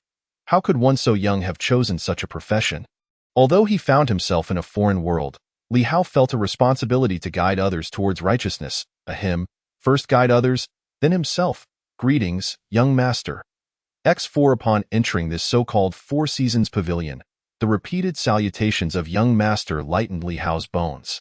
Although the beauty of the 4 maidens did not surpass that of the one who had drawn him in, they each possessed a striking appearance, easily above 80 in terms of attractiveness. Such beauty was indeed rare, even among the concubines of the Qin emperor, most of whom had long since lost their youth. It was said that the emperor had not taken a new concubine in 2 decades. Until the current favored consort, Xiao. Ironically, Xiao was still a maiden. The combination of these factors led one to deduce that the Qin emperor was likely nearing the end of his days, devoid of both desire and vitality. Alas, if given the chance, he would surely water the emperor's garden. Qian Emperor, you mean truly watering it. Young Master Li, please proceed to the second floor. The lady who had ushered Li Hao in gestured towards the upper level. How did you know my surname is Li? Upon hearing this, Li Hao immediately grew cautious. Initially believing that the woman was merely captivated by his beauty, he now sensed that there was more beneath the surface. I not only know that your surname is Li, but I also know that you are the heir of the Northern Town Prince's estate. Fear not. We would not dare to harm you. For the 6 doors would reduce us to rubble in an instant. We would never dare to overstep the boundaries set by the chief of the 6 doors. The woman shook her head vehemently, insisting that they would not dare. What awaits me on the second floor, or rather, who is waiting for this young master? Li Hao did not let his guard down due to the woman's words, but instead inquired further. In response to your highness, the one awaiting you on the second floor is none other than the holy maiden of our Sun and Moon sect. Given the relationship between our sect and your highness, it is assured that no harm will befall you. The woman lowered her head slightly, adopting a docile demeanor. Let us hope so, Li Hao remarked as he proceeded to the second floor. Since his father was the son-in-law of the Sun and Moon sect's leader, he too could be considered a person of the demonic path. Ascending the stairs with deliberate steps, he arrived on the second floor, which housed around 10 rooms, 9 of which were tightly closed. Leaving only one door ajar, without hesitation, Li Hao made his way toward the open room. Inside, the room was adorned as if it were a bridal chamber, exuding an atmosphere of festivity. There, a person and a cat sat at the table. Meow. Upon seeing Li Hao, the little white cat began to act cutely. Must you not exhibit a modicum of restraint, considering you possess the bloodline of the ancient divine beast, the white tiger? Observing her pet's unseemly antics, the holy maiden Su Yinran could not help but press it back down. Meow. The little white cat voiced its dissatisfaction. However, under Su Yinran's imposing presence, its protests proved futile. What brings the holy maiden to the holy capital? There are quite a number of esteemed righteous sects here. Should they encounter you, they would surely seek to eliminate the demonic threat. Li Hao took the initiative to ask. I am your betrothed from the Li family. Should I find myself in danger, would your family simply stand idly by? Su Yinran's face was graced with a hint of allure. Initially, she had thought that her union with the heir of the Northern Town Prince was merely a matter of mutual benefit. 3 years without seeing Li Hao had solidified that notion. However, upon returning to the Sun and Moon sect, she discovered that the Li Hao before her was their sect's most significant connection. With a mother who was the previous holy maiden and a grandfather who was the sect leader, it was indeed a powerful lineage. Li Hao nodded in acknowledgement but refrained from further comment. I have come to assist you in becoming the prince's consort. During the tournament, I shall do my utmost to vanquish all your opponents and injure the prince. At that point, you need only step in to claim the spoils. Su Yinran spoke as if the matter were straightforward. You are merely the 10th on the human ranking list, not the 1st. Furthermore, do we not have a betrothal? Do you not find this arrangement somewhat awkward? Observing Su Yinran's demeanor, Li Hao could not help but feel a sense of discomfort. Being the 10th on the ranking is of no consequence. It does not diminish my worth. It simply indicates a lack of opportunity to prove myself. As for the betrothal, it holds no significance for me. What I pursue is immortality, the attainment of the legendary realm of terrestrial immortals.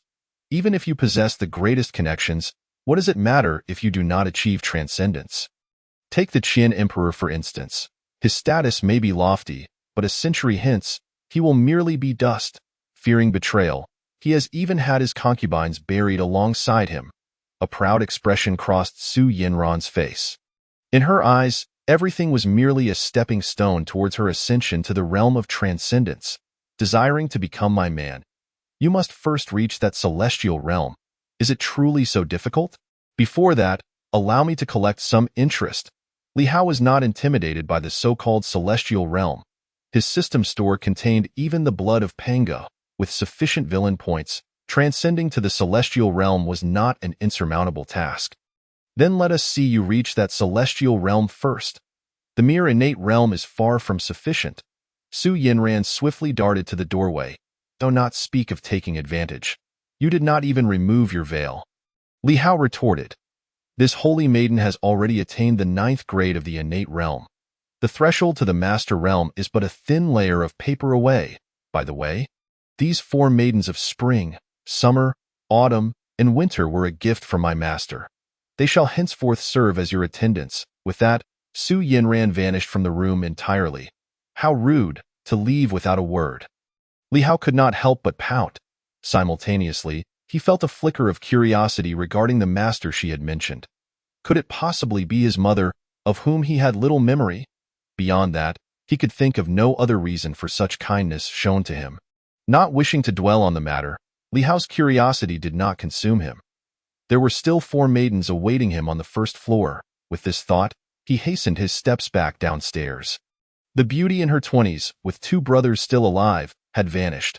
Only the 4 maidens of spring, summer, autumn, and winter remained. The holy maiden must have informed you of the situation, correct? Li Hao addressed the 4 maidens. Feeling rather awkward in his past life, he had witnessed myriad scenes, yet he had never encountered one quite like this. He could not help but commend his exceptional ability to traverse realms. "Greetings, master. From henceforth, we shall be your servants." One of the maidens stepped forward, respectfully bowing to Li Hao. "Greetings, master." X3 The remaining 3 maidens echoed in unison. Compared to the embarrassing title, it was evident that the cruel rules of the demonic sect were far more unbearable for them. Becoming the attendants of the individual before them was, in a sense, a release from their suffering. "You may simply address me as young master from now on. There is no need to use master henceforth." Upon hearing the rather provocative title, Li Hao contemplated and ultimately decided to request a change. That title severely affected his image in the eyes of others, despite the fact that he was not, by any means, a virtuous person. "Understood, young master." The maidens complied immediately with this modest request. "By the way, what are your names? Why do you all seem so similar?" Li Hao remarked, feeling a hint of face blindness. They were undeniably beautiful. Yet their resemblance was striking. "We were collected by the deputy sect master and named after the seasons: spring, summer, autumn, and winter. I am the eldest, called Spring. The others are named Summer, Autumn, and Winter." The leading maiden introduced herself and her companions. "Are your names truly just a single character? Moreover, who is this deputy sect master you speak of?" Hearing the somewhat hasty names, Li Hao could not help but twitch the corner of his mouth. "The one who named us deemed names to be mere aliases. When we meet our true master, they will assign us proper names. The deputy sect master is simply the deputy sect master. Every time we see her, she always wears a mask, and we do not know what she looks like or what her name is," the maiden named Spring explained candidly as she mentioned the word master. She could not help but steal a glance at Li Hao's face. He was far more handsome than those within the demonic sect, though she wondered what his character might be like. Within the demonic sect, many individuals had distorted personalities. One moment, they could appear as charming gentlemen, and the next, they could easily snap a person's neck. "Then let us return to the manor together." Li Hao nodded and decided to take the 4 maidens home. The deputy sect master they spoke of was likely his mother, though he could not be entirely certain. He would inquire with his aunt later. Remembering his aunt, he felt as though he had forgotten something important. Never mind. He would address it upon returning home.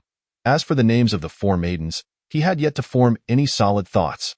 The first notions that came to mind were Chunlan, Xiahe, Qiujuan, and Dongmei, all of which felt somewhat peculiar with their floral connotations. For those with suggestions regarding the names of the 4, feel free to leave them in the comments. "Where has my brother not yet returned?" Tang Xiaoxiao paced restlessly at the gate of the prince's manor. Upon learning that her elder brother was returning to the residence today, she made a special effort to return early. Regrettably, she arrived a tad late.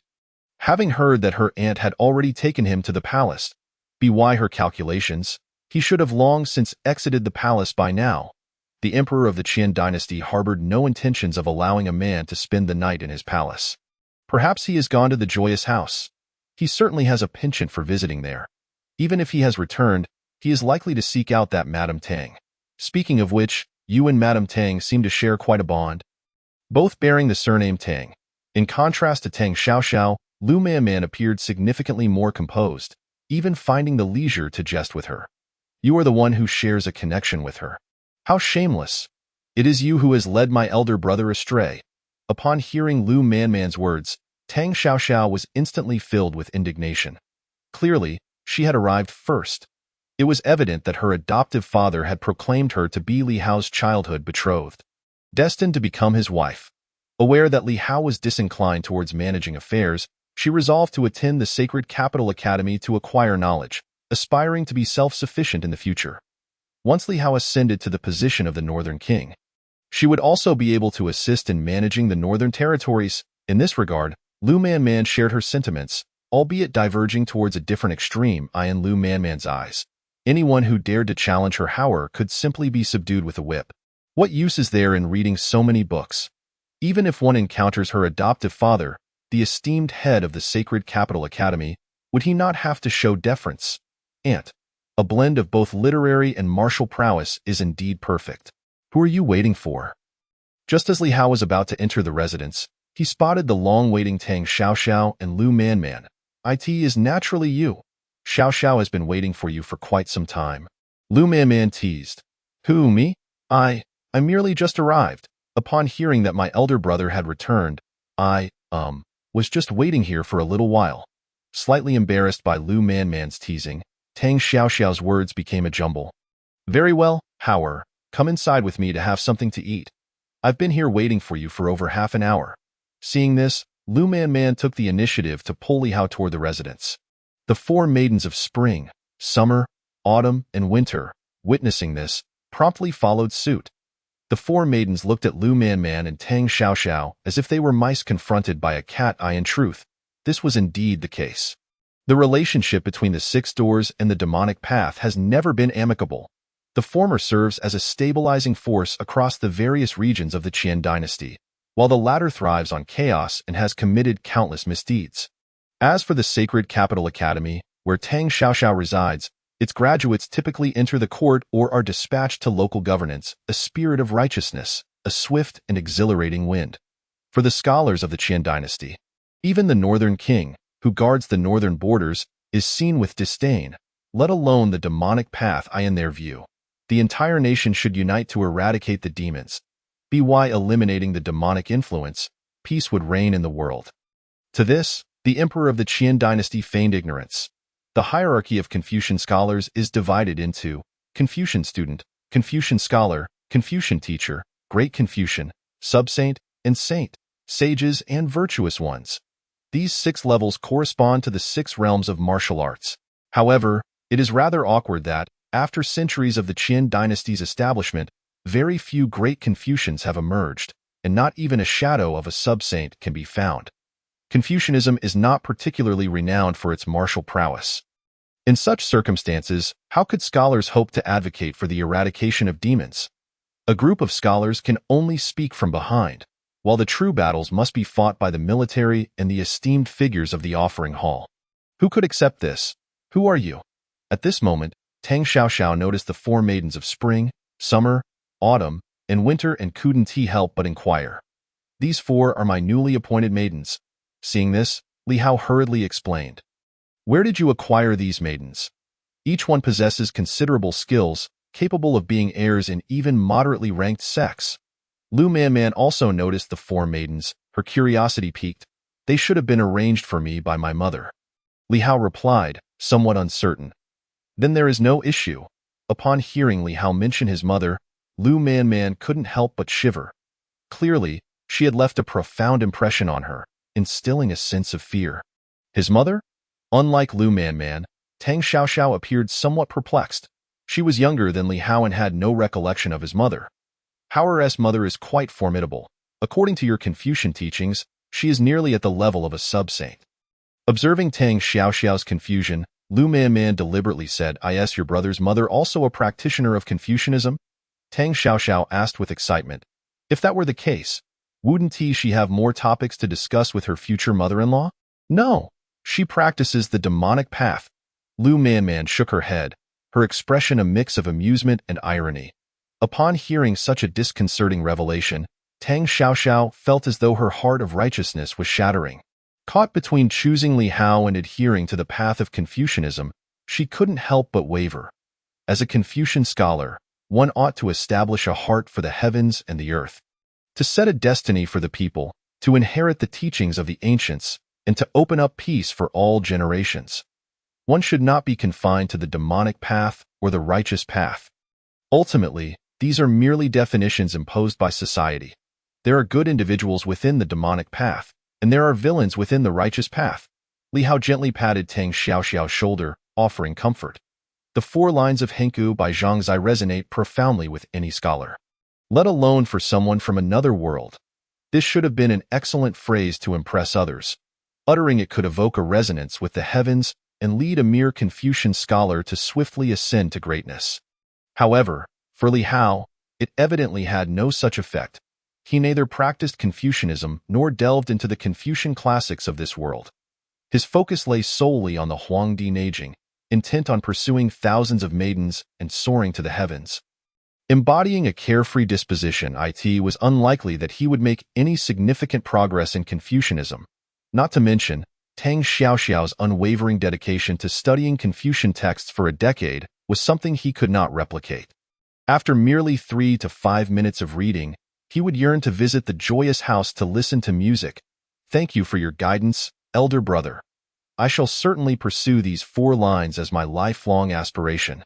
Silently reciting these lines in her heart, Tang Xiaoxiao declared with determination, in truth. Upon witnessing Tang Xiaoxiao's unwavering resolve, Li Hao, who had only uttered 2 words, abruptly halted. Indeed, it is remarkably easy to pose. He wanted to tell Tang Xiaoxiao that the author of these 4 lines had never been achieved by anyone throughout history. However, after some contemplation, he decided against it. Rather than let her struggle with the relationship between Confucianism and the demonic path, it would be better for her to focus on the content of the 4 lines. The legendary transcendent realm has never been reached by anyone, yet countless individuals have persevered. As for his views on the righteous and demonic paths, they were merely sophistry. The righteous path, in any case, maintains a baseline of principles. The demonic path, however, has a considerably lower threshold, with innocent lives hardly ever spared. You all continue your discussion. I must take time to comprehend the meaning of these 4 lines. Perhaps captivated by these lines, Li Hao, whose mind had been preoccupied, suddenly found himself less interested.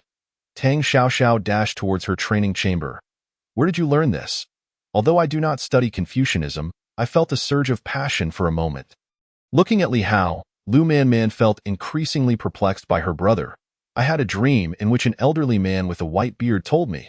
Li Hao fabricated a story. I would believe that if it were said by Xiaoxiao. But you should spare me. The ladies you dream of are probably the maidens from the joyous house, right? Lu Manman scoffed at Li Hao's words, utterly unconvinced. Not entirely. There's also you, Sister Manman, likely emboldened by Lu Manman's tacit approval of his involvement with Madame Tang. Li Hao's words became increasingly audacious. At this moment, he remained unaware of the profound impact the 4 lines would have on Tang Xiaoxiao. Different words yield different effects on different individuals. For Lu Manman, it was merely a fleeting moment of fervor. For Tang Xiaoxiao, however, it felt as though it illuminated her future path. Although this path, akin to the Ksitigarbha's vow of not achieving Buddhahood until hell is empty, seemed nearly impossible to realize, I cannot teach the ladies of the joyous house to sing and play. I only know how to strike. Life in an ancient noble household is truly decadent. Lu Manman shook her head and remarked, singing and playing can all be learned. If nothing else, mastering just one would suffice. After speaking, Li Hao turned and headed straight for his quarters, slipping away before Lu Manman could respond. To blow? Blow the flute, or perhaps the shao, or even the suona. Why are you running so fast? Something seems off, very off. Watching Li Hao's retreating figure, Lu Manman expressed her confusion. Her focus was entirely on her training, and her knowledge of matters between men and women was scant at best. She only knew that rouge could be consumed as imported makeup. Your Highness, the young girl exclaimed upon seeing Li Hao finally appear. Her eyes instantly lighting up, however, upon noticing the 4 maidens of spring, summer, autumn, and winter following behind him. She couldn't help but feel a wave of anxiety. Li Hao was naturally oblivious to the myriad of inner dramas swirling within the little girl. He gestured towards the 4 ladies and instructed, Yes, Your Highness. Upon hearing that her master had no intention of abandoning her, The little girl instantly revived, her spirits soaring as she busily arranged accommodations for her 4 esteemed sisters. How peculiar! Observing the little girl's emotional fluctuations, Li Hao couldn't help but shake his head. Her thoughts were indeed difficult to decipher. One moment she wore a face of sorrow, and the next, she was beaming with joy. This matter was soon cast aside by Li Hao as he stepped into his room, which was as immaculate as he had left it. It was evident that during his absence, a thorough cleaning had taken place. Even the blankets were warm. How could they possibly be warm? He had been away for quite some time. In this martial world, the existence of supernatural phenomena was implausible, leaving only the possibility that someone had pre-warmed the bed. The thought of this made Li Hao's lips twitch involuntarily. If he were to speculate, the one who warmed the bed must undoubtedly be an A. The decadence of life in ancient aristocratic families was truly astounding.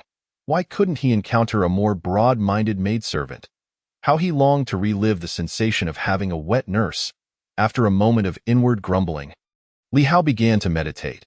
The Huangdi Neijing cultivation method commenced, his hands each grasping a mid-grade spirit stone. Compared to ordinary martial artists who absorbed the spiritual energy of heaven and earth, his cultivation speed was exponentially faster, the distinction between a wealthy patron and a dedicated player. Once he delved into his practice, time slipped away unnoticed. As he absorbed the spiritual energy from the 2 mid-grade spirit stones, Li Hao slowly opened his eyes.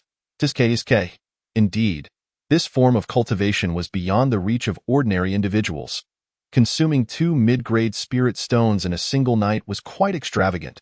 Li Hao couldn't help but reflect on the speed at which he absorbed the spirit stones. He had spent thousands of taels of silver in just one night. Cultivating was indeed more costly than idling away in the teaching halls. Nevertheless, the increase in spiritual energy was undeniably significant. "Young master, have you awoken?" At that moment, a female voice called from outside the room. By the sound of it, it was likely one of the 4 seasons. Due to their limited interaction, Li Hao couldn't immediately discern which one it was. "I am awake." Without much hesitation, Li Hao replied to the voice outside. "May we come in, young master?" the voice continued. This time, Li Hao was nearly certain it was Chun's voice among the 4. "Come in." He glanced at his neatly arranged attire and nodded in agreement. Mere moments after his response, the 4 maidens fluttered into his presence like a chorus of songbirds. The little girl followed behind them, appearing somewhat small and helpless. "Please wash your face, young master. Please change your clothes. Please sample the freshly prepared pastries from the kitchen." As soon as the 4 appeared, they ushered Li Hao into a lifestyle where everything was handed to him on a silver platter. With such a life, how could one not succumb to decadence? "Your Highness, since you have returned today, you must attend the court assembly of the Great Qian. Usually, when the King of the North is absent, it falls upon you to represent him." The little girl managed to squeeze in, her voice barely above a whisper. "The court assembly? Just send the little one. She is the adopted daughter of the King of the North." Which suffices. At the mention of the court assembly, Li Hao instinctively felt a wave of aversion wash over him. A bunch of scholars pontificating daily. When his adoptive father was around, they wouldn't dare utter a word. Now that he was to attend in his stead, they suddenly appeared invigorated. This surely wouldn't do. Upon hearing that Li Hao intended to skip the assembly right after his return, the little girl displayed a look of hesitation. "How long until the Great Qian court assembly begins?" Li Hao inquired of her. "Half an hour," she replied instinctively. "Then you should go call for Xiao Xiao to attend the assembly. There is still time. If you delay, it will be your fault." Li Hao assessed the time required to travel from the King of the North's residence to the palace and joked, I shall go at once." Upon hearing Li Hao's words, the little girl hurried off towards Tang Xiao Xiao's training quarters.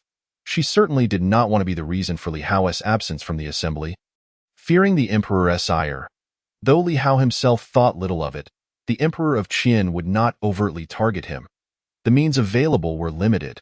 They could withhold salary or demote him. Yet, he possessed neither, so perhaps it would be his adoptive father who would bear the brunt. However, to the little girl, this was of utmost seriousness. Today was yet another delightful day. After changing into a fresh set of clothes with the assistance of the 4 maidens, Li Hao felt utterly rejuvenated. The four ladies, however, had all turned crimson. Clearly, during the changing process, Li Hao's hands had not remained idle, exploring in all directions. Patience is a virtue. Li Hao had no intention of indulging in inappropriate behavior during the day, but rather intended to take a stroll around the manor. At the very least, he wished to greet Sister Man Man and Tang Shui Rou. However, Li Hao was utterly unprepared for the sight of his aunt waiting outside in the courtyard. "Aunt, good morning. I heard there is a court assembly in the Great Qian today. Why are you not attending?" Li Hao chuckled awkwardly, feeling as though he had been caught skipping class by the principal. "For today's assembly, I sent Xiao Man in my stead. She is one of the 4 divine captains of the 6 doors, so it is only natural for her to attend." His aunt responded nonchalantly. "One could say that this is a family trait. The methods of skipping the court assembly are quite similar." Chapter 67. The head of the family is, and it is quite similar to what I'm doing? Hearing his aunt's reply, Li Hao couldn't help but roll his eyes, so she was also playing hooky. At least his adoptive father was reliable, working overtime in the north year-round, 365 days. Come rain or shine, how could we be compared? I am cultivating Xiao Man's ability to attend court. When the time is right, this position of mine will be hers. His aunt shot Li Hao a sidelong glance and declared with conviction. Li Hao opened his mouth, momentarily at a loss for words. He almost believed her. Presently, Sister Man Man was only at the 3rd rank of mastery. To succeed his aunt as the head of the 6 doors, she would need to be a grandmaster of martial arts. Since there's nothing to do, let us accompany me for a stroll. His aunt glanced back at Li Hao. Clearly, she had already been informed of the existence of the 4 seasons. "So, they truly are under my mother's command?" Li Hao inquired upon hearing his aunt's words. "What? You're still uncertain?" His aunt looked at him with a peculiar expression. The Holy Maiden of the Sun and Moon sect merely mentioned that they were a gift from her master. As to whether her master is my mother, I hadn't confirmed that before. Li Hao shrugged. "You dare accept without certainty. Your audacity is indeed remarkable." His aunt expressed her bewilderment at her nephew's boldness. "Why not accept the maidservants who come to your doorstep? Warming the bed is quite nice. After all, they cannot overpower me." Li Hao replied with a smile. "That is true. Have you given them names yet?" His aunt nodded and then inquired about the names of the 4 maidens. Originally without a clue, he had now devised names. The eldest is Chun Yan. The second is Xia He. The third is Qiu Ju. The 4th is Dong Shuang. Li Hao recited the names in one breath. These 4 names came to him after his morning exploration. Particularly Xia He, true to her name, was as serene as a lotus leaf upon water. Qiu Ju, in a similar vein, was like a blooming chrysanthemum. They all appeared quite clever, except for Dong Shuang.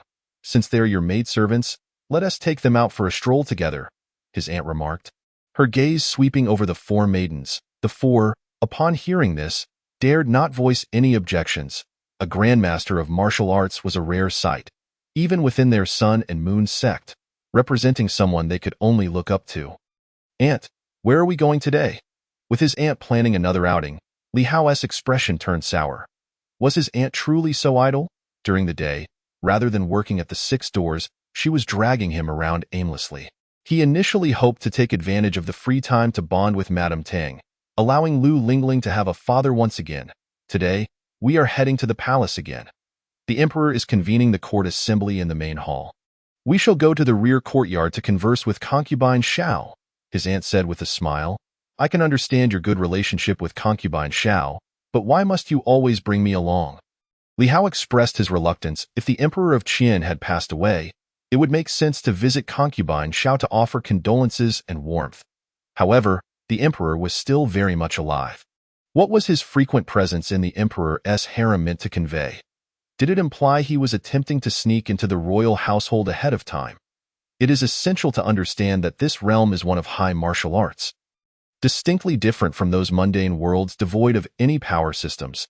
If I were to truly betray the Emperor Qian, the other party would undoubtedly perceive it, especially considering that currently, concubine Xiao is still in a precarious position. If the emperor were to realize in his dying moments that he had been deceived, he would likely stop at nothing to eliminate me. Very well. I shall venture forth alone. In due time, I shall present you with a surprise. I hope you are not easily frightened. Noticing that Li Hao showed no interest in accompanying her, she reluctantly conceded, a surprise. More akin to a shock, I would say. Li Hao did not take his aunt's words to heart. He escorted her to the gates of the royal residence before returning to the rear courtyard. Now, within the expansive Zhenbei Wangfu, he was the sole master in charge. Li Hao felt a sense of obligation to take action, as it would be remiss of him to neglect his responsibilities as the head of the family. He first visited Tang Shuirou's chambers, only to find them empty. Without lingering, he proceeded to Lu Lingling's room. As expected, both mother and daughter were together in the same chamber. Your Highness, Big Brother. Simultaneously, the mother and daughter called out to Li Hao. How are you finding your stay in the residence? Li Hao playfully pinched Lu Lingling's cheek while directing his gaze towards Tang Shuirou. On the surface, he appeared to be inquiring of Lu Lingling, yet his true inquiry was directed at Tang Shui Rou.as, a master of time management. Multitasking is a fundamental skill. Quite well. The elder sisters in the residence are delightful, and the desserts are delectable. Sister Man even said she would teach me cultivation so that I can become strong enough to protect mother. Can I stay here forever? Lu Lingling gazed at Li Hao with longing to her. Although the Lu residence boasted a vast courtyard, the servants there lacked the gentleness found here, and the desserts were far inferior. Most importantly, there were always various individuals troubling her father. The last time, her father proclaimed that he would wash his hands of his previous dealings and spend quality time with her and her mother. Yet, he met his demise shortly thereafter. Had it not been for her big brother and big sister, they might not have escaped disaster. What she did not know was that, had Li Hao not appeared, there would have been at most one martial arts master. It was precisely due to Li Hao's arrival that one martial arts master transformed into three. Of course, for Elder Lu, whether faced with one martial arts master or three made little difference. He was doomed regardless. If blame were to be assigned, it would fall upon the court and Emperor Qian, who, fully aware of the dangers, still chose to proceed. Though Emperor Qian, Elder Lu was merely an inconsequential pawn in his game. Should the mission be accomplished, the death of someone like Elder Lu would hardly concern him. This is a question you should pose to your mother. If she wishes to remain here for a lifetime, then she certainly can. Li Hao affectionately ruffled Lu Lingling's hair, adopting the demeanor of a caring older brother. Mother, can we truly live here forever? Upon hearing Li Hao's words, Lu Lingling immediately turned to plunge into Tang Shuirou's embrace and asked, Of course we can. Faced with Li Hao's mischievous gaze, Tang Shuirou could only nod, holding Lu Lingling close. However, the next moment left her wide-eyed and shocked. Li Hao audaciously sealed her lips with his. How dare he? Little Ling is still here. Gazing at the little one in her arms, Tang Shuirou steeled herself and pushed Li Hao away, shooting him an angry glare. Afterward, she quickly lowered her head. Feeling flustered, ding, congratulations, host, for completing a villainous act and earning 1,000 villain points. Please continue your efforts. System, something is amiss. This is supposed to be a villain system, yet it feels as though it is encouraging me to act like a rogue. This is akin to the reward for slaying 10 innate first-grade masters. Observing the system's reward, Li Hao felt a sense of dissonance. How did I engage in villainous behavior? Yet, he found this method of accumulating villain points rather appealing. No need for bloodshed, and the points come easily. Live as a rogue, die as an honest man. What's wrong with that? Sensing a change in her mother's demeanor, Lu Lingling could not help but lift her head to look at Tang Shuirou. Nothing. I'm just feeling a bit warm from holding you. I think I'll go take a bath. Tang Shuirou shook her head, fabricating a casual excuse. You are still unfamiliar with the residence. Let me show you around. As for little Ling, the maids will entertain her. When Sister Man returns, she will naturally guide her in cultivation. She is still young, and this is the perfect time to establish a solid foundation. Li Hao interjected, seizing the opportunity. As an adept time manager, he knew how to seize every moment without wasting a second. What ill intentions could he possibly harbor? He merely wished to experience the wonders of his own cultivation techniques. Tang Shuirou glanced at little Ling, hesitating. She felt an unsettling sensation akin to sending a lamb into a tiger's den. Though she was prepared to rely on him, this felt rather hasty. Would he not cherish her if she were obtained too easily? The elder sisters in the residence will play with me. You should go with big brother to take a bath. It would be uncomfortable not to wash. At this moment, Lu Lingling offered her timely support. Very well. Observing little Ling's obedient demeanor, Tang Shuai-ro was unsure whether to laugh or cry. She was indeed well behaved, but perhaps this was a bit too much. Nevertheless, she could not voice any objections, as the child was oblivious to the implications. Let us go. In response to Lu Lingling's assistance, Li Hao awarded her an 82, while the remaining 18 was given in a rather unconventional manner. With such a devoted daughter, surely the pregnancy should not be too taxing. Tang Shuai-ro nodded and followed Li Hao out of the room. Goodbye, big brother. Come visit Linger to play some time, Lu Lingling called out, waving to the two as they departed. This does not seem to be the path to the bathhouse. Tang Shuai-ro expressed her confusion as she followed Li Hao. Despite having just entered the residence, she was aware of the basic layout. There is a bathhouse over there, specifically designated for bathing. It is quite spacious, even large enough for swimming, Li Hao explained while guiding Tang Shuai-ro inside. Why haven't I heard the servants mention this? Tang Shuai-ro asked, still skeptical. Perhaps they regard you as a guest. This bathhouse is exclusively for my personal use. Sister Man and the others occasionally use it as well. Apart from that, it is off limits to everyone else. Li Hao initially intended to claim the bathhouse as solely his own, but he lacked the confidence to do so and altered his statement instead. Family status. Upon hearing this shocking revelation, Tang Shuai-ro was taken aback. While they shared the same bathhouse, it was not at the same time or with the same hot water. Furthermore, she had no such relationship with them. One was merely the child of her father's subordinate, while the other was an adopted daughter. Li Hao felt that the more he explained, the more suspicious he appeared, so he chose to remain silent and continued walking toward the bathhouse. This so-called bathhouse resembled a small artificial hot spring. Aside from needing to change the water frequently, it was otherwise impeccable. Speaking of which, the Emperor Qian's harem boasted a natural hot spring. Beneath that spring lay a spiritual stone mine, which, augmented by formations, rendered the spiritual energy even more potent. What extravagance! Other sects and families would eagerly seek to exploit a spiritual stone mine for maximum value. Yet Emperor Qian had the audacity to combine it with a hot spring. Despite the formations ensuring that the spiritual energy would not dissipate quickly, it was still quite lavish. A spiritual stone mine used for soaking in a hot spring.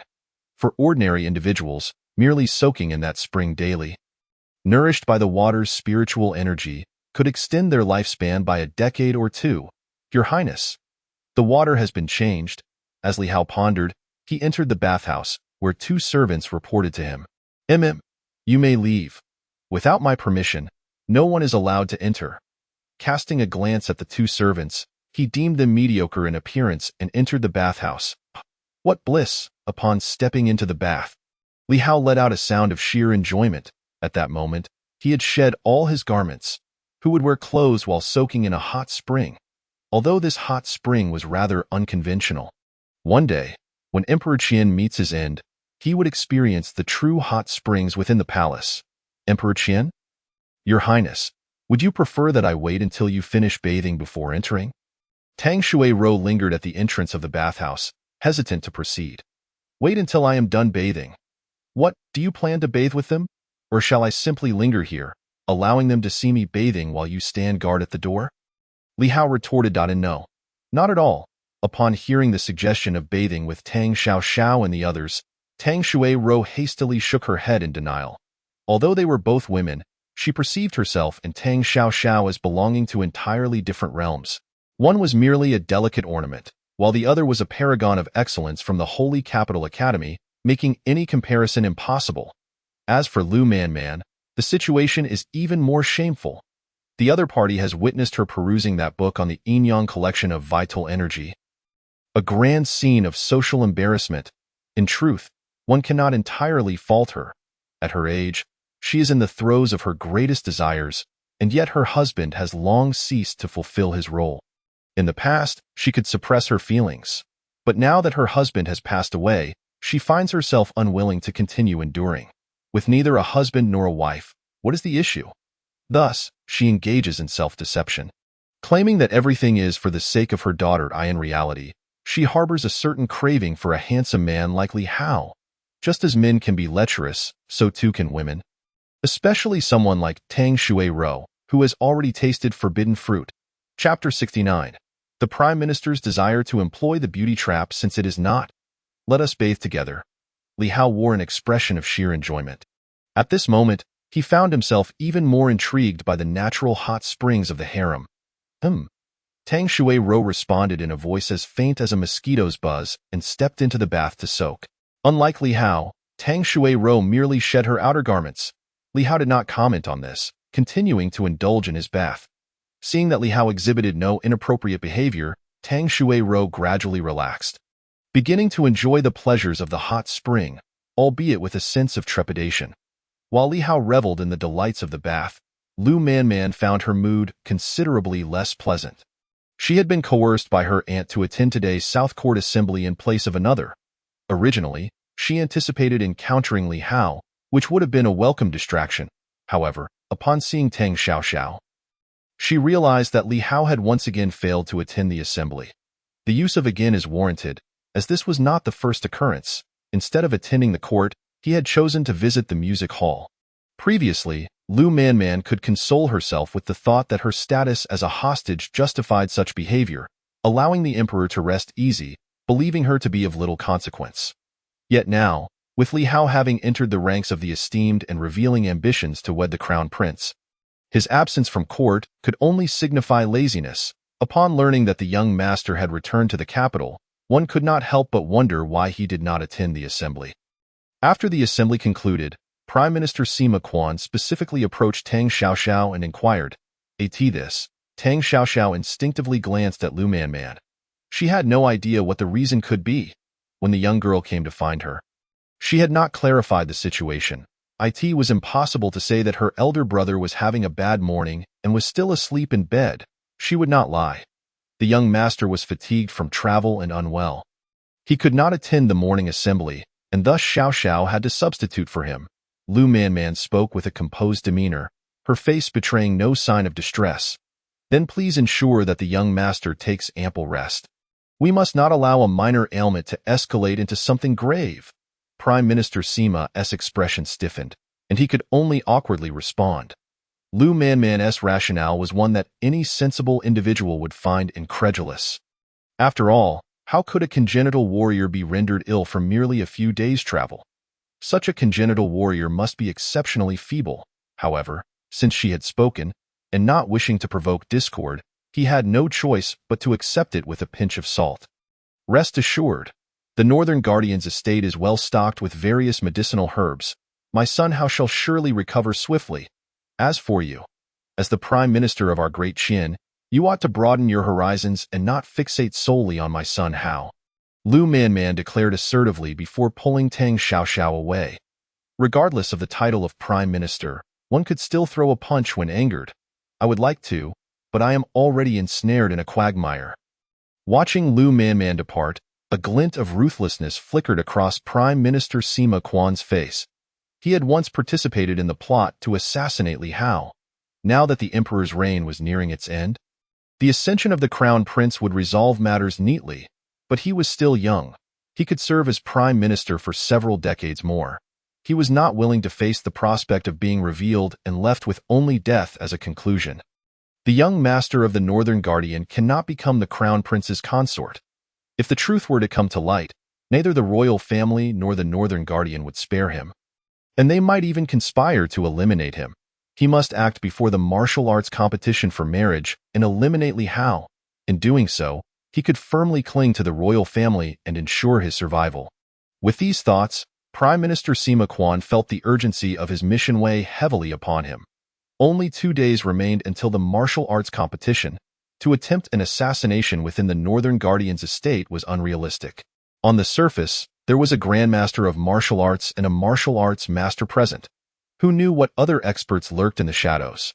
In such circumstances, it was imperative to lure Li Hao away first to have any hope of accomplishing the assassination. However, given the evident lack of familiarity between himself and Li Hao, he could only resort to enticing him.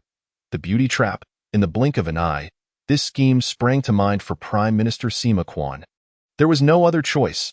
Li Hao had not even attempted to mask his intentions in this regard. At the Northern Guardian's estate, in the bathhouse, Li Hao was blissfully soaking, completely unaware that someone was plotting to employ the beauty trap against him. Had he known, he would likely have consumed the beauty entirely and then left without a trace. Young master, I believe I have soaked long enough. May I exit now? Tang Shui-ro, feeling that too much time had elapsed, could no longer suppress her timid inquiry. Should she encounter anyone else, it would truly be her social demise. There are garments over there. You should take one to wear. Noting Tang Shui-ro's damp form, Li Hao gestured towards the clothes hanging nearby. Mingyi, undergarments worn after bathing in ancient times. All right, Tang Shui-ro nodded, taking a piece of clothing and making her way outside the bathhouse. She found it impossible to change in front of Li Hao at that moment. Some things, once experienced, could lead to countless repetitions. However, the problem was, there was no first time now. Everything had to be approached gradually. Observing Tang Shui-ro, who resembled a frightened little rabbit, Li Hao felt no urgency. Ultimately, it was all meat on his plate. Whether consumed a day earlier or later made little difference. If he truly felt impatient, he could simply visit the music hall. Although the Great Qian's music hall claimed to sell artistry rather than bodies, if one were willing to pay, anything was possible. Having traversed to this world, he could not afford to deteriorate further. With this thought, Li Hao chose not to hastily conclude his first encounter at the music hall. A shriek from Tang Shui-ro at the entrance jolted Li Hao back to reality. Grabbing a piece of clothing, he hastily reached the entrance of the bathhouse. Alongside Tang Shui-ro stood Lu Man. It was evident that Lu Man was the cause of Tang Shui-ro's exclamation. At that moment, Tang Shui-ro felt as though she had been caught in the act by the other woman's husband. Although nothing had transpired between them, Lu Man was not Li Hao's wife. Sister Man, what a coincidence. What brings you here? Has the court assembly concluded so swiftly? Li Hao chuckled awkwardly. The old emperor's condition was deteriorating. This assembly was ostensibly presided over by him, but the one truly managing affairs had long since been the crown prince. The emperor's demise might come sooner than anticipated. In light of this, we must prepare in advance. Lu Man spoke with feigned seriousness, yet she boldly stepped into the bathhouse without any intention of waiting her turn. Chapter 70. Reversal I shall take my leave first. As Lu Man entered the bathhouse, Tang Shui-ro's expression grew peculiar. Good heavens! Sharing a bathhouse clearly indicated that their relationship was anything but ordinary. No wonder she had emphasized that Lu Man was the child of her father's subordinate. To avoid being silenced, Tang Shui-ro made her swift exit from the bathhouse. Sister Man, I have yet to finish washing. You are causing misunderstandings. Li Hao could not help but remark. What misunderstanding could there be? Is it permissible for her to accompany you in the bath, but not for me? What? Is her standing in your heart greater than mine? Lu Man's tone bore a hint of jealousy. Despite her well-intentioned thoughts of having Tang Shui-ro test her adoptive father's reaction, should her father show little concern, she would then push Li Hao further. Everything appeared so natural, yet upon witnessing Li Hao and Tang Shui-ro sharing a bathhouse, she could not suppress the feeling of being wronged. Regardless of what her adoptive father thought, she intended to partake first. That was her current mindset. No. You wash at your leisure. Li Hao shook his head, puzzled by the inexplicable jealousy emanating from her. Turning around, he was met with a rather alluring scene. You, almost instinctively. Li Hao turned his head away. If Tang Shui-ro appeared to him as a docile lamb, then Lu Man undoubtedly embodied the fierce tigress. What is all the fuss about? Is bathing not a normal activity? Despite her flushed face, Lu Man maintained a strong front. Casually donning a piece of clothing, she stepped barefoot into the water. If there is nothing else, I shall take my leave. With roles reversed, Li Hao felt as though he had become the little lamb and intended to depart. Wait! Come here and massage my shoulders. Lu Man immediately called out to stop him. Fine. Li Hao reluctantly agreed. Turning to gaze at Lu Man's lovely shoulders, he suddenly grasped the situation. After all, he was a man. There was nothing to lose. Thus, his steps became considerably lighter. With a gentle touch, he placed his hand on Lu Man's shoulder from behind. allowing him to glimpse a perspective of the world that was distinctly different. "Is it beautiful?" Lu Man abruptly inquired. Whether it was beautiful or not was irrelevant. "I saw nothing at all." Li Hao instinctively responded that it was beautiful, but sensing the awkwardness, he quickly corrected himself to say it was not. Finally shaking his head vigorously to declare it unattractive, he thought to himself, this time he was surely doomed. Given Lu Man's fierce temperament, there was no way he could win her favor. "Look at you. You're almost incoherent. If you want to see, let me show you clearly." Lu Man's words bore no hint of anger. Rather, they seemed to carry a touch of amusement. Li Hao could not tell if it was merely his own illusion. In the next moment, he found himself yanked into the water by Lu Man. Once submerged, he could clearly discern the contours of Lu Man's form. Captivated, Li Hao decided to remain in the water. For as a congenital martial artist, he was hardly in danger of drowning. Initially, he had contemplated allowing her to engage with Madame Tang to observe the reaction of his adoptive father. However, upon witnessing her emerge from the bathhouse, he felt an unexpected pang of jealousy, which he found difficult to accept. Now, he had changed his mind. Regardless of his adoptive father's thoughts, he would indulge himself first. After being a foster daughter for so many years, could she really do him harm? Sensing Li Hao's gaze upon her, Lu Man boldly spoke without flinching. Before Li Hao could comprehend the meaning behind her change of heart, she had already pressed towards him. Was this narrative somewhat askew? Surely he must have picked up the wrong script. Who, after all, was the true protagonist? The water transformed into a battlefield, with Lu Man commanding the direction of this skirmish. Since resistance was futile, he could only surrender himself to the experience.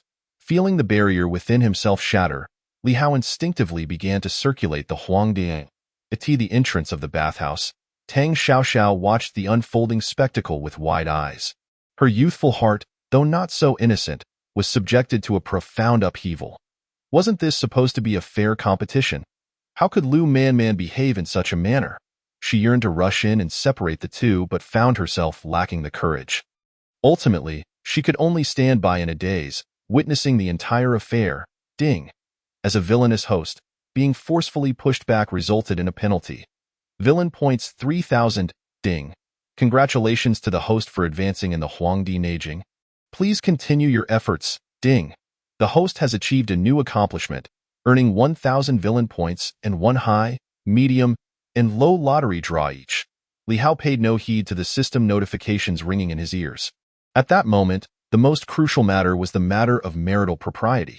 Although he was inferior in martial prowess, he still aspired to take the lead. After an indeterminate amount of time, Li Hao finally regained consciousness. His body ached, a testament to the terrifying prowess of a martial arts master. Thus, he casually retrieved a small revitalizing pill to replenish his energy.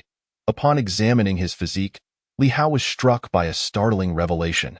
His martial cultivation, previously at the 4th rank of congenital, had surged to the 7th rank, an astonishing leap of 3 ranks, surpassing even the effects of a grand revitalizing pill. Could this be the true efficacy of the Huangdi Neijing? And had he been practicing incorrectly all along?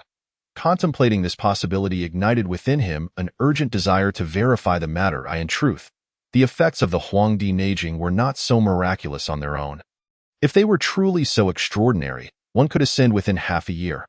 The reason he had broken through 3 small realms in succession was primarily due to absorbing the primordialine energy from Lu Man, who was at the 3rd rank of martial mastery. This potency was only effective during the first instance. Thereafter, while training would still be faster than usual, such remarkable results would not be replicated. Surveying his surroundings, he realized Lu Man had long since vanished. Women, consumed and departed. Li Hao strolled towards the bathhouse entrance, glancing upwards to find that night had already fallen. Gurgle.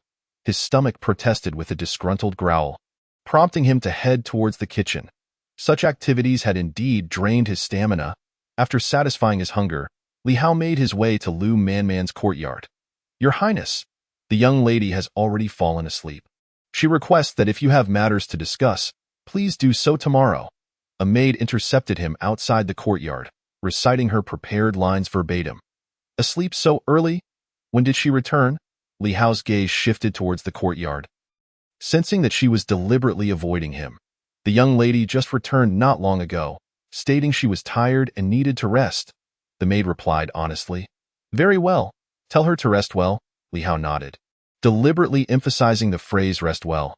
Intuitively, he felt Lu Manman would not be able to sleep so soundly. After just having pushed him back, how could she possibly find rest? I will convey your message to the young lady. The maid, oblivious to the underlying meaning of his words, simply nodded in response. With that, Li Hao turned and returned to his own quarters. Phew. Sensing that Li Hao had finally departed, Lu Manman exhaled a long sigh of relief. At this moment, she felt somewhat at a loss when faced with Li Hao. Her earlier boldness had been purely a reaction to Tang Shuai-ro emerging from the bath, soaked, with Li Hao closely following. Clad only in a thin garment. After the fierce encounter, the pain had brought her back to her senses. She now comprehended the nature of her actions. Young lady, His Highness has left and instructed me to tell you to rest well. Young lady, is there some discord between you and His Highness? Could it be that His Highness has gone to the pleasure quarters again? The maid stepped outside the courtyard, chattering incessantly. Don't you think your words are rather excessive? You should also go rest. I wish to cultivate. Listening to the maid's incessant chatter, Lu Manman felt increasingly vexed. Yes, young lady. Upon hearing Lu Manman's words, the maid obediently retreated to the adjoining room to rest. As for Lu Manman's safety, a martial arts master of her caliber hardly needed the concern of a mere maid. What an annoyance! After the maid's departure, Lu Manman sat cross-legged to meditate for a brief moment. Yet she found it impossible to calm her mind. Ultimately, she felt no regret for her actions earlier that day. She simply did not know how to face Li Hao or her aunt. Given her aunt's mastery in martial arts, she would undoubtedly perceive that her maidenhood was no longer intact. If her aunt discovered this, how far could it be before her adoptive father found out? Just the thought of it was quite distressing. How bothersome! Lu Manman buried herself beneath her covers. Equally troubled was Tang Xiaoxiao. While the former had indulged, she had merely watched. Wretched woman, wretched woman, wretched woman. How could she do this? Relying on her superior skills to bully brother Hao. Tang Xiaoxiao seized a pillow, relentlessly pounding it as though it were Lu Manman herself. Beside her lay a tome of Confucian classics from this world. In the past, she could devour its contents with delight, but today, she could not focus on a single word. Li Hao, yes, yes, yes, promote me just like that. Who could it be that had turned our little Xiaoxiao into such a state? A teasing voice broke through the air. The speaker was none other than the head of the Six Doors, Li Hao's aunt. Upon her arrival, Tang Xiaoxiao instinctively stood from her bed, striving to appear as ladylike as possible. You are but a child bride of the Li family. Who is it that has vexed you to this extent? I shall go and teach her a lesson. Ruffling Tang Xiaoxiao's hair, her aunt spoke with unwavering determination. Though the smile at the corner of her eyes betrayed her, however, Tang Xiaoxiao was oblivious to this, as she had already lowered her head in embarrassment, too shy to meet her gaze. She could hardly confess that she had witnessed a fierce battle. With herself not being the heroine of the scene, with her personality, she would never utter such mortifying words. I know even without you saying. It must be Man, right? Seeing Tang Xiaoxiao's silence, her aunt took the initiative to reveal the truth. Tang Xiaoxiao stared at her in shock, as though she had discovered a new continent. She had thought she was the only one watching from outside the bathhouse, but it seemed she was mistaken. What are you thinking? I have no such bad habit of peeping. I merely sensed you lurking outside the bathhouse after returning from the palace. Not long after you left, Lu Manman emerged as well. Her aunt remarked, rolling her eyes as if she had guessed Tang Xiaoxiao's thoughts. Tang Xiaoxiao stammered for a long time, ultimately failing to articulate a coherent response. To disclose the truth was too embarrassing. Yet to fabricate a lie was equally troublesome. If you like Howard, pursue him. Do not wait until he is lost to regret. Gently patting Tang Xiaoxiao's head, her aunt spoke earnestly, providing a boost for her nephew. Their family's cabbage must not be allowed to fall into another's field. Did aunt have someone she loved in the past, whom she lost because she did not pursue? Tang Xiaoxiao nodded resolutely before curiously inquiring. In her eyes, her aunt, as her father's sister, seemed to have never married. Due to the exalted realm of the Grandmaster of Martial Arts, there is essentially no one who would shame themselves by pursuing her. Among those of her age, hardly anyone has attained her level of martial prowess. As for those older than her, their desire to court her is contingent upon the assent of her elder brother. The King of the North died in the past. There was indeed a prince from the Dacian royal family who wished to marry this aunt, harboring the notion of acquiring both beauty and strength. However, once the King of the North learned of this, he swiftly incapacitated the prince, and that was the end of that. No, indeed. All my knowledge stems from novels. The art of romance is far more intriguing when observed in others. The aunt shook her head and remarked nonchalantly, "What was the title of that novel?" Tang Xiaoxiao's expression stiffened, feeling somewhat deceived. She had genuinely believed it. Truly, one dares to teach, and another dares to believe. A secret, in the Prime Minister's residence. Tomorrow is the final day. Do you know what to do? Sima Quan asked the enchanting woman below him.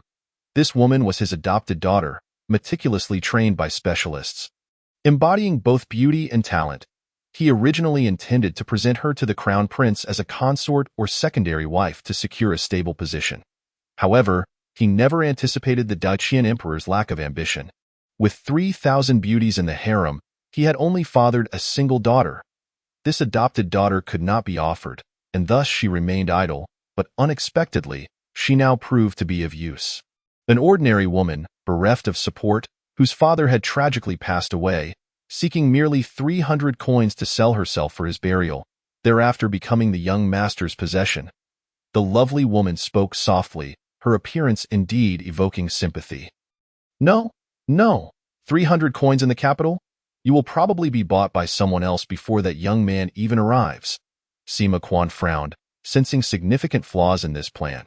If the price for selling oneself for a burial is set too high, so that only the heir of the King of the North is willing to bid, suspicion is unavoidable. Chapter 72. The four young masters of Shangjing Father. Within this Shangjing city, there exists a Yihong courtyard, where the courtesans are highly sought after. We must find a way to relay this information to that young master. He will surely be very interested. A gloomy-faced young man entered. Introducing himself, he was Sima Pan, Sima Quan's eldest son, and a member of Shangjing's second generation of nobility. He felt both envious and resentful towards Li Hao, the heir of the King of the North. The latter could inherit his father's throne, while he, evidently, could not inherit the prime minister's position. Indeed, once the new emperor ascended, his father's position as prime minister might vanish entirely. At that time, the group of elite youths who used to play with him would likely distance themselves significantly. For my sake, please strive a little harder. You spend all day mingling with those second-generation heirs. They possess hereditary titles. Your father has no title to bequeath you. Upon hearing the term Yihong courtyard, Sima Quan felt a surge of anger. He was well aware of this place, the foremost brothel in Shangjing. The expenses are naturally the highest, with an entrance fee exceeding 100 taels of silver. I have no interest in women. I am not captivated by the common courtesans of Yihong courtyard. My association with them is merely to cultivate connections. Enough of this. Father, our current discussion should not be about how to deceive that young master, but rather how to execute our plan. At this juncture, let us not concern ourselves with trivialities. Sima Pan instinctively let slip a remark but quickly changed the subject. Presently, dealing with that heir is indeed of utmost importance. You shall handle this matter. Tell me how much you need. As long as you can accomplish it, it is of no concern. Though sensing something amiss in his son's words, Sima Quan did not dwell on it further. 100,000 taels of silver. Upon hearing his father's declaration, Sima Pan immediately expressed his excitement. Why do we require such a sum? Hearing this amount, Sima Quan instinctively furrowed his brows. For an official of his rank in Dacian, the primary source of income is spirit stones. This 100,000 taels of silver equates to 1,000 low-grade spirit stones. He is not the King of the North, who has mines in the north. This amount, surely, the subordinates could offer a little something. As the saying goes, one cannot catch a wolf without parting with a child. If we want to entice the heir of the King of the North, it is inevitable to spend significantly. Sima Pan scoffed at his father's exaggerated reaction. Very well. I shall provide you the 100,000 taels. You must ensure the task is executed properly. Once accomplished, countless sums will be yours. Ultimately, Sima Quan acquiesced, producing a stack of silver notes to hand to his son. Very well, just watch. I will see this matter through successfully. Sima Pan took the silver notes and cheerfully turned to leave. Never once casting a glance at his father's adopted daughter, as he stated, he had no interest in women. Within the King of the North's residence, after the day's events, Li Hao found himself devoid of the desire to cultivate and retired early. He felt he had grasped the true method of practicing the Huangdi Neijing. However, whether this was indeed the case could only be confirmed through practice. A night passed without incident. The next day, Li Hao arose feeling refreshed, his spirit noticeably invigorated. In contrast, Lu Man bore a fatigued visage, clearly having had a restless night. Sister Man, did you not rest well last night? Observing Lu Man's weary appearance, Li Hao could not help but inquire with concern. Isn't it all your fault? In response, Lu Man shot Li Hao a glare filled with exasperation.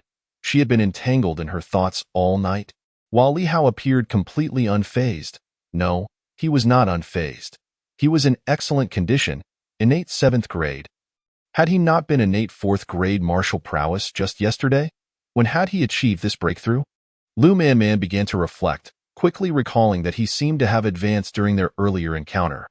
Not only him, but even her own martial prowess had seen improvement, due to the significant disparity in their cultivation levels. She had not broken through her realm point. One could say her progress had shifted from a mere 30 to 50 in the master realm. Clearly, you initiated this. I am the victim here. In response to her accusation, Li Hao felt quite aggrieved. He was the one who had been thrust into this predicament. Lu Man felt that Li Hao had a point. She found herself momentarily at a loss for a rebuttal. Yet, something felt off. There lingered an impression that he was the one who benefited while she suffered. Your Highness, a friend has come to see you. A guard from the palace suddenly rushed in, delivering the message to Li Hao. A friend. Upon hearing the word, Li Hao felt a peculiar sensation. It seemed improbable that someone of his ilk could actually have friends. I must first go instruct Madame Tang on the basics of cultivation. I shall return shortly to inquire about certain matters. Given Lu Man's clarity regarding the nature of Li Hao's friends, she casually remarked before striding towards the courtyard. She had the nagging feeling that Li Hao was not practicing the Longxiang body training technique, or at least, that it was not his primary focus. Instead, it bore resemblance to a dual cultivation technique of the demonic path, or perhaps the esoteric practice of the joyous Zen. How could a legitimate technique yield such rapid enhancement due to that encounter? Li Hao nodded and proceeded towards the entrance of the residence. How many have come? Who are they? He inquired as he walked. The visitors are the second son of the Xiaoyao Marquis, the third son of the Yong'an Marquis, and the eldest son of the Prime Minister, Sima Pan. They have heard of your Highness's return to Shangjing and wish to host a grand welcome for you at the Yihong courtyard. The guard elaborated once Lu Man had departed. Am I well acquainted with these three? Hearing the titles of these noble youths, Li Hao could not help but ask. There's no way around it. His memories of these three were exceedingly vague. The young master is known alongside these three as the 4 young masters of Shangjing. The guard glanced at Li Hao and spoke disingenuously. He could not reveal that the 4 were actually referred to as the 4 plagues of Shangjing. That would imply they were all rather unsavory characters. Upon hearing that these 3 were deemed his peers, Li Hao quickly deduced that they were, in fact, not virtuous individuals. They mentioned a new courtesan had emerged at Yihong courtyard and proposed pooling their resources to purchase her as a gift for your highness. The guard continued, a courtesan? Then quickly, lead me to meet these 3 fine brothers. Li Hao's eyes brightened at this news, and he quickened his pace. What nonsense about unsavory characters. These were undoubtedly his good brothers.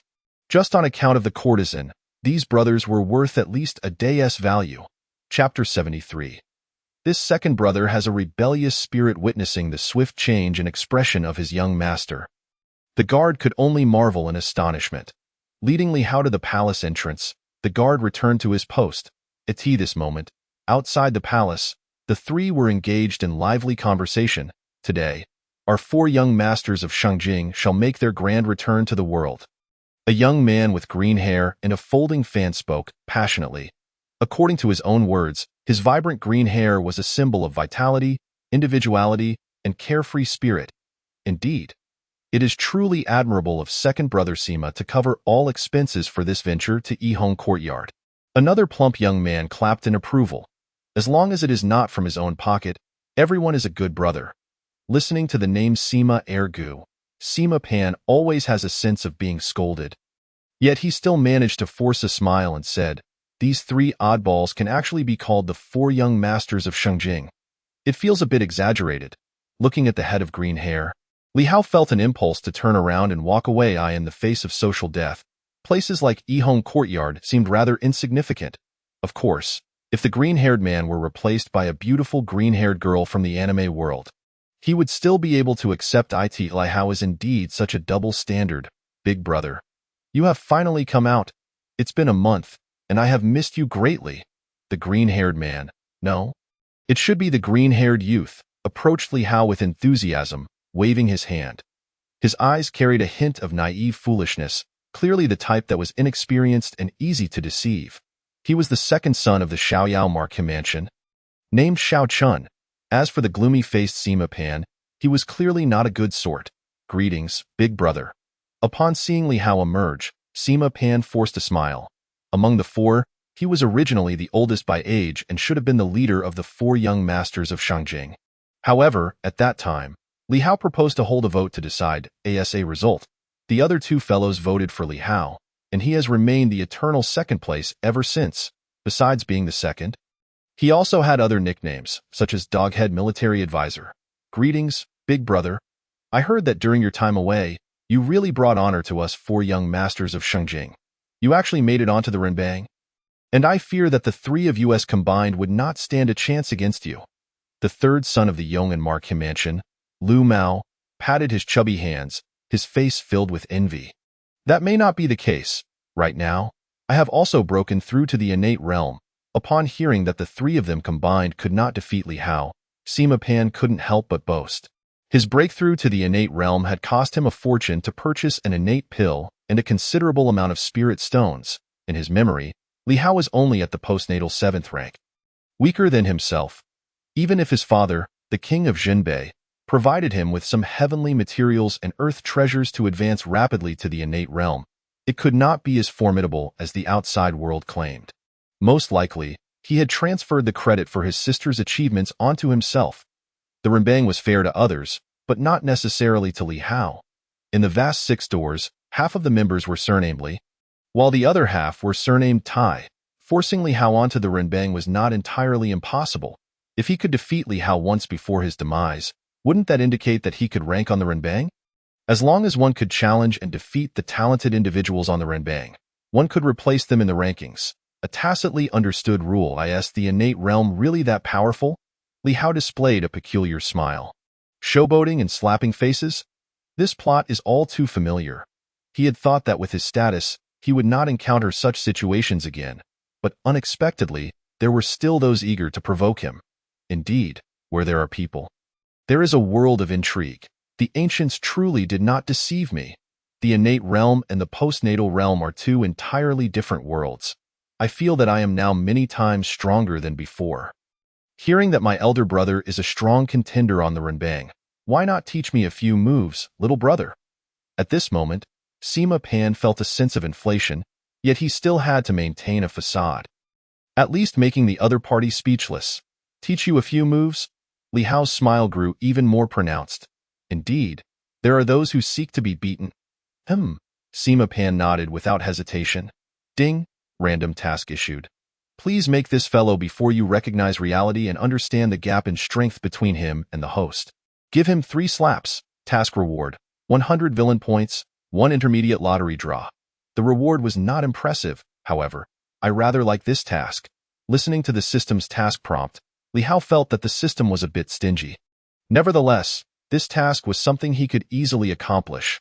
After all, this fellow was indeed quite deserving of a beating.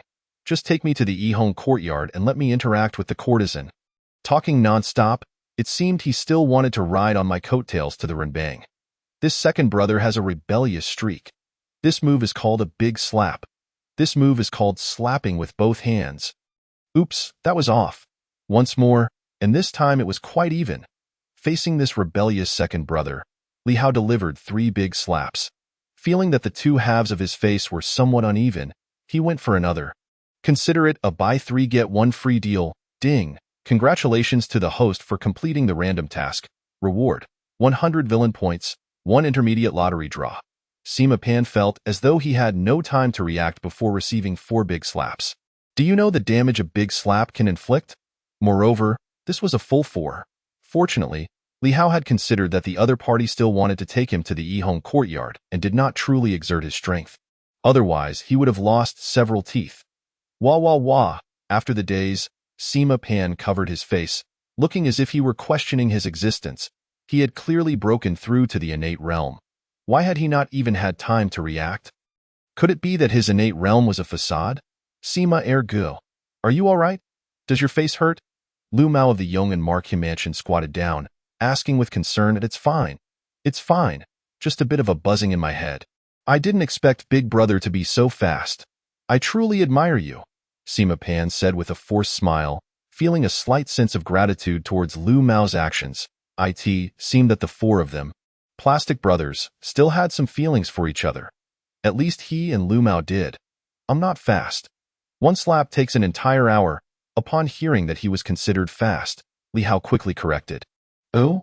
Seeing Li Hao suddenly change the subject, Sima Pan was left bewildered. Since Sima Ergu, you are fine, let us hurry to the Yihong courtyard. Thankfully, Big Brother was gentle. Otherwise, if we had to go for medicine, we wouldn't be able to go to the Yihong courtyard, Lu Mao said cheerfully. I heard that the courtesan at the Yihong courtyard is particularly beautiful. It would be a pity to miss her. Indeed, indeed. It is time to go. If it weren't for the task entrusted to him by his father, Sima Pan would have felt an impulse to turn around and leave. This brotherly bond is too plastic. At this moment, Sima Pan was completely unaware that his desire to rid himself of this elder brother would only make their relationship more plastic. The 4 of them were filled with ulterior motives. Finally, they were about to leave. Why bother fighting with Big Brother? You couldn't win anyway. It would just be a waste of time. As they were finally about to leave, Xiao Chun couldn't help but stretch lazily. For him, the reason for joining these so-called 4 young masters of Shangjing was twofold. 1, for fun, and 2, to follow his father's orders to befriend the son of the king of Zhenbei. Although the son of the king of Zhenbei was a playboy, he had 2 grandmasters of martial arts behind him, along with an army of 300,000 in the north. Regarding his father's materialistic viewpoint, Xiao Chun's evaluation was, it would be better to directly send him a sister. From what he understood about this young master, sending a sister would be the best way to make friends. At that time, the young master might even become his brother-in-law, Xiaoyao Marquis. Your sister, Xiao Chun. Indeed. It is my sister, Xiaoyao Marquis. I only have this one daughter. How can I let that playboy benefit for free? Xiao Chun. If it doesn't benefit my elder brother, it will eventually benefit someone else. The sweet waters should not flow to outsiders. Xiaoyao Marquis. Get lost. The above is a delightful exchange between Xiao Chun and his father. Along the way, the 4 of them swaggered toward the Yihong courtyard, encountering no antagonists who looked at them with disdain. Perhaps because in this Shangjing city, the 4 of them were the real antagonists. Passers-by, upon seeing them, hurriedly sought to avoid them. The 4 evils of Shangjing are out. Hurry and hide back home. Others may hide, but what is there to hide when you weigh at least 400 pounds? Perhaps among them, some might even find such a taste appealing. It is said that Sima Pan has a penchant for handsome men. Who knows if the others are even more peculiar? Indeed, it is said that the son of the king of Zhenbei, every time he enters the pleasure house, merely watches the girls perform, adhering strictly to the rules. I wonder if there is something wrong with his body. If the young master took a liking to me, I would willingly offer myself. You weigh more than 3 of the young master's family. I doubt he would want you. You would be quite a match for the 3rd young master of the Yong'an Marquis mansion. As Li Hao's cultivation increased, so did his hearing. He no longer needed to listen closely. The conversations of passers-by reached his ears clearly. Instinctively glancing at the 400-pound fellow, Li Hao immediately turned his head away.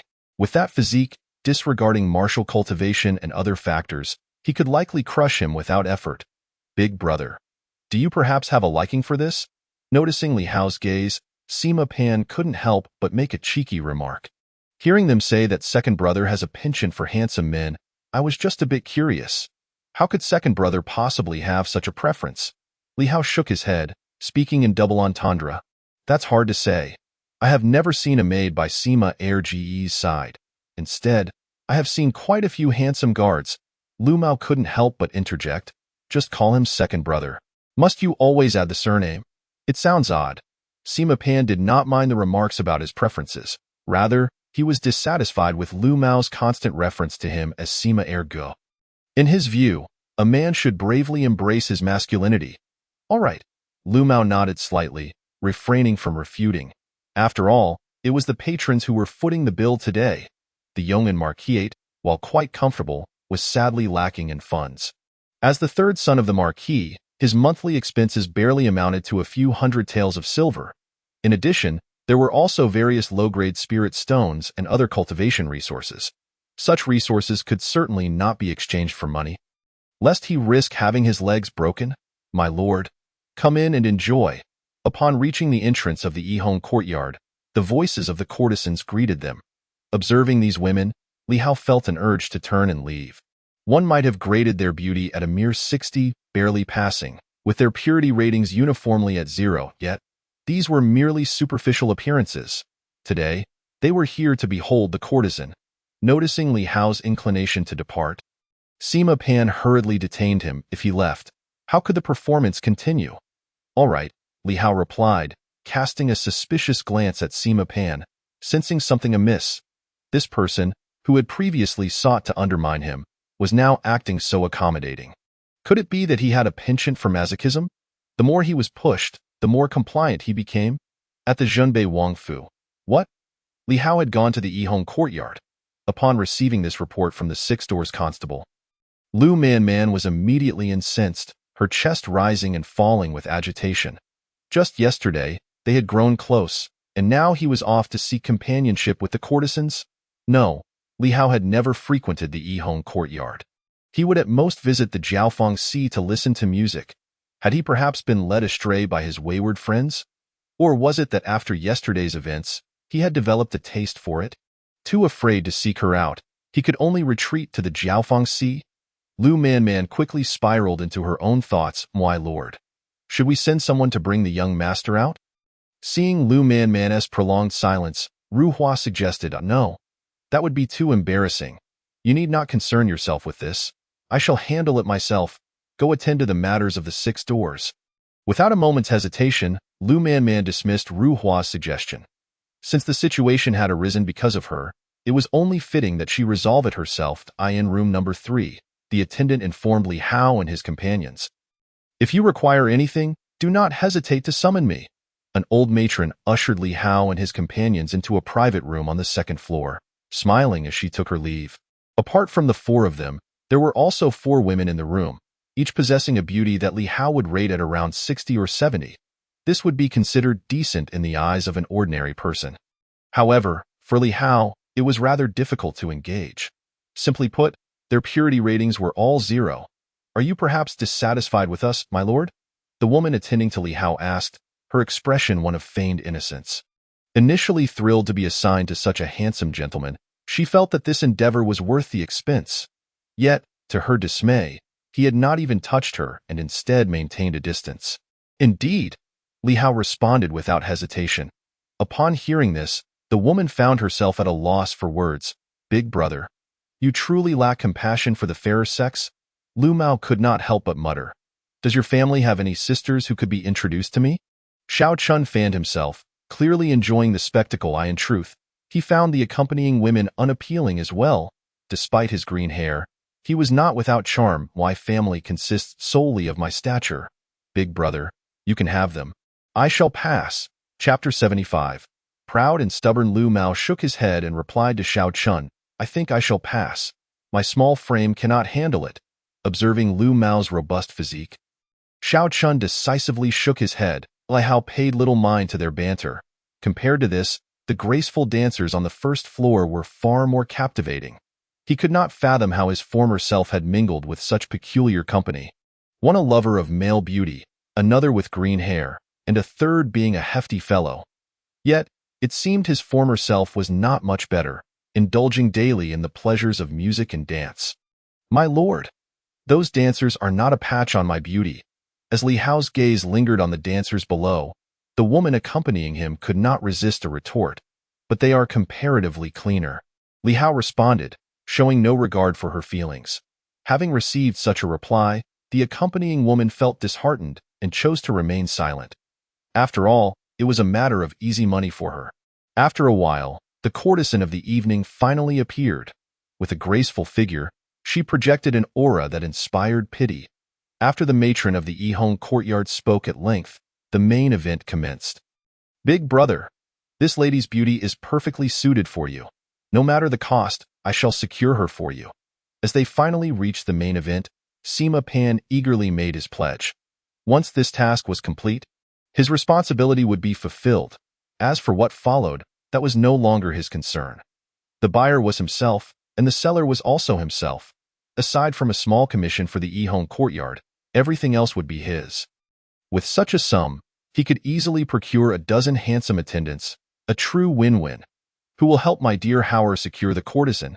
Just as Sima Pan's words left his lips, the door to the private room swung open. Entering was none other than Lu Man. Following closely behind was the matron, who appeared quite subdued and dared not utter a word.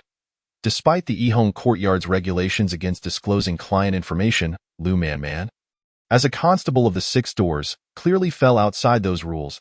Its him. Seeing this, Xiao Chun immediately threw Sima Pan under the bus. As the saying goes, better a dead friend than a dead comrade. You are Xiao Chun of the Xiaoyao Marquisate? Your elder brother has joined my Duqian's military, and your sister is preparing to join the 6 doors, and yet you remain idle, merely wasting time. Upon spotting Xiao Chun, Lu Man could not help but lecture him. I'm merely accompanying the young master, my lord. Ever since he left the sacred capital, I have not caused any trouble. This outing was merely to welcome him. Xiao Chun protested, feeling quite wronged. It should be noted that his father, the Xiaoyao Marquis, had earned his title through the favor of the Zhenbei Wang, and thus his loyalty was unwavering. His elder brother was dispatched to the military, following the Zhenbei Wang into battle, while his younger sister was sent to the 6 doors to work alongside Lu Man, the adopted daughter of the Zhenbei Wang. As for him, he merely trailed the young master. Responsible for carrying bags and paying the bills, Xiao Chun lamented that he should have sent his sister to the young master while he took over the family business. Upon hearing Xiao Chun's account, Lu Man shot a glare at Li Hao, as if to say, "Look what you've led him to a hymn. I was merely responding to a warm invitation." It was difficult to decline. The courtesan's beauty pales in comparison to that of Sister Man. Realizing the heat was shifting towards him, Li Hao quickly threw Sima Pan under the bus. Oh, be fair. The courtesan's beauty did indeed fall short of Lu Man's. Perhaps it was comparable to that of Bai Wuchang, albeit lacking the allure of a devoted wife. Bai Wuchang? Humph! How dare you compare the women of such a place with me? Lu Man proclaimed haughtily, though inwardly she felt somewhat pleased.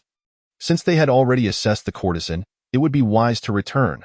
With Lu Man's arrival, Li Hao abandoned any lingering thoughts. After all, there were far more attractive options available, and it was unnecessary to hang his hopes on such a crooked tree. No. Upon hearing Li Hao's intention to depart, Sima Pan could no longer remain passive. If he left, how would the upcoming plan unfold? Why not? Seeing Sima Pan's extreme reaction, Li Hao began to harbor suspicions. This fellow was acting unusually. Since they had already come, why not see the matter through before leaving?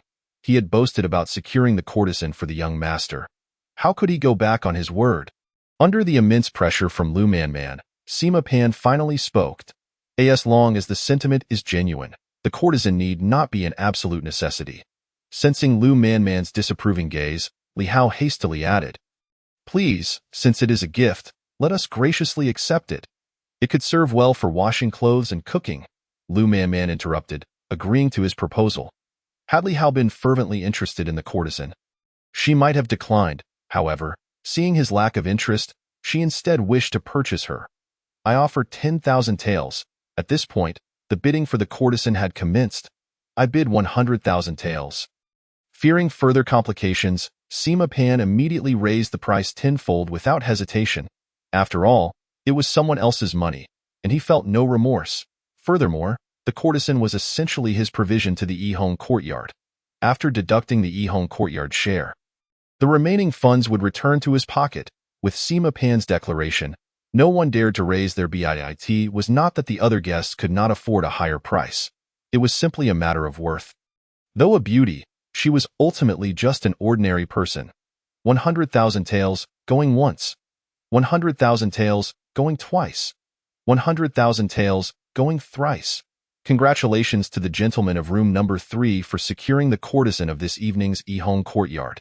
The matter has concluded. Let us return. With a decisive resolution, Lu Manman naturally took hold of Li Hao's hand and made her way outside. Li Hao, for his part, did not resist. Since any form of opposition would be futile, he preferred to hasten directly to the enjoyment of the moment. Man's hand was delightfully soft. Just the sensation of it belied the fact that she was a martial arts master accustomed to years of rigorous training. And instead, she resembled a refined young lady who had never touched water. It is said that each breakthrough at the level of a martial arts master brings about a transformative change in the body. And it appears to be true. Yesterday, being the first time, Li Hao had no opportunity to observe closely. The primary reason was that Lu Man was exceedingly vigorous, and he found himself somewhat unable to keep up. Chapter 76. Is she not alluring? By the way, remember to send that courtesan to my residence. Having her wash my clothes from time to time would not be a bad idea. Lu Man suddenly halted, saying this with a hint of mischievousness. After speaking, she strode out without a moment's hesitation, her demeanor exuding an air of dominance. Spending 100,000 taels for a laundress is indeed quite extraordinary.